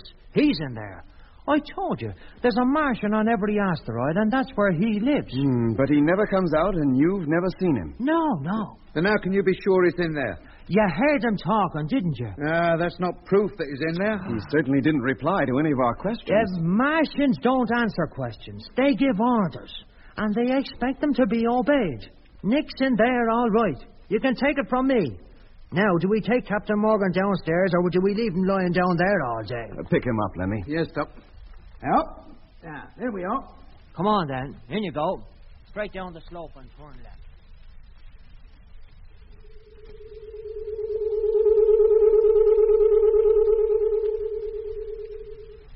That's it. Now bring him in and lay him on one of the beds. Is this the sick quarters? Yes. You don't do much business here, do you? Now, what do we do about Jet, Paddy? Nothing. Nothing? Just let him lie quietly for a while until the effect of the shock wears off. It usually takes about a half hour or so. I see. We just have to be patient, like. Patient is right where you're concerned. Oh, what do you mean by that? Well, what do you think we were doing up there outside that Martian's door anyway? Looking for me. How did you know? Well, I knew that if I didn't return to the televiewer room, you wouldn't just sit and wait. Well, you said you wouldn't be gone for more than 5 minutes. Well, really, I didn't intend to be. Fact is, after I left you, I was called down to the main control room. Well, you might have told us. I hadn't the time. I had some very important things to attend to. Well, what things, Paddy? I had to get the ship underway. What? Yes, it's true. We've been traveling through space for more than 2 hours. Hey? We're on our way to join the main fleet. And when do we meet them? Oh, I don't know. But you can bet your life it won't be long from now. And then? And then when the whole fleet is assembled, we start out for Earth. What? But don't worry about that. I'm sure neither Nicholas nor any other Martian knows of our plan to appropriate a sphere to make a landing on Earth ourselves. It's not that worries us, mate. Oh? No, Paddy. We don't care if we never get back to Earth. Huh? So long as we can prevent that invasion taking place. But you can never stop them now. Nothing can stop them.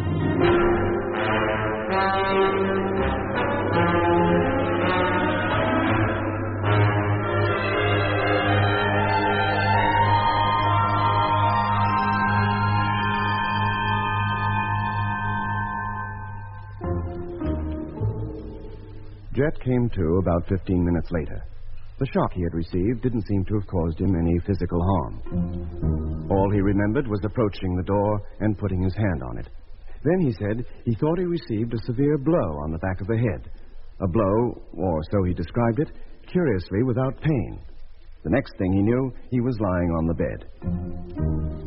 Anyway, Jet soon forgot the door and the way it had treated him when he learned the news that the asteroid was on its way to join the rest of the Martian invasion fleet.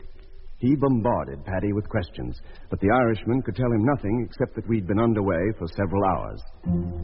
He didn't even know in which direction we were traveling. All he knew with certainty was that as soon as we'd kept our rendezvous with the other asteroids that formed the fleet, we would be on our way to Earth. We soon realized that Paddy really had little idea of anything other than his duties aboard the asteroid.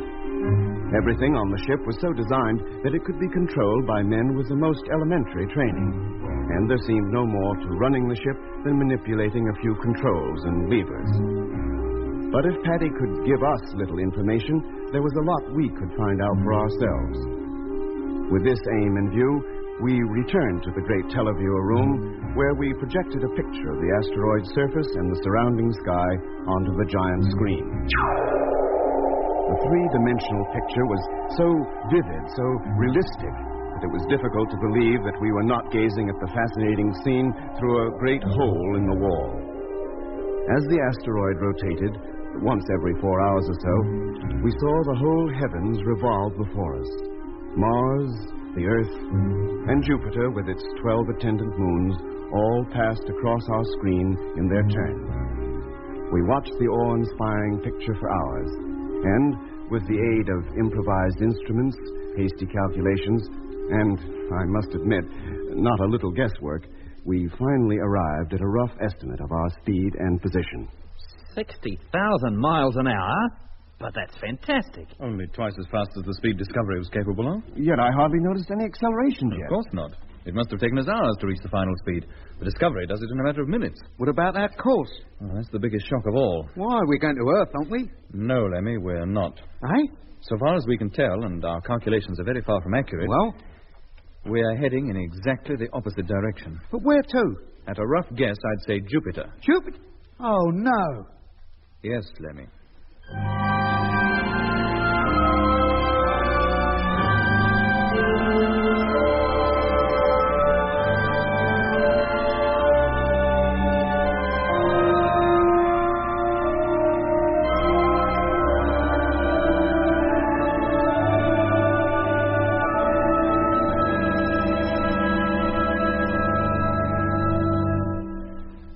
You mean we're not going back to Earth at all? Not at the moment we're not, Paddy. But how far is Jupiter from the Earth? Its mean distance is roughly 390 million miles. And we don't go anywhere near Earth to get to Jupiter. For a man in charge of the biggest spaceship you can imagine, you don't know much, do you? Oh, why should I? Sure, before I came up here, I didn't even know Mars was a planet. I thought it was a star. But I'm not as bad as the rest of the crew. They think they're still down on Earth. Now, listen carefully, Paddy. Yes, sir? Have you ever been out as far as Jupiter before, or heard of any other asteroid that has? I did hear of an expedition going out to start a colony on one of its moons. Oh? Yes. When the Martians decided that they'd have to leave their planet, they thought a Jovian moon would serve as a new home for them. Well, what happened? Oh, it was too cold. Or the atmosphere was too thin or something. Anyway, the idea was abandoned. And they decided to invade Earth instead. Oh, I suppose so, yes. Then why should this asteroid be heading out towards Jupiter? Oh, I shouldn't think it's going all the way. It must be heading for the asteroidal belt. What for? Maybe there's a new ship just being completed. A new ship? A new asteroid like this one. You know, it takes 10 years to dig into an asteroid this size, install all the equipment and convert it into a ship. You mean every time the Martians need a new ship, they convert a minor planet from the asteroidal belt? Where else would they get them from? The Martians have to live somewhere. Their own planet can't support them anymore. At least not on the surface.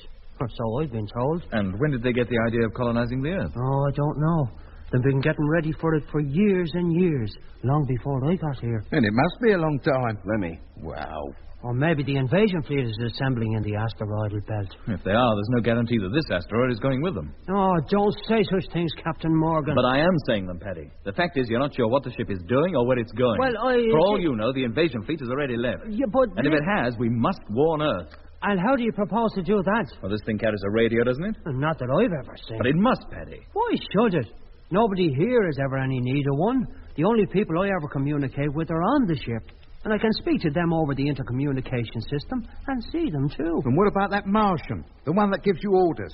Where does he get his orders from? Oh, no. Yes, or no. They must come from outside the ship. Either from another asteroid or from Mars itself. Yes, I suppose so. Well, if they do, Nicholas's radio machine must be where he is. It would be. A fat chance of using that, then. Even if we had any idea of how to operate it, which we certainly haven't. What do we do then? Build one for ourselves? We have a perfectly good radio on the Discovery. But that's down in the Mare Australis, on Mars. Paddy, you've got to stop this ship. Turn it round and head back to the Red Planet. But I can't. Only Nicholas knows how to do that. You're quite sure the orders come from him? Yes, I do. The ship is not controlled from outside by remote control? No. Nicholas receives his orders from outside and then decides what orders he has to give according to those he receives. Well, what orders would he give to stop this asteroid and set it on course back to Mars? Oh, now, that wouldn't be easy. It's quite a complicated business.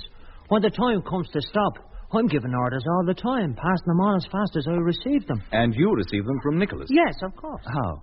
Over the intercommunication system. But he doesn't tell me what the instructions mean.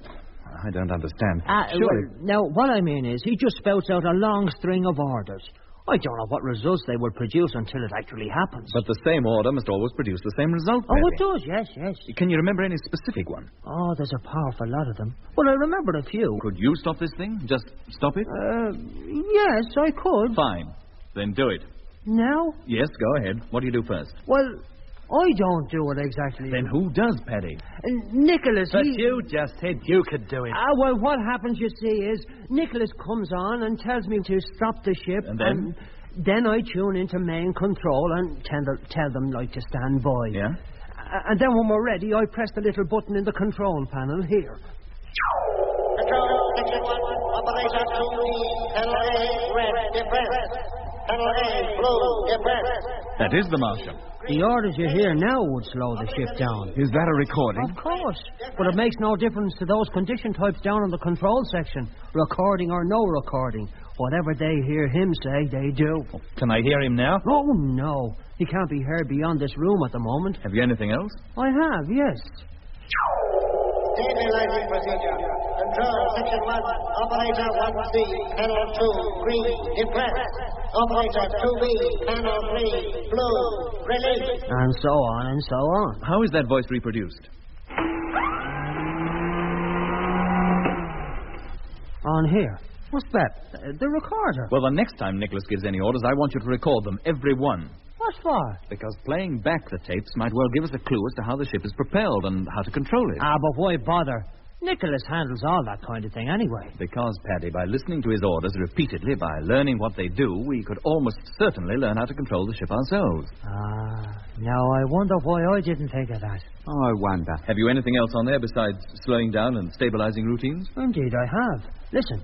From the heart's bright toil of Luna to Saturn rainbow ring. Oh, that choir. So that's where that singing has been coming from. Do you like it? What's the idea? It's the rebel song. I composed it myself. Oh, did you know? Well, you can't lead a rebellion and not have a rebel song. I have it played over to every part of the ship, at least once in every 24 hours. I order the men to sing it whenever they're marching to and from their living quarters. But what do you hope to achieve by that, Paddy? And doesn't the Martian realize what you're doing? Oh, that's the funny thing. He doesn't seem to mind at all. Have you talked to him about it? Oh, no. I told you before. He's not a man you can talk to. He does the talking. He never listens to what anybody else has to say. So we discovered. What else have you got on there? Well, we've got manning the bays routine. The bays? The sphere bays, where we keep the spheres, the ferry ships that go down to the Martian surface. Shift changeover announcements, sphere crew assembly. Haven't you anything but routine stuff? Or is everything the Martian would ever want to say already recorded? Oh, no. Then what orders does he give? In his own voice, I mean. Well, he sets speed and course and gives orders concerning anything else outside normal routine. But you wouldn't know how to do that. Set a course, I mean. Oh, no. It's far too complicated for me to understand, and I don't do anything unless ordered to. All right, Paddy. Stop the ship. Huh? Go on, it's an order. But Nicholas hasn't ordered it. I realize that. It'll be interesting to see what happens. Terrible things might happen. Why should they? I've never done anything like this without being told. Frank? Yes, sir? Tune into control section. Right. Now, wait a minute, Captain Moran. I thought you were a rebel. I am, but... Well, the rebellion's beginning quicker than you thought, mate. But I didn't plan anything like this. All I wanted to do was to get back to Earth. Then what was all this talk about you running this place? And old Nick only thinking he did. That was only big talk to impress you. You see, Okay, Jet, control section, and the fella in charge is coming over for his orders. Tell him, Perry. Tell him to stand by to slow down the ship and to stop. I daren't. What are your orders? Go on, Paddy. He's waiting. No, you don't know what you're doing.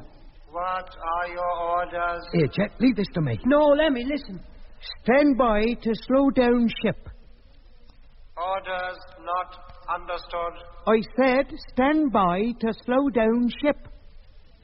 Is that clear? Is that clear? Orders received and understood. Oh, well, that seems to have done the trick. Hadn't we better give the order? Yes. Now, which control was it, Paddy? Now, wait a minute. Which one? That one. That's it. Attention. That's it, all right? Control, Section 1, Operator 2A. Hey, third table from the left. You see that fella sit up there? That must be Operator 2A. Panel F, green, depress. And he's doing it. Listen to every order. Watch every move. Operator 3C, panel 3, blue, release. Operator 3C, second from the right. Doc, do you feel anything? A tendency to lean over to one side. We must be decelerating. It's working. Operator 4D, panel 8, red, release. I'll say it's working. I can hardly keep my feet. Operator 4D, panel J, green, release. And the rate of deceleration must be on the increase. It's not easy to remain upright. And what's that noise? That humming, you mean? Yeah, Jet. I haven't heard that before. Neither have I. And it's getting louder. Paddy, what does that noise mean? Oh, look at him. It's gone as white as a sheet. Paddy. The ship. What about it? I think it's out of control. But how can it be? All we did was give the order to slow down. I've never felt this sensation before. It's because of the deceleration. It must be extremely rapid. This is the first time I've ever noticed it. Paddy, look out! Oh, he crashed into the chair. Has he hurt himself, Doc? Wait till I go to see him, and I'll tell you. Watch out you don't lose your own balance. Paddy. That must have knocked him cold. Attention. Oh, blimey, now what? Emergency. Emergency? Then there must be something wrong. Oh, you didn't think this was a normal course of events, did you, Lemmy? Well, how should I know? I've never been on a Martian asteroid before. Doc, how's Paddy? That fall must have hurt him. I can't rouse him. Attention, emergency. Then do something about it, for Pete's sake. Oh, no. Music at a time like this. Lie down, Lemmy. Mitch, lie down. Operator 2A, panel J. Now what's he spouting about? First, Lemmy, look out. Oh! Operator 4B, panel D. Lemmy, are you all right? Green, release. Lemmy! Don't worry about him, Mitch. Look out for yourself.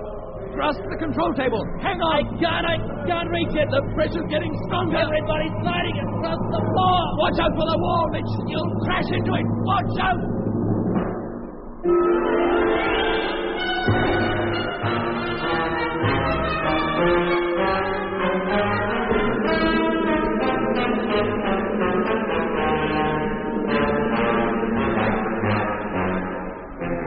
That was episode 12 of Journey into Space. Taking part in this recording were Andrew Foles as Jet Morgan, Alfie Bass as Lemmy, Guy Kingsley Pointer as Doc, and Don Sharp as Mitch. Other parts were played by David Jacobs and Pat Campbell. The orchestra was conducted by Van Phillips, who also composed the music.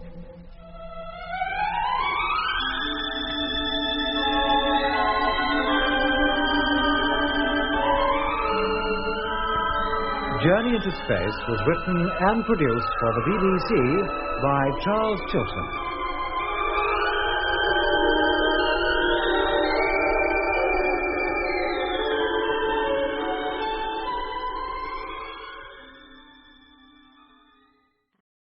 Journey into Space.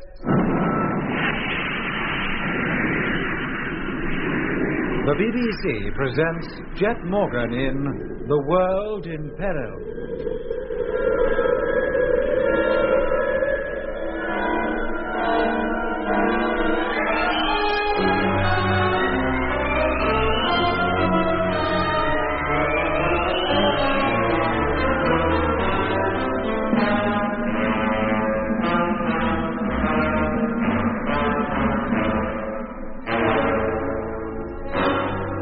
Jet Morgan and his crew and Frank Rogers are aboard a Martian asteroid which, or so Jet believed, was on its way to join the Martian fleet, which is about to invade the Earth.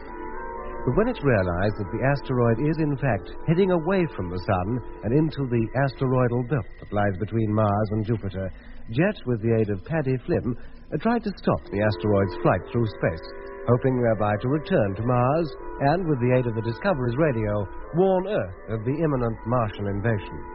The order to slow down the asteroid was given, but the deceleration was so strong that every man in the control room was swept off his feet and sent sliding across the floor.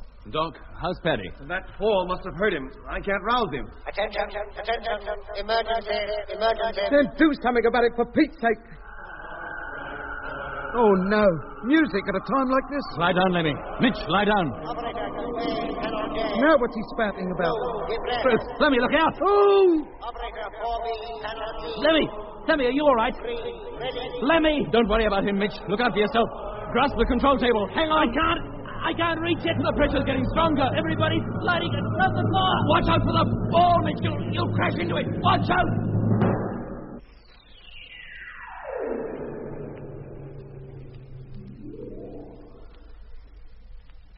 Oh, me head. You all right, Lemmy? I've caught it a terrible clunk against the wall. Emergency is right. I've got a bump as big as an egg. You're lucky it's no worse than that. I couldn't help it, Jet. I lost me balance and went sailing across the room. You should have hung on to something. Now he tells me. How about you, Mitch? You all right? Yeah, Jet. Frank? I think so, Jet. Me too, Jet, but Paddy doesn't seem to be. Get over to him, Doc. Doing it. Well, at least the pressure's gone down. We must have stopped now. Well, how could we? Out in space, nothing can remain stationary. I realize that, Mitch. What I meant was we were no longer being propelled. We're now in a natural orbit round Mars. Or the Sun, maybe. Emergency. Stabilizing procedure to be put into operation immediately. Hey, Jet. Yeah, Doc? Be careful when you get up. It's not easy to walk. Oh? Don't worry about it now. Tend to Paddy. We need his help. Everybody else get up. Get over to the control table. Emergency. Stabilizing procedure to be put into operation immediately. Why don't you do it then? Whoa! Steady, Lemmy. What's going on? This ship's rocking like a ship in a heavy sea. Paddy. Hello, Doc. You all right? No. I hurt me back. And my legs. I can't feel them. Oh. Well, lie still. Don't try to move. You took a nasty fall. What happened, Paddy? What went wrong? Emergency. Shut up. Stabilizing procedure. Tell control section. Frank, see if you can get them. Right. The ship's unstable, but she's settled down. Stabilizing instructions should have been given before we stopped. All right, Jet. Control section. I've got them. Oh, blimey, and look at the mess down there. Half the operators are on the floor. And there comes the supervisor. He seems to be all right. What are your orders? Tell him, stabilizing procedure, stand by. Stabilizing procedure, stand by. Orders received and understood. What now, Paddy? The control, on the panel. Third from the right. Press it. Contact. Stabilizing procedure, control, section 1, operator 3B, panel C, blue. We'll be all right now. What was wrong? The ship was rocking on her axis, wobbling like a top. Take it easy, Paddy. Lie still. Oh, there'll be the devil to pay for this. I told Captain Morgan it was dangerous to try anything without the Martian giving the order first. I don't see why, Paddy. The procedure to stop the ship must be the same, whoever gives the order. Maybe, Jet, but how can we be sure? Maybe that Martian has to carry out some kind of operation at the same time as the men in the control room. That's why it's so necessary for his orders to be followed and timed so accurately. Well, we certainly upset his calculations this time. Maybe he'll even come out of his hole to see what went wrong. Attention. Aye, talk with the devil. Damage to installations may be extensive. All injured personnel are to be removed to sick quarters. Remainder of ship's crew are to remain at their posts until further notice. Repeat, remain where you are. Stand by. Stand by. What for? He's taking stock of the damage. If the ship's unfit to continue our voyage, we'll have to stop here. What, stuck between Mars and Jupiter? For how long? Oh, until another asteroid comes to take off the crew while the damage is being repaired. That might take years. Yes, Lemmy, it might. And what happens to us meanwhile? Oh, you'll be taken off with the rest. Back to Mars? Almost certainly. Well, that's what you wanted, Jet. Now maybe you're satisfied. As prisoners, Paddy? Unless the asteroid comes here as rebels aboard like me. If not, you'll be conditioned and put to work. Things haven't worked out quite as we planned, have they? I feel pretty bad about this. Why should you? We had to stop this thing, didn't we? What are our chances of getting back to the Discovery otherwise? And damaging a Martian asteroid shouldn't worry you. No, it's not that. I don't care if it's wrecked beyond repair. It's Paddy. He's badly hurt. And lots of these condition types down in the control section seem to be hurt, too. And how many more in other parts of the ship? Yeah, I know how you feel, mate. But if you'd known this would happen, you'd have avoided it. Of course I would. Well, what's more important anyway? Wrecking this asteroid or getting the information about the invasion back to Earth? Mitch, there might have been some other way of doing it. What? Oh, I don't know. Well, snap out of it, Jet. You can't be blamed for this. You did your best under the circumstances. Yeah. If it went wrong, it's no fault of yours. Of course not. We've got enough trouble already without you piling up more for yourself. We certainly have. Look, now we've brought this thing to a stop, as you might say. How do we get it back to Mars? Yeah, and how about that Martian? He may have chosen to ignore us up to now, but our stopping the ship may have made him change his mind. You mean he'll take steps to prevent our doing any further damage? Well, of course. Wouldn't you, if this had happened in the Discovery? I certainly would. Attention. Aye. Damage to the ship is superficial. Well, that's something. But the voyage will not be continued. Number 734 will remain in its present orbit until asteroid 786 arrives. Asteroid 786? What's that? Well, Paddy might know. Let's ask him. How is he, Doc? Can I talk to him? He's in a bad way, Jet. Oh. I've got to get him someplace where he'll be more comfortable. But can I talk to him now? Go ahead, but be quick. What's wrong with him, Doc? He's injured his spine, Lemmy. He might even have broken his back. Oh, no. Paddy, Hello, Captain Morgan. you heard that announcement just now. Yes, yeah. What did it all mean? Exactly what it said. I mean, about the asteroid. Oh, it'll come. How long will it take to get here? Maybe a few hours. Maybe a few weeks. It all depends on where it is. It travels about a lot, you mean? Yes, ships sometimes go wrong. 786 puts them right. It's a kind of space breakdown wagon. Yes, you might call it that. Well, who'll be on it, Paddy? Oh, mainly breakdown and construction engineers. Condition types? With unconditioned types in charge of them to tell them what has to be done right. Tell me, Paddy, who knows we're on this asteroid besides you? Jack Evans. It was his idea that we picked you up. And Nicholas, the Martian? Oh, I don't think there's anything he doesn't know. Then he must know why the ship came to such a sudden stop. No, of course, yes. And he'll have told the crew aboard 786. Yes. Yet he never mentions us. He's never done anything to keep us in check. He made no attempt to stop us slowing the ship down. I was supposed to keep you in check. Will any action be taken against you because you didn't? I'll never command an asteroid again and never get another chance to go back to Earth. I'll be taken off this ship as soon as 786 gets here. Oh, I'm sorry, Paddy. Don't be sorry for me. You've got to look after yourselves. You must get away from this ship. Get back to Mars. But how? Jack Evans. Find him. Where is he? You've talked of him often, but he's never put in an appearance yet. He's in charge of Spheres and Spheres personnel. His headquarters are on the far side of the asteroid. He seldom comes over to this section. How do we get to the far side of the asteroid? Oh, it's not easy to find unless you know the way. Yes, Doc? Let Petty rest for a while. Yes, but Doc, we must get him down to that dormitory below. The sick quarters? Yeah. But won't there be others there? You heard what the Martian said. What of it? They'll all be condition types, won't they? Probably won't even notice us. No, Doc, I don't like it. But he can't stay here on the floor. What if we brought a bed here? Well, that would be better than nothing. But where from? From the sleeping quarters. Lemmy? Yes, sir? Could you find your way up to that dome, the one we woke up in? I think so. Then I want you to go up there and bring down one of the beds. What, on my own? I'll go with him, Jeff. And what if we meet any of those condition types? Then we order them to get out of the way. Eh? They won't know any better than to do as they're told. All right, Mitch. Come on. You know the way back? Of course.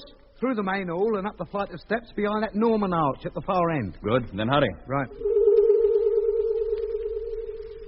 Aye. The door doesn't function. Try it again. No, it doesn't open. This must be one of those bits of superficial damage old Nick was talking about. Try the other door. But can we get up the sleeping quarters that way? I don't see why not. Paddy can probably direct you. I'll ask Doc if I can talk to him.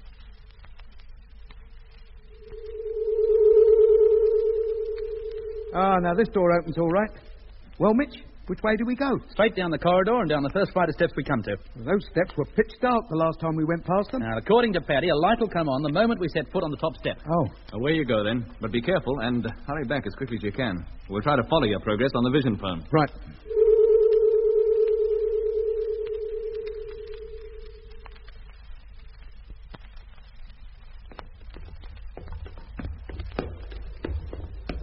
That's no good, Lemmy. We're lost, hopelessly lost. But we followed Paddy's instructions. We think we did. We've gone wrong somewhere. Well, we'd better go back and start again. Yes, if I knew which way to go, I'd be glad to. Well, we just can't keep wandering aimlessly on. Who knows what we bump into? Well, let's keep going. Maybe we'll bump into some familiar place.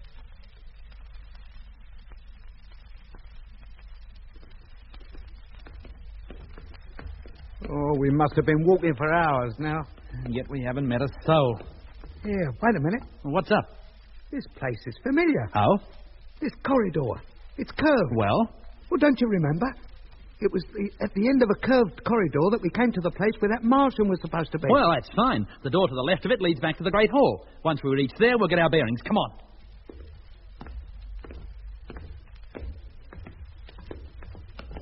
That's funny. What is?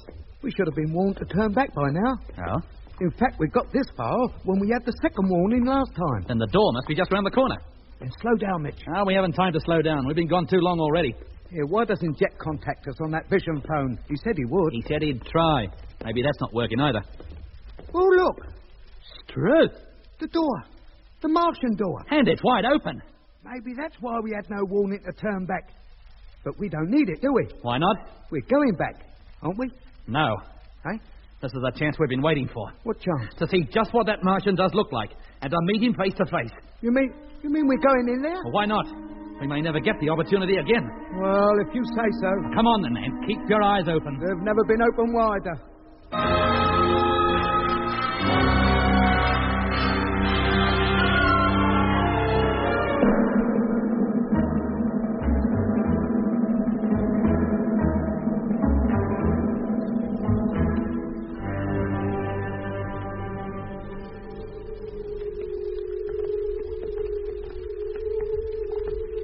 Blimey, Mitch, it is dark, isn't it? Yeah, there's just enough light to see by. But only just. Yeah. Hasn't this place got a roof? I must have, but it's too high for us to see it. Stop a minute. What's up? Let our eyes get used to the gloom. Don't Martians need light to see by, then? Everywhere else on this asteroid is lit up as bright as day. Listen. Huh? Don't you hear anything? No? A deep hum. I feel it rather than hear it. As though the floor were reverberating. Oh, yes, Mitch. Now you come to mention it, I do.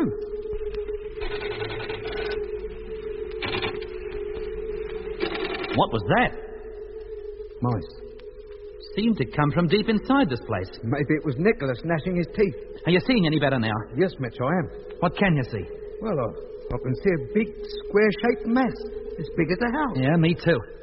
Come on, and mind where you step. Why, what's on the floor? Nothing I know of. I just want you to be careful, that's all. Oh.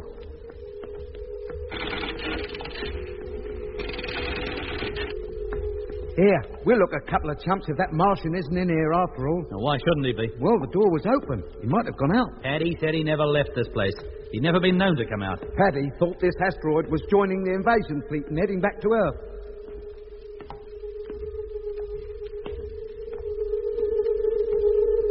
Oh, it's enough to give you the creeps, isn't it? What am I saying? I've got them already.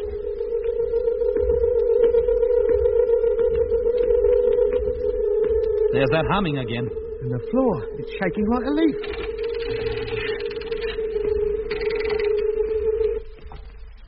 And now it stopped. It stopped when that clicking noise came on. Careful, Emmy. We're almost up to that great box-shaped thing. Oh, crikey. That's the warning for all the doors to be closed. Does that include the one we just came through? It certainly does. It's closing already.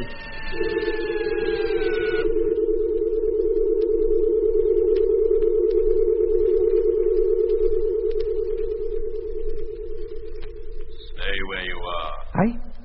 Don't move. Who was that?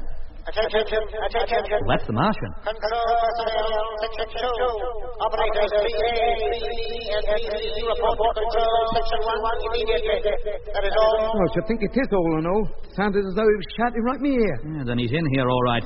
He can't be more than a few yards from us. But who was that geezer who spoke first? That wasn't the Martian. Hello? Hello? He told us to stay where we were and not to move. Hello? Anybody there? You may proceed. Aye? It is quite safe now. Aye? Proceed? Where to? We can hardly see a thing. But whatever you do, don't touch the coordinator. The what? The big square construction directly in front of you. Go round it. Oh, if you say so, mate. Which way? Right or left? It doesn't matter. Here, let me. This way. Hey, listen. Those noises are coming from inside that thing. Never mind that. Who's that talking to us? You've got us into a fine mess, haven't you? Who, us? Who else? Why, what have we done? Well nigh wrecked the ship, that's all. Hey, wait a minute, Lemmy. Now what? That voice. It's strangely familiar. Eh? I'll swear I've heard it before. But how could you, Mitch? Next time he speaks, listen carefully. I'm sure you'll think the same as me. How observant of you, Mr. Mitchell. Do I know you? You seem to think so. Oh, if it comes to that, so do I. Mitch, it's... No, it couldn't be. It's impossible. What happened to Paddy Flynn? Yeah, now, wait a minute, mate. We've got to clear this thing up. Answer my question. What happened to Paddy Flynn? He was injured when we decelerated. Badly? Doc thinks he might have fractured his spine. What are you doing up here? We were looking for a bed. You expected to find one here? We lost our way. The door leading out from the Vision phone room in the Great Hall was jammed. Paddy told us to go the long way round, and we got lost, and here we are. So you leave him lying there and decide to do a little exploring? Oh, we were lost anyway. Weren't you warned not to come into this place? Not this time, we weren't. How did you get through the door? It should have knocked you cold. It was open. Was it? Well, that's something else for 786 to attend to when it gets here. Look, who are you and where are we supposed to be walking to? This coordinator, as you call it, might be as tall as a house, but it's as long as a street. When do we get to the end of it? Attention. Oh, he's here again. 6 quarters. 2 men go to main. Come into your room at once. Isn't that where Jet and Doc are? Pick up supervisor control section 1. He's badly injured. That is all. Yeah, wait a minute. What's going on? You want Paddy to be looked after, don't you? Well, of course we do. Well, you don't seem to have done the job very well yourselves, so I attended to it for you. But it was old Nick who gave the order. I thought he was supposed to run this place. That's right. He does. And where is he? That's who we came in here to find. He's as tall as a house and as long as a street. Eh? You're walking by him now. You mean this thing, this coordinator or whatever you call it, is the Martian? Not really. That's only his brain. Figured. You will have walked the full distance soon and have passed him. Well? When you have, you'll see an open door in the wall that faces you. Behind it is a flight of stairs that lead up to the surface. Climb them. Well, we can't go out on the surface. We've got no helmets. They're up here. I have them. You think of everything, don't you? I have to. That's my job. He won't be kidding us, would he, Mitch? I don't think so, Lemmy. Here are the steps, just as he said. Oh, yes. Well, it's nice to see a little light again, I must say. It's even lighter up here. The sun's shining. I know your voice. I swear I do. Then why not come up here and see if you know my face? Have you got a face? You'd better come up and see for yourself. Come on, Lemmy. We've got to get to the bottom of this once and for all. All right, Mitch. Away you go. I'm right behind you.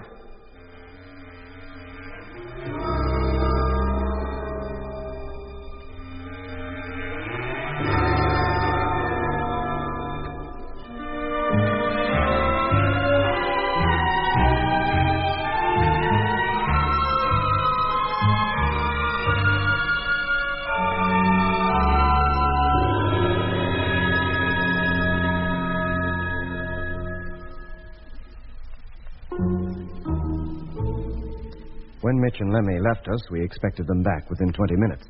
However, when after an hour they hadn't returned, we began to get worried.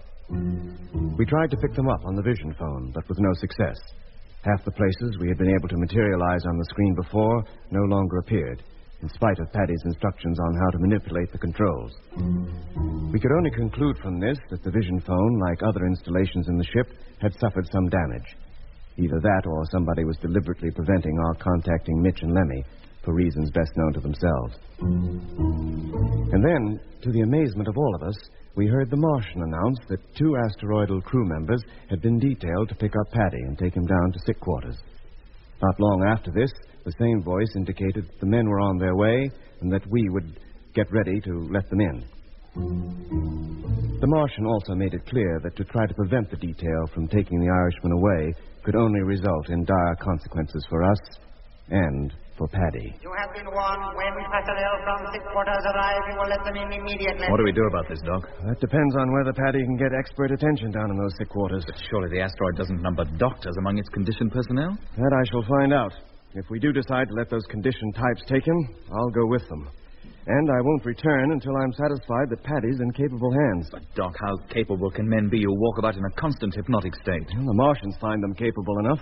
Yeah, but I don't like the idea of your leaving here. We've heard nothing from Mitch and Lemmy, and they were only going up to sleeping quarters. Oh, I can take care of myself. Yeah, Mitch and Lemmy thought the same. Now, don't let him go. We don't even have to let these fellows in here if we don't want to. How can we stop them? By keeping open the door into the main televiewer room. The door leading out of here won't open unless that's closed. And if Lemmy and Mitch get back, how do we let them in? They'll bang on the door as arranged. Very well. If Mitch and Lemmy return first and bring the bed with them, maybe I'll reconsider. Hey, there's somebody trying to get in now. It must be those zombies from sick quarters. Mitch and Lemmy would have banged on the door first. Attention, attention. The Martian. Now what? Open the door immediately. And what if we refuse? I said, what if we refuse? Doc. Yes, Frank? Paddy. He looks most peculiar. Huh? Good grief. Captain Morgan. Jet, that Martian's calling you by name. Well, I'm listening. What do you want?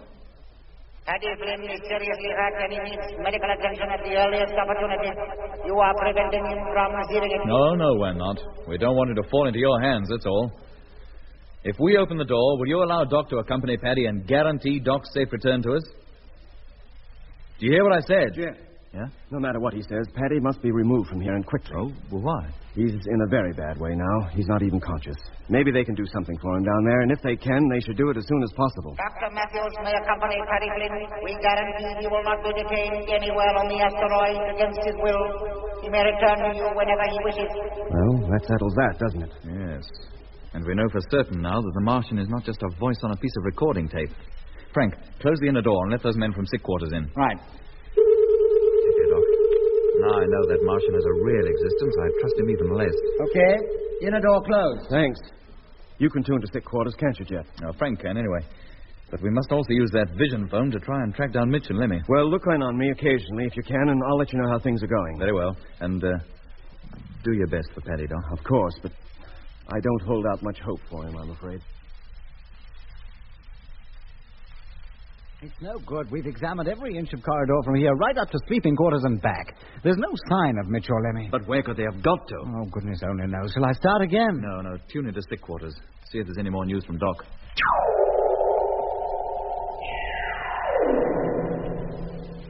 Oh, there he is. Coming over to the camera now. Hello, Jet. I was hoping you'd come on soon. Well, Doc, how is he? There's no need to worry about him anymore. You mean he... Yes, Jet. There was nothing we could do. Well, how about his age? How long had he been up here? As long as we thought. Nearly 100 years. He would never have gotten back to Earth. The Martian, or whoever he was, kept his word. I was allowed to return to where Jet and Frank were waiting without hindrance. As I expected, I had found ample medical facilities and sick quarters. Also, a condition type who, I assumed, had received medical training down on Earth.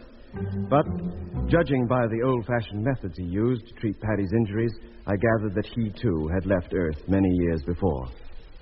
He did not resist any orders I gave him and seemed only too willing to allow me to supervise Paddy's case. There was nothing either of us could do to save the Irishman. I remembered how Webster, the man who was injured in the fight in the underground factory down on Mars, had died from injuries far more superficial than those Paddy had received. Losing Paddy was a great blow.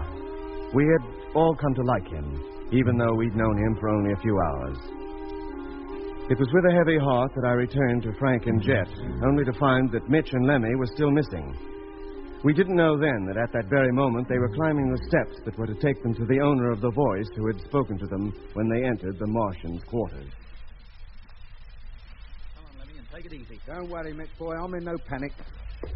Here, how far up this staircase does this geezer live? Not very far. Oh, well, thanks for the information, mate. Aren't there any lifts in this asteroid? Lifts are something it never occurred to the Martians to build. That's probably because they never had to do any walking about themselves. Precisely. Eh? You hit the nail right on the head, as you might say. Hold it, Lemmy. Huh? The door. That must be it. Oh, blimey. Now, be ready for trouble. You think I'm not? And here goes.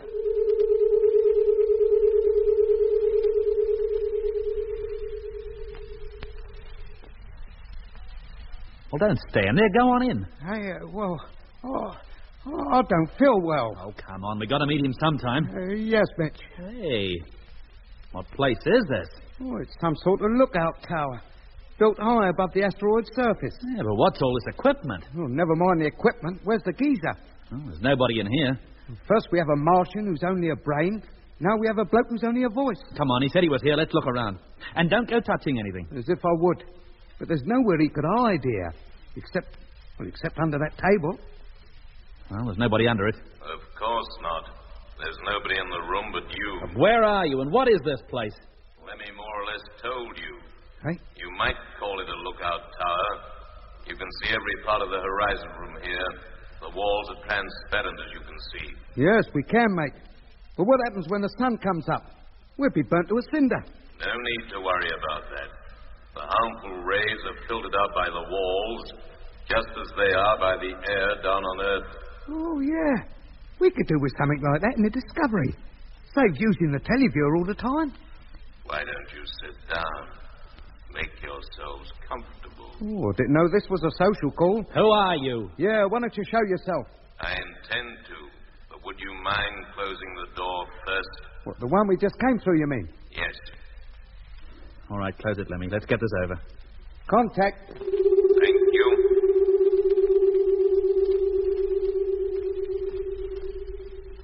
Well, where's the door he'll be coming through, Mitch? Over there, I suppose.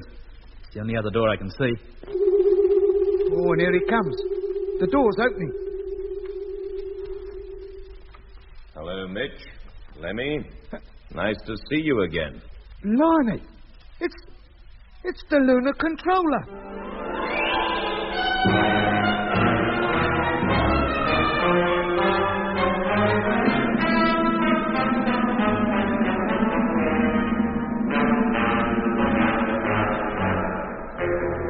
That was episode 13 of Journey into Space.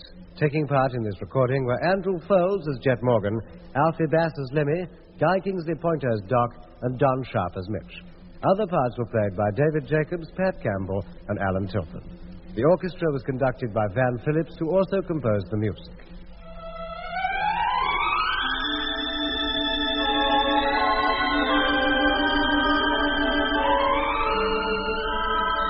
Journey into Space was written and produced for the BBC by Charles Chilton.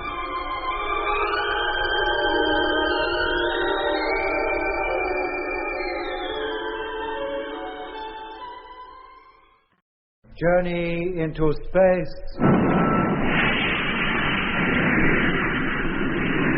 The BBC presents Jet Morgan in The World in Peril.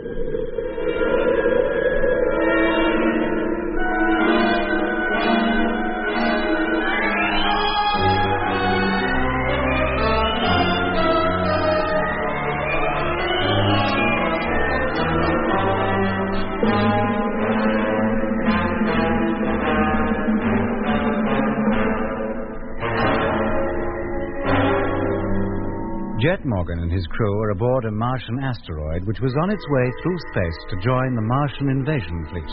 However, Jet, with the aid of the recorded voice of the Martian, thought to be aboard the asteroid, managed to stop the asteroid's flight. But the deceleration was so rapid that the ship sustained considerable damage to its installations, and Paddy Flynn, the Irishman who'd been a prisoner of the Martians a great many years, received injuries from which he died. Meanwhile, Mitch and Lemmy, wandering through the winding corridors which honeycombed the asteroids, suddenly came upon the Martian quarters and found the door open. They went inside and heard a voice, a very familiar voice, telling them to climb a flight of stairs. This they did, and found themselves in what they took to be a lookout tower standing on the asteroid's surface. Why don't you sit down? Make yourselves comfortable. Oh, I didn't know this was a social call. Who are you? Yeah, why don't you show yourself? I intend to. But would you mind closing the door first? What, the one we just came through, you mean? Yes. All right, close it, Lemmy. Let's get this over. All right. Contact. Thank you.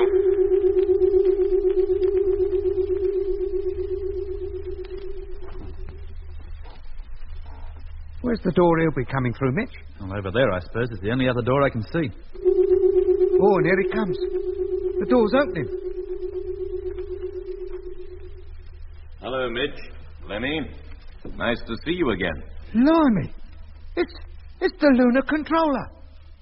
Surprised to see me? We both thought we recognized your voice, but we couldn't see how it could possibly be you. Well, last time we saw you was down on the Earth's moon, just before the Discovery took off for Mars. How did you get here? Don't you remember? As you took off, a fleet of Martian spheres landed near the lunar colony. That's right. Well, no, I wrecked the takeoff. We only got away by the skin of our teeth. You were lucky to get away at all. Eh? The spheres were late. They were due to arrive 3 hours before. You mean you were expecting them? Of course. But how'd you know they were coming? Well, you saw them yourself. From the observation dome. You were watching the sunrise, remember? It was you and Jet Morgan who drew my attention to them. And very grateful I was for the information, too. But just seeing them didn't mean they were going to land. To me, it did. Eh? You mean you had advance information? Yes. Now, wait a minute. Yes, Lemmy? Are you trying to tell us you've been working with the Martians all the time? Yes. And that the lunar controller, one of the highest officials in Space HQ, is a traitor? Now, I wouldn't go that far, Lemmy. Well, what else are you, then? No wonder every move we made was known. No wonder that condition geezer picked us up in an official car and took us down to Hindhead instead of the airport, where you were supposed to be waiting. No wonder at all, really. You and all your talk about there being conditioned types planted in Space HQ. It was you that planted them there. Of course. And then you have the nerve to allow us to take off from Mars again. Find out all you can about the invasion. Why, you big... You knew about it all the time. I had to get you off the Earth. I nearly succeeded with that phony chauffeur, but you were too smart for me. So I had then to let you get at least as far as the moon. Nobody on Earth, in Space HQ, or anywhere else could possibly suspect that I had any other interest at heart than getting the Mars fleet safely on its way. Well, you certainly fooled us. We trusted you to do just that. But it was never intended that you should get away safely. Eh? Just before takeoff, the spheres from the fleet of Martian asteroids were to have arrived, overcome the lunar colony and all the personnel, including you. And why didn't they? I told you. They were a little late. And before they appeared, your rocket motors had been fired. The Discovery and the two freighters had to take off then. I really should congratulate you on getting away at all, without any further help from lunar control. And what happened to them? They were easily overpowered. They were all hypnotized, conditioned, as you call it, transferred to the spheres, later up to the asteroid, and then to Mars. They got there some 3 months before you did. I believe they're all getting along very nicely now. And what about the 2 ships that were sent up from Earth to investigate the lunar colony's failure to answer radio signals? A skeleton staff of specially trained personnel were left behind to deal with them. The crews of those ships are on Mars, too, now. And the ships? They're still back there on the moon, on the launching ground. They were not damaged. And what about the colony now? There is no such thing. Now the Earth is no longer sending ships to the moon. The place has been evacuated. How about the Earth itself? 100,000 conditioned personnel have been landed to date. Eh? They are there, living among normal people, just waiting for the invasion to start. They know exactly what to do when it does. Taking over the Earth will be an easy matter. 90% of the population won't even know what has happened. There'll be no bloodshed, no fighting. But how could you avoid it? Quite easily, Mr. Mitchell. That still doesn't tell me how. When you were back on Earth, did either of you ever watch television? Of course we did. You can't get away from it. It's in every home. Yes, in every home. In the telecinemas, restrooms, works canteens, schools, hospitals, restaurants. Look, I don't see what this has to do with conquering the Earth. Television is the most important weapon at our disposal. What are you talking about, chum? Surely you haven't forgotten the famous hypnotism incident of 6 years ago. Professor, what was his name? Brewer. Yeah, Brewer, that's it. Gave a lecture on hypnotic medicine. Yes, it was relayed throughout the British Commonwealth. What, you mean that geezer who puts people to sleep just by looking at them and talking to them from a televiewer screen? Yes. Am I likely to forget it?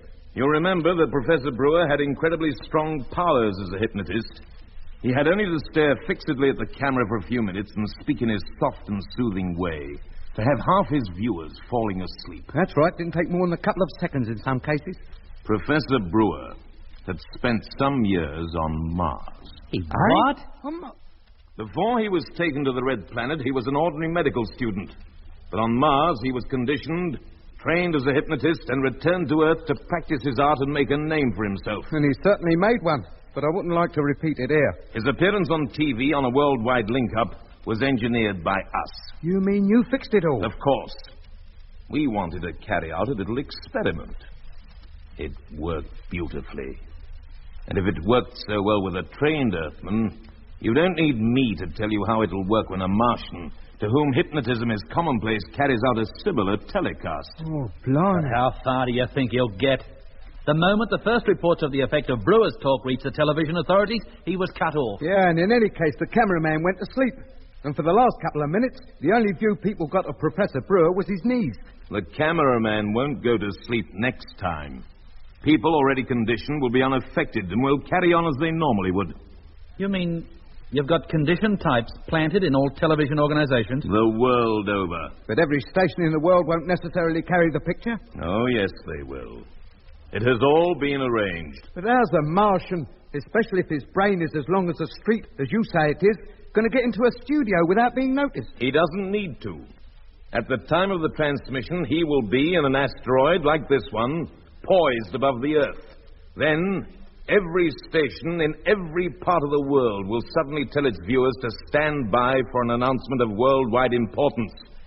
They will be told to bring as many people as possible to the receiver. This, they will be warned, is an international emergency. And can't you just see them, sitting there with their tongues hanging out, not wanting to miss a thing? And then it will happen. The regular program will be replaced by the one from the asteroid. It is estimated that everybody watching the screen will be conditioned within 2 minutes. And then? And then, they will be in a condition whereby they cannot fail to do exactly as they're told. And they will be told to carry on life much as before, to go to work, run their homes, and obey the orders of the local supervisors, who by then will have taken over and have things well under control. Blimey. Even Big Brother's Big Brother didn't think of going that far. But surely these people will know something must have happened to them? Not in the least. They'll never realize life was any different. They'll imagine things are quite normal, as they've always been. Slaves of a television screen. They're hardly less than that now. And what about the people who won't be watching? There are bound to be some, I grant you. Well, won't they realize the rest of the populace has suddenly become abnormal? On the contrary. By then, it will be they who are the abnormal ones. It's all a matter of comparison, you know. The majority consider themselves normal. So to be in a minority is to be abnormal. You may be sure that the majority will soon try to bring the rest into line. And they will be fully briefed as to how this can be done. They will merely have to inform the local supervisor or his representative. All abnormal people will then be rendered normal by conditioning. And what if they're immune to it? Or want to carry on their lives in the way they always have and don't want to change? I have no doubts arrangements have been made for such people. Oh, bet they have, and all. And how long have you been a supporter of this happy project? Since before I was returned to Earth. 5 years ago. You mean you were on Mars before? Yes. You're a trustee. That's right. And for that, I am to be rewarded with the post of supervisor to the London region. One of the most important positions a man could wish for. And what good will it do you? It will be a comfortable life. Once the whole world is under Martian government, there'll be no wars, no hunger, no unhappiness. No, you think not? Why should there be? With people properly organized, obeying orders because they can't help it, not having to think for themselves because it's already all worked out for them, why should they be unhappy? And why should they be happy? What is happiness but the absence of unhappiness? Well, I like to be happy in my own simple way, thanks. I don't want it all organized for me. But if you are unaware of it, what difference does it make? I think it makes a lot. Is a poor child playing with a stick and a paper ball any unhappier than a rich child with a complete cricket outfit? A child doesn't know any better. Precisely. And neither do conditioned types. But we're not conditioned, and neither are the people down on Earth, yet. Or are they? No. The invasion is close at hand, but it hasn't begun. Then why don't you ask the folk down on Earth what they think of your plan to make them happy?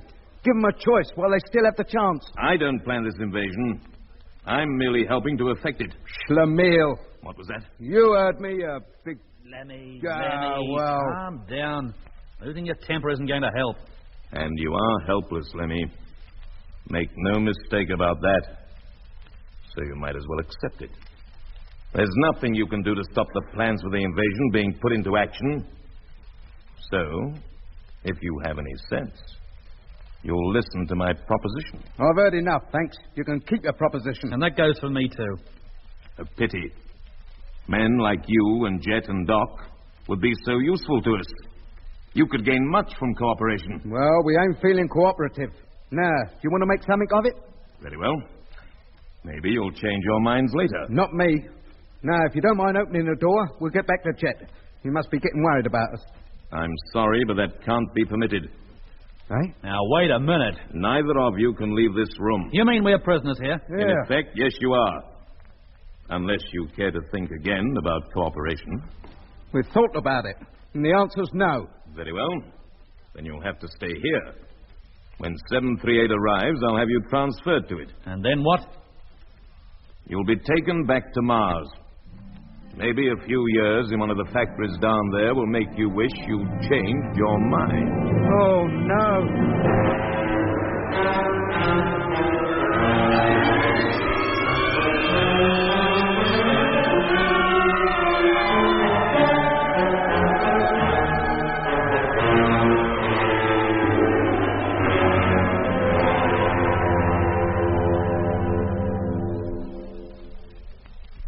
All right, Frank.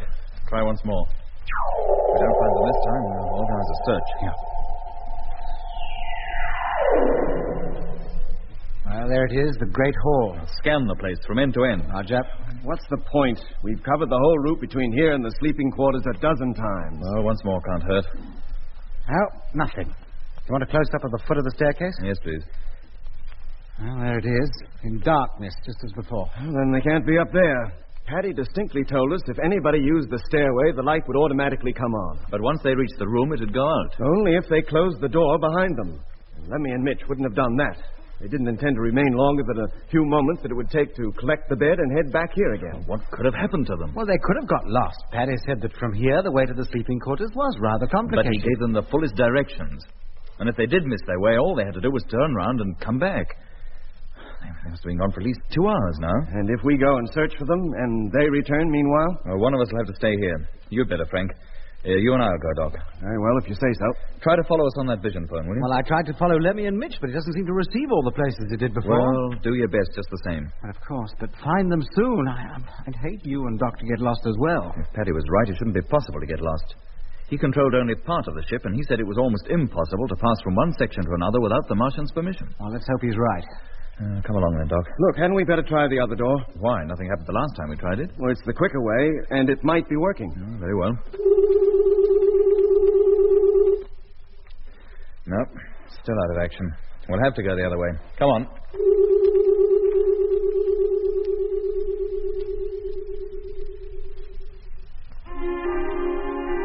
The directions Paddy had given Mitch and Lemmy, and which Jet and I now followed, seemed simple enough. But we soon found them to be totally inadequate, and it wasn't long before we were lost in a maze of corridors. We could well understand now why Mitch and Lemmy had not found their way back to the room in which we had first found ourselves awake.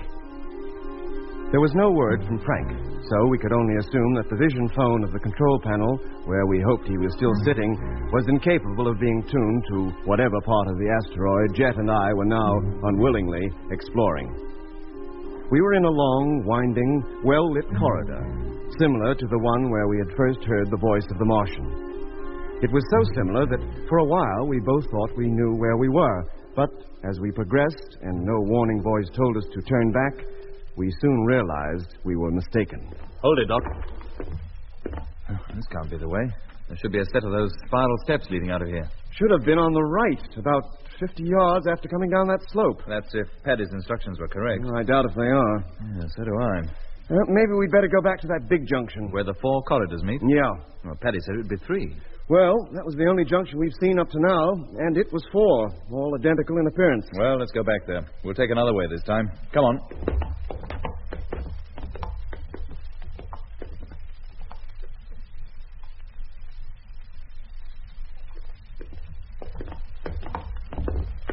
Say, this is the place, isn't it? The junction, I mean. I would have thought so, but there are only 3 corridors here. But we couldn't have got lost in that short distance. Unless we took a wrong turning on the way back. I wouldn't have thought so. Well, there are certainly only 3 corridors meeting here. They couldn't have rebuilt them since we were here last. Perhaps we'd better retrace our steps again. there was only somewhere marking the way we'd come. We don't even possess a pencil between us. A large ball of string would be even more useful. Well, what are you doing? Seeing if I can make a mark on the wall with my boot. Well? Nope. Goodness knows what that wall can be made of. I can't make even a scratch on it. This could be the 3 corridors that Paddy meant, I suppose. The ones we should have passed originally. In which case, assuming we came down that one, we should take the center of the 3 passageways facing it. Right, let's do that. Come on, then. But we were still no better off. The stairs we had hoped to find did not appear. The corridor forked twice in a very short time, and then again assumed a circular course, but in the opposite direction to the one from which we had just retreated. And then we heard a sound that made us instinctively flatten ourselves against the wall. Not that doing that helped us much, but there was no openings of any kind in which we could have hidden. What do you make of that, Doc? Sounds like a drum. Or a piece of machinery. Nice. It's marching feet. What? Well, isn't it? Yes, I think it is. Not far off, either. Should we retreat, do you think? About 100 yards back, there was a flight of stairs. Maybe we could hide there. No point. Here they are. Just coming round the corner now. Yes. Condition types. Look at them. Like men sleepwalking, looking straight ahead, neither to right nor left. Doesn't seem to be anybody in charge of them. I wonder where they're going. When they get level with us, we'll find out. How? You'll see. Nearly level with us now. I'll approach the one on this side of the front rank.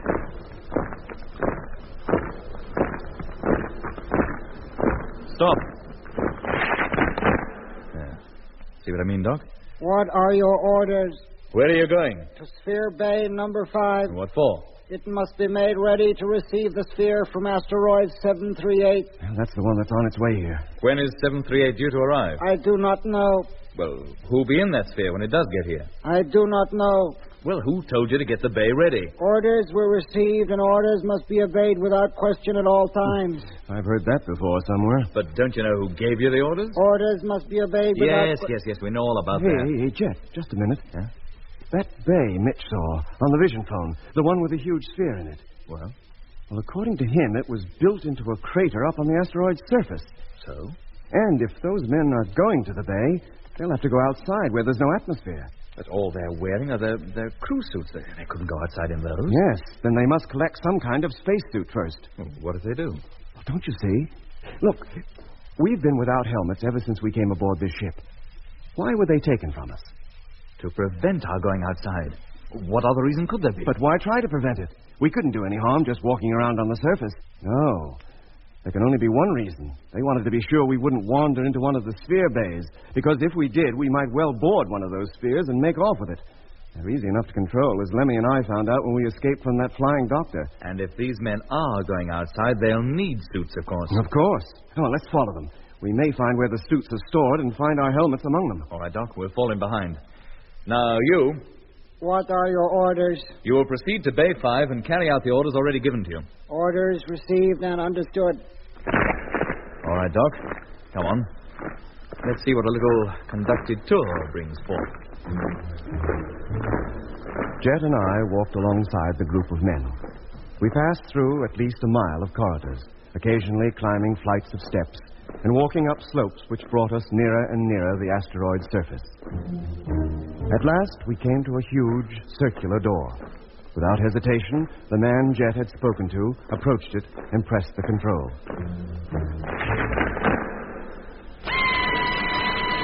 Immediately, there came the now familiar rasping sound of the warning for all doors in our section of the asteroid to be closed. A few moments later, the door opened to reveal a great hall, similar to the one we had passed through when we first left the room in which we had been confined. The difference between this hall and the other was that instead of a corridor being at the far end of it, there was another airtight door, similar to the one we were now passing through. There was also a number of smaller doors set in the side wall. The first door closed behind us. Then the men split up into fours and made for some of the smaller doors. Jet and I followed the men who had been at the rear of the column. When the door for which they were heading was reached, one of the men opened it. He and his 3 companions went inside. Jet and I followed, then stopped in surprise at the sight that met our eyes.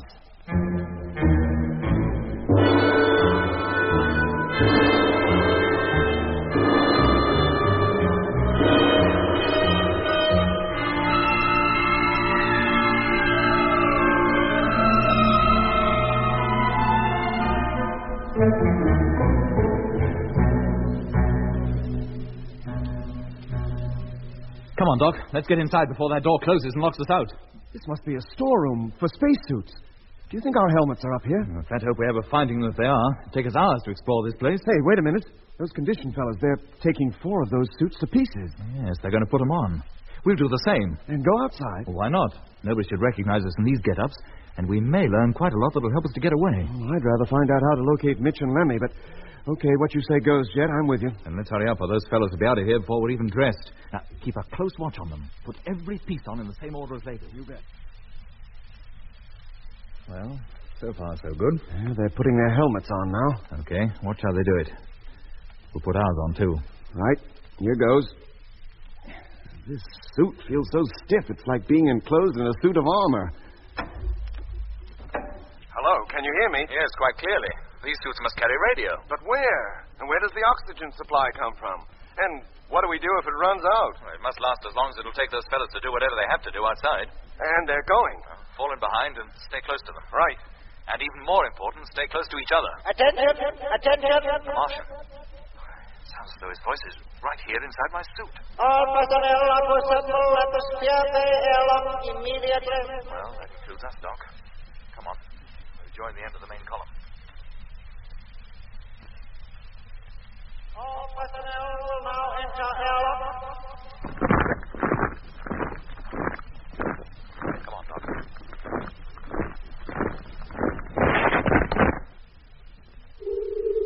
Well, there's no turning back now. The inner door is closing.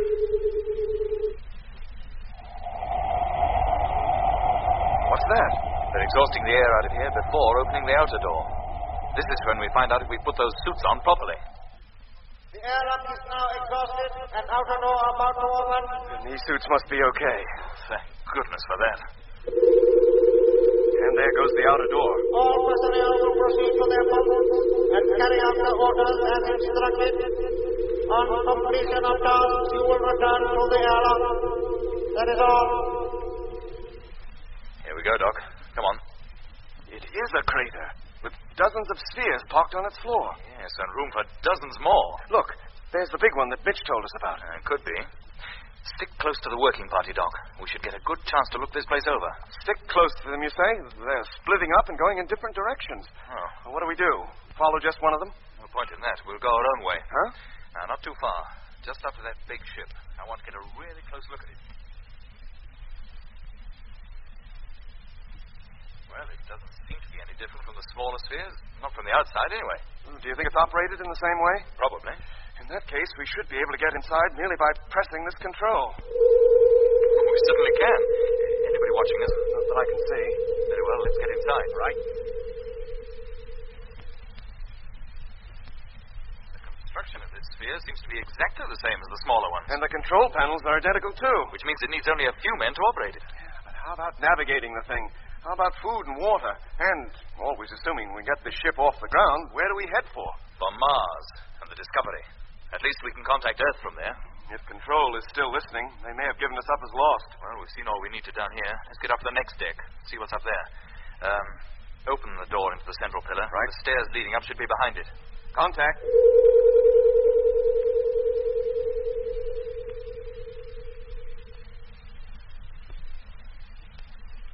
Well, the ship has 4 decks, carries a captain and a crew of 8, is well stocked with food and water, and seems to work on exactly the same principle as the smaller spheres. Well, I think we've seen enough for now. Let's hope Frank was taught to be a crewman on a ship like this, as Paddy says he was. If so, the mere sight of that control room downstairs should bring back to his mind all the training he received when he was conditioned. Yeah. Operating it should then be simplicity itself. It should be, yes. Well, let's get outside again, see what those conditioned types are up to. That's strange. I can't see anyone. Well, let's get back to the airlock. Maybe we'll catch sight of them from there. Right. I wonder when that sphere from 738 is due to arrive. Do you think we might see it land? Well, I'm rather hoping we will. It must be fairly close now. Jet! Yes, Doc? The door leading inside the asteroid. It's closed. Good grief, so it is. Come on. Take it easy. Don't run too hard, Jet. Jet! Is it closed? Tight? Yes, Doc. We can't open it. It's remote controlled. We're stuck. Stuck out here on the asteroid's surface.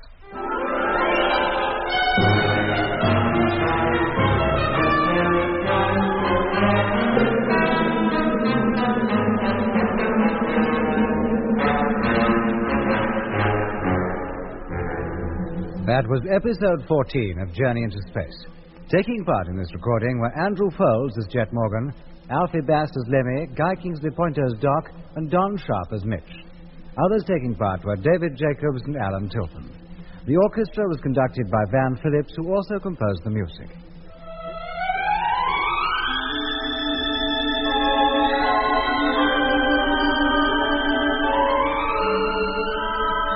Journey into Space was written and produced for the BBC by Charles Chilton.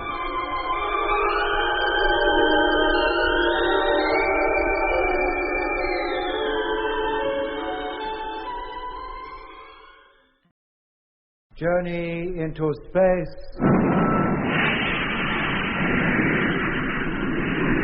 The BBC presents Jet Morgan in The World in Peril.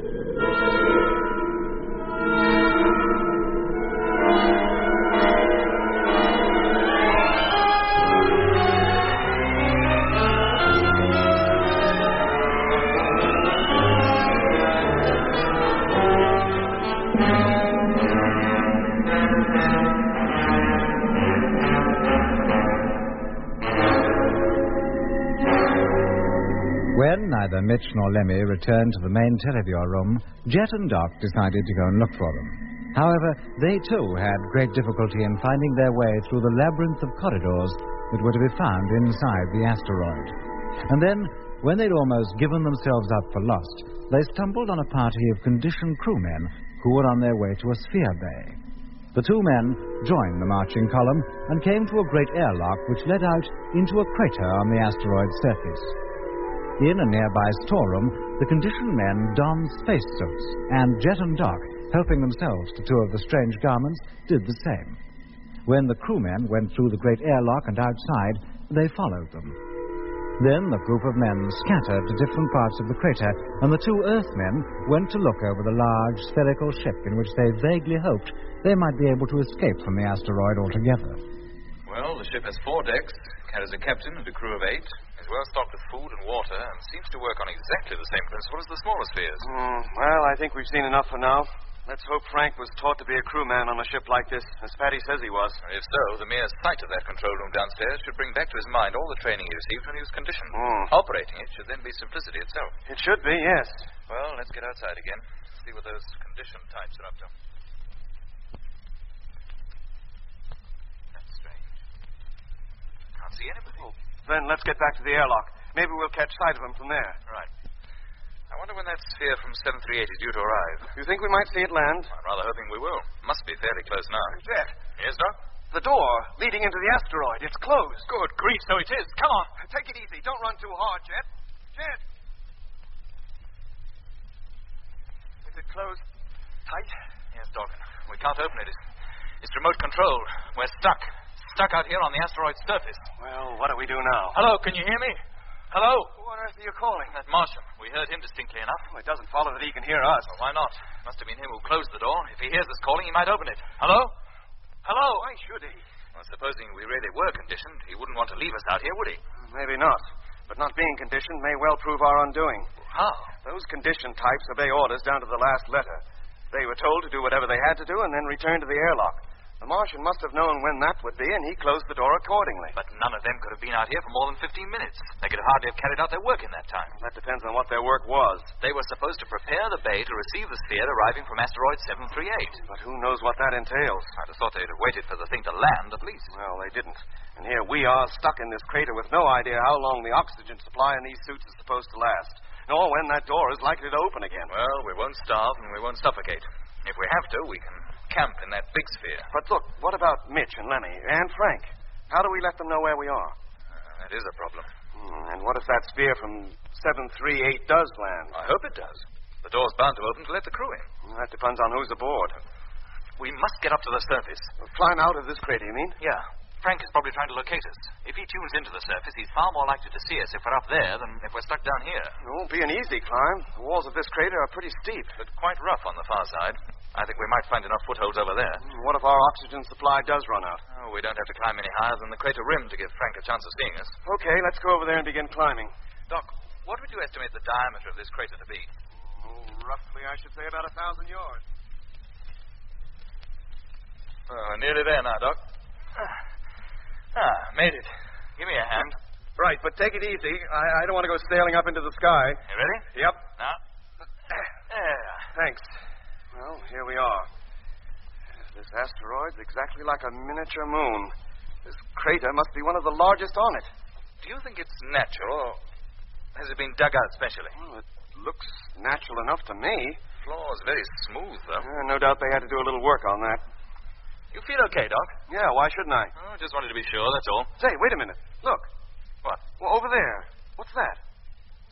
Looks like some kind of control tower. Yeah. Pretty tall, too. Some of it lies below the horizon, out of sight. What can that be for? Search me. Upper part seems to be made entirely of glass. And there's a light burning in there. Do you think there's a way into that place? From outside, you mean? Yeah. There's a chance. But who'll be in it? Well, if it's condition types, we've no need to worry. We can order them to let us in. Meanwhile, Mitch and Lemmy were, of course, still in the main control room, for that's what it turned out to be, with the lunar controller. You'll remember that when they refused to cooperate in the Martian plan to invade the Earth, the controller refused to allow them to leave the control tower and return to the main televiewer room where Jet and I had waited in vain. The central control room in which they found themselves was a large circular room built on the top of a high tower, not unlike a colossal lighthouse, but with a much greater diameter. It was full of gadgets of all kinds, including a vision phone, just like the one we had been using, which enabled the operator to view and talk to any part of the ship at will. This tower was, in fact, the asteroid's nerve center, like the bridge of a colossal ocean liner. The underground control suites could be compared with the ship's engine room, although their tasks were far more numerous, and, if the asteroid's flight was to be correctly maintained, had to work in perfect coordination. The coordinators were, of course, the Martians. All this was explained to Mitch and Lemmy by the lunar controller, who, although he would not give them their freedom, treated his prisoners politely and did not hesitate to answer their questions as to how the ship worked. It seems to me that you're on this asteroid, that you're the captain. Well, perhaps first mate would be a better description. And who is the captain? Jack Evans? I am Jack Evans. You? But Paddy Flynn told us Jack Evans was a rebel, like he was. Paddy Flynn was a good asteroid crewman, but he was a fool. He thought he could get back to Earth. He didn't realize just how long it was since he had left it. You knew he was a rebel and you did nothing about it? I knew his plan could not succeed. He intended to do nothing until we reached Earth anyway, and by that time he would have been safely locked up and out of harm's way. And meantime, you let him believe you were a rebel too. It kept him happy, and a happy man works well. He had as much chance of leading a rebellion on this ship as you have of getting back to Earth. Thanks very much. But what about that rebel song he taught the crew? What about it? Well, wouldn't their singing it make any difference to them? The crew of this asteroid are all conditioned. You could teach them to sing a song in Chinese, and they'd sing it, if they were ordered to. Yeah, but that song mentioned the Earth. Didn't that have any effect on them? Remind them of the planet they were native to? Mr. Mitchell, to a conditioned type, Mars is the Earth. They are all under the impression that whenever they touch down on Mars, they have reached home. And just like those so-called sheep farmers on the Argia Desert. They thought they were in the Australian outback. It's no more than a state of mind. Where you believe you are, you are. If Lenny were conditioned and I told him that the surface outside was the commercial road, he'd believe it. Right. It would be just like the real thing to him. He wouldn't know any better. Well, what about that Martian? Is he a state of mind, or does he really exist? To the conditioned types, he does. He did to Paddy. Paddy never knew about this place. He'd never been in it. That still doesn't answer my question.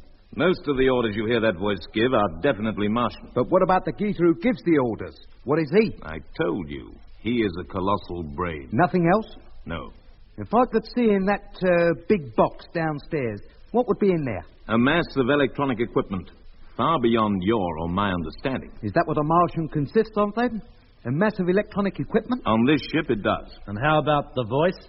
It emanates from the same place. It's produced by electrical impulses. But it seemed to have the power to think. It has. In much the same way as the computing machines down on Earth, or the one you carry aboard the Discovery.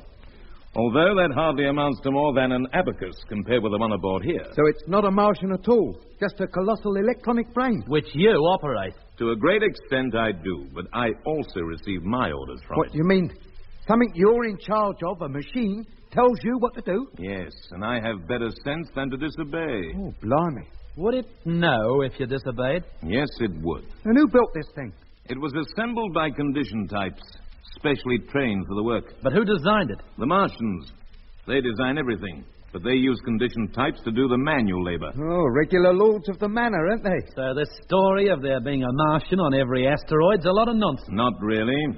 That great electronic brain represents the Martians. That amounts to the same thing as having a Martian aboard the ship. It is through it that my contacts with Martians are made. You mean it's a radio receiver as well? Receiver, transmitter, computer. It does everything a man could do, but 1,000,000 times quicker. It'll even answer questions. What kind of questions?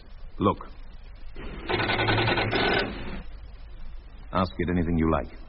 The date, the time, anything. Go on. All right. What's the distance from here to Mars?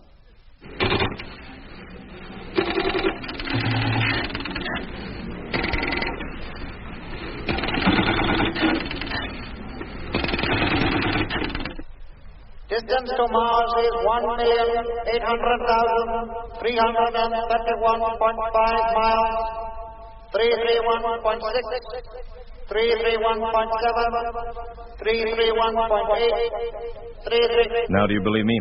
Why was he increasing the figure? We have a slight drift. Our orbit round the sun, and that's what we're traveling in at the moment, is not quite fast enough to keep the distance between us and Mars constant. But it's hardly worth worrying about. Oh, I'm glad to hear it. Your slowing the ship down so rapidly has upset the mechanism slightly. We're lucky it didn't even do more damage. How does 738 find its way here? It's following us on a homing beam that we're transmitting. It'll fly to us automatically. The brain could compute its arrival time to the nearest minute, if you care to ask it. Can we? If you want to. Now, go ahead. But what do I say? Just ask for the information you want. At what time will asteroid 738 reach us? Is that his brain ticking over? You might call it that.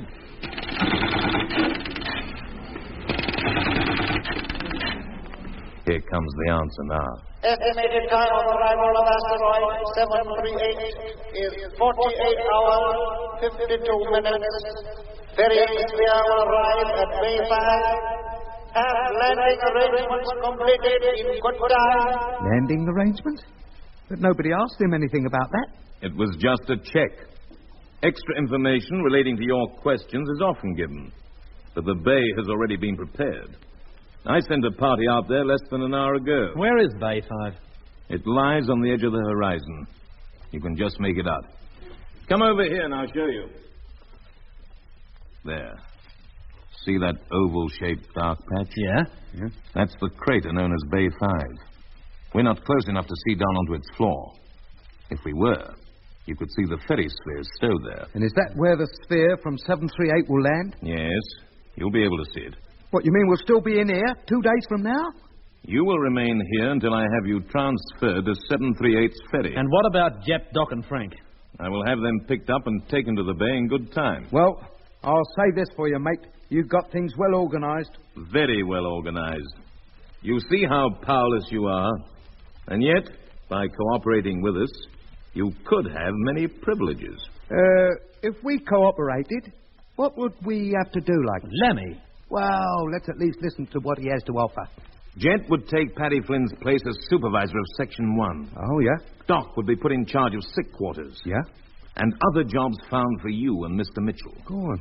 But your greatest use to us would be on the moon colony. We need to establish a much larger one than anybody down on Earth has yet conceived. Oh. That is where you would be really useful. and you would be well rewarded for your troubles. Sounds marvelous, doesn't it? You'll think it over? No. I just wanted to know what you had in mind, that's all. Well, if you'll take my advice, you will think about it. And you have just 48 hours in which to make up your mind. Until 738 gets here. Precisely. And remember, there is nothing you can do to save the Earth. There is plenty you can do to save yourselves. From what? From endless years spent working in an underground factory down on Mars. How does that prospect strike you? Not very pleasantly, mate. Any more than you do.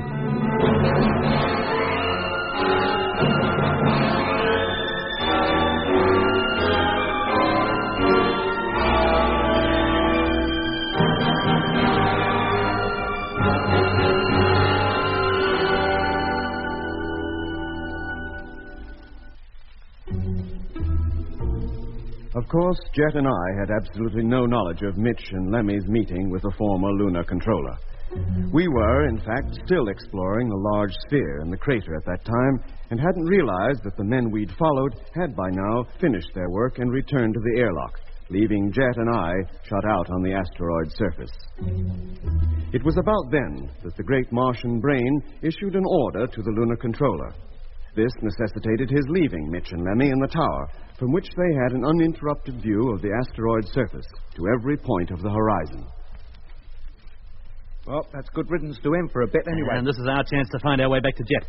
Let's try the door we first entered this place by. No go? No, doesn't seem like it. No, the door doesn't budge. How about the door that Jack Evans, as he calls himself, went through? I'll give him a chance to get well clear of here first. We don't want him to know we're following him. Oh, I don't suppose it'd make any difference anyway. He wouldn't have left us here alone if we could get out. No, but at least we might be able to contact Jet. You know, this vision phone seems to be exactly the same type as the one downstairs in the televiewer room. Try it, Lemmy. Right. Yeah, something's appearing. Oh, blimey. Retune it, Lemmy, quick. Oh, that was the lunar controller, walking along a corridor. Yeah, well, let's hope he didn't hear us talking. Now, try and get Frank. Ah, but how? I don't know his number. Well, we'll have to use the hit-and-miss method. Now, get going. Yes, Mitch.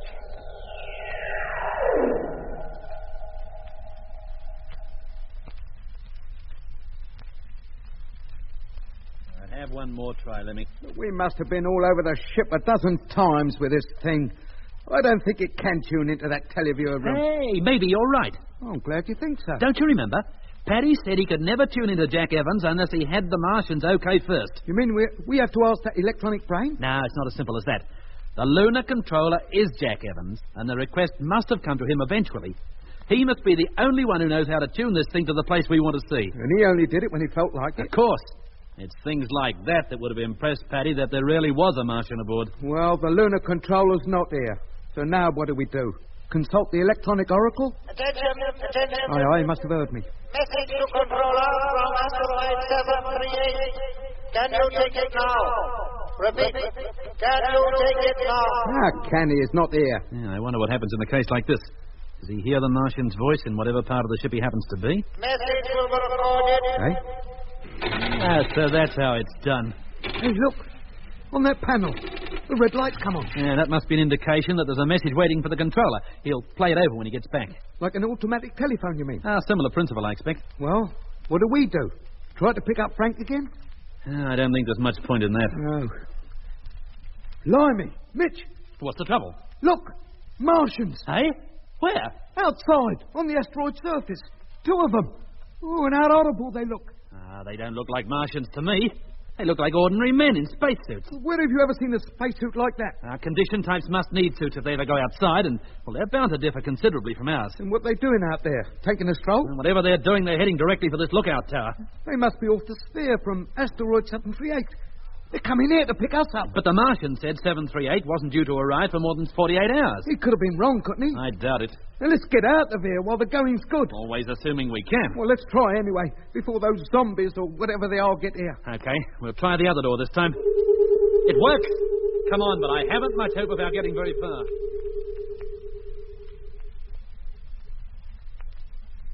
Yeah, this must be Evans's living quarters. Posh, isn't it? Yeah. Now I know what he meant when he said we'd have a comfortable life. Yeah, darn sight more comfortable than anything those condition types have got. All they have is a bed to sleep in and work to do. And that's all we'll have if we don't get out of here. Look, there's another door over there. Let's try it. And I better close this one first? Yeah, go ahead. All right, Mitch. She's shut. This one's opening. What's behind it? A spiral staircase. Which is what he must have gone down. I reckon so. Come on, let's follow him. Not so fast, Mitch. You're making me dizzy.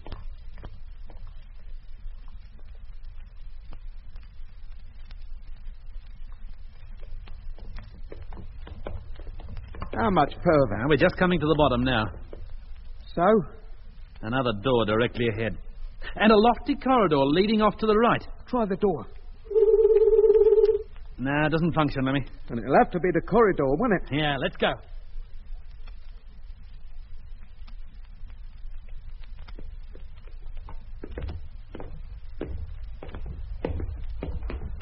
Looks like we're coming to the end of it at last. Attention. Aye, aye. Crew personnel are warned that it is dangerous to proceed beyond this point without protective clothing. What protective clothing? If you are not suitably dressed, turn back immediately. Now, what's all that about? Yeah, it must be something to do with that door at the end there. Yeah, let's get a little closer to it, Lemmy. But take it slowly. Of course.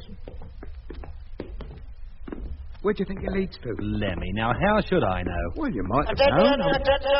All right, there he goes again. The door you are now approaching leads to the asteroid surface. It is dangerous to proceed any further unless you are wearing suitable clothing. This is the last warning. So that's it. You mean spacesuits? And we haven't got them. All right, Lemmy, hold it. Well, that's that, I reckon. We have no choice but to go back. We cannot escape. Silly. Isn't it?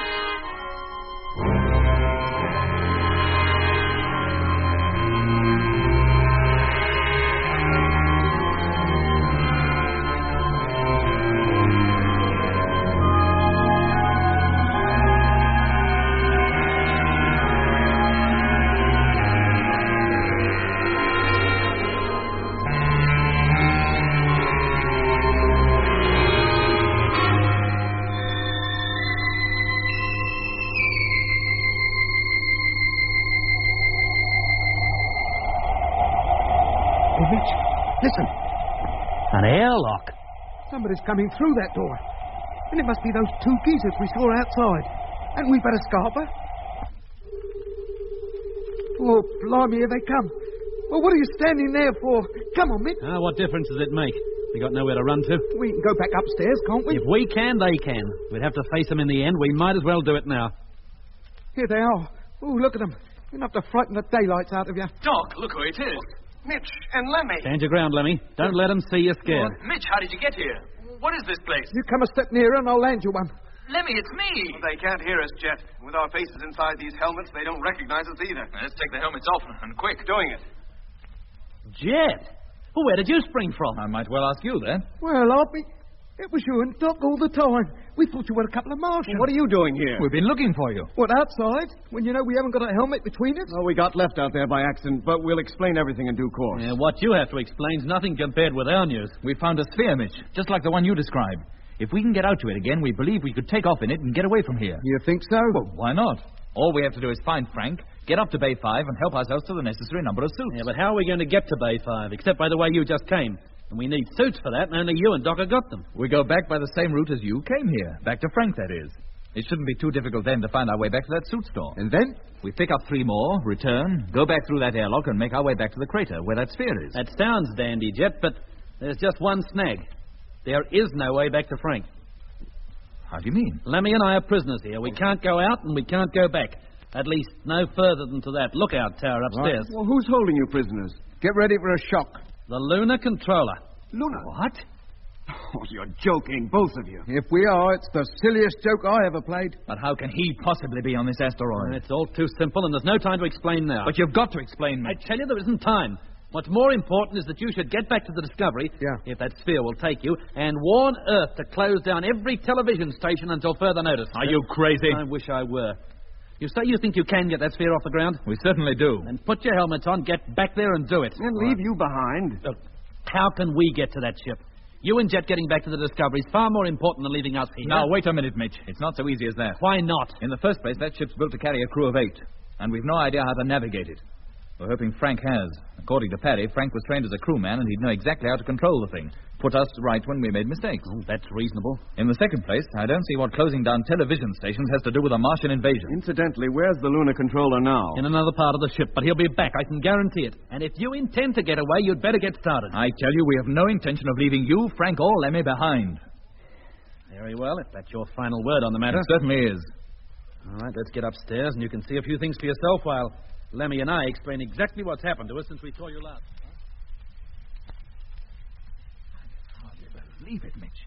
The lunar controller. And this is where he controls the asteroid from? Yes, Doc. And if you ask me, is the big noise aboard here? But where does he get his orders from? From outside somewhere. The Martians themselves, he said. Did he say where they were? No, he didn't. I don't think he knows any more than Paddy did. And the Martian, the brain, as you call it. What, you don't believe it? It seems so fantastic. You listen to this, then.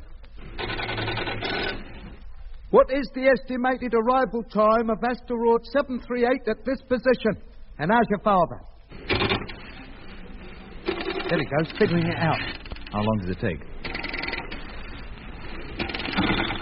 Estimated arrival time of asteroid 738 at present position is 47 hours, 54 minutes. Second question, not understood. I don't suppose he even knows what a father is. This is almost unbelievable. 47 hours, 54 minutes.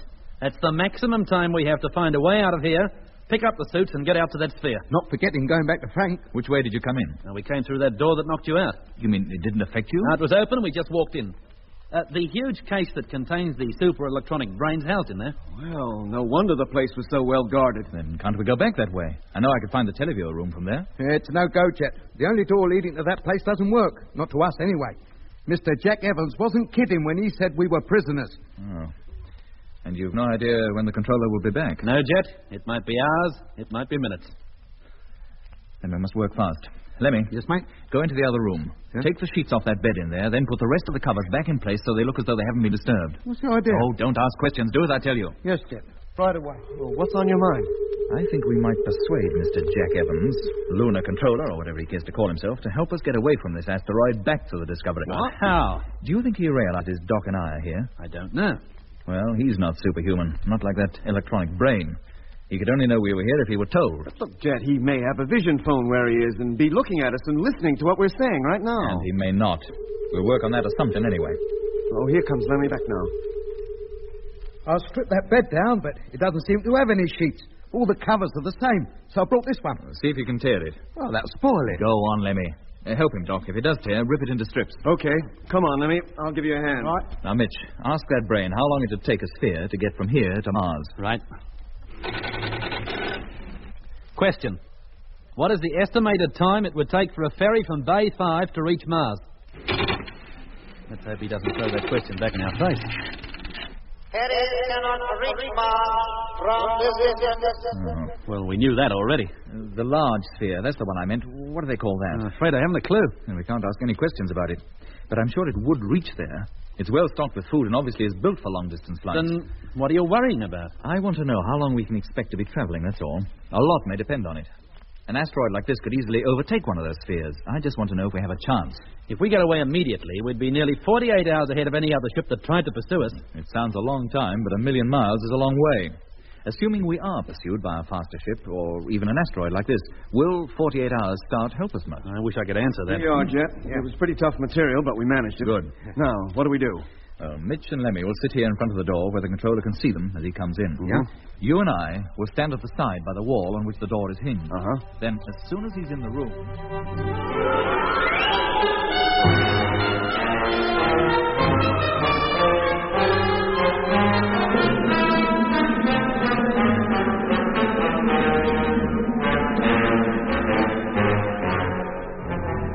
That was episode 15 of Journey into Space. Taking part in this recording were Andrew Foulds as Jet Morgan, Alfie Bass as Lemmy, Guy Kingsley Pointer as Doc, and Don Sharp as Mitch. Other parts were played by David Jacobs and Alan Tilton. The orchestra was conducted by Van Phillips, who also composed the music.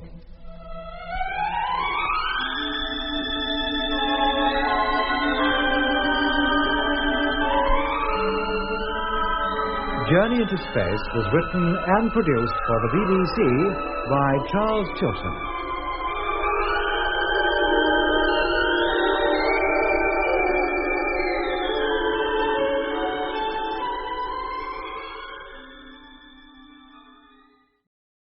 Journey into Space. The BBC presents Jet Morgan in The World in Peril.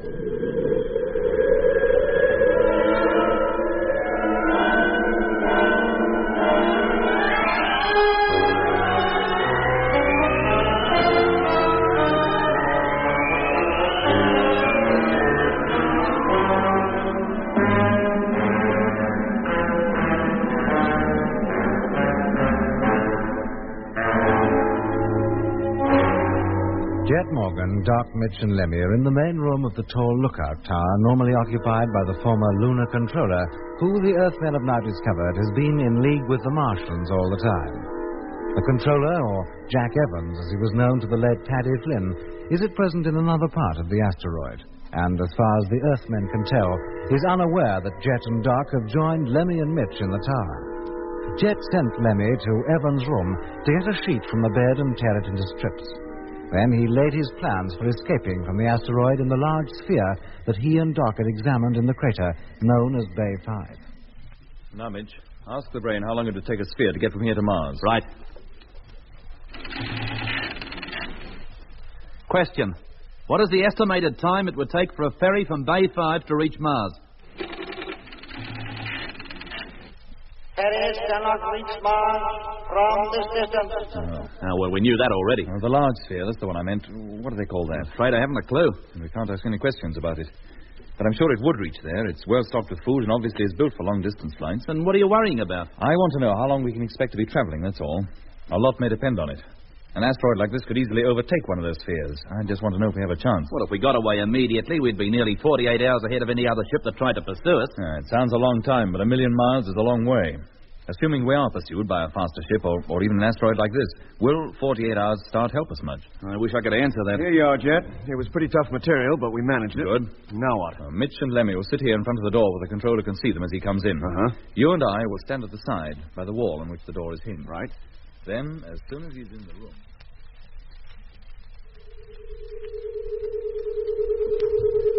This sounds like him now. About time and all. I was beginning to think he was never coming back. Now, quiet, Lemmy, and try to look as though we've never left this place. Here he is. He's got Frank with him. In you go, Rogers. Mitch and Lemmy. So this is where you are. This is where you are, and this is where you stay, until the big asteroid gets here. And then? You'll be taken back to Mars, all of you. Where are the others? How should we know? We were looking for them ourselves when we wandered into this place. Well, it makes no difference. I'll find them sooner or later. Sooner than you thought, mate. Right, now grab him. Down him, boys. Tie him up, quick. Nice and Hold hard. him, Lemmy. Sit in his chest. All right, it's a big bloke. Come on, Mitch. Get his hands behind his back.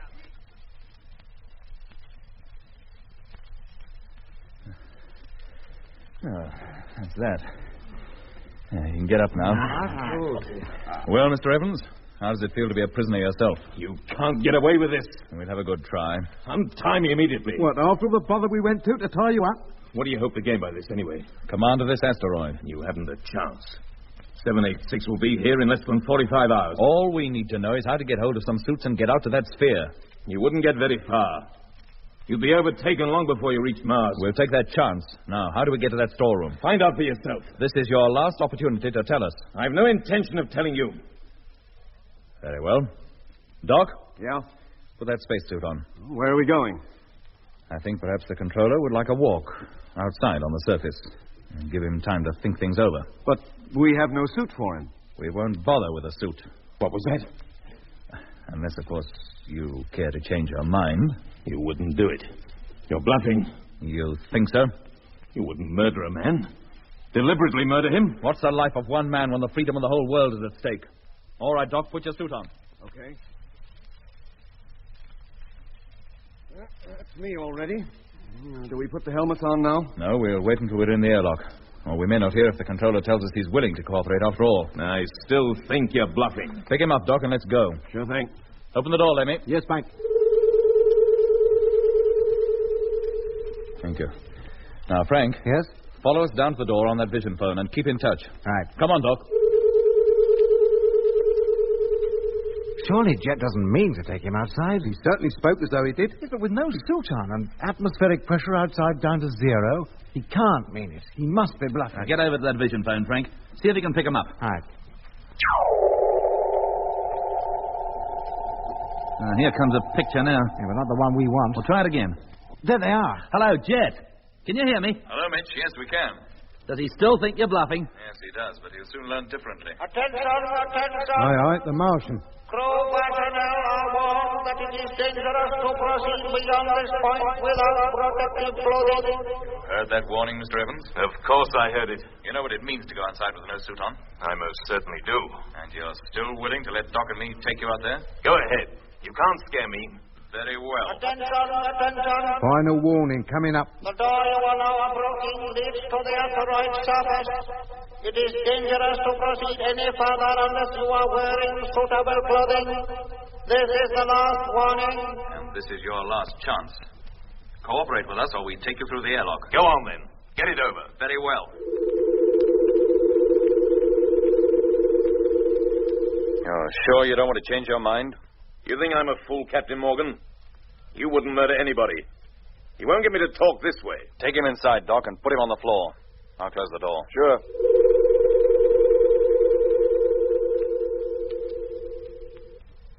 Now, Doc, put your helmet on. See if Mitch can hear you. Fastening helmet. Hello, Mitch. Can you hear me? Yeah. Can you hear him, Jet? No, I can't. Of course you can't. Those suits are soundproof. You can talk to him only through the suit's radio. That I can do as soon as I put my helmet on. But then, he won't be able to talk to me. Mitch can, though, through that vision phone. Anything you have to say, you can say to him, and he'll relay it to me. But I have nothing to say. In just a few moments, we'll be exhausting the air from this place.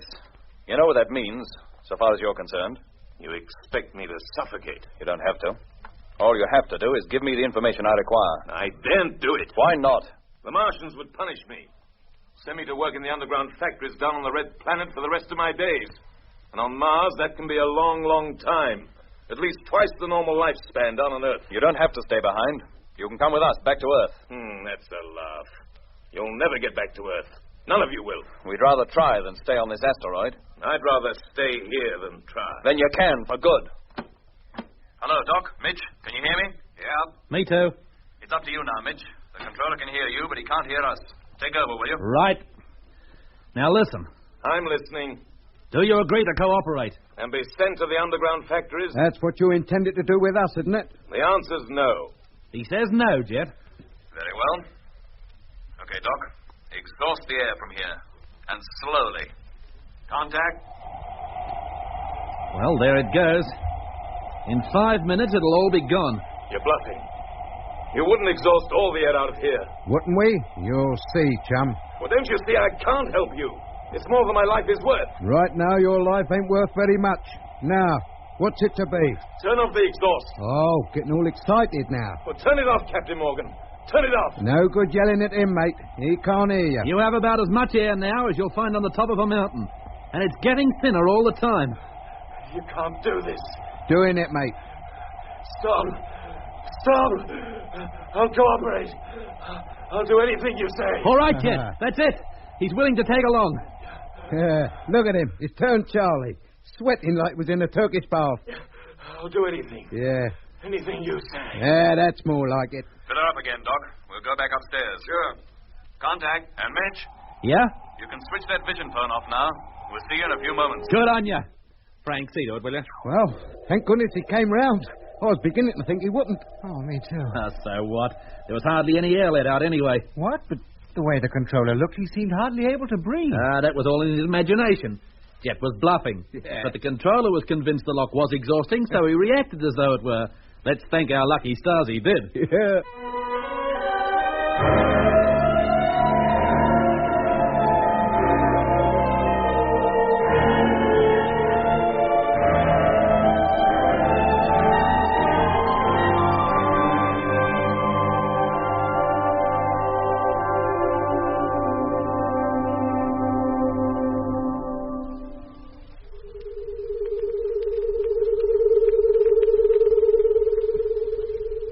Put him in the chair, Doc. Okay. Aren't you going to untie me? Not at the moment. Later, perhaps, when you prove that you really mean to help us. Well? How do we open that door? It's operated by control on the main panel. The red row. Fourth from the left. Do all red controls operate doors? Yes. And certain doors can only be operated from here. Which? Which? That one. The main door that leads into the room where the brain is housed. The one that gives you a shock? Yes. How do we make it harmless? That green button above the red control. Just press that. Good. Now, how do we find our way to that storeroom? It's very complicated. How do we find our way? If you call for one of the Sphere crew to meet you at a given place, he'll guide you to it. And bring us back? Yes. Very well. We'll see how much of what you've told us so far is true. We'll try opening the door leading down to the Martian's room first. It's working. Good. All right, Mitch. Take Doc with you. Go down as far as that electrified door and wait. And then? Well, by the time you reach it, there should be a condition type waiting to escort you up to the storeroom. Collect 3 more suits from there and then come back. Righto. Come on, Doc. Okay. Get to that viewer phone, Frank. Keep your eye on them. If things go wrong, let me know at once. Nothing should go wrong. It had better not. Now, how do I get a condition type to meet Mitch and Doc? The control is on the left-hand panel. Press and speak. They'll hear you, and they'll obey you. Hello, Jet. Can you hear me? Jet, it's Doc. Going. Hello? We've got the suits. I can see you have. Is there anything else before we come back? Yes, in that same room, I remember seeing some metal bars. Oh, yeah, they're still here.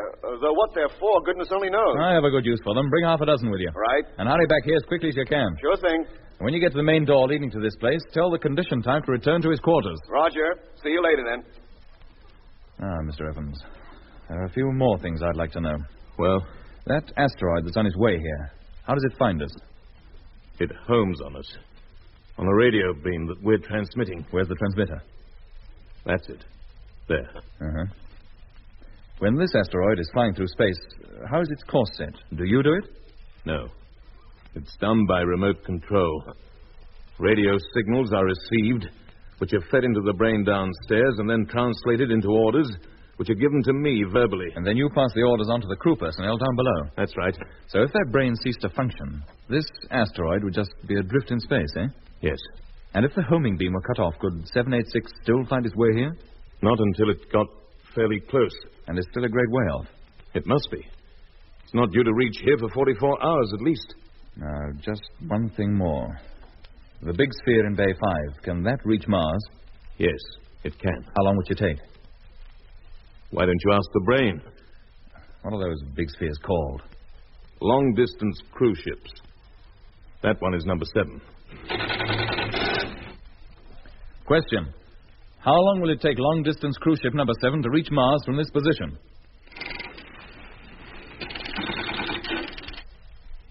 How long do I wait for an answer? A few moments. Here comes your reply now. The estimated time for a long-distance cruise ship to reach Mars from this position is 3 days.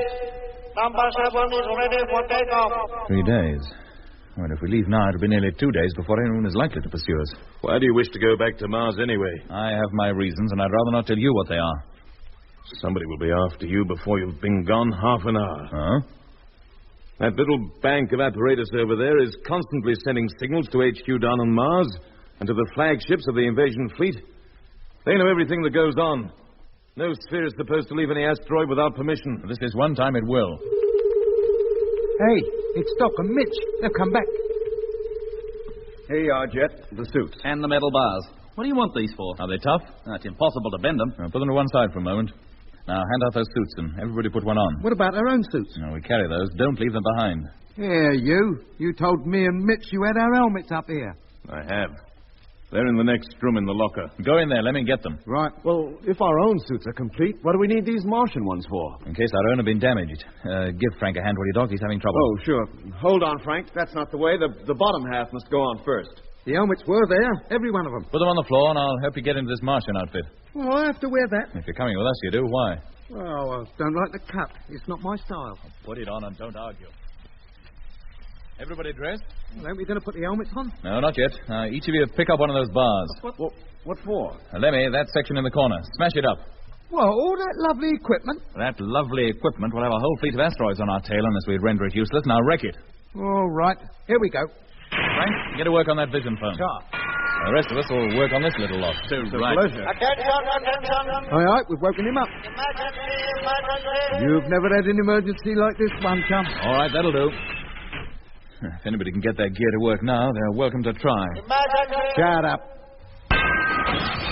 Emergency. I said shut up. There, that's fixed him. Emergency, emergency. Emergency. There, when you're dead, mate, you should lie down. Well, Mr. Evans, that I think about fixes any hope you had of making contact with outside. You mean you're not taking me with you? No. But you must. If I stay here, I'll be sent to work in the underground factories. Well, that's what you were going to do with us, wasn't it? But you can't do this to me. Can't we? You just watch us, mate. At least untie me before you leave. And have you tried to prevent our taking off? But nobody knows I'm here. I shall starve to death. All right, gentlemen, we'll go. Out onto the surface from the door downstairs and walk across to Bay 5. Put on your helmets and test the radios. Testing. Okay. Mitch calling. Fine. Can you hear me? Okay, Lemmy. Frank Rogers testing. Okay, Frank. Now start downstairs, all of you. Aren't you coming? I'm staying for just a moment to speak to the controller. Oh, very well. Wait. Come back. You can't leave me here. There's no use you yelling your head off, mate. We can't hear the word you're saying. Jet. Oh, it's Jet now, is it? Jet, don't go. Listen to what I have to say. Well?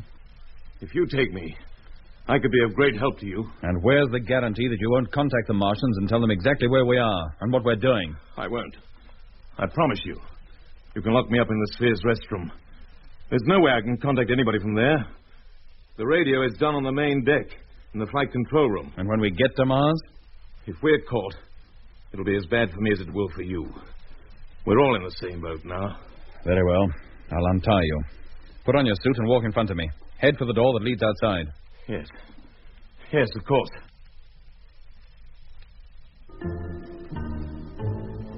We made our way down the stairs and along the high corridor to the airlock which led out to the asteroid's surface. Once through the airlock, we crossed the rugged, pitted ground towards the crater known as Bay 5. As we did so, the brilliant sun suddenly appeared above the horizon and lit up the entire landscape in a magnificent, awe-inspiring contrast of white, illuminated rocks and long, pitch-black shadows. We reached Bay 5 and slowly and carefully climbed down the precipitous wall to the crater floor. We made our way across the floor to the large sphere, pressed the door control, and went inside. All right, gentlemen. Take off your suits. Lemmy. Yes, Jet? When everyone is undressed, collect the suits together and take them up to the top deck. Well, how many decks are there, then? 4. You get to them through the door in that central pillar. There's a ladder inside. Right. On the top deck, you'll find a line of 8 lockers. Stow the suits in there. Sure. Let's have them, boys, and I'll get them out of your way. How about me? Your idea to go up to the restroom is a good one. You better go. But don't move from there unless I give you permission. You're sure you don't want me to help you handle this craft? Quite sure, thank you. Frank can tell us all we need to know about that. Very well. I'll wait upstairs until I hear from you. How soon before you attempt to take off? Just as soon as the boys have got those Martian suits off. You still don't trust me, Jet, do you? Why should I? Get upstairs and stay there. Very well. But if you need any help, don't hesitate to ask. Well, that's my helmet. I'll let you have the rest just as soon as I get this darn thing off. Get it off is right. It's harder to get out of these suits of armor than it is to get into them. Now, Frank. Sir? According to Paddy, you were trained as a crewman for one of these ships. Is that true? I don't remember being trained. Well, you were conditioned at the time. But this cabin is as familiar to me as my own room down on Earth. You know what the controls are for? You can handle them? Well, not both panels at once. Of course not, but you could handle either equally well. Well, yes, Jet, I think so. And the first thing you do is explain to the rest of us how to operate the controls. It's simplicity itself. Fine. Well, just as soon as the others are ready, we'll start.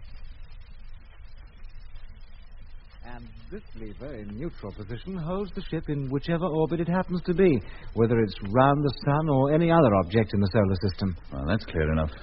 Is it clear to everybody else? Well, what's the acceleration rate? There are no takeoff couches in this cabin. Well, it's quite slow, Mitch, but goes on for a long time. The highest possible speeds can be achieved with very little discomfort to any of the men. It must take hours to slow down, then. Well, it does. Well, I think we know enough to risk a takeoff. Frank, you'll take the main panel. Right. Mitch, you'll take the other, the one that sets us on course. Roger. Tune in that televiewer, Lemmy. Right. Now, let me know as soon as you get a picture. It's coming now. It shows part of the crate at the sunlit side. Well, rotate it. See if everything is clear out there. Rotating. We taking off now? Yes, Doc, any moment. We'll take it slowly at first. Go straight up before we make any attempt to set course for Mars. Televiewer rotated full circle. Not a sign of anybody. Then let's get off. Take her up, Frank, and slowly. Here we go. Nothing happening yet. We haven't budged. Oh, wait a minute. Yes, we have. We're moving. We are taking off. In slow motion. Keep her that way, Frank. Slow is fast enough for the moment. Right. Height 6 feet, and she's steady as a rock. Change to lower camera, Lemmy. To the view below. Coming up.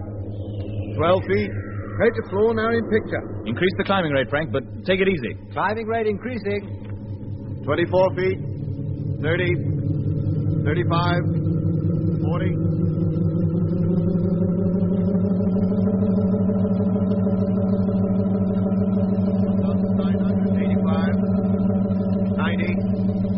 $95, 2,000 feet. Hold her there. That's high enough.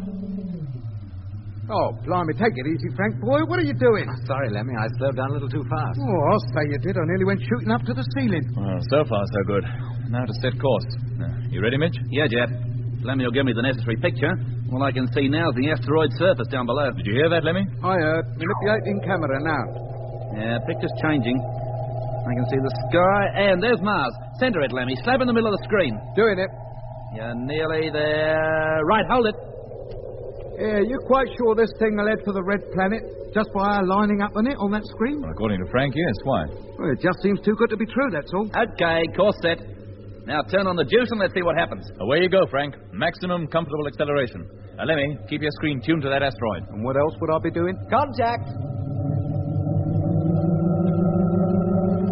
It works. We're leaving the asteroid behind anyway.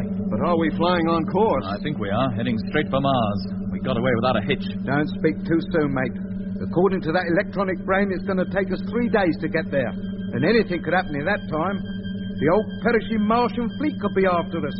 And catch us, too. Yeah, that's the thing I like about you, Lemmy. So cheerful and optimistic. Wow.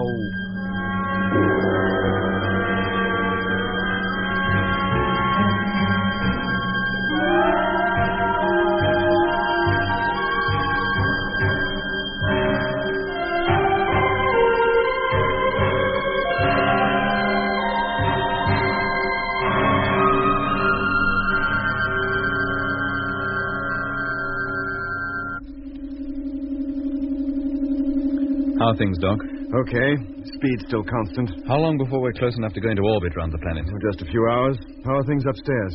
Frank and Mitch are asleep. And the controller? Sullen as ever. Just lying on his bunk and looking very worried. He thinks the moment we set foot on Mars, a whole army of conditioned types will be waiting there to meet us. He certainly doesn't look forward to falling into Martian hands again, does he? He has good reason, Doc. The punishment for falling down on a job is very severe, or so he says. And he certainly fell. He'd prefer to go back to Earth and face a charge of treason. Only he doesn't think any of us will ever get back.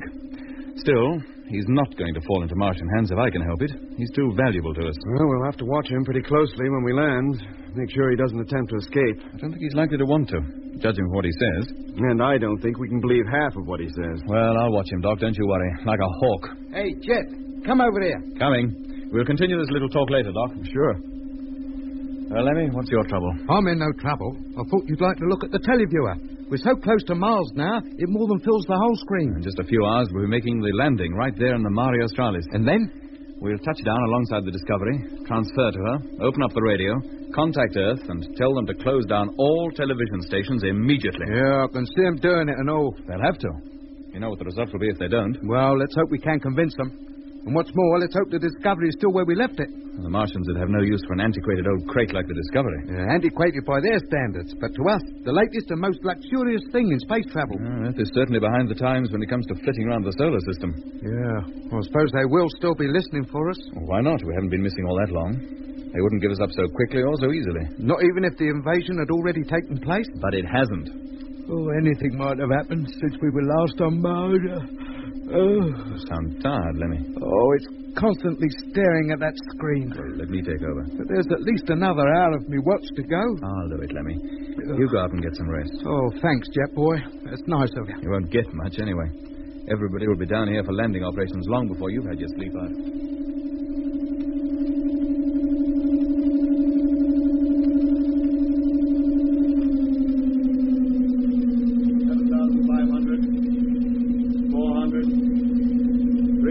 Change the picture, Lemmy. Let's have a look at the ground. Picture coming up. Oh, and there's the Discovery. Exactly as we left her. And the wrecked freighter alongside. Any sign of anybody having been near? Yeah, not that I can see. But we're still at a good height. But descending rapidly. Take it easy, Frank. Touch her down gently. I can. 500, 400, 300, 1,000, 900. 800. Decrease landing speed still further. 700. She's almost as slow as she'll go now. 600. Still clear down below. Not a soul in sight anywhere. Just the Discovery and the wrecked freighter. 400. Nearly down. 300. 200. Just a few feet. Get ready for the bump. 100.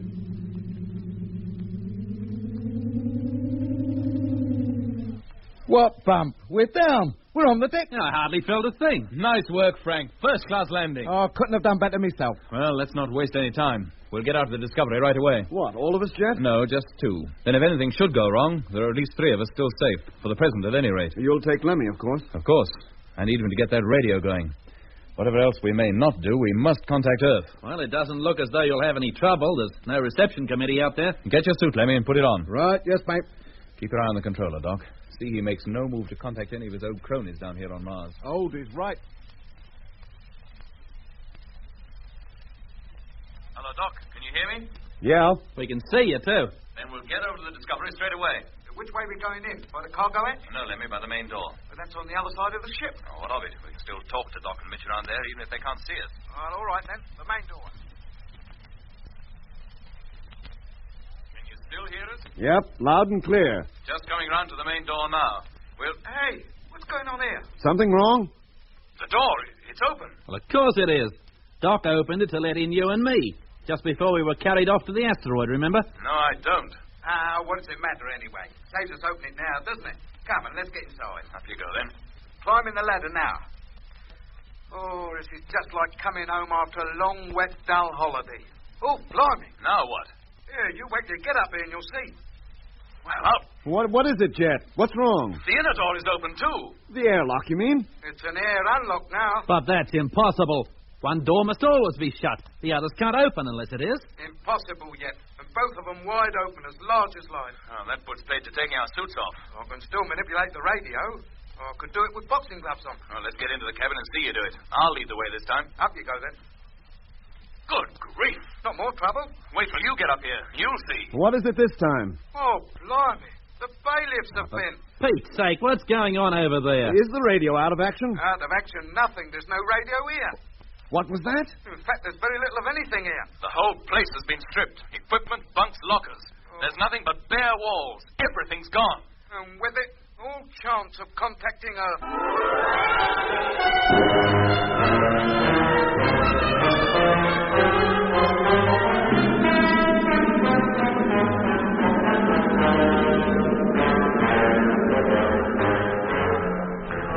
That was episode 16 of Journey to Space.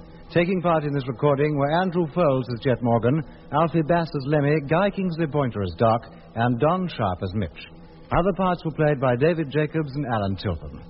The orchestra was conducted by Van Phillips, who also composed the music.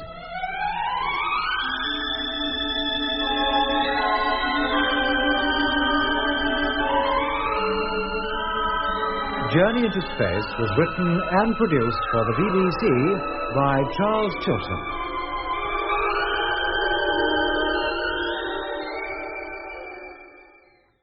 Journey into Space.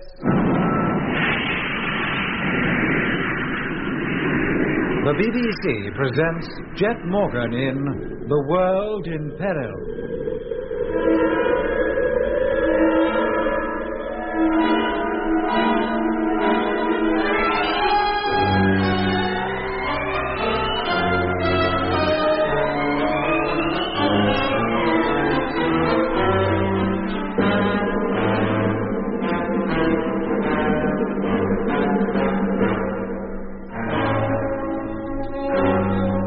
Jet and his crew, with the former lunar controller as their prisoner, have escaped from asteroid 734 and, in a Martian long-distance space sphere, are heading back to the Red Planet.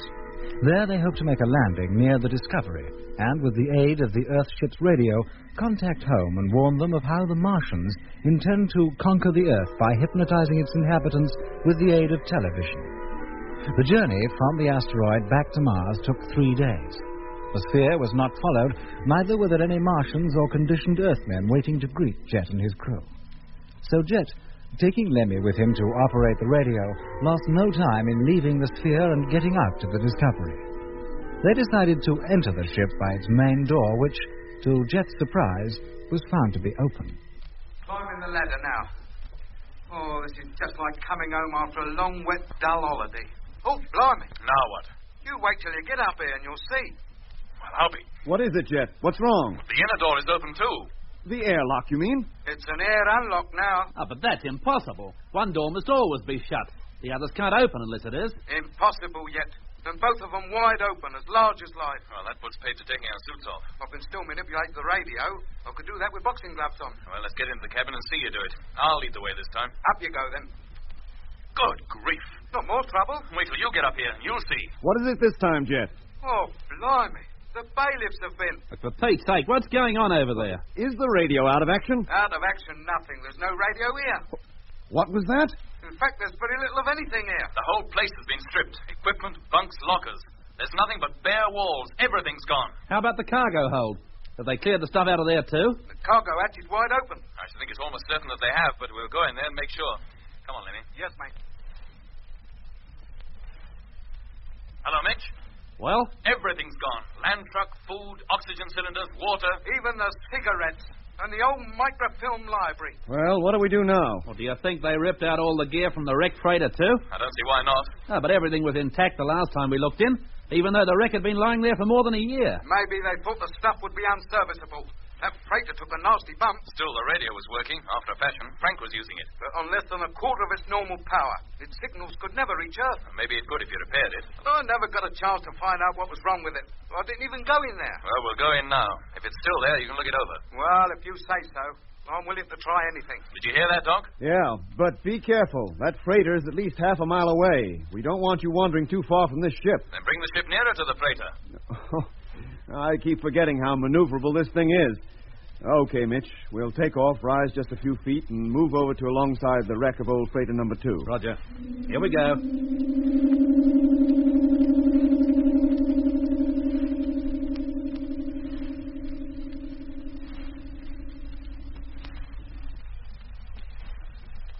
Hello, Doc. Hearing you. What's the news? Has the gear been taken out of there as well? Some of it, about 50%. Oh. Well, what have they left behind? The faulty stuff, mostly. Anything that has even the most superficial damage, they haven't bothered with. Particular, aren't they? How about the radio? Is that there? Yes, and Lemmy's working on it now. You mean they didn't rip out the power packs? Only the main ones, the emergency packs, the storage batteries, they left behind. And how long will they last? How about it, Lemmy? What hopes? With half the gear ripped out, we've got no means of recharging them. Then we'll have to find some other way. Well, there's only one way I can think of. What's that? The 2 freighters we left in free orbit. What about them? Well, their radio should be working all right. But they're not strong enough to reach Earth either. Well, they would be if I coupled this job to one of them. We've got no power supply problem out there. That sphere would get us out into the same orbit as the freighter, wouldn't it? Of course it would. But how long would it take to disconnect this lot from here? Well, not long. Couple of hours at the most. It'll be dark by then. Well, if I had help, I might even get it done before dark. Very well. I'll get Mitch and Frank over here to give you a hand. Well, I could do with 3 people. I can't spare 3 people. 2 must stay in the sphere so long as the controller's in there. Well, then, we'll have to think ourselves lucky there's still some tools left in this place. We couldn't rip out that gear with our bare hands. Hello, Mitch. Yeah, Doc. Look, it's getting dark. Whether you've finished or not, you must come back now. We have finished. Lemmy and Frank have just lifted the main transmitter out of its bed, and we'll be over to the sphere with it in just a couple of minutes. Good. Oh, come on, Mitch. There's you nattering and me and Frank standing here like a couple of lemons. I'll be right with you, Lemmy. Doc, get ready to let us in. We're coming straight over. Right. Now, Lemmy, what do I do? Well, get down the ladder and get ready to receive this lot as we pass it down. And be careful with it. It's the only one we've got. Is it all secure now? Yes, Jack. So long as we don't accelerate too quickly, she'll come to no harm. Then stand by for takeoff. Climb to 1,000 miles, Frank. That's the height the freighter should be. Climbing. soon as we find them, we'll match their orbital speeds, draw up alongside, and enter number 1. I'll need plenty of gear from number 2 as well. We can transfer that while you're reassembling the transmitter. Let's hope it works when you're through. Yeah. Are you casting aspersions on my prowess as a radio engineer? No, Lemmy. But if it doesn't work, if we fail to contact Earth, we might as well give up our home planet as lost.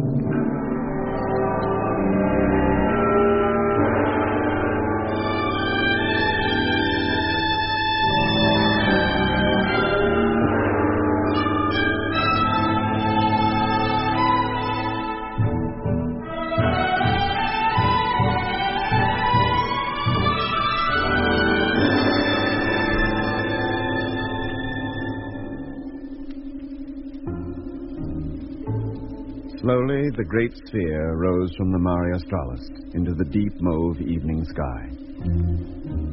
From there, we took what was to be our final look at the Discovery. For that was the last we ever saw of her. An empty hulk, completely stripped of all the electronic and mechanical gear that had taken men down on Earth years to design and months to install. Our course was a spiral one. As we rose, we also encircled the planet, gradually gathering momentum which would eventually place us in free orbit round Mars. We had been traveling about half an hour, and were over the sunlit side of the planet, which slowly but surely rotated below us, when Mitch, who was at the sphere's main televiewer, sighted the 2 freighters. There they are, look. Just a couple of dots on the screen, hanging over the planet's limb. That's them, all right. Yeah, we're overtaking them pretty rapidly, too. I hope we won't overshoot. Oh, don't worry, there's little chance of that. Yeah, I reckon we should reach them in about 15 minutes. Line them up on the center of the screen. We'll fly to them with the aid of the automatic navigation unit. Okay, lining up now. Coming into center.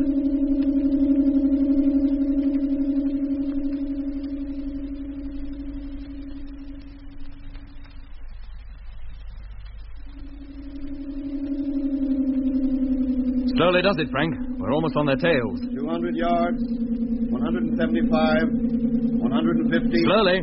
125. Dead slow. 115. Stand by to cut motive power. 110, 105, 100. Close enough. Well, we made it. Now what? Well, we transfer to number 1. What, all of us? Yeah. But how about the lunar controller? Wherever we go, he goes. Goodness knows what he'd get up to if we left him alone in this sphere. Meanwhile, we've no time to lose. We've already lost half the day's grace we set out with. If anybody is pursuing us from 734, they'll be here in about 12 hours. That doesn't give us much time, does it? Now, get your suits on. Frank. Sir? Call the controller. Tell him to come down to the main deck and bring his suit with him. Yes, sir. And all be sure to bring a safety line. I don't want any of us to go drifting off into space at this stage. Well, this ship doesn't seem to have been tampered with. That we'll find out. Is everybody over?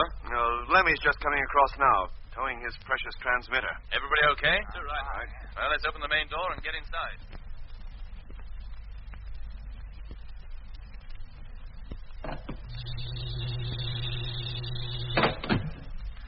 Well, so far, so good. Everything is just as we left it. Nobody's been in here. Frank, Mitch, put the gear you brought down there. Right. Then go across to number 2 and bring over anything that Lemmy might need. Right. And I'll certainly need plenty. The spare power packs in particular. Bring those first, will you, fellas? Right, Lemmy. Now, how about me? You stay here with us. I could help transfer equipment, too. I know my way about these freighters as well as you do.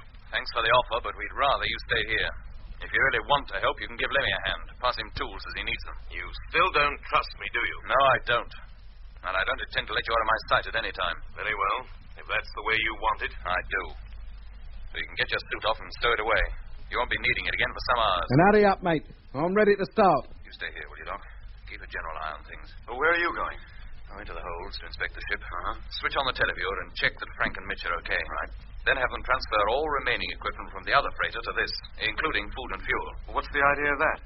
This freighter may be our only means of getting back to Earth. So we might as well have it well stocked. Right. I'll get the televiewer on as soon as I have my suit off. And switch in the intercom in case I want to talk to you from down below. Okay.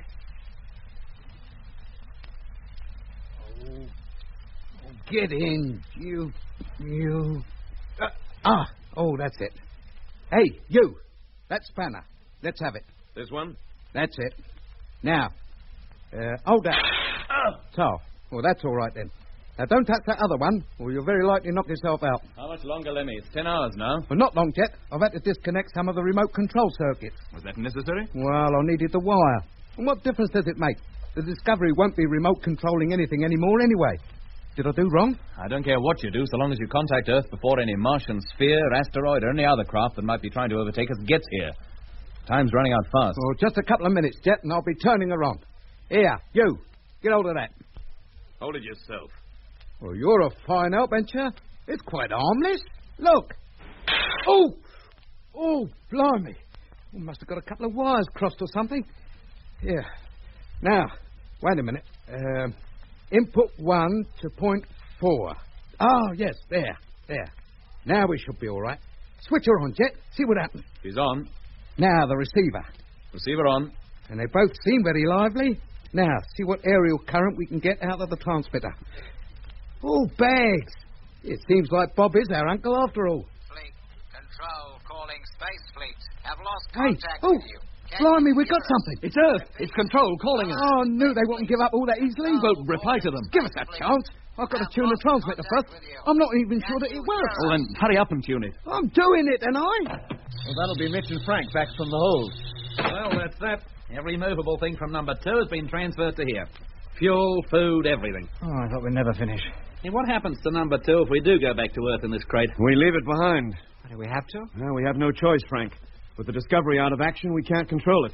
And there's only enough gear to modify one freighter, this one, for manual control. No, number 2 will have to stay. Well, it's not going to be very comfortable traveling back to Earth in here. No take-off couches, not even a bed to sleep on. Virtually no room at all. And we sleep on the floor. Hello, Earth. Space Fleet calling. Repeat. Space Fleet calling. Sounds like Lemmy's trying out the transmitter. Well, let's get over there. No, Mitch. Jet wants you on the televiewer. Oh, very well. But let me know if Lemmy gets through. You bet. Hello, Earth. Space Fleet Freighter number 1 calling. Picked up your call a couple of minutes ago. Can you hear us? Have most urgent and important message for you. We must establish contact. It's a matter of life or death. Over. How long before you're likely to get a reply? Well, if they answer immediately, they receive us. About 8 minutes. Let's hope they do. Who's that on the televiewer? Oh, Mitch. He's just checking up on the position outside. Now, you keep your mind on your own job. And thanks for all you've done so far. Well, that's all right, mate. What else could I do?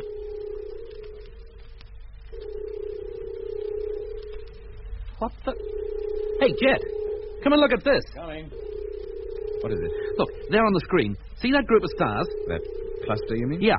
What about it? Well, 10 minutes ago, it was just a sort of hazy patch, but now it's resolving into separate star-like bodies. There must be dozens of them. They must be approaching us. Yes, of course. Which means they can't be stars. Hello, freighter number 1. Control calling. That's Control. They heard us. I'll be back in a minute, Mitch. Roger. Control calling freighter number 1. Have received your call, but very faintly. Strength 1. It is difficult to understand what you are saying. Could you repeat your message, please, and boost the power of your transmitter? Well, Lemmy, can you? No, Jet. I can't. It's working flat out. Then call them again. Repeat everything twice.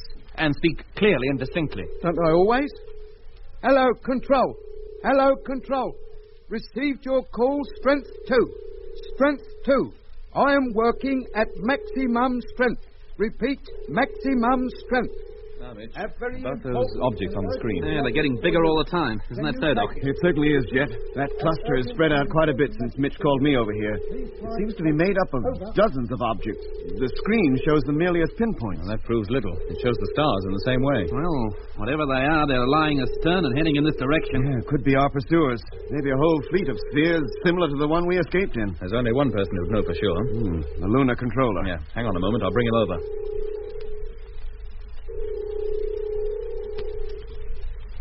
Well, what are they? Are they spheres? No. Asteroids.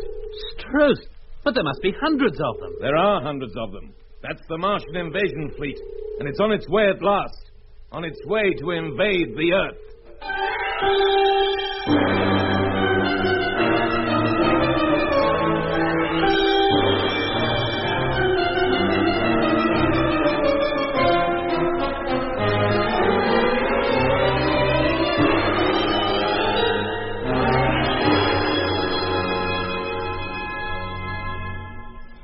So they're on their way. Yes, Captain Morgan. And there's nothing you can do to stop them. Maybe there's nothing we can do to stop their reaching Earth, but there might be plenty we can do to prevent their conquering it. And what if this ship is lying directly in their path? No, it won't be for long. We're encircling the Red Planet ourselves. 2.5 hours from now, we'll be on the other side of it. And 5 hours from now, you'll be back in this position. And those asteroids will be much closer. Are you suggesting they'll hit us? It's 1,000 to 1 chance. Not if the speed of that asteroidal fleet has been so calculated that it will be in this precise spot at exactly the same time as we are. What? Hey, Mitch. Yeah? Figure out the speed of approach of those asteroids. I want to know to the nearest minute when they'll reach this position. I also want to know what our new position will be at that time. Right. And Lemmy. Yep. Have you heard from Earth yet? No, mate, not a twitter. How long since you last called? 12 minutes. We should have had a reply by now. Then call them again, and keep calling. Right. Hello, Earth. Space Fleet Freighter number 1, calling Earth. Have not heard from you. Hello, Earth. Space Fleet Freighter number 1, calling Earth. Have not heard from you. Which means that fleet of asteroids will be in the position you mentioned in 13 hours. But by then, we would have encircled the planet 3 times. And how close to the Martian fleet will we be? Slap in the middle of it. If the ship hasn't been crushed to pulp by collision with an asteroid by then. Do you think they really would collide with us? Well, that seems to be their intention. Then we must change our position. Go into a closer orbit. They daren't go too near the planet. What's the fuel position, Midge? Well, if we use it to change orbital speed, we'll never have enough left to go back to Earth. If we ever intend to go. Well, that is the intention. But more important is getting the message about the invasion fleet through to Control. Hello, Space Fleet. Hey, listen. Control calling Space Fleet. That's Control now. Not heard from you for more than an hour. Your signal was very weak. Did you increase the power of your transmitter? If not, will you please do so? Oh, blimey. They're not hearing us at all now. So much for getting your message through. And the invasion fleet is getting nearer all the time. Well, there's no need to gloat over it, mate. I'm not gloating, merely stating the fact. Keep trying, Lemmy. Don't give up. No, chap. Hello, Earth. Space Fleet Freighter number 1, calling Earth. If we use every scrap of fuel we have, what speed would we reach? Well, you'll have to give me time to work it out. Oh, I don't want an exact figure, not at the moment. Well, roughly, I'd say 30,000. And what's the speed of approach of that fleet? Slightly more, maybe, not much. What's on your mind, Jeff? We'll play for time. Use every bit of fuel to obtain maximum acceleration. With what object? With the object of staying ahead of that Martian fleet for as long as possible. It'll also put us on course for Earth. Oh, but they're bound to overtake us eventually. Oh, but it'll take some time. Days, in fact. Well... In which time we might establish contact with Earth and get the message through. And what happens when we get to Earth? We'll have no fuel to slow down. We'll be able to stop. Is that important when the fate of the whole world is at stake? No, I don't suppose it is. When do we reach a favorable position to fire the motors? Well, we could have done it a couple of hours back, but now we'll have to go around the planet once more. 3 hours from now, should see it spot on. Very well, we'll get the ship ready. It'll be a risky business, Jet. With no takeoff couches and acceleration rate at maximum, anything might happen. Can you improvise some kind of couches for us? Well, I'll try.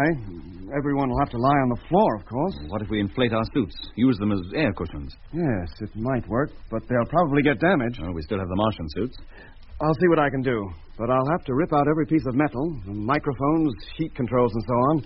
Won't do to have anybody lying on anything hard, no matter how small. Well, Frank can help you. Very well.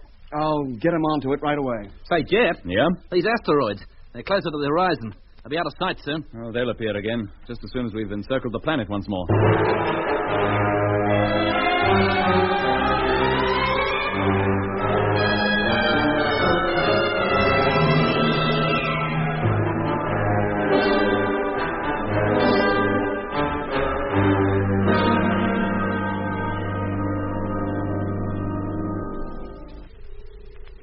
Here they are, just appearing over the limb now. Yeah, they look a lot bigger this time. Well, they should. They're a lot closer. Well, if you're still determined to make this final dash for Earth, I'd better carry out the routine checks on the motors. Okay, Jet. The couches are ready. Will they be effective? I hope so. But this will be the most uncomfortable time we've ever spent. I only hope we're doing the right thing. We're doing the only thing left to us. I suppose so. Now, carry out your routine checks, will you, Doc? And let me have the results as soon as possible. Right. Meanwhile, I'll get over to Lemmy and give him his final instructions. Oh, hello, mate. Those zombies in sight yet? Yes, they are. We'll be underway soon. Well, what happens to the radio once we're accelerating? I can't remote control this job as I could in the Discovery. This transmitter will still keep working while the motors are firing. Well, of course it will, shouldn't it? But you don't expect me to stay here, do you? I'll sink through the floor up to my knees. Of course not. Does that recorder work? Oh, I don't know. I haven't tried it. But don't see why it shouldn't. Yes, it works. Good. Now, take part of the tape and make it endless. Can you do that? Well, make a loop of it, you mean? Yeah. What for? I'll record the message we want to send. Then you'll set the tape so that it keeps repeating itself over and over again. Oh, yes. Feed it into the transmitter. Yeah. And leave it running the whole time the motors are active. Right. And no matter what happens to us, Earth may hear us and take the necessary action. How long will it take you to fix that up? Oh, about 10 minutes. Now, get on with it right away. We haven't much more time than that anyway. Right, here goes.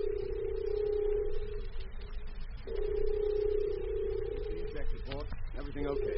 Yes, for me too. Very well, gentlemen. Get onto your couches. Couches, he calls them. A park bench will be more comfortable. Is the radio fixed, Lemmy? Of course. That message is being pumped out at 2-minute intervals. It'll keep going until we switch it off. Or until the ship blows up. Well, if you'll all lie down, I'll come round and see that you're all comfortable. Do we get a bedtime story? Midge?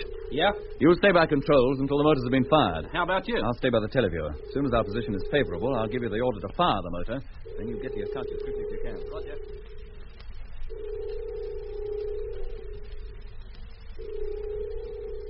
Centering up.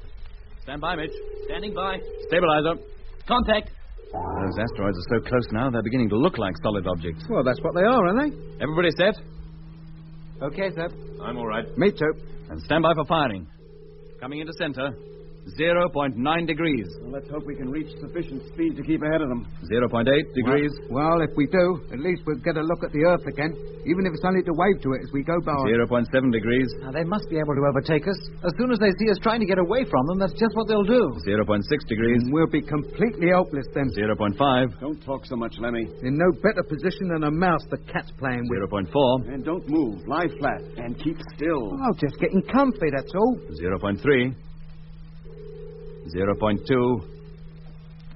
0.1. Contact! We're off. Lie down, Jet. Quick, while you've still got the chance. I'm okay. How about you, Mitch? I made it, Jet. Don't worry. Oh, thank goodness I don't have to get up again to turn the motor off. Just let her burn herself out down to the last drop. Of blood. What was that, Lemmy? Oh, nothing, Jet. Just talking to myself. Pressure's increasing. You're telling me I can't move? You don't have to. Oh, Mother, it's getting painful. Save your breath. Oh, it's agony. Oh, it's like there's an elephant sitting on my chest. We've got a long way to go yet. A long way. Oh, don't remind me.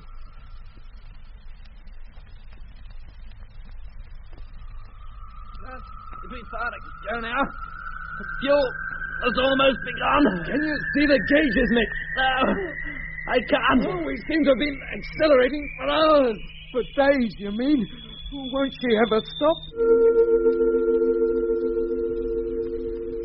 Oh, thank goodness. Oh, it's over. The fuel's burnt out. Everybody okay? Yeah. When I get up from here, I'll bet I'll leave an impression in the floor you could take a plaster cast from. Mr. Evans. Evans. I don't think he'll reply for a while, Jet. He's out cold. I'll attend to him in a few minutes. I don't think I could get myself up off the floor at the moment if I tried. Everybody stay where you are. Don't move for at least 15 minutes. And how about those zombies? Did we get away from them? I don't know, Lemmy. If we didn't, there's nothing we can do about it. We've played our last card.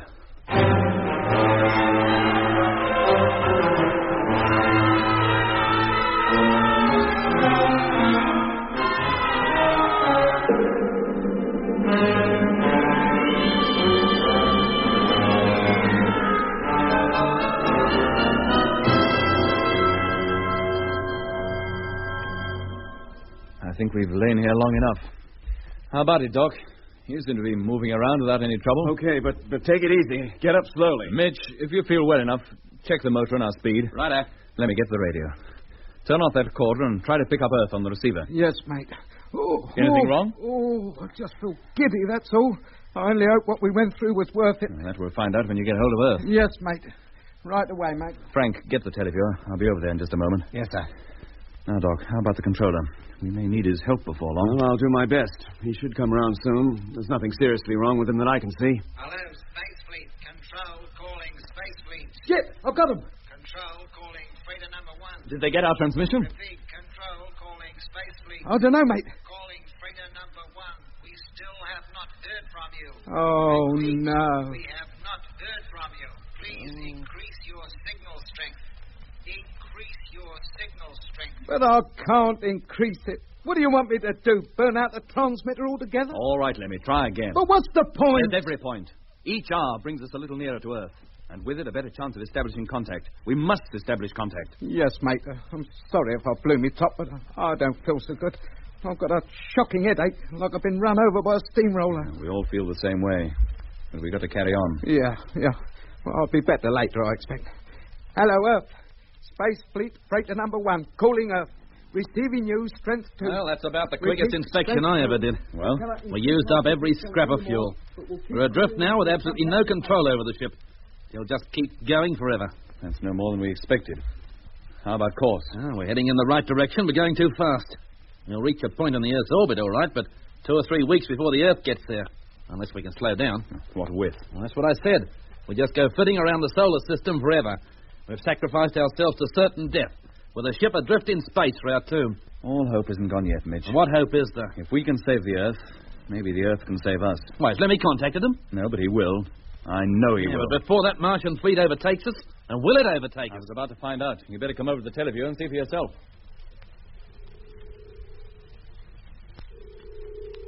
How's it going, Frank? Oh, they're definitely closer, Jet, but not nearly as close as they would have been hadn't we fired the motors. Well, that's something. They better take a check on their distance from us. Switch on the radar, Frank. Radar on. As soon as she warms up, we'll figure out exactly how long we can hope to stay ahead of those asteroids.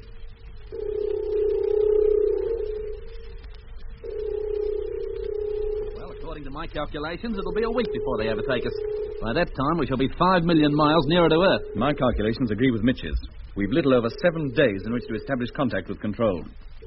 Well, don't look at me. Can I help it if Control go near us? I'm doing my best. We all realize that, Lemmy, and it's thanks to you we've got this far. Now, at least, we have a chance to contact Earth. Jet! Hello, what's up with Frank? Come over here, quickly. Well, what's the trouble? Well, those asteroids, they've increased speed. What? Yes, sir. They're closing in on us very rapidly. Must have increased their speed by at least 25%.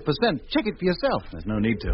I can tell they're closer by the size of the images on the screen. Yeah, they mean to overtake us, all right. And they'll be on us in less than a couple of days. If they go on increasing, it'll only be a matter of hours. Oh, blimey. Hello, Earth. Space Fleet calling Earth. Can you hear me? A most important and urgent message for you. If you love me, answer me call. Please answer me call.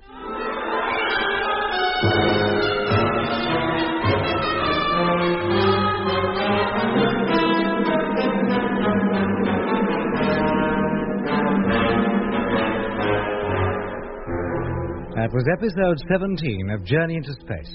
Taking part in this recording were Andrew Foles as Jet Morgan, Alfie Bass as Lemmy, Guy Kingsley Pointer as Doc, and Don Sharp as Mitch. Other parts were played by David Jacobs and Alan Tilton. The orchestra was conducted by Van Phillips, who also composed the music.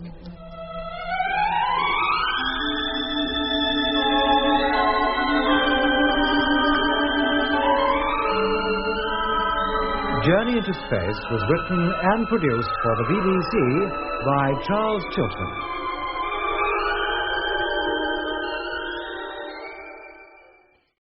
Journey into Space.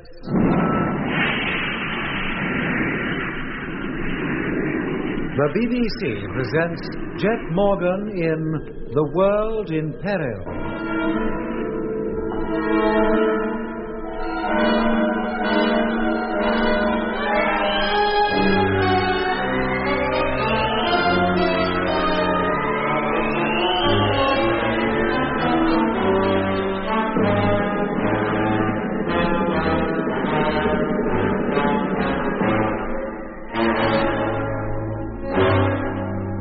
Jet Morgan and his crew, in order to gain time in which to contact Earth by radio, used up every scrap of fuel in an effort to get away from the Martian fleet in whose path they lay.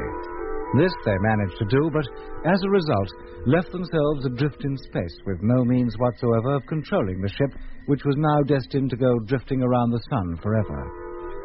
But in spite of getting ahead of the Martian fleet, Lemmy was unable to establish contact with Earth. And then Frank, who was on watch at the televiewer, called Jet over to the screen. Those asteroids, they've increased speed. What? Yes, sir. They're closing in on us very rapidly. It must have increased their speed by at least 25%. Check it for yourself. Oh, there's no need to. I can tell they're closer by the size of the images on the screen. Yeah, they mean to overtake us, all right. And to be honest, in less than a couple of days. If they go on increasing speed, it'll only be a matter of hours. Oh, blimey. Hello, Earth. Space Fleet calling Earth. Can you hear me? Have most important and urgent message for you. If you love me, answer me call. Please answer me call. Keep at it, Lemmy. Keep calling. You're darn right I will. What's that? It's the lunar controller. He's waking up. And about time, too. Where am I? What happened? All right, take it easy. You blacked out during the acceleration, but you'll be okay. Let me get up. No, wait a minute. Let me get up, I said. Very well. The fleet. What about the Martian fleet? We managed to pull away from them, but they've increased their speed. They seem determined to overtake us. Of course they are. You don't think you can outpace them in this old crate, do you? It was a chance, and we took it. How fast can those asteroids go? They can reach a maximum speed of 45,000. To be honest, in a few hours. You haven't a hope. They're bound to overtake us and crush us to pulp. Squash us right out of existence. We won't mind that quite so much, so long as we get a message through to Earth first. You may not mind, but I do. I don't want to die just yet. None of us does, but what can we do about it? Turn the ship round. Get back to Mars. We couldn't change the course of this ship by a fraction of a degree. Why not? You got this far, didn't you? We haven't any fuel, that's why not. But we used it all up. You used it all up? Every bit? Yes. What for? To gain time and to set course for Earth. But you'll never land. With no fuel to slow the ship down, you couldn't possibly land. Don't you think we realize that? Then why did you do it? Why? I told you to gain time. And the nearer we get to Earth, the better chance we have of establishing radio contact. And what if you do make contact? Then at least Earth will know the method by which the conquest will be attempted. What if they do? How does that help us? We didn't come all the way to Mars to look after ourselves, Mr. Evans. We came here to get vital information that Earth needs. Well, we've got it. And we're going to do our best to see that the Earth gets it. If it's the last thing we do. It will be. It'll be the last thing any of us will do. There's no hope for us. No hope at all. We shall die. Our deaths are unimportant. Yours might be, but mine isn't.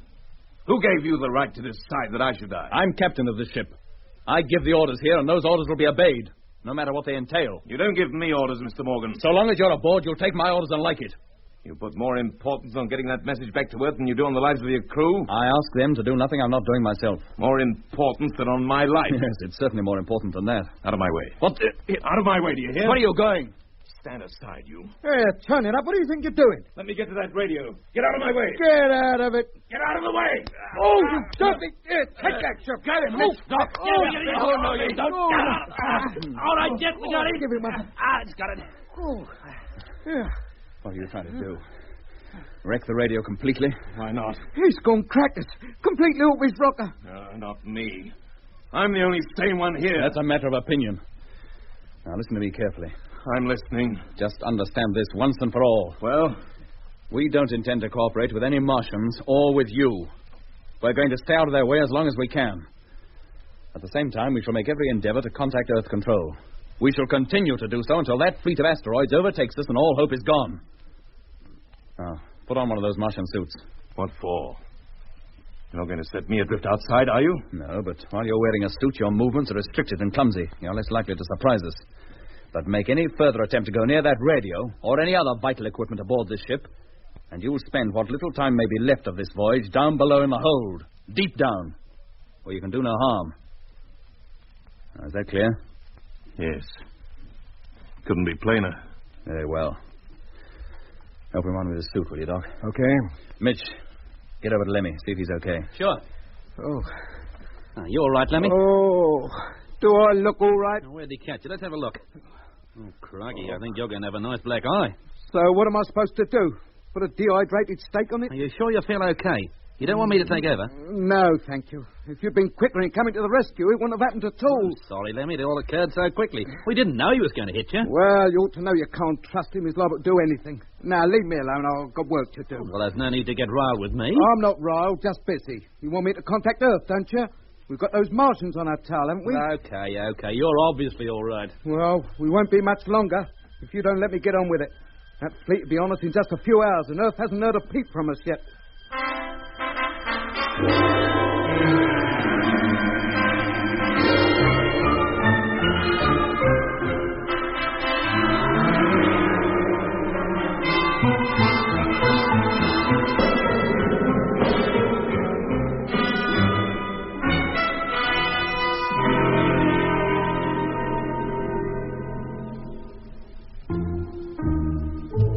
But Lemmy's efforts at the radio were fruitless.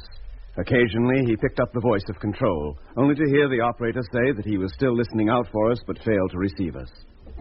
At last, after more than 5 hours of almost continual calling, Jet ordered Lemmy to rest and told Mitch to take the Cockney's place at the radio controls. Meanwhile, the Martian fleet was slowly but surely overtaking us. What had originally showed on our televiewer screen as bright, star-like images now resolved into bodies of a definite, solid appearance. The freighter, unlike the Discovery, which had been stripped of all its gear by the Martians, carried no telescopic lenses, so we were unable at this stage to get a close view of our pursuers. At this distance, there were too many to count, but we could easily see the 21 leading asteroids. They flew in a crescent formation. In the center was a huge asteroid, at least twice the size of those that escorted it, 10 on each side, the line tapering back like a colossal pair of wings. Behind the first formation, we could see others, all identical with the first, stretching back into the distance for what must have been hundreds of miles. I got my first detailed look at the fleet when I relieved Frank at the televiewer screen. I had hardly been there 10 minutes when Lemmy, who had spent all his time until now working on the radio and in consequence had never seen the Martian ships, came over to the televiewer and stood at my side. Is that them, Doc? Yeah, that's them, all right. Well, they may have an evil purpose in view, but they certainly look a magnificent sight. How long before Earth has a fleet of ships that big flitting around the solar system? If the invasion succeeds, Lemmy, never. Any luck with control? Not when I left the radio. Maybe Mitch'll have better luck than I did. What beats me is they heard the first call we made, but have heard nothing since. Here, you don't think the Martian fleet has anything to do with it, do you? That they're jamming us or something? I don't see why. They never prevented our calling Earth before, or receiving replies either. No, they never have they? And if they were jamming us, we wouldn't hear control at all. We both work on the same frequency. Maybe the signals are blocked by some other cause. Maybe as we change our position, reception conditions will get better. They never were much good at this distance anyway. You're right there. And that transmitter's not anything like as powerful as the job we carried in the Discovery. Oh, if I ever find the geezer who ripped it out of the flagship, I'll do him. I'm sure you will. Do you think that fleet will catch us up, Doc? Well, the way things look now, they certainly will. Oh, if they hit us, we won't stand much chance, will we? Absolutely none. Oh, don't. Well, if it does happen, we know very little about it. They may, of course, just overtake and pass us, just leave us standing. And then what'll happen to us? The mere proximity of being up to swing us right off course, I reckon. Certain to. But even if they didn't, even if we were likely to get anywhere near the Earth, we'd never be able to make a landing. No, we'd just go sailing on, round and round the sun. Sometimes past near the Earth, sometimes near Mars. Forever. Or until one day, in the dim and distant future, maybe hundreds of years from now, we'd collide with one or the other of them, or be battered to pieces by a meteor swarm. Hundreds of years? Yes, Lenny. How much grub we got on board? Enough for approximately 8 months, if we go carefully. And what grub it is, too. What a ship all round. Nowhere to cook, no bunks to sleep in, only half the equipment we need, no chairs to sit on. And that Jack Evans never more than a few feet away from you. It's enough to give you the creeps. No, these freighters were never built to carry crews. We should consider ourselves lucky we can manage as well as we can. Tell me that in 9 months, when we're past the Earth and all the grub's gone. Maybe it would be better if that Martian fleet did run us down. At least the end would be quick. And our chances of contacting Earth, nil. Yeah, that is a point. We can't forget the folks at home, can we? It was for their benefit we started out on this jaunt. But only a handful of them realise it. Here, can I get you something to eat, Doc? No, thanks, Lenny. I had something just before you came off watch. Well, in that case, I'll get a little kip. Do you mind if I lie down on your so-called bed? No, but what's wrong with your own? Jack Evans is sitting next to it. I couldn't sleep. Very well. Go ahead. Thanks, Doc. I'll do the same for you sometime. 24 hours passed. By now, the asteroid that made up the leading formation of the Martian fleet more than filled the whole televiewer screen. Slowly, or so it seemed, the huge, global-shaped rocks, miniature planets, in fact, crept up on us, closer and ever closer. All of us, all that is, except Lemmy and the lunar controller, gathered round the televiewer screen to watch the fascinating but awful sight. The lunar controller seemed to have lost interest in everything and sat on the floor for hours on end, his back to the wall, knees drawn up, his head buried in his arms. Lemmy, now refreshed from his sleep, was standing radio watch for the third time. They're slowing down. Yeah, their speed's dropped considerably in the last 2 hours. That means they may not intend to ram us after all. That means they're not likely to pass us by either. If you ask me, they intend to match their speed to ours. But why? What can they hope to gain by that? How should I know? But that's the position as I see it. They must almost be on us now. That big asteroid, the leading one, more than fills the screen. And it's directly behind us. If it keeps on the same course, it's bound to hit us. How can we avoid it? It's all very odd. I'd have thought the idea would be for them to get to Earth as soon as possible. I'd have thought so too, but whatever their intention, there's nothing we can do about it. Not a thing. Rotate the camera, and let's take a look on either side of that big asteroid. See if the rest is still in formation. Rotating. Struth! She can't be more than a few hundred miles behind us now. You can see the sphere bays on her quite easily, and the spheres lying on their floors. Hey, Jet, look. The smaller asteroids, they're leaving formation, going on ahead of the big one. They intend to surround us. Jet! Yes, Lemmy? Come over here quick. Control. They're burning. Oh, at last. Stay by the telephone, fellas. I'll be right back. Repeat, receiving your signal, strength 1. Repeat, strength 1. I'm ready to receive your message. Over. There. Hear that? They heard us. Very faint, but they heard us. Oh, thank goodness. I'd better get cracking on the preliminary calls. Skip the formalities, Lemmy. We'll go straight into the important thing, the text of the message. Yes, mate. Now, switch over to transmitter. I'll deal with this. And what do I do? I'll go over to the televiewer. Keep me informed of what's going on outside. Those asteroids are preparing to envelop us. Eh? You mean they ain't going to ram us after all? I don't think so. Get over there. There's a good fella. After I've given control of vital information about the Earth's television stations, I'll give them full details of what's happening out here. And I'll see you're kept informed, chum. Good. Let's hope they really are hearing us this time. Hello, Earth. Space Fleet Freighter number 1 calling control. Have important message for you regarding the invasion of Earth by Mars. Listen carefully. The main fleet is already on its way. The method by which the Martians hope to overcome all resistance to their invasion plans is as follows. What's happening out there? What are they up to? They're level with us now, Lemmy, and they're breaking formation. That big asteroid hasn't come any closer, but the smaller ones are taking up positions all around us. Yeah, they're hemming us in. They must think we're still fuel and might attempt to get away from them again. How about it, Lemmy? Did Earth hear us? Yes, Doc. Jet's talking to them now, giving them all the gen. Well, are they hearing him? They should be, but we won't know for sure for another 8 minutes at least. Hey, listen. Yeah, that's a familiar noise. I'll say it is. It's that Martian music. The kind that puts you to sleep. Too right it is. So that's their little game, trying to hypnotize us. Well, then don't let them. Fight it. With willpower, we can resist it. We must resist it. Well, that's easier said than done, Doc. You know what happened to us last time? Good grief, those Martian ships are all around us. And that's where that audible noise must be coming from. They've got us now, and no mistake. Oh, dear, I'm beginning to feel tired and all. Walk up and down, Lemmy. Keep slapping your face. But whatever you do, don't go to sleep. Frank. Yes, Doc. Start walking. Go on. Yes, Doc. Oh, I must keep awake.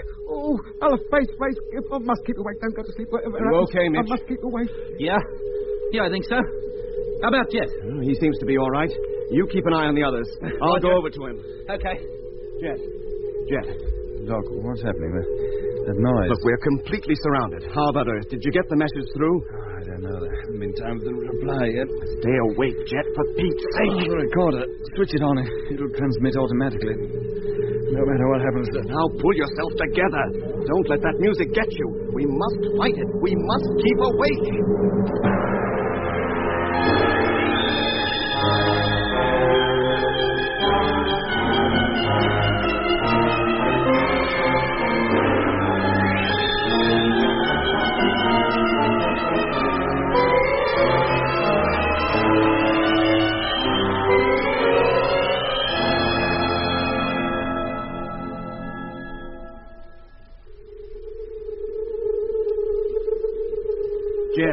Jet!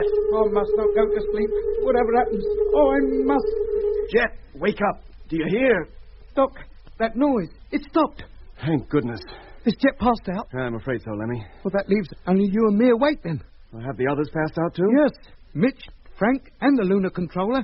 They're still standing up, but they're out to the world. What happens now? I don't know. Did Jet get the message through to Earth? I think he did manage to send it once before that music got him. Well, it'll be a few minutes before they call us then. Well, meanwhile, get over to the televiewer and see what's going on outside. I'll try to rouse the others. Right. Jet, can you hear me? Wake up for Pete's sake.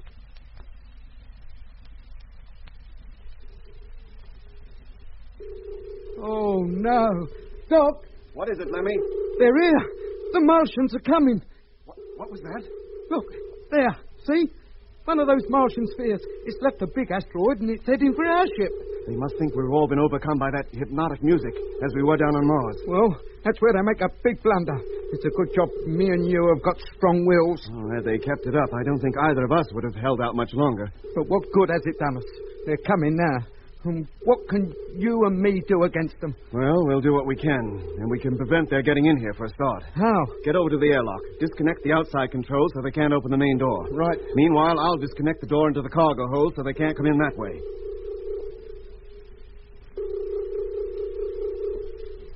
Well, that's the main door fixed. Now what? And that's the hold door disconnected, too. Now let's see how close they are. And they're right outside. Didn't waste any time, did they? And they're coming out. Look, the door's opening. Oh, crikey. Are they Martians? I shouldn't think so, Lenny. Just condition types in Martian spacesuits. Oh, give them condition. They'll be in a pretty poor condition if they lay a finger on me. Well, they're starting to drift across now. I expect they've been ordered to come over here to pick us up. And take us back to that big asteroid? Yeah, probably. Well, unless they've brought a couple of tin openers with them, they're going to be unlucky. You stay here. I'll get back to Jet, see if I can wake him at least. Well, you think you will? You remember last time that noise came on, we were out cold for hours. All of us. Yeah, but nobody tried to wake us then. Well, do your best, Doc. I'll stand by it to repel boarders. Hey, Jet. Jet, wake up. Jet, wake up. Aye, aye. They're outside now, trying the main door. No point in your getting knocked. That control's not operating. Oh, Doc. Thank goodness you've come round at last. What happened? You passed out. That noise, remember? Yes, but how about the rest of the crew? Well, Lemmy and I managed to resist it, but Mitch, Frank, and the lunar controller didn't. I can see they didn't. What on earth's going on? One of those Martian spheres is outside. Its crew is trying to get in here. What? Yeah, but don't worry. We disconnected both outside door sockets. Good for you. How about control? Did they get our message? Well, they've hardly had time to reply to it if they did. Hey, Doc. Yes, Lemmy? Those geezers, they're giving up. They're drifting back to the sphere. Oh, that couldn't be better. Keep your eye on them. Right. Oh, come on, Jet. Up on your feet. Help me rouse the others. Righto, Doc.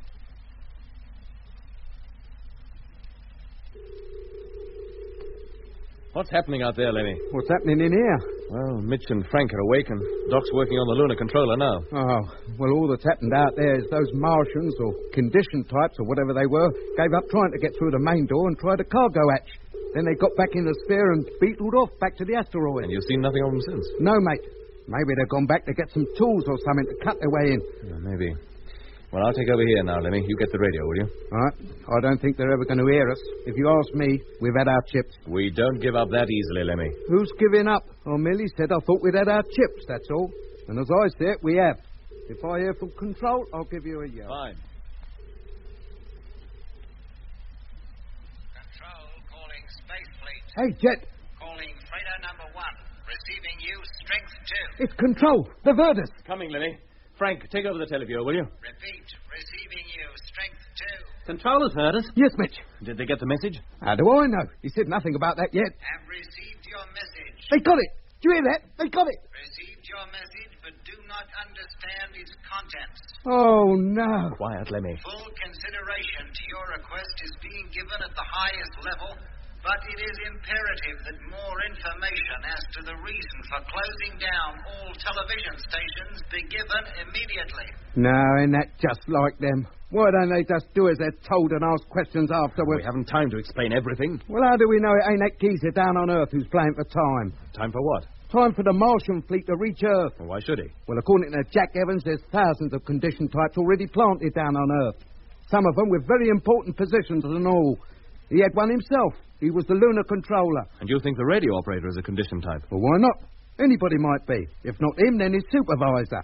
Or his supervisor's supervisor. That's possible. That message would go through a considerable number of people before it got to Space HQ. And all they'd have to do is acknowledge the message and then ignore it. That's a point. Evans. Well? You heard what Lemmy suggested. What's your view? Is that operator or any of his immediate superiors in league with the Martians? Do you think I carry a complete list of every condition type down on Earth in my head? No, but you should know of those who were in any way connected with Space HQ. Thousands of people, from shipbuilders to the humblest launching platform crewman, are connected with Space HQ. Still, you must have known some. All the ones I knew, and there were 6, are back on Mars. We all returned together when we were picked up from the lunar colony the day you took off in the Discovery. Are you speaking the truth? Why not? What good could it do me to side with the Martians now? They seem very keen to transfer us to that big asteroid. It might do you a lot of good if it's your intention to save your own skin. I've told you all I know. I've nothing more to say. Oh, very well.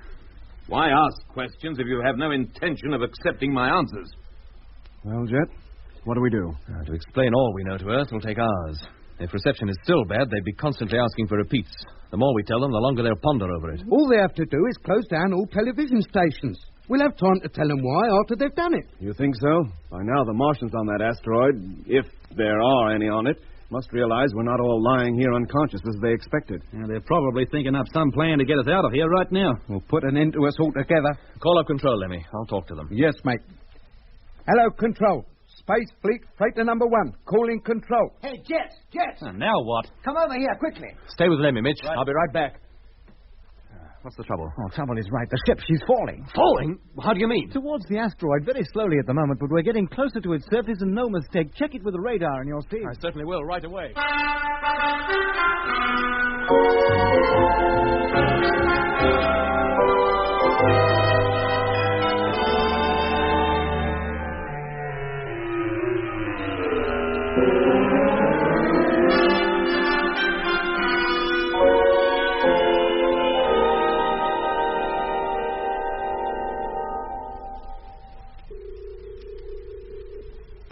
Mitch, Doc. Yeah? Well, what is it? We're going to crash into that asteroid. What, the big one behind it? We may now assume it's below us, and we're falling towards its surface. At what rate? Quite slowly at the moment, but by the time we get down as far as the surface, our rate will be enough to give the ship and us a nasty bump. Yeah, we might have known this would happen. A body as large as that asteroid's bound to have some gravitational effect on a little ship like this. It's attracting us like a pin to a magnet. If only we could counteract the pull. What with, Doc? We haven't a scrap of fuel in the tanks. We're helpless. Helpless as a ship at sea drifting on the tide. If only Earth would wake up. Jet! I've got him! Talk of the devil. Coming, Levy. This is probably our last chance to persuade them to take action. You must persuade them, Jet. Come on, we'll get over the radio and see what we can do. That you act on this information immediately. There's not much time left. Repeat, act immediately. Unless you do, it'll be too late. Repeat, too late. That's telling them, mate. Now let's see what effect that has. Yes, if I know those brass hats up at Space HQ, very little. Well, that's their last chance. If they don't take action this time, we may never be able to tell them again. Ain't that just like them? Send us all this way to Mars to find out how the invasion will be made, and then when we tell them, they don't want to believe it. I don't blame them, I must say. Whoever thought television would be their major weapon? It's been a major weapon in the hands of many people down on Earth for years. But never for such a sinister reason as the Martians have in mind. No. This is no time to debate morals, martial or otherwise. We're getting perilously close to that asteroid now. We must get ready for the impact. Oh, blimey. How long before we actually hit the ground? About 5 minutes. Get onto your beds. I want nobody on their feet when the crash comes. How big is it likely to be? Nothing like as severe as if it were the Earth or even the Moon we were falling onto. But even so, somebody could get hurt. This is no time for us to have casualties on our hands. That's why I'm ordering everybody to lie down. Well, what happens if Control comes through meanwhile? Calling Space Fleet. Aye, they're here already. Calling Freighter number 1. Well, that can't be them. Our signals hardly had time to reach them. Calling Freighter number 1. Can you hear me? That's not Control. You're darn right it's not. Calling Space Fleet. Freighter number 1. It may not be Control, but the accent is certainly that of Control. That's not better answer it. No, let me stay where you are. I'll do it. Don't stay too long, Jet. We're nearly down on the deck. Hello? Freighter number 1 answering. Receiving you, strength 4. Your ship is falling. You are in danger of crashing onto the asteroid. We realize that, thank you. There's no delay between replies. Who are you? That geezer must be calling from one of those asteroids outside. We will do our best to save you from the crash. That's very nice of you, mate. What can you do to prevent it? You will put on your spacesuits and accompany the escort I will send for you. And who do you think you're giving orders to? What if we don't care to leave here? A sphere will set out from here immediately. Be ready to leave your ship and transfer to it when it arrives. Answer my question. What if we don't care to leave here anyway? If you ask me, Jet, he won't be answering any questions. You have very little time left. Prepare to transfer at once. We prefer to stay here and take a chance, thank you. The sphere is ready to leave. They must have a regular taxi service down there. You're wasting your time. We have no intention of leaving this ship. And you're wasting your time talking to him, Jet. That can only be another of those electronic brains. Of course it is. What else would it be? You think so? Aye. I thought you'd given up talking altogether. What did that remark mean exactly, Mr. Evans? That is not the voice of an electronic brain. Hey, listen. Do you hear anything? Anybody? If it's not an electronic brain, what is it? We'd better lie down, Jet. We must be very close to the surface by now. Answer me, Mr. Evans. What is it? That noise. Are you all deaf? Doesn't anybody hear a noise? Yeah, I hear it, Lemmy, as plainly as I hear you. And it's getting louder, I swear it. Evans, answer my question. If you have any questions to ask me. What was that, Lemmy? I didn't say anything, Jet. Yes, you did. I distinctly heard you. But I didn't. Of course you didn't. It was me you heard. Oh, Mother. What's happening? Jet, get down. We're nearly on the deck. Lemmy, what are you playing at? Oh, I must be sick. Very sick. I must be going off me rocker. Not so sick as you might be if you don't listen to me. What on earth is going on? Look out. We're about to hit the deck. Jet, get down for Pete's sake. Jet, look out.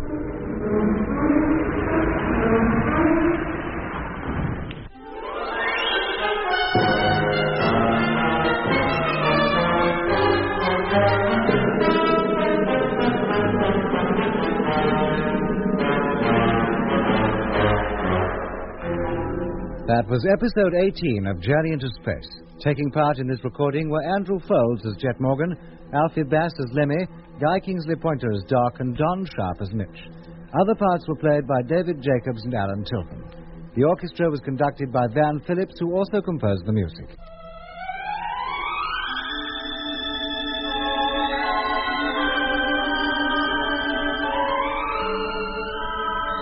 Journey into Space was written and produced for the BBC by Charles Chilton.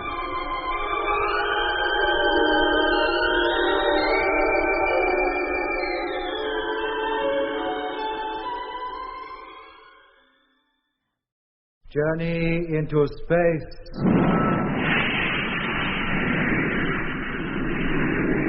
The BBC presents Jet Morgan in The World in Peril.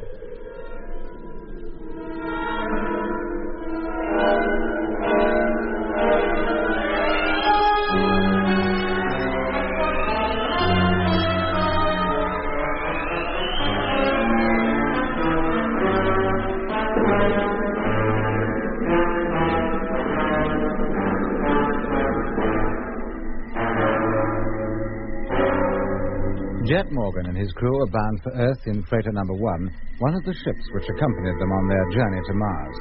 But the Martian invasion fleet, also on its way to Earth, overtook the freighter and a party of condition types attempted to board it. But as Doc had disconnected the outer door circuits, they were unable to get into the ship and had no choice but to return to the asteroid from which they'd come. Then it was noticed that the gravitational pull of the huge asteroid was slowly attracting the freighter towards its surface, and shortly afterwards, a strange voice was heard on the freighter's radio receiver. That can only be another of those electronic brains. Well, of course it is. What else would it be? You think so? Aye. I thought you'd given up talking altogether. What did that remark mean exactly, Mr. Evans? That is not the voice of an electronic brain. Hey, listen. Do you hear anything? Anybody? If it's not an electronic brain, what is it? You'd better lie down, Jet. We must be very close to the surface by now. Answer me, Mr. Evans. What is it? That noise. Are you all deaf? Doesn't anyone hear a noise? Yes, I can hear it, Lemmy. As plainly as I hear you. And it's getting louder. I'll swear it. Evans, answer my question. If you have any questions to ask me. What was that, Lemmy? I didn't say anything, Jet. Yes, you did. I distinctly heard you. But I didn't. Of course you didn't. It was me you heard. Oh, Mother. What's happening? Jet, get down. We're nearly on the deck. Lemmy, what are you playing at? Oh, I must be sick. Very sick. I must be going off me rocker. Not so sick as you might be if you don't listen to me. What on earth is going on? Look out. We're about to hit the deck. Jet, get down, for Pete's sake. Jet, look out. Oh! Steady, Lemmy. Well, at least she's still standing upright. No, she's not. We're toppling. We're going to fall over. Oh, no. Get over to that wall. Have we time? Not if we're going to argue about it. She'll go down in slow motion. Where quickly we can use our beds as shock absorbers. Now, come on. Come on. Go. Now, relax. Relax and we'll be okay.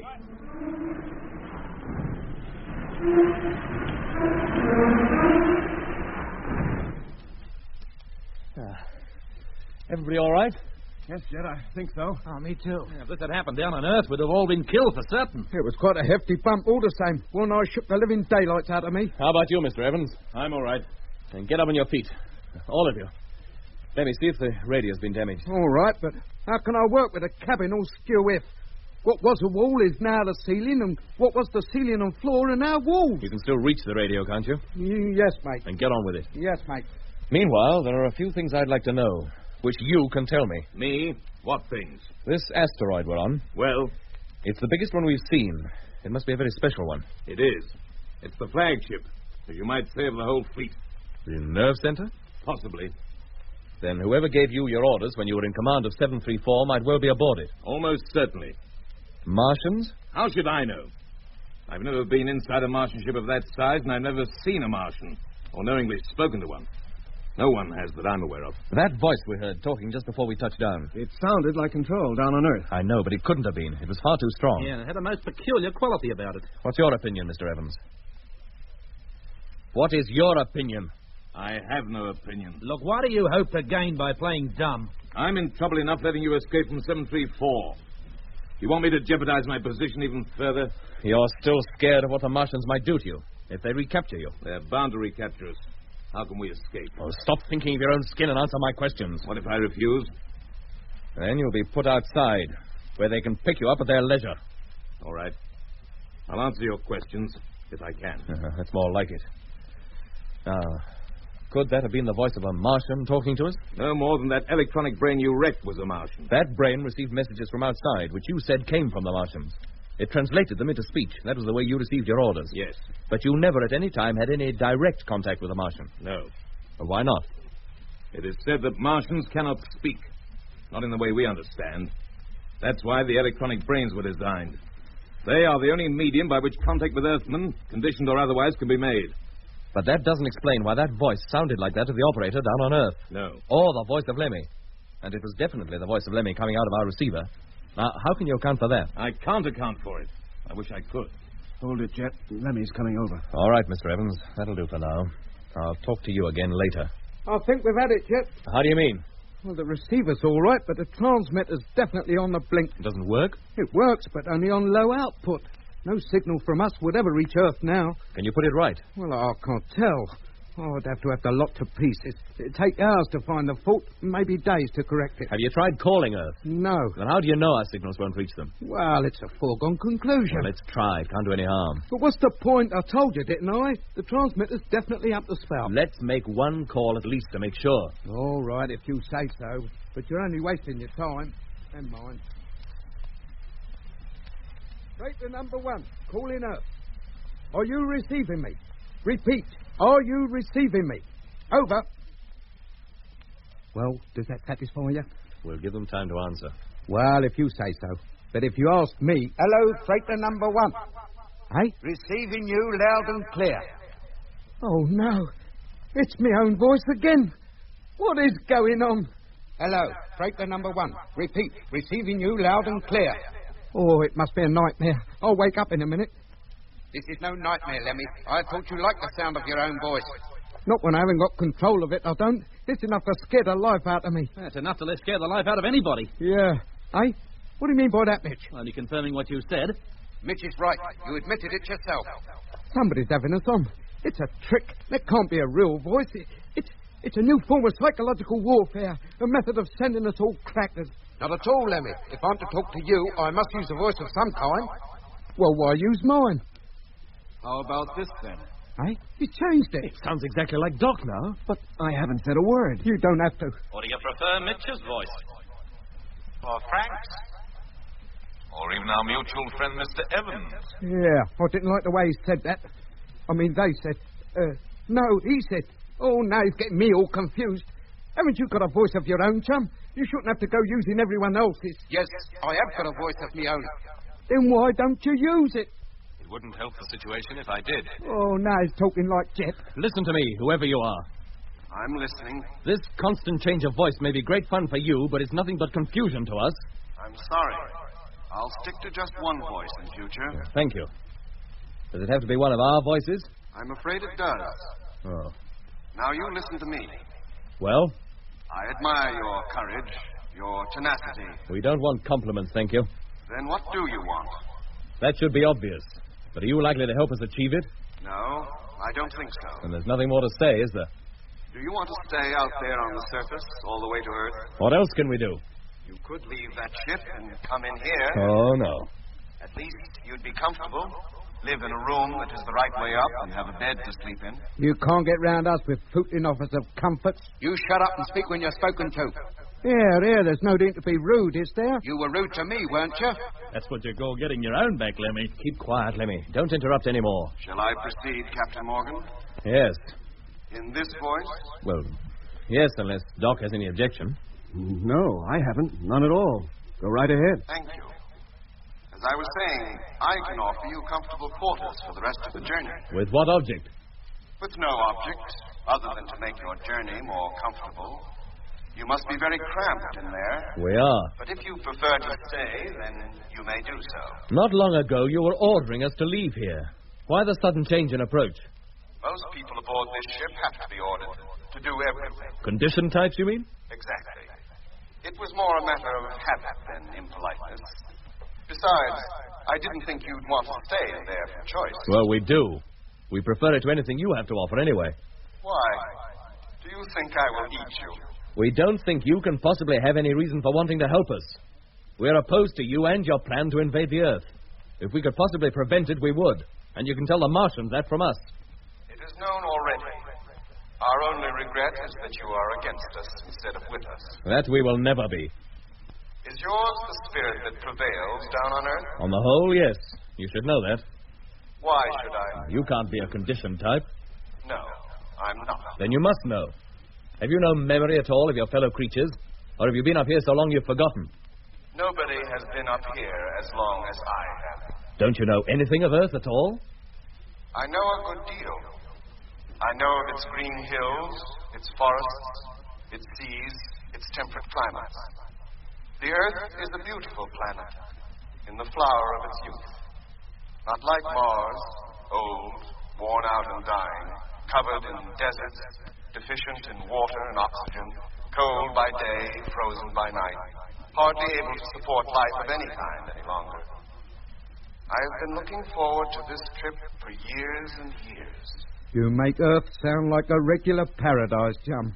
It is, and will remain so, if the people who inhabit it know how to take care of it. You think they don't? They don't act as though they do. Their planet will die soon enough without their hastening its end. A millennium ago, it was the same on Mars.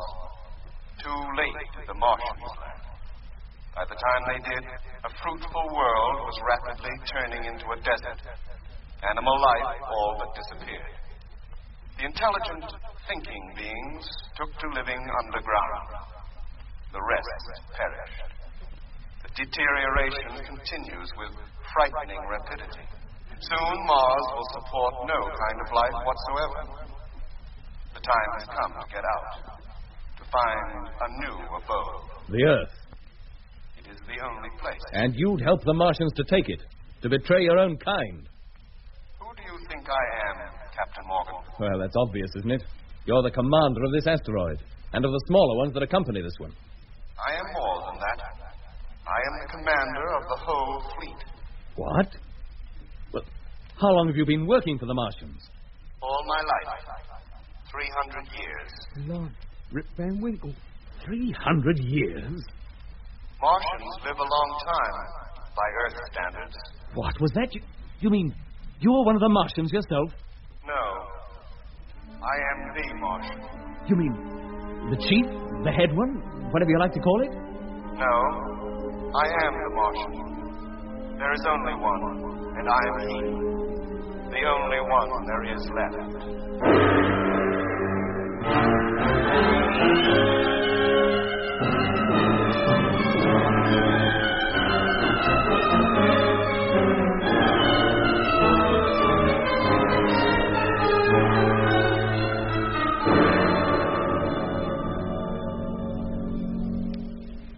The only one left, he said.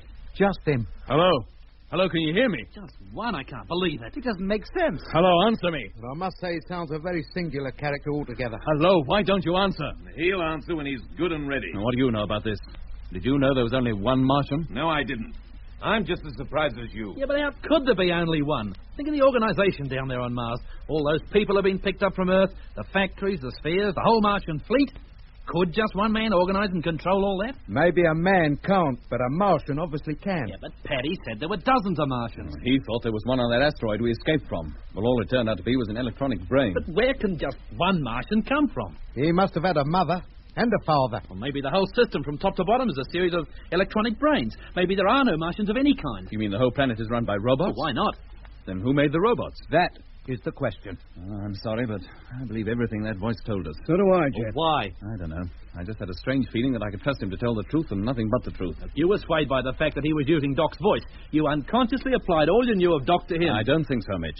Well, if you say so, but we're all entitled to our own opinion. If you're so ready to believe all he tells you, Jet, why did you refuse to leave this ship and go into that asteroid? He said we'd be comfortable and come to no harm. So that is the case. But the moment we leave this ship, all hope of our recontacting Earth will be gone. But you still think we will contact them, then? Well, the radio's working, isn't it? Yes, it's working, but it's signalled to never reach Earth. Not from this distance. From what distance, then? Well, at the rate we're travelling, not for 3 months at least. Exactly. I want us all to be here in 3 months. We must contact Earth sometime. Convince them that they must take action on our message sometime. And the best of luck. If that Martian lets us stay here long enough to re-establish contact with Earth, I'll be very surprised. At the moment, it doesn't sound like we're even going to make contact with him. That's where you're wrong, mate. Eh? Oh, he's here. He's back. I never went away. Hello, can you hear me? Yes, Captain Morgan, I can. And you have to use my voice to tell him? Sorry, I forgot. I promised to stick to this one, didn't I? Thanks very much. A pleasure. Now, Captain, you were calling me, I believe. Yes, I was. Well? I didn't really have anything to say, but the news that you were the only Martian in existence came as rather a shock. I just wanted to confirm that we had heard you correctly. You did. Well, if you don't mind us asking, what happened to all the others? There have been no others for a long time. But this plan to invade the Earth, did you instigate that? Oh, no. That has been in existence for nearly 500 Earth years. There were many Martians then. Well, what happened to them? When a planet dies, every living thing connected with it dies also. No amount of science, of planning, of burrowing underground, of creating artificial living conditions can stave off ultimate extinction. And is that what happened to your race? We did our best to prevent it. We lived underground for centuries, but that didn't solve our problem. The few of us that were left soon realized that our only hope lay in moving lock, stock, and barrel to a new planet. So we did. Where to? The Earth, where we could breathe, smell the fresh green grass and the forests, feast our eyes on the oceans of precious water. You mean you've invaded the Earth once already? Yes. Well, why aren't you there now? We made the mistake of landing on Earth peaceably. You see, until that time, we had surveyed the planet only from a distance. We had no idea of the nature of the people who lived there. We tried to be friendly, but they hunted us down and killed us. It seemed hardly possible that so much hate and cruelty could exist in such tiny people. Tiny? And what are you then? By your standards, a race of giants. Oh, blimey. It's just as well there is only one of them then, isn't it? We left the Earth and more than half our number behind and returned to our native planet. But the Earth has not forgotten us. Even though this happened a long time ago, ever since then, giants have been synonymous with evil. And the stories of how we were slain have been handed down from generation to generation. You mean you're the origin of all those legends and fairy stories that feature giants? Of course. Why else would they assume that giants lived in the sky? That is certainly where we came from. But you didn't come down no beanstalk, Jack, I'll wager. And now you're attempting an invasion for the second time. Yes, but this time we made sure we would not be opposed.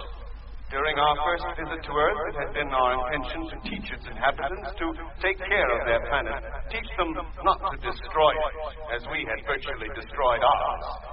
But they would not listen. Our visits to Earth were now only to deserted places from where we picked up Earthmen. It wasn't long before the human population on Mars greatly outnumbered the Martian one. Once conditioned, they worked for us, built our ships, grew our food, but still our kind rapidly diminished. So we left Mars altogether and took to living inside the asteroids between here and Jupiter, but with no better result. It began to look as though our plan would fail. We needed desperately to get to Earth, but until we could be sure that its inhabitants would not oppose us, we had to bide our time. You had to wait until you had the whole world in a conditioned state, eh? Exactly. But we had no way of hypnotizing the millions of people on Earth. Until television became common the world over. Precisely. And now, at last, it has. But almost too late. I am the only Martian left. And yet you'll carry the plan through. Of course. It is not just for myself that I do this. It is to save the world, too.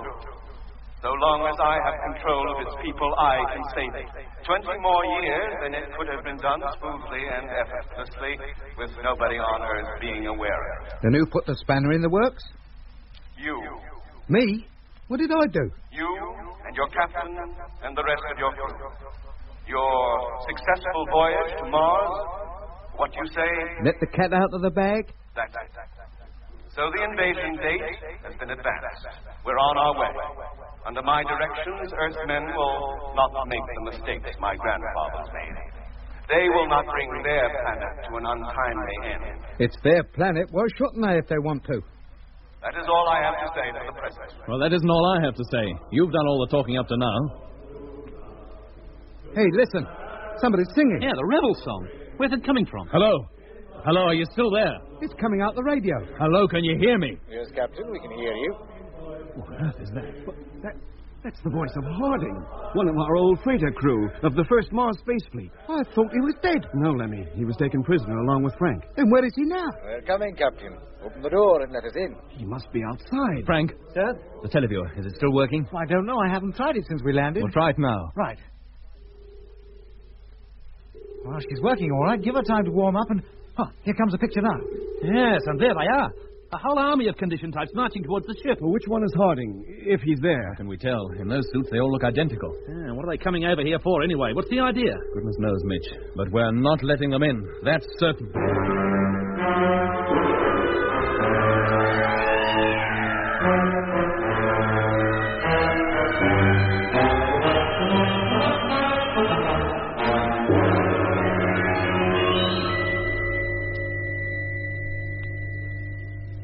Captain Morgan. Yes, they're outside now.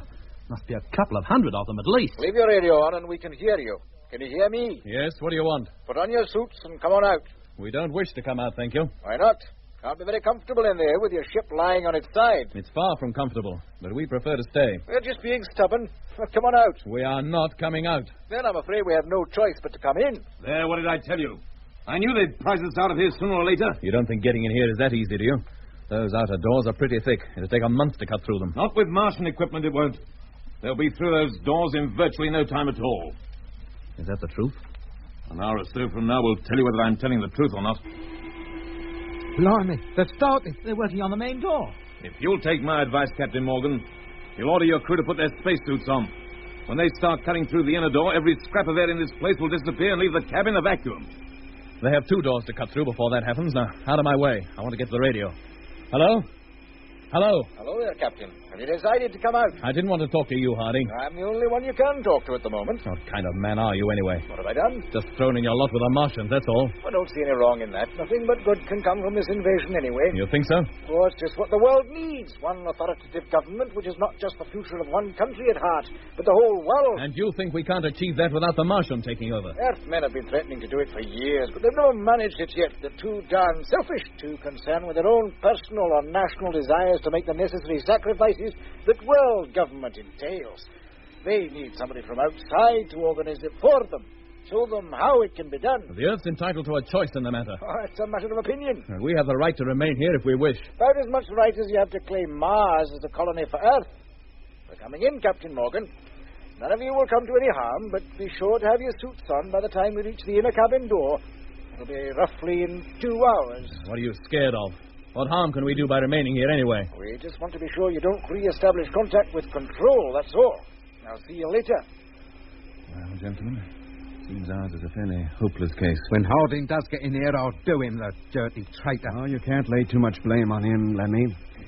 It might have happened to you if you'd been taken prisoner and conditioned as he was. He didn't sound conditioned to me. You think they will cut their way into here, Jim? I don't see how we can stop them. Then, is there any point in letting them bore holes in the ship? It gives us a little time. Well, for what? To transmit our final message to Earth. What's the point? They'll never hear us. We'll set the recorder going. Let it keep repeating our last message over and over again. They might hear it and take the necessary action.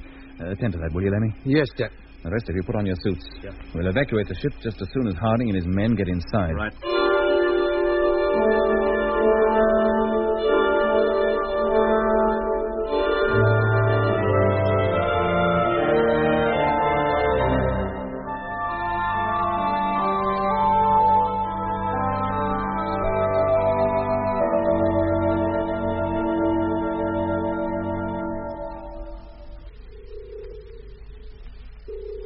Hey, Jet. Yes, Frank? They're through the main door now. They've cut a great gaping hole in it. It took them just 45 minutes. Mind yourself, Mitch. Let me get to the screen. Sure. There's that. See? I could hardly miss it, could I? A couple of them have already entered the airlock, carrying those little gun-like tools with them. Are they what they used to cut their way through the door? Yeah. Very well, gentlemen. Fasten your helmets and test your radios. Here they go. They haven't wasted any time, have they? Helmet fastened. Testing. Okay, Doc. Frank Rogers testing. Okay, Frank. Mitch calling. Helmet fastened. Right. Can you hear me? Yes. Lemmy? How's that, mate? Fine. Hello, Captain Morgan. Harding calling.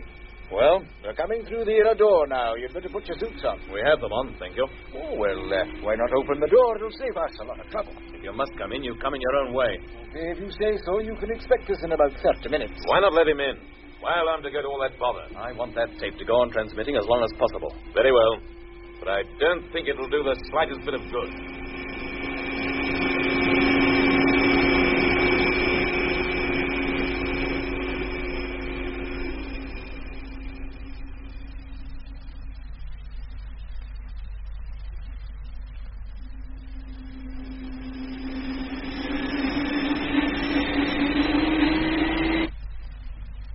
Well, that's it. I finished. And here they come. Hello there, gentlemen. Nice to see you all looking well. Hello, Harding. I never expected to see you again, least of all in these circumstances. Oh, I'm sorry it has to be this way. I always had a great admiration for you, Captain. Thank you. You're a good crewman yourself. Well, let's not waste any time. Where are we going? Into the asteroid. I'll escort you. I'll be leaving the rest of the men here for a while to rip out the gear from the ship. What for? What use can it be to you? Nothing should ever be wasted, Captain, and that applies not only to equipment, but to natural resources, too. That'll be one of the first things people down on Earth will learn when we take over. Now, if you'll step this way, we'll get outside. You've got enough men here, Harding, haven't you? Enough to rip out a dozen ships. The more men allotted to a task, the quicker it's done. All right, boys, get in there, rip out the gear and have it transferred to main stores, and return to your individual quarters.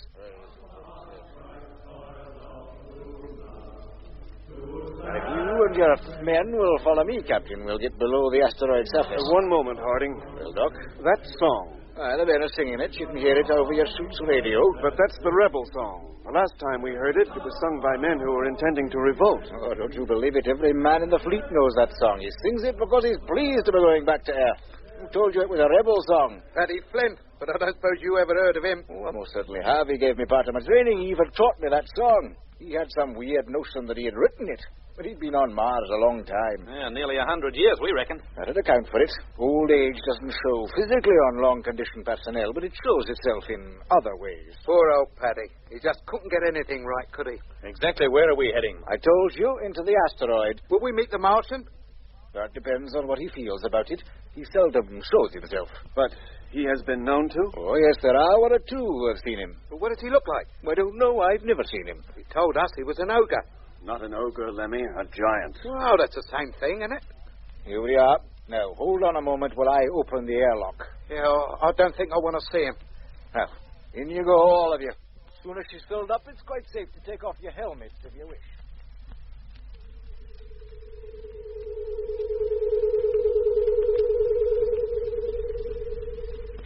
Well, these are your quarters, gentlemen. I hope you find them to your liking. This place? For us? Yes. Blimey, posh, isn't it? Sight more comfortable than that old freighter, I must say. Where do we sleep? This is just your common room. The bedrooms are behind the doors leading off here. The controls on the wall manipulate the entertainment circuits. Well, what are they? Oh, they're clearly labelled radio, film, or In a few weeks, when we get closer to Earth, you can receive the television programs radioed from stations in every principal city down there. Oh, you mean the television stations down on Earth are still operating? Of course. Do you think we'd be going to all this trouble if they weren't?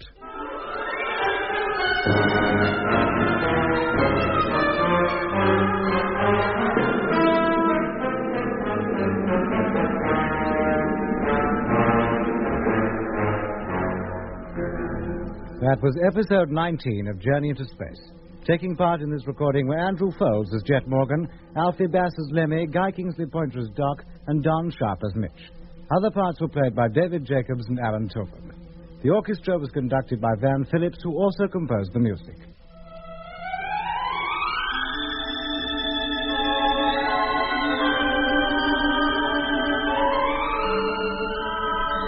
Journey into Space was written and produced for the BBC by Charles Chilton.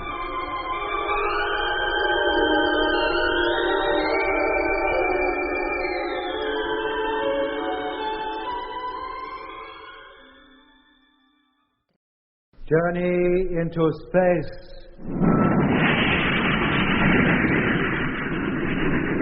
The BBC presents Jet Morgan in The World in Peril.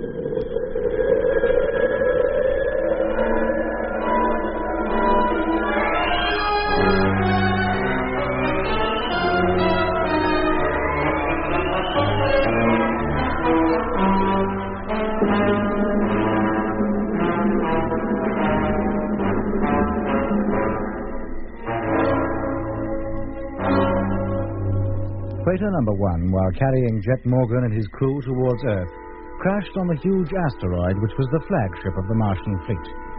Aboard was the lone Martian who, in spite of being the only one left in the whole solar system, seemed determined to carry out the invasion of Earth, which had been planned by his ancestors hundreds of years before. Then Harding, once a crew member of Jet's original fleet but now working for the Martian, arranged the Earthman's transfer from the wrecked freighter into the bowels of the asteroid. Well, these are your quarters, gentlemen. I hope you find them to your liking. This place for us? Yes. Blimey, posh, isn't it? A sight more comfortable than that old freighter, I must say. Where do we sleep? Well, this is just your common room. The bedrooms are behind the doors leading off here. The controls on the wall manipulate the entertainment circuits. Well, what are they? Well, they're clearly labeled radio, film, and in a few weeks when we get closer to Earth, you can receive the television programs radioed from stations in every principal city down there. Oh, you mean the television stations down on Earth are still operating? Of course. You think we'd be going to all this trouble if they weren't? Now, you'll find a change of clothing in the closets in your bedrooms. Meanwhile, you'll remain here until you're sent for. When will that be? You have no idea. Maybe an hour, maybe in a month. So long for now. Food will be brought in an hour. Do you think he really knows that the television transmitters down on Earth are still working? How can it? It'll be weeks before we get close enough to Earth to pick up TV signals. What is more important is whether Control received our last message. Well, we'll never know now, that's for certain. Well, if we wake up one morning to find the invasion's over, we'll know they didn't get it. Or that they failed to take action on it, which is more likely. If only we had some way of finding out. Why not ask his nibs, the Martian? He'd know, I bet. And you think he'd be likely to tell us? I bet Control is calling us right now and wondering why they don't get a reply. That should be obvious. And if they've any sense, compel them to take action. Look, did you tell them the fleet was on its way? Of course I did. The only thing I couldn't tell them was when it would arrive. 2 months. Is that all? That was the time I was given. Oh, they'll never expect us as soon as that. They'll estimate 6 months at least. And if they leave closing down TV stations till then, they'll have had it good and proper. Maybe we can find some way of contacting them from here. What, from right in the enemy's camp? Are you kidding? Every move you make will be watched. Every word you say will be heard. There you are. What did I tell you? We remained virtually imprisoned in the large and comfortable living quarters for what must have been weeks on end. During that time, nobody came near us, except an odd condition type or two to bring us our food and to clear up. We amused ourselves as best we could, listened to radio programs from Earth, and watched innumerable films which we could select at the press of a button. We spent hours gazing at a televiewer screen which showed us the universe outside. Always, right in the center of the picture was the Earth. It grew larger every time we looked at it. After 7 weeks, it had grown so large that we were able to pick out the features of its surface with ease. Slowly, the 5 continents revolved before us. The brilliant white clouds appeared to be actually touching the Earth's surface, and the sea, shining like a skin of pale blue glass, seemed to be on the same level as the land masses, and part of them. At this distance, it had a strangely solid appearance, as solid as the brilliant polar ice caps which form the brightest part of the globe. We were getting very close to home now. We should, under normal circumstances, have been thrilled at the thought. But now, with the fate of the whole world at stake, our homecoming was far from being a happy one.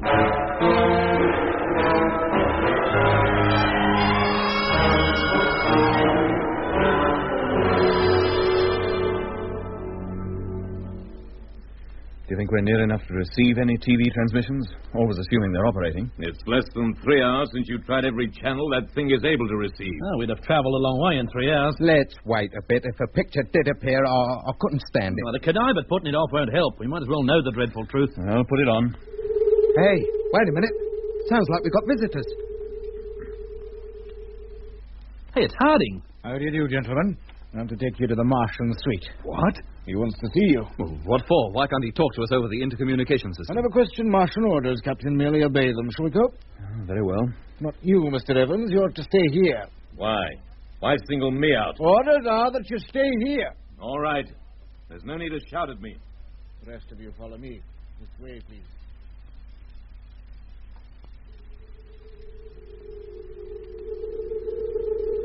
Well, this seems to be the end of the line. Just a huge circular room. With a high, dome-shaped roof. Is this where he hangs out? Can anybody see him? There's so little light, it's not easy to see anything. Oh, blimey. Look out. What is it, Lemmy? Over there. Somebody's standing against the wall. Stand still. Don't move. Hello? Anybody here? Of course. Would I have invited you here if there wasn't? It's him. It's the geezer. I thought you said he was a giant. Whoever that is isn't any bigger than we are. And why doesn't he move? He just stands there staring at us. Oh, what an ugly mug. And those eyes. They're glowing, I swear it. What do we do, Jet? Go over to him? I suppose so. Maybe he wouldn't like it if we approached too close. Go ahead. I don't mind. Hey, that voice seems to come from up on the roof. Of course. And who's that over there? Why don't you go over and see? He doesn't bite. In fact, he wouldn't move a muscle if you bit him. Come on. Well, I'll be... It's nothing but a statue. Carved from rock with precious stones for eyes. Aye? And this poor light, no wonder we mistook it for a man. It's like a relic from an ancient South American civilization. That's exactly what it is. But when my ancestors acquired it, the civilization which produced it was contemporary. The city from which that statue came has long since been destroyed by a violent earthquake. Its remains overgrown by the jungle. But the people who lived in it were kind to us. So, when we returned to Mars, we brought most of them back. They built our cities for us. So that's why those pyramids down on Lacus Solis were so familiar. Yes. They were built by Earthmen. Before we took those Indians back to Mars, it never occurred to us to build upwards. We always built down into the ground. So is that why you brought us here, just to tell us that? No. I wanted to talk to you. What about? We are getting very close to Earth now. We realize that. I have a great liking for you and your crew, Captain Morgan. A great admiration, in fact. Aye, aye. Now what's he leading up to? I admire the way you have stuck steadfastly to your purpose. It is only a pity that you should have spent so much of your time and energy on a lost cause. All is not lost yet. You still live in the hopes of Earth having taken action on your information about television stations? Of course. I'm sorry to have to disappoint you. Now what? On the wall, a picture's appearing. You can see Earth has taken no action whatsoever. Oh, blimey. So you see, Captain Morgan, all your efforts have been in vain. It is futile for you to hope that you can do anything to prevent the invasion. Well? But even after the conquest, as you call it, the Earth will still need men, Earthmen, to carry out my orders and help run it efficiently. I'd rather my controllers were not condition types. And there are very few normal men whom I can trust. And you think you can trust us? I am sure. Once you've decided to accept such positions. But the answer is no. A pity. What else can I offer? To call off the invasion and go home? Would you have called off your invasion of Mars had I asked you? At least I have a good reason for invading Earth. I am looking for somewhere to live. And why move into our planet? Is there nowhere else you can go? Not in this solar system, there isn't. Well, you talk as though there are others. There are. Our nearest neighbor, the star you know as Proxima Centauri, has 15 attendant worlds, and all but 2 of them supporting life of some kind. One is remarkably like the Earth. Then why don't you go there? Proxima Centauri is more than 4 light years from here. Even in these asteroids, we couldn't hope to cover the distance in less than 70 years. The whole lifetime of an Earthman. But only a fraction of that of a Martian. Then you could go then. That would solve all our problems.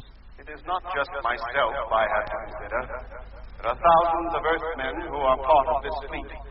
Do you deny them the right to return home? Not if they return without you, we don't. They cannot return without me. Besides, I am not so young myself. There would be precious little of my life left by the time our destination was reached, and none at all of the rest of the Earthmen in this fleet. Well, that does put a different light on it, I must say. There is also the question of conserving the resources of Earth. For I am convinced that unless man is forced to take care of the planet he has inherited, he will rapidly destroy it, himself, and all other kinds of life in the process. Oh, far from being opposed to my plan, you should welcome it. It can only result in ultimate good. How many times have we heard that line? There's a great deal in what you say. Man is destructive, but he's rapidly learning that it doesn't pay. He is not learning fast enough, Captain. Neither did we. I offer the Earth the benefit of 1,000,000 years of experience. But you cannot do it without holding the Earth in subjection. I will. By hypnotism. That is the only weapon I need. But it is a weapon. The subjects will be unaware that they are hypnotized. To them, nothing will appear to be changed. Their future happiness is assured. What makes you think they'll be happy? Why shouldn't they be? You think they'll knuckle down and obey orders without question at all times, forever? I do not have to hold them down forever. I cannot live that long. But I want to spend the time left to me quietly among the Earth's green hills, under its blue sky and along its golden shores. By the time I am dead, the Earth will have learned its lesson. You hope. And be glad to lead the kind of life I will establish, because it is the only way. But your Martian way of life is entirely alien to basic human nature. You think so? Earthmen, on the whole, do not like taking orders from anybody. Your own crew take orders from you. They obey you implicitly. Because that is their wish. You'd soon see a difference in their attitude if I ordered them about at the point of a gun. Besides, the conditioning to which you will subject the Earthmen will wear off in time. And they'll awake to the realization of your existence and what you've done to them. Well, that's where you make your mistake. Materially, your victims may be better off. But there is one vital part of their makeup which you'll have overlooked. And what is that? Their love of freedom. The most vital thing a man can have next to his soul. Earthmen in all parts of the world have been conquered many times by other Earthmen. There's no doubt at all that, in many cases, the conquest has been a good thing for the conquered. Brought them new ways of life. Raised their standard of living. Turned them from fierce savages into civilized beings, but have they been grateful? They should have been. Oh, in a way they have, but most men prefer to control their own destinies. And the moment people on Earth wake up to the fact that they're governed by an alien like you'll have a revolt on your hands. I guarantee it. Oh, history proves time and again that you can hold a group of people down for a period, but you cannot hold them down forever. The desire for freedom is too strong. And you'll find half the men leading the revolt will be your supervisors and controllers. Men like Jack Evans, who won't be above organising a little conquest of their own if they get the chance. Yeah, the Earth will be in a far greater mess than it is now, and all your good intentions will have come to nothing. That we shall see. You put up a good case, but the invasion will be carried through just the same. I thought perhaps you might have had the welfare of your home planet sufficiently at heart to cooperate with us. Clearly you haven't. But this is no ordinary conquest, Captain. Remember that. And above all, do not underestimate my power. Oh, blimey, what's that? Look at the wall. It's glowing, all of it. Yeah, there's a picture appearing. This must be another of those three-dimensional televiewer screens. Oh, look. It must be him. He's showing himself. Crikey, he's as tall as a house. Is this supposed to frighten us? No, Captain Morgan. Mere size could not frighten you. Lemmy, look at me. Look into my face. You go and take a running jump at yourself. Look into my face. Get out of it. Look into my face. Oh, Mother. What big eyes you've got. Oh, what's going on? I feel... What do you say now, Lemmy? What are your orders? Very good. You see, gentlemen, how easily it can be done. And everything down on Earth is ready. What are your orders? Lemmy. Don't worry. His conditioning is slight. A few slaps on the cheek will soon bring him round. Now you may return to your quarters. He's gone. Thank goodness. Lemmy. Oh, it's all right, Jet. I'll get him. Lemmy. Lemmy. Oh. Lemmy, wake up. Oh, what happened? Get up on your feet. Did I faint or something? You're okay now. Now, come on. Where are we going? Back to our quarters. The interview is over.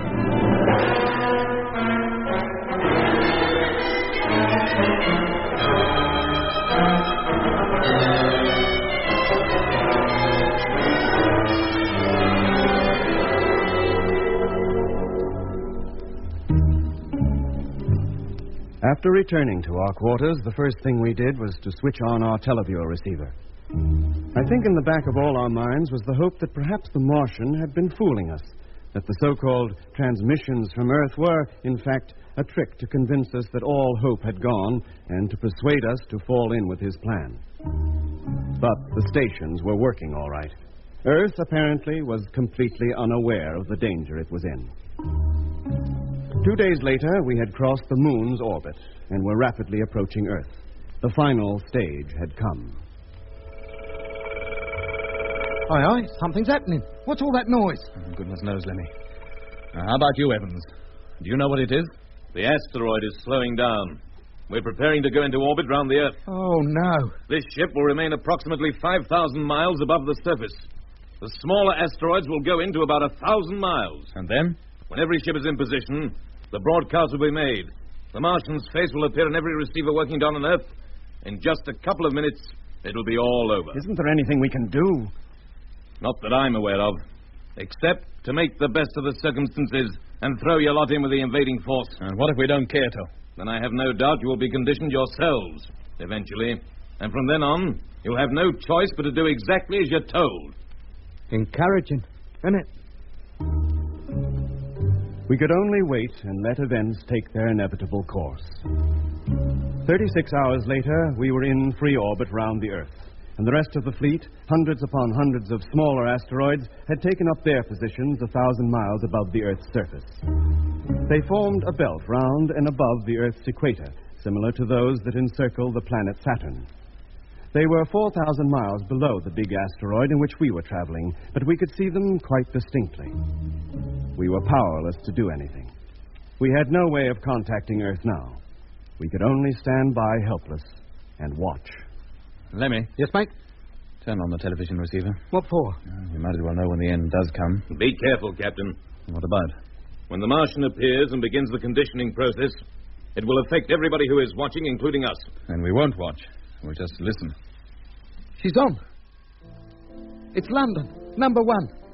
And if I might say so, that music they're playing could be more appropriate. How long before the fatal transmission will be made? It was scheduled for 1600 hours Universal Time. That's only 90 minutes from now. That's all. But the... Hey, the receiver, it's cut. What? Yeah, Jet. And the picture's gone, too. Yeah. Oh, the set must have broken down. Martian receivers don't break down. But Earth's transmitters do. Let me switch to another channel. Right. No, nothing. Oh, try the rest. Try all of them. Yes, mate. Madrid. Nothing. Paris. Nothing. New York. Nothing. Johannesburg. Nothing. Everything's off. Can't be a transmitter working anywhere. Then they must have been closed down. Yeah. They've taken action at last. But this is too good to believe. But why take so long about it? Does it matter? So long as they're off, the Martian plan for hypnotizing the world's populace is frustrated. Let's hope they are off, and it's not just this receiver that's gone wrong. No, it's not the receiver, Doc. There's definitely nothing for it to pick up. His Nips has had it now. What can he do? He'll think of something. He'll not be beaten that easily. You think so? I would like to see him get out of this.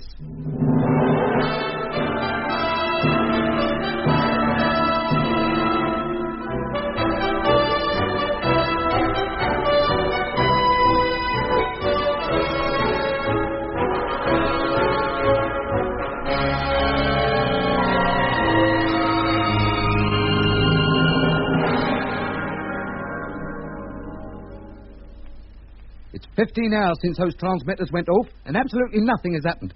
Why doesn't that geezer do something? He can't just leave the entire fleet encircling the Earth forever. Maybe he's hoping the television transmitters will open up again. No chance of that, Doc, I'm sure. Yeah, they don't know what a narrow escape they had down there. But why did they wait until the last minute? Oh, I think that's easily explained, Mitch.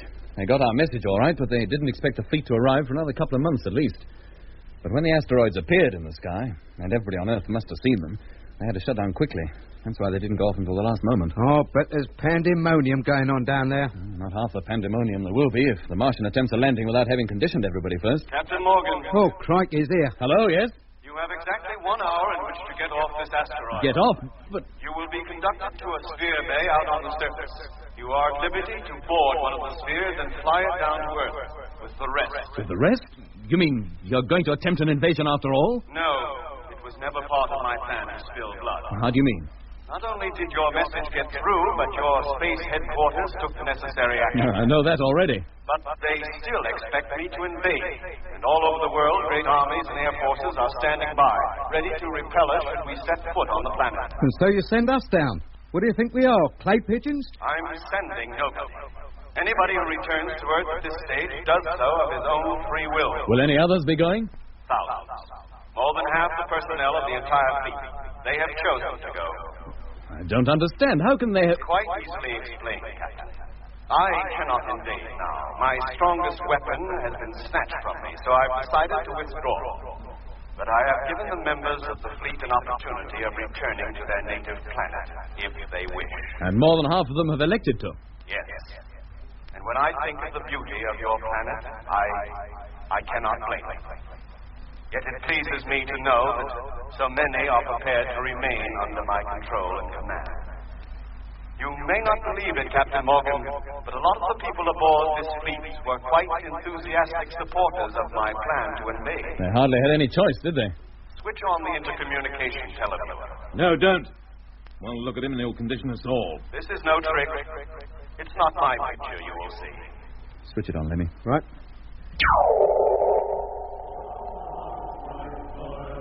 It's just a group of condition types. They are conditioned no longer. They are men with minds of their own, going up to the surface to prepare spheres for those who have chosen to return to Earth. But they are going with you? Yes.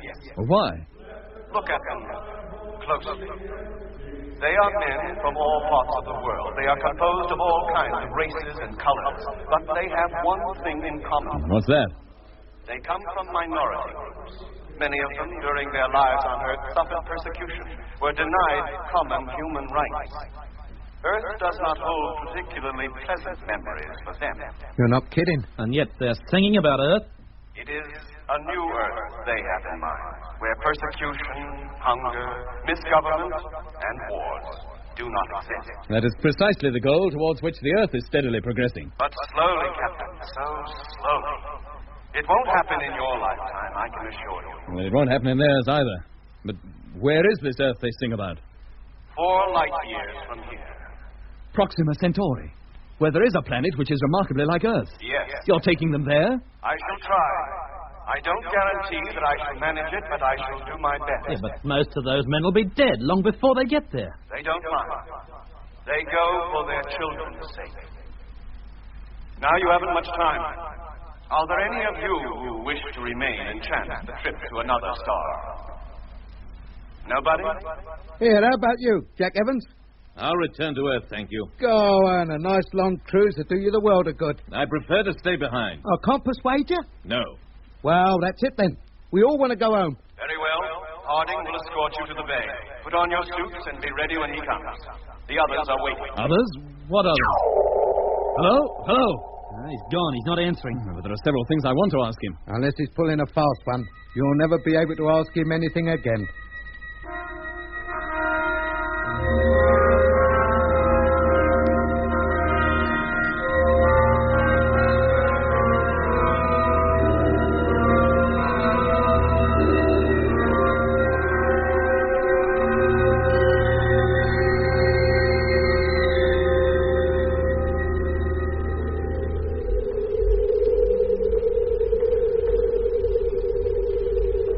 Gentlemen, all you have to do is climb aboard and head for Earth. Aren't you coming with us? No. You prefer to risk your neck getting out to Proxima Centauri? Yes, I do. I have no doubt that we shall get there. Well, I'm glad you're so confident. And if we can get there, we can get back. Remember that.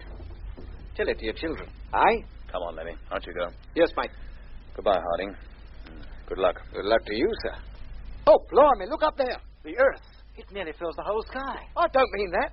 Look at all those spheres. Hundreds of them. But they're all going down to Earth. And where else? Now, come on.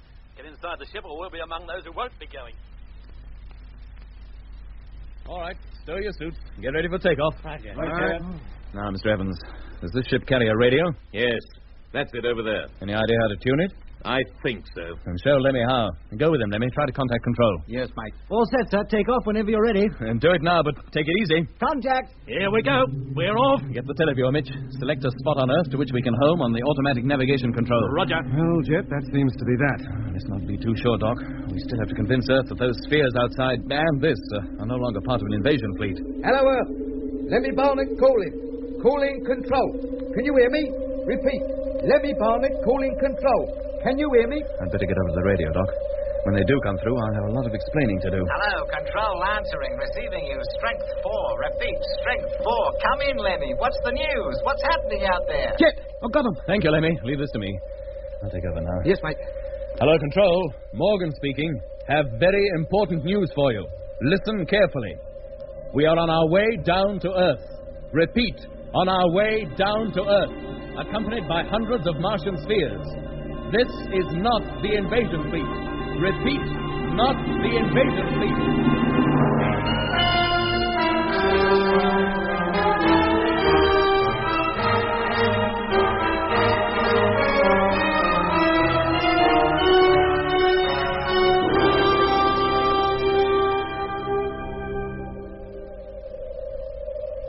Oh, look at that. Did you ever see such a wonderful sight? We're only 100 miles above the surface now. It really is green, isn't it? And we're low enough now to pick out the hills. The higher ones, anyway. Yes, Lemmy. Doc, Lemmy. Yeah? If you want to see a sight, come over here. Well, what is it? The Martian fleet. It's on its way. It's leaving. Sakes, it is, too. It looks even more impressive from down here than when we were flying in it. We can't look so insignificant ourselves with all those spheres following behind us. I hope they make it. The Martian fleet, I mean. Good luck to them. Hey, what was that, Lemmy? I said good luck to them. At least they got courage. And if you ask me, that new Earth of theirs won't be such a bad place to live in. Well, if you feel that way about it, why didn't you go with them? What, and leave Becky behind? Get out of it. She's the one thing I've got that will make life on this Earth bearable. It's getting very close to landing time, Jet. Get back to the radio, Lemmy. Yes, mate. Tell them we'll be touching down within 30 minutes. Right, mate. Get over to number 2 control table, Mitch. Get ready to take us down. Roger. Hello, Control. Lemmy Barnett calling. Hello, Lemmy. How you doing? You should be sighting us soon. We'll be on the deck within 30 minutes. Thanks for the information. We're all ready for you. Anything else? Oh, just one thing, that's all. What's that? Put the kettle on, will you? I'm dying for a cup of tea.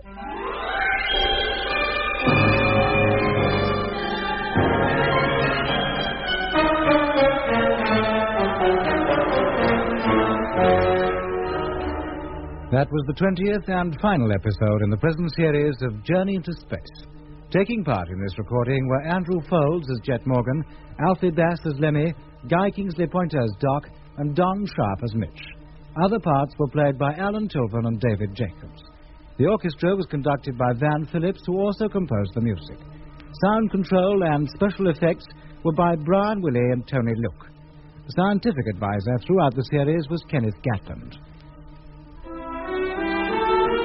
We pray for one last landing on the globe that gave us birth. Let us rest our eyes on the fleeting skies and the cool green hills of earth. Journey into Space was written and produced for the BBC by Charles Chilton.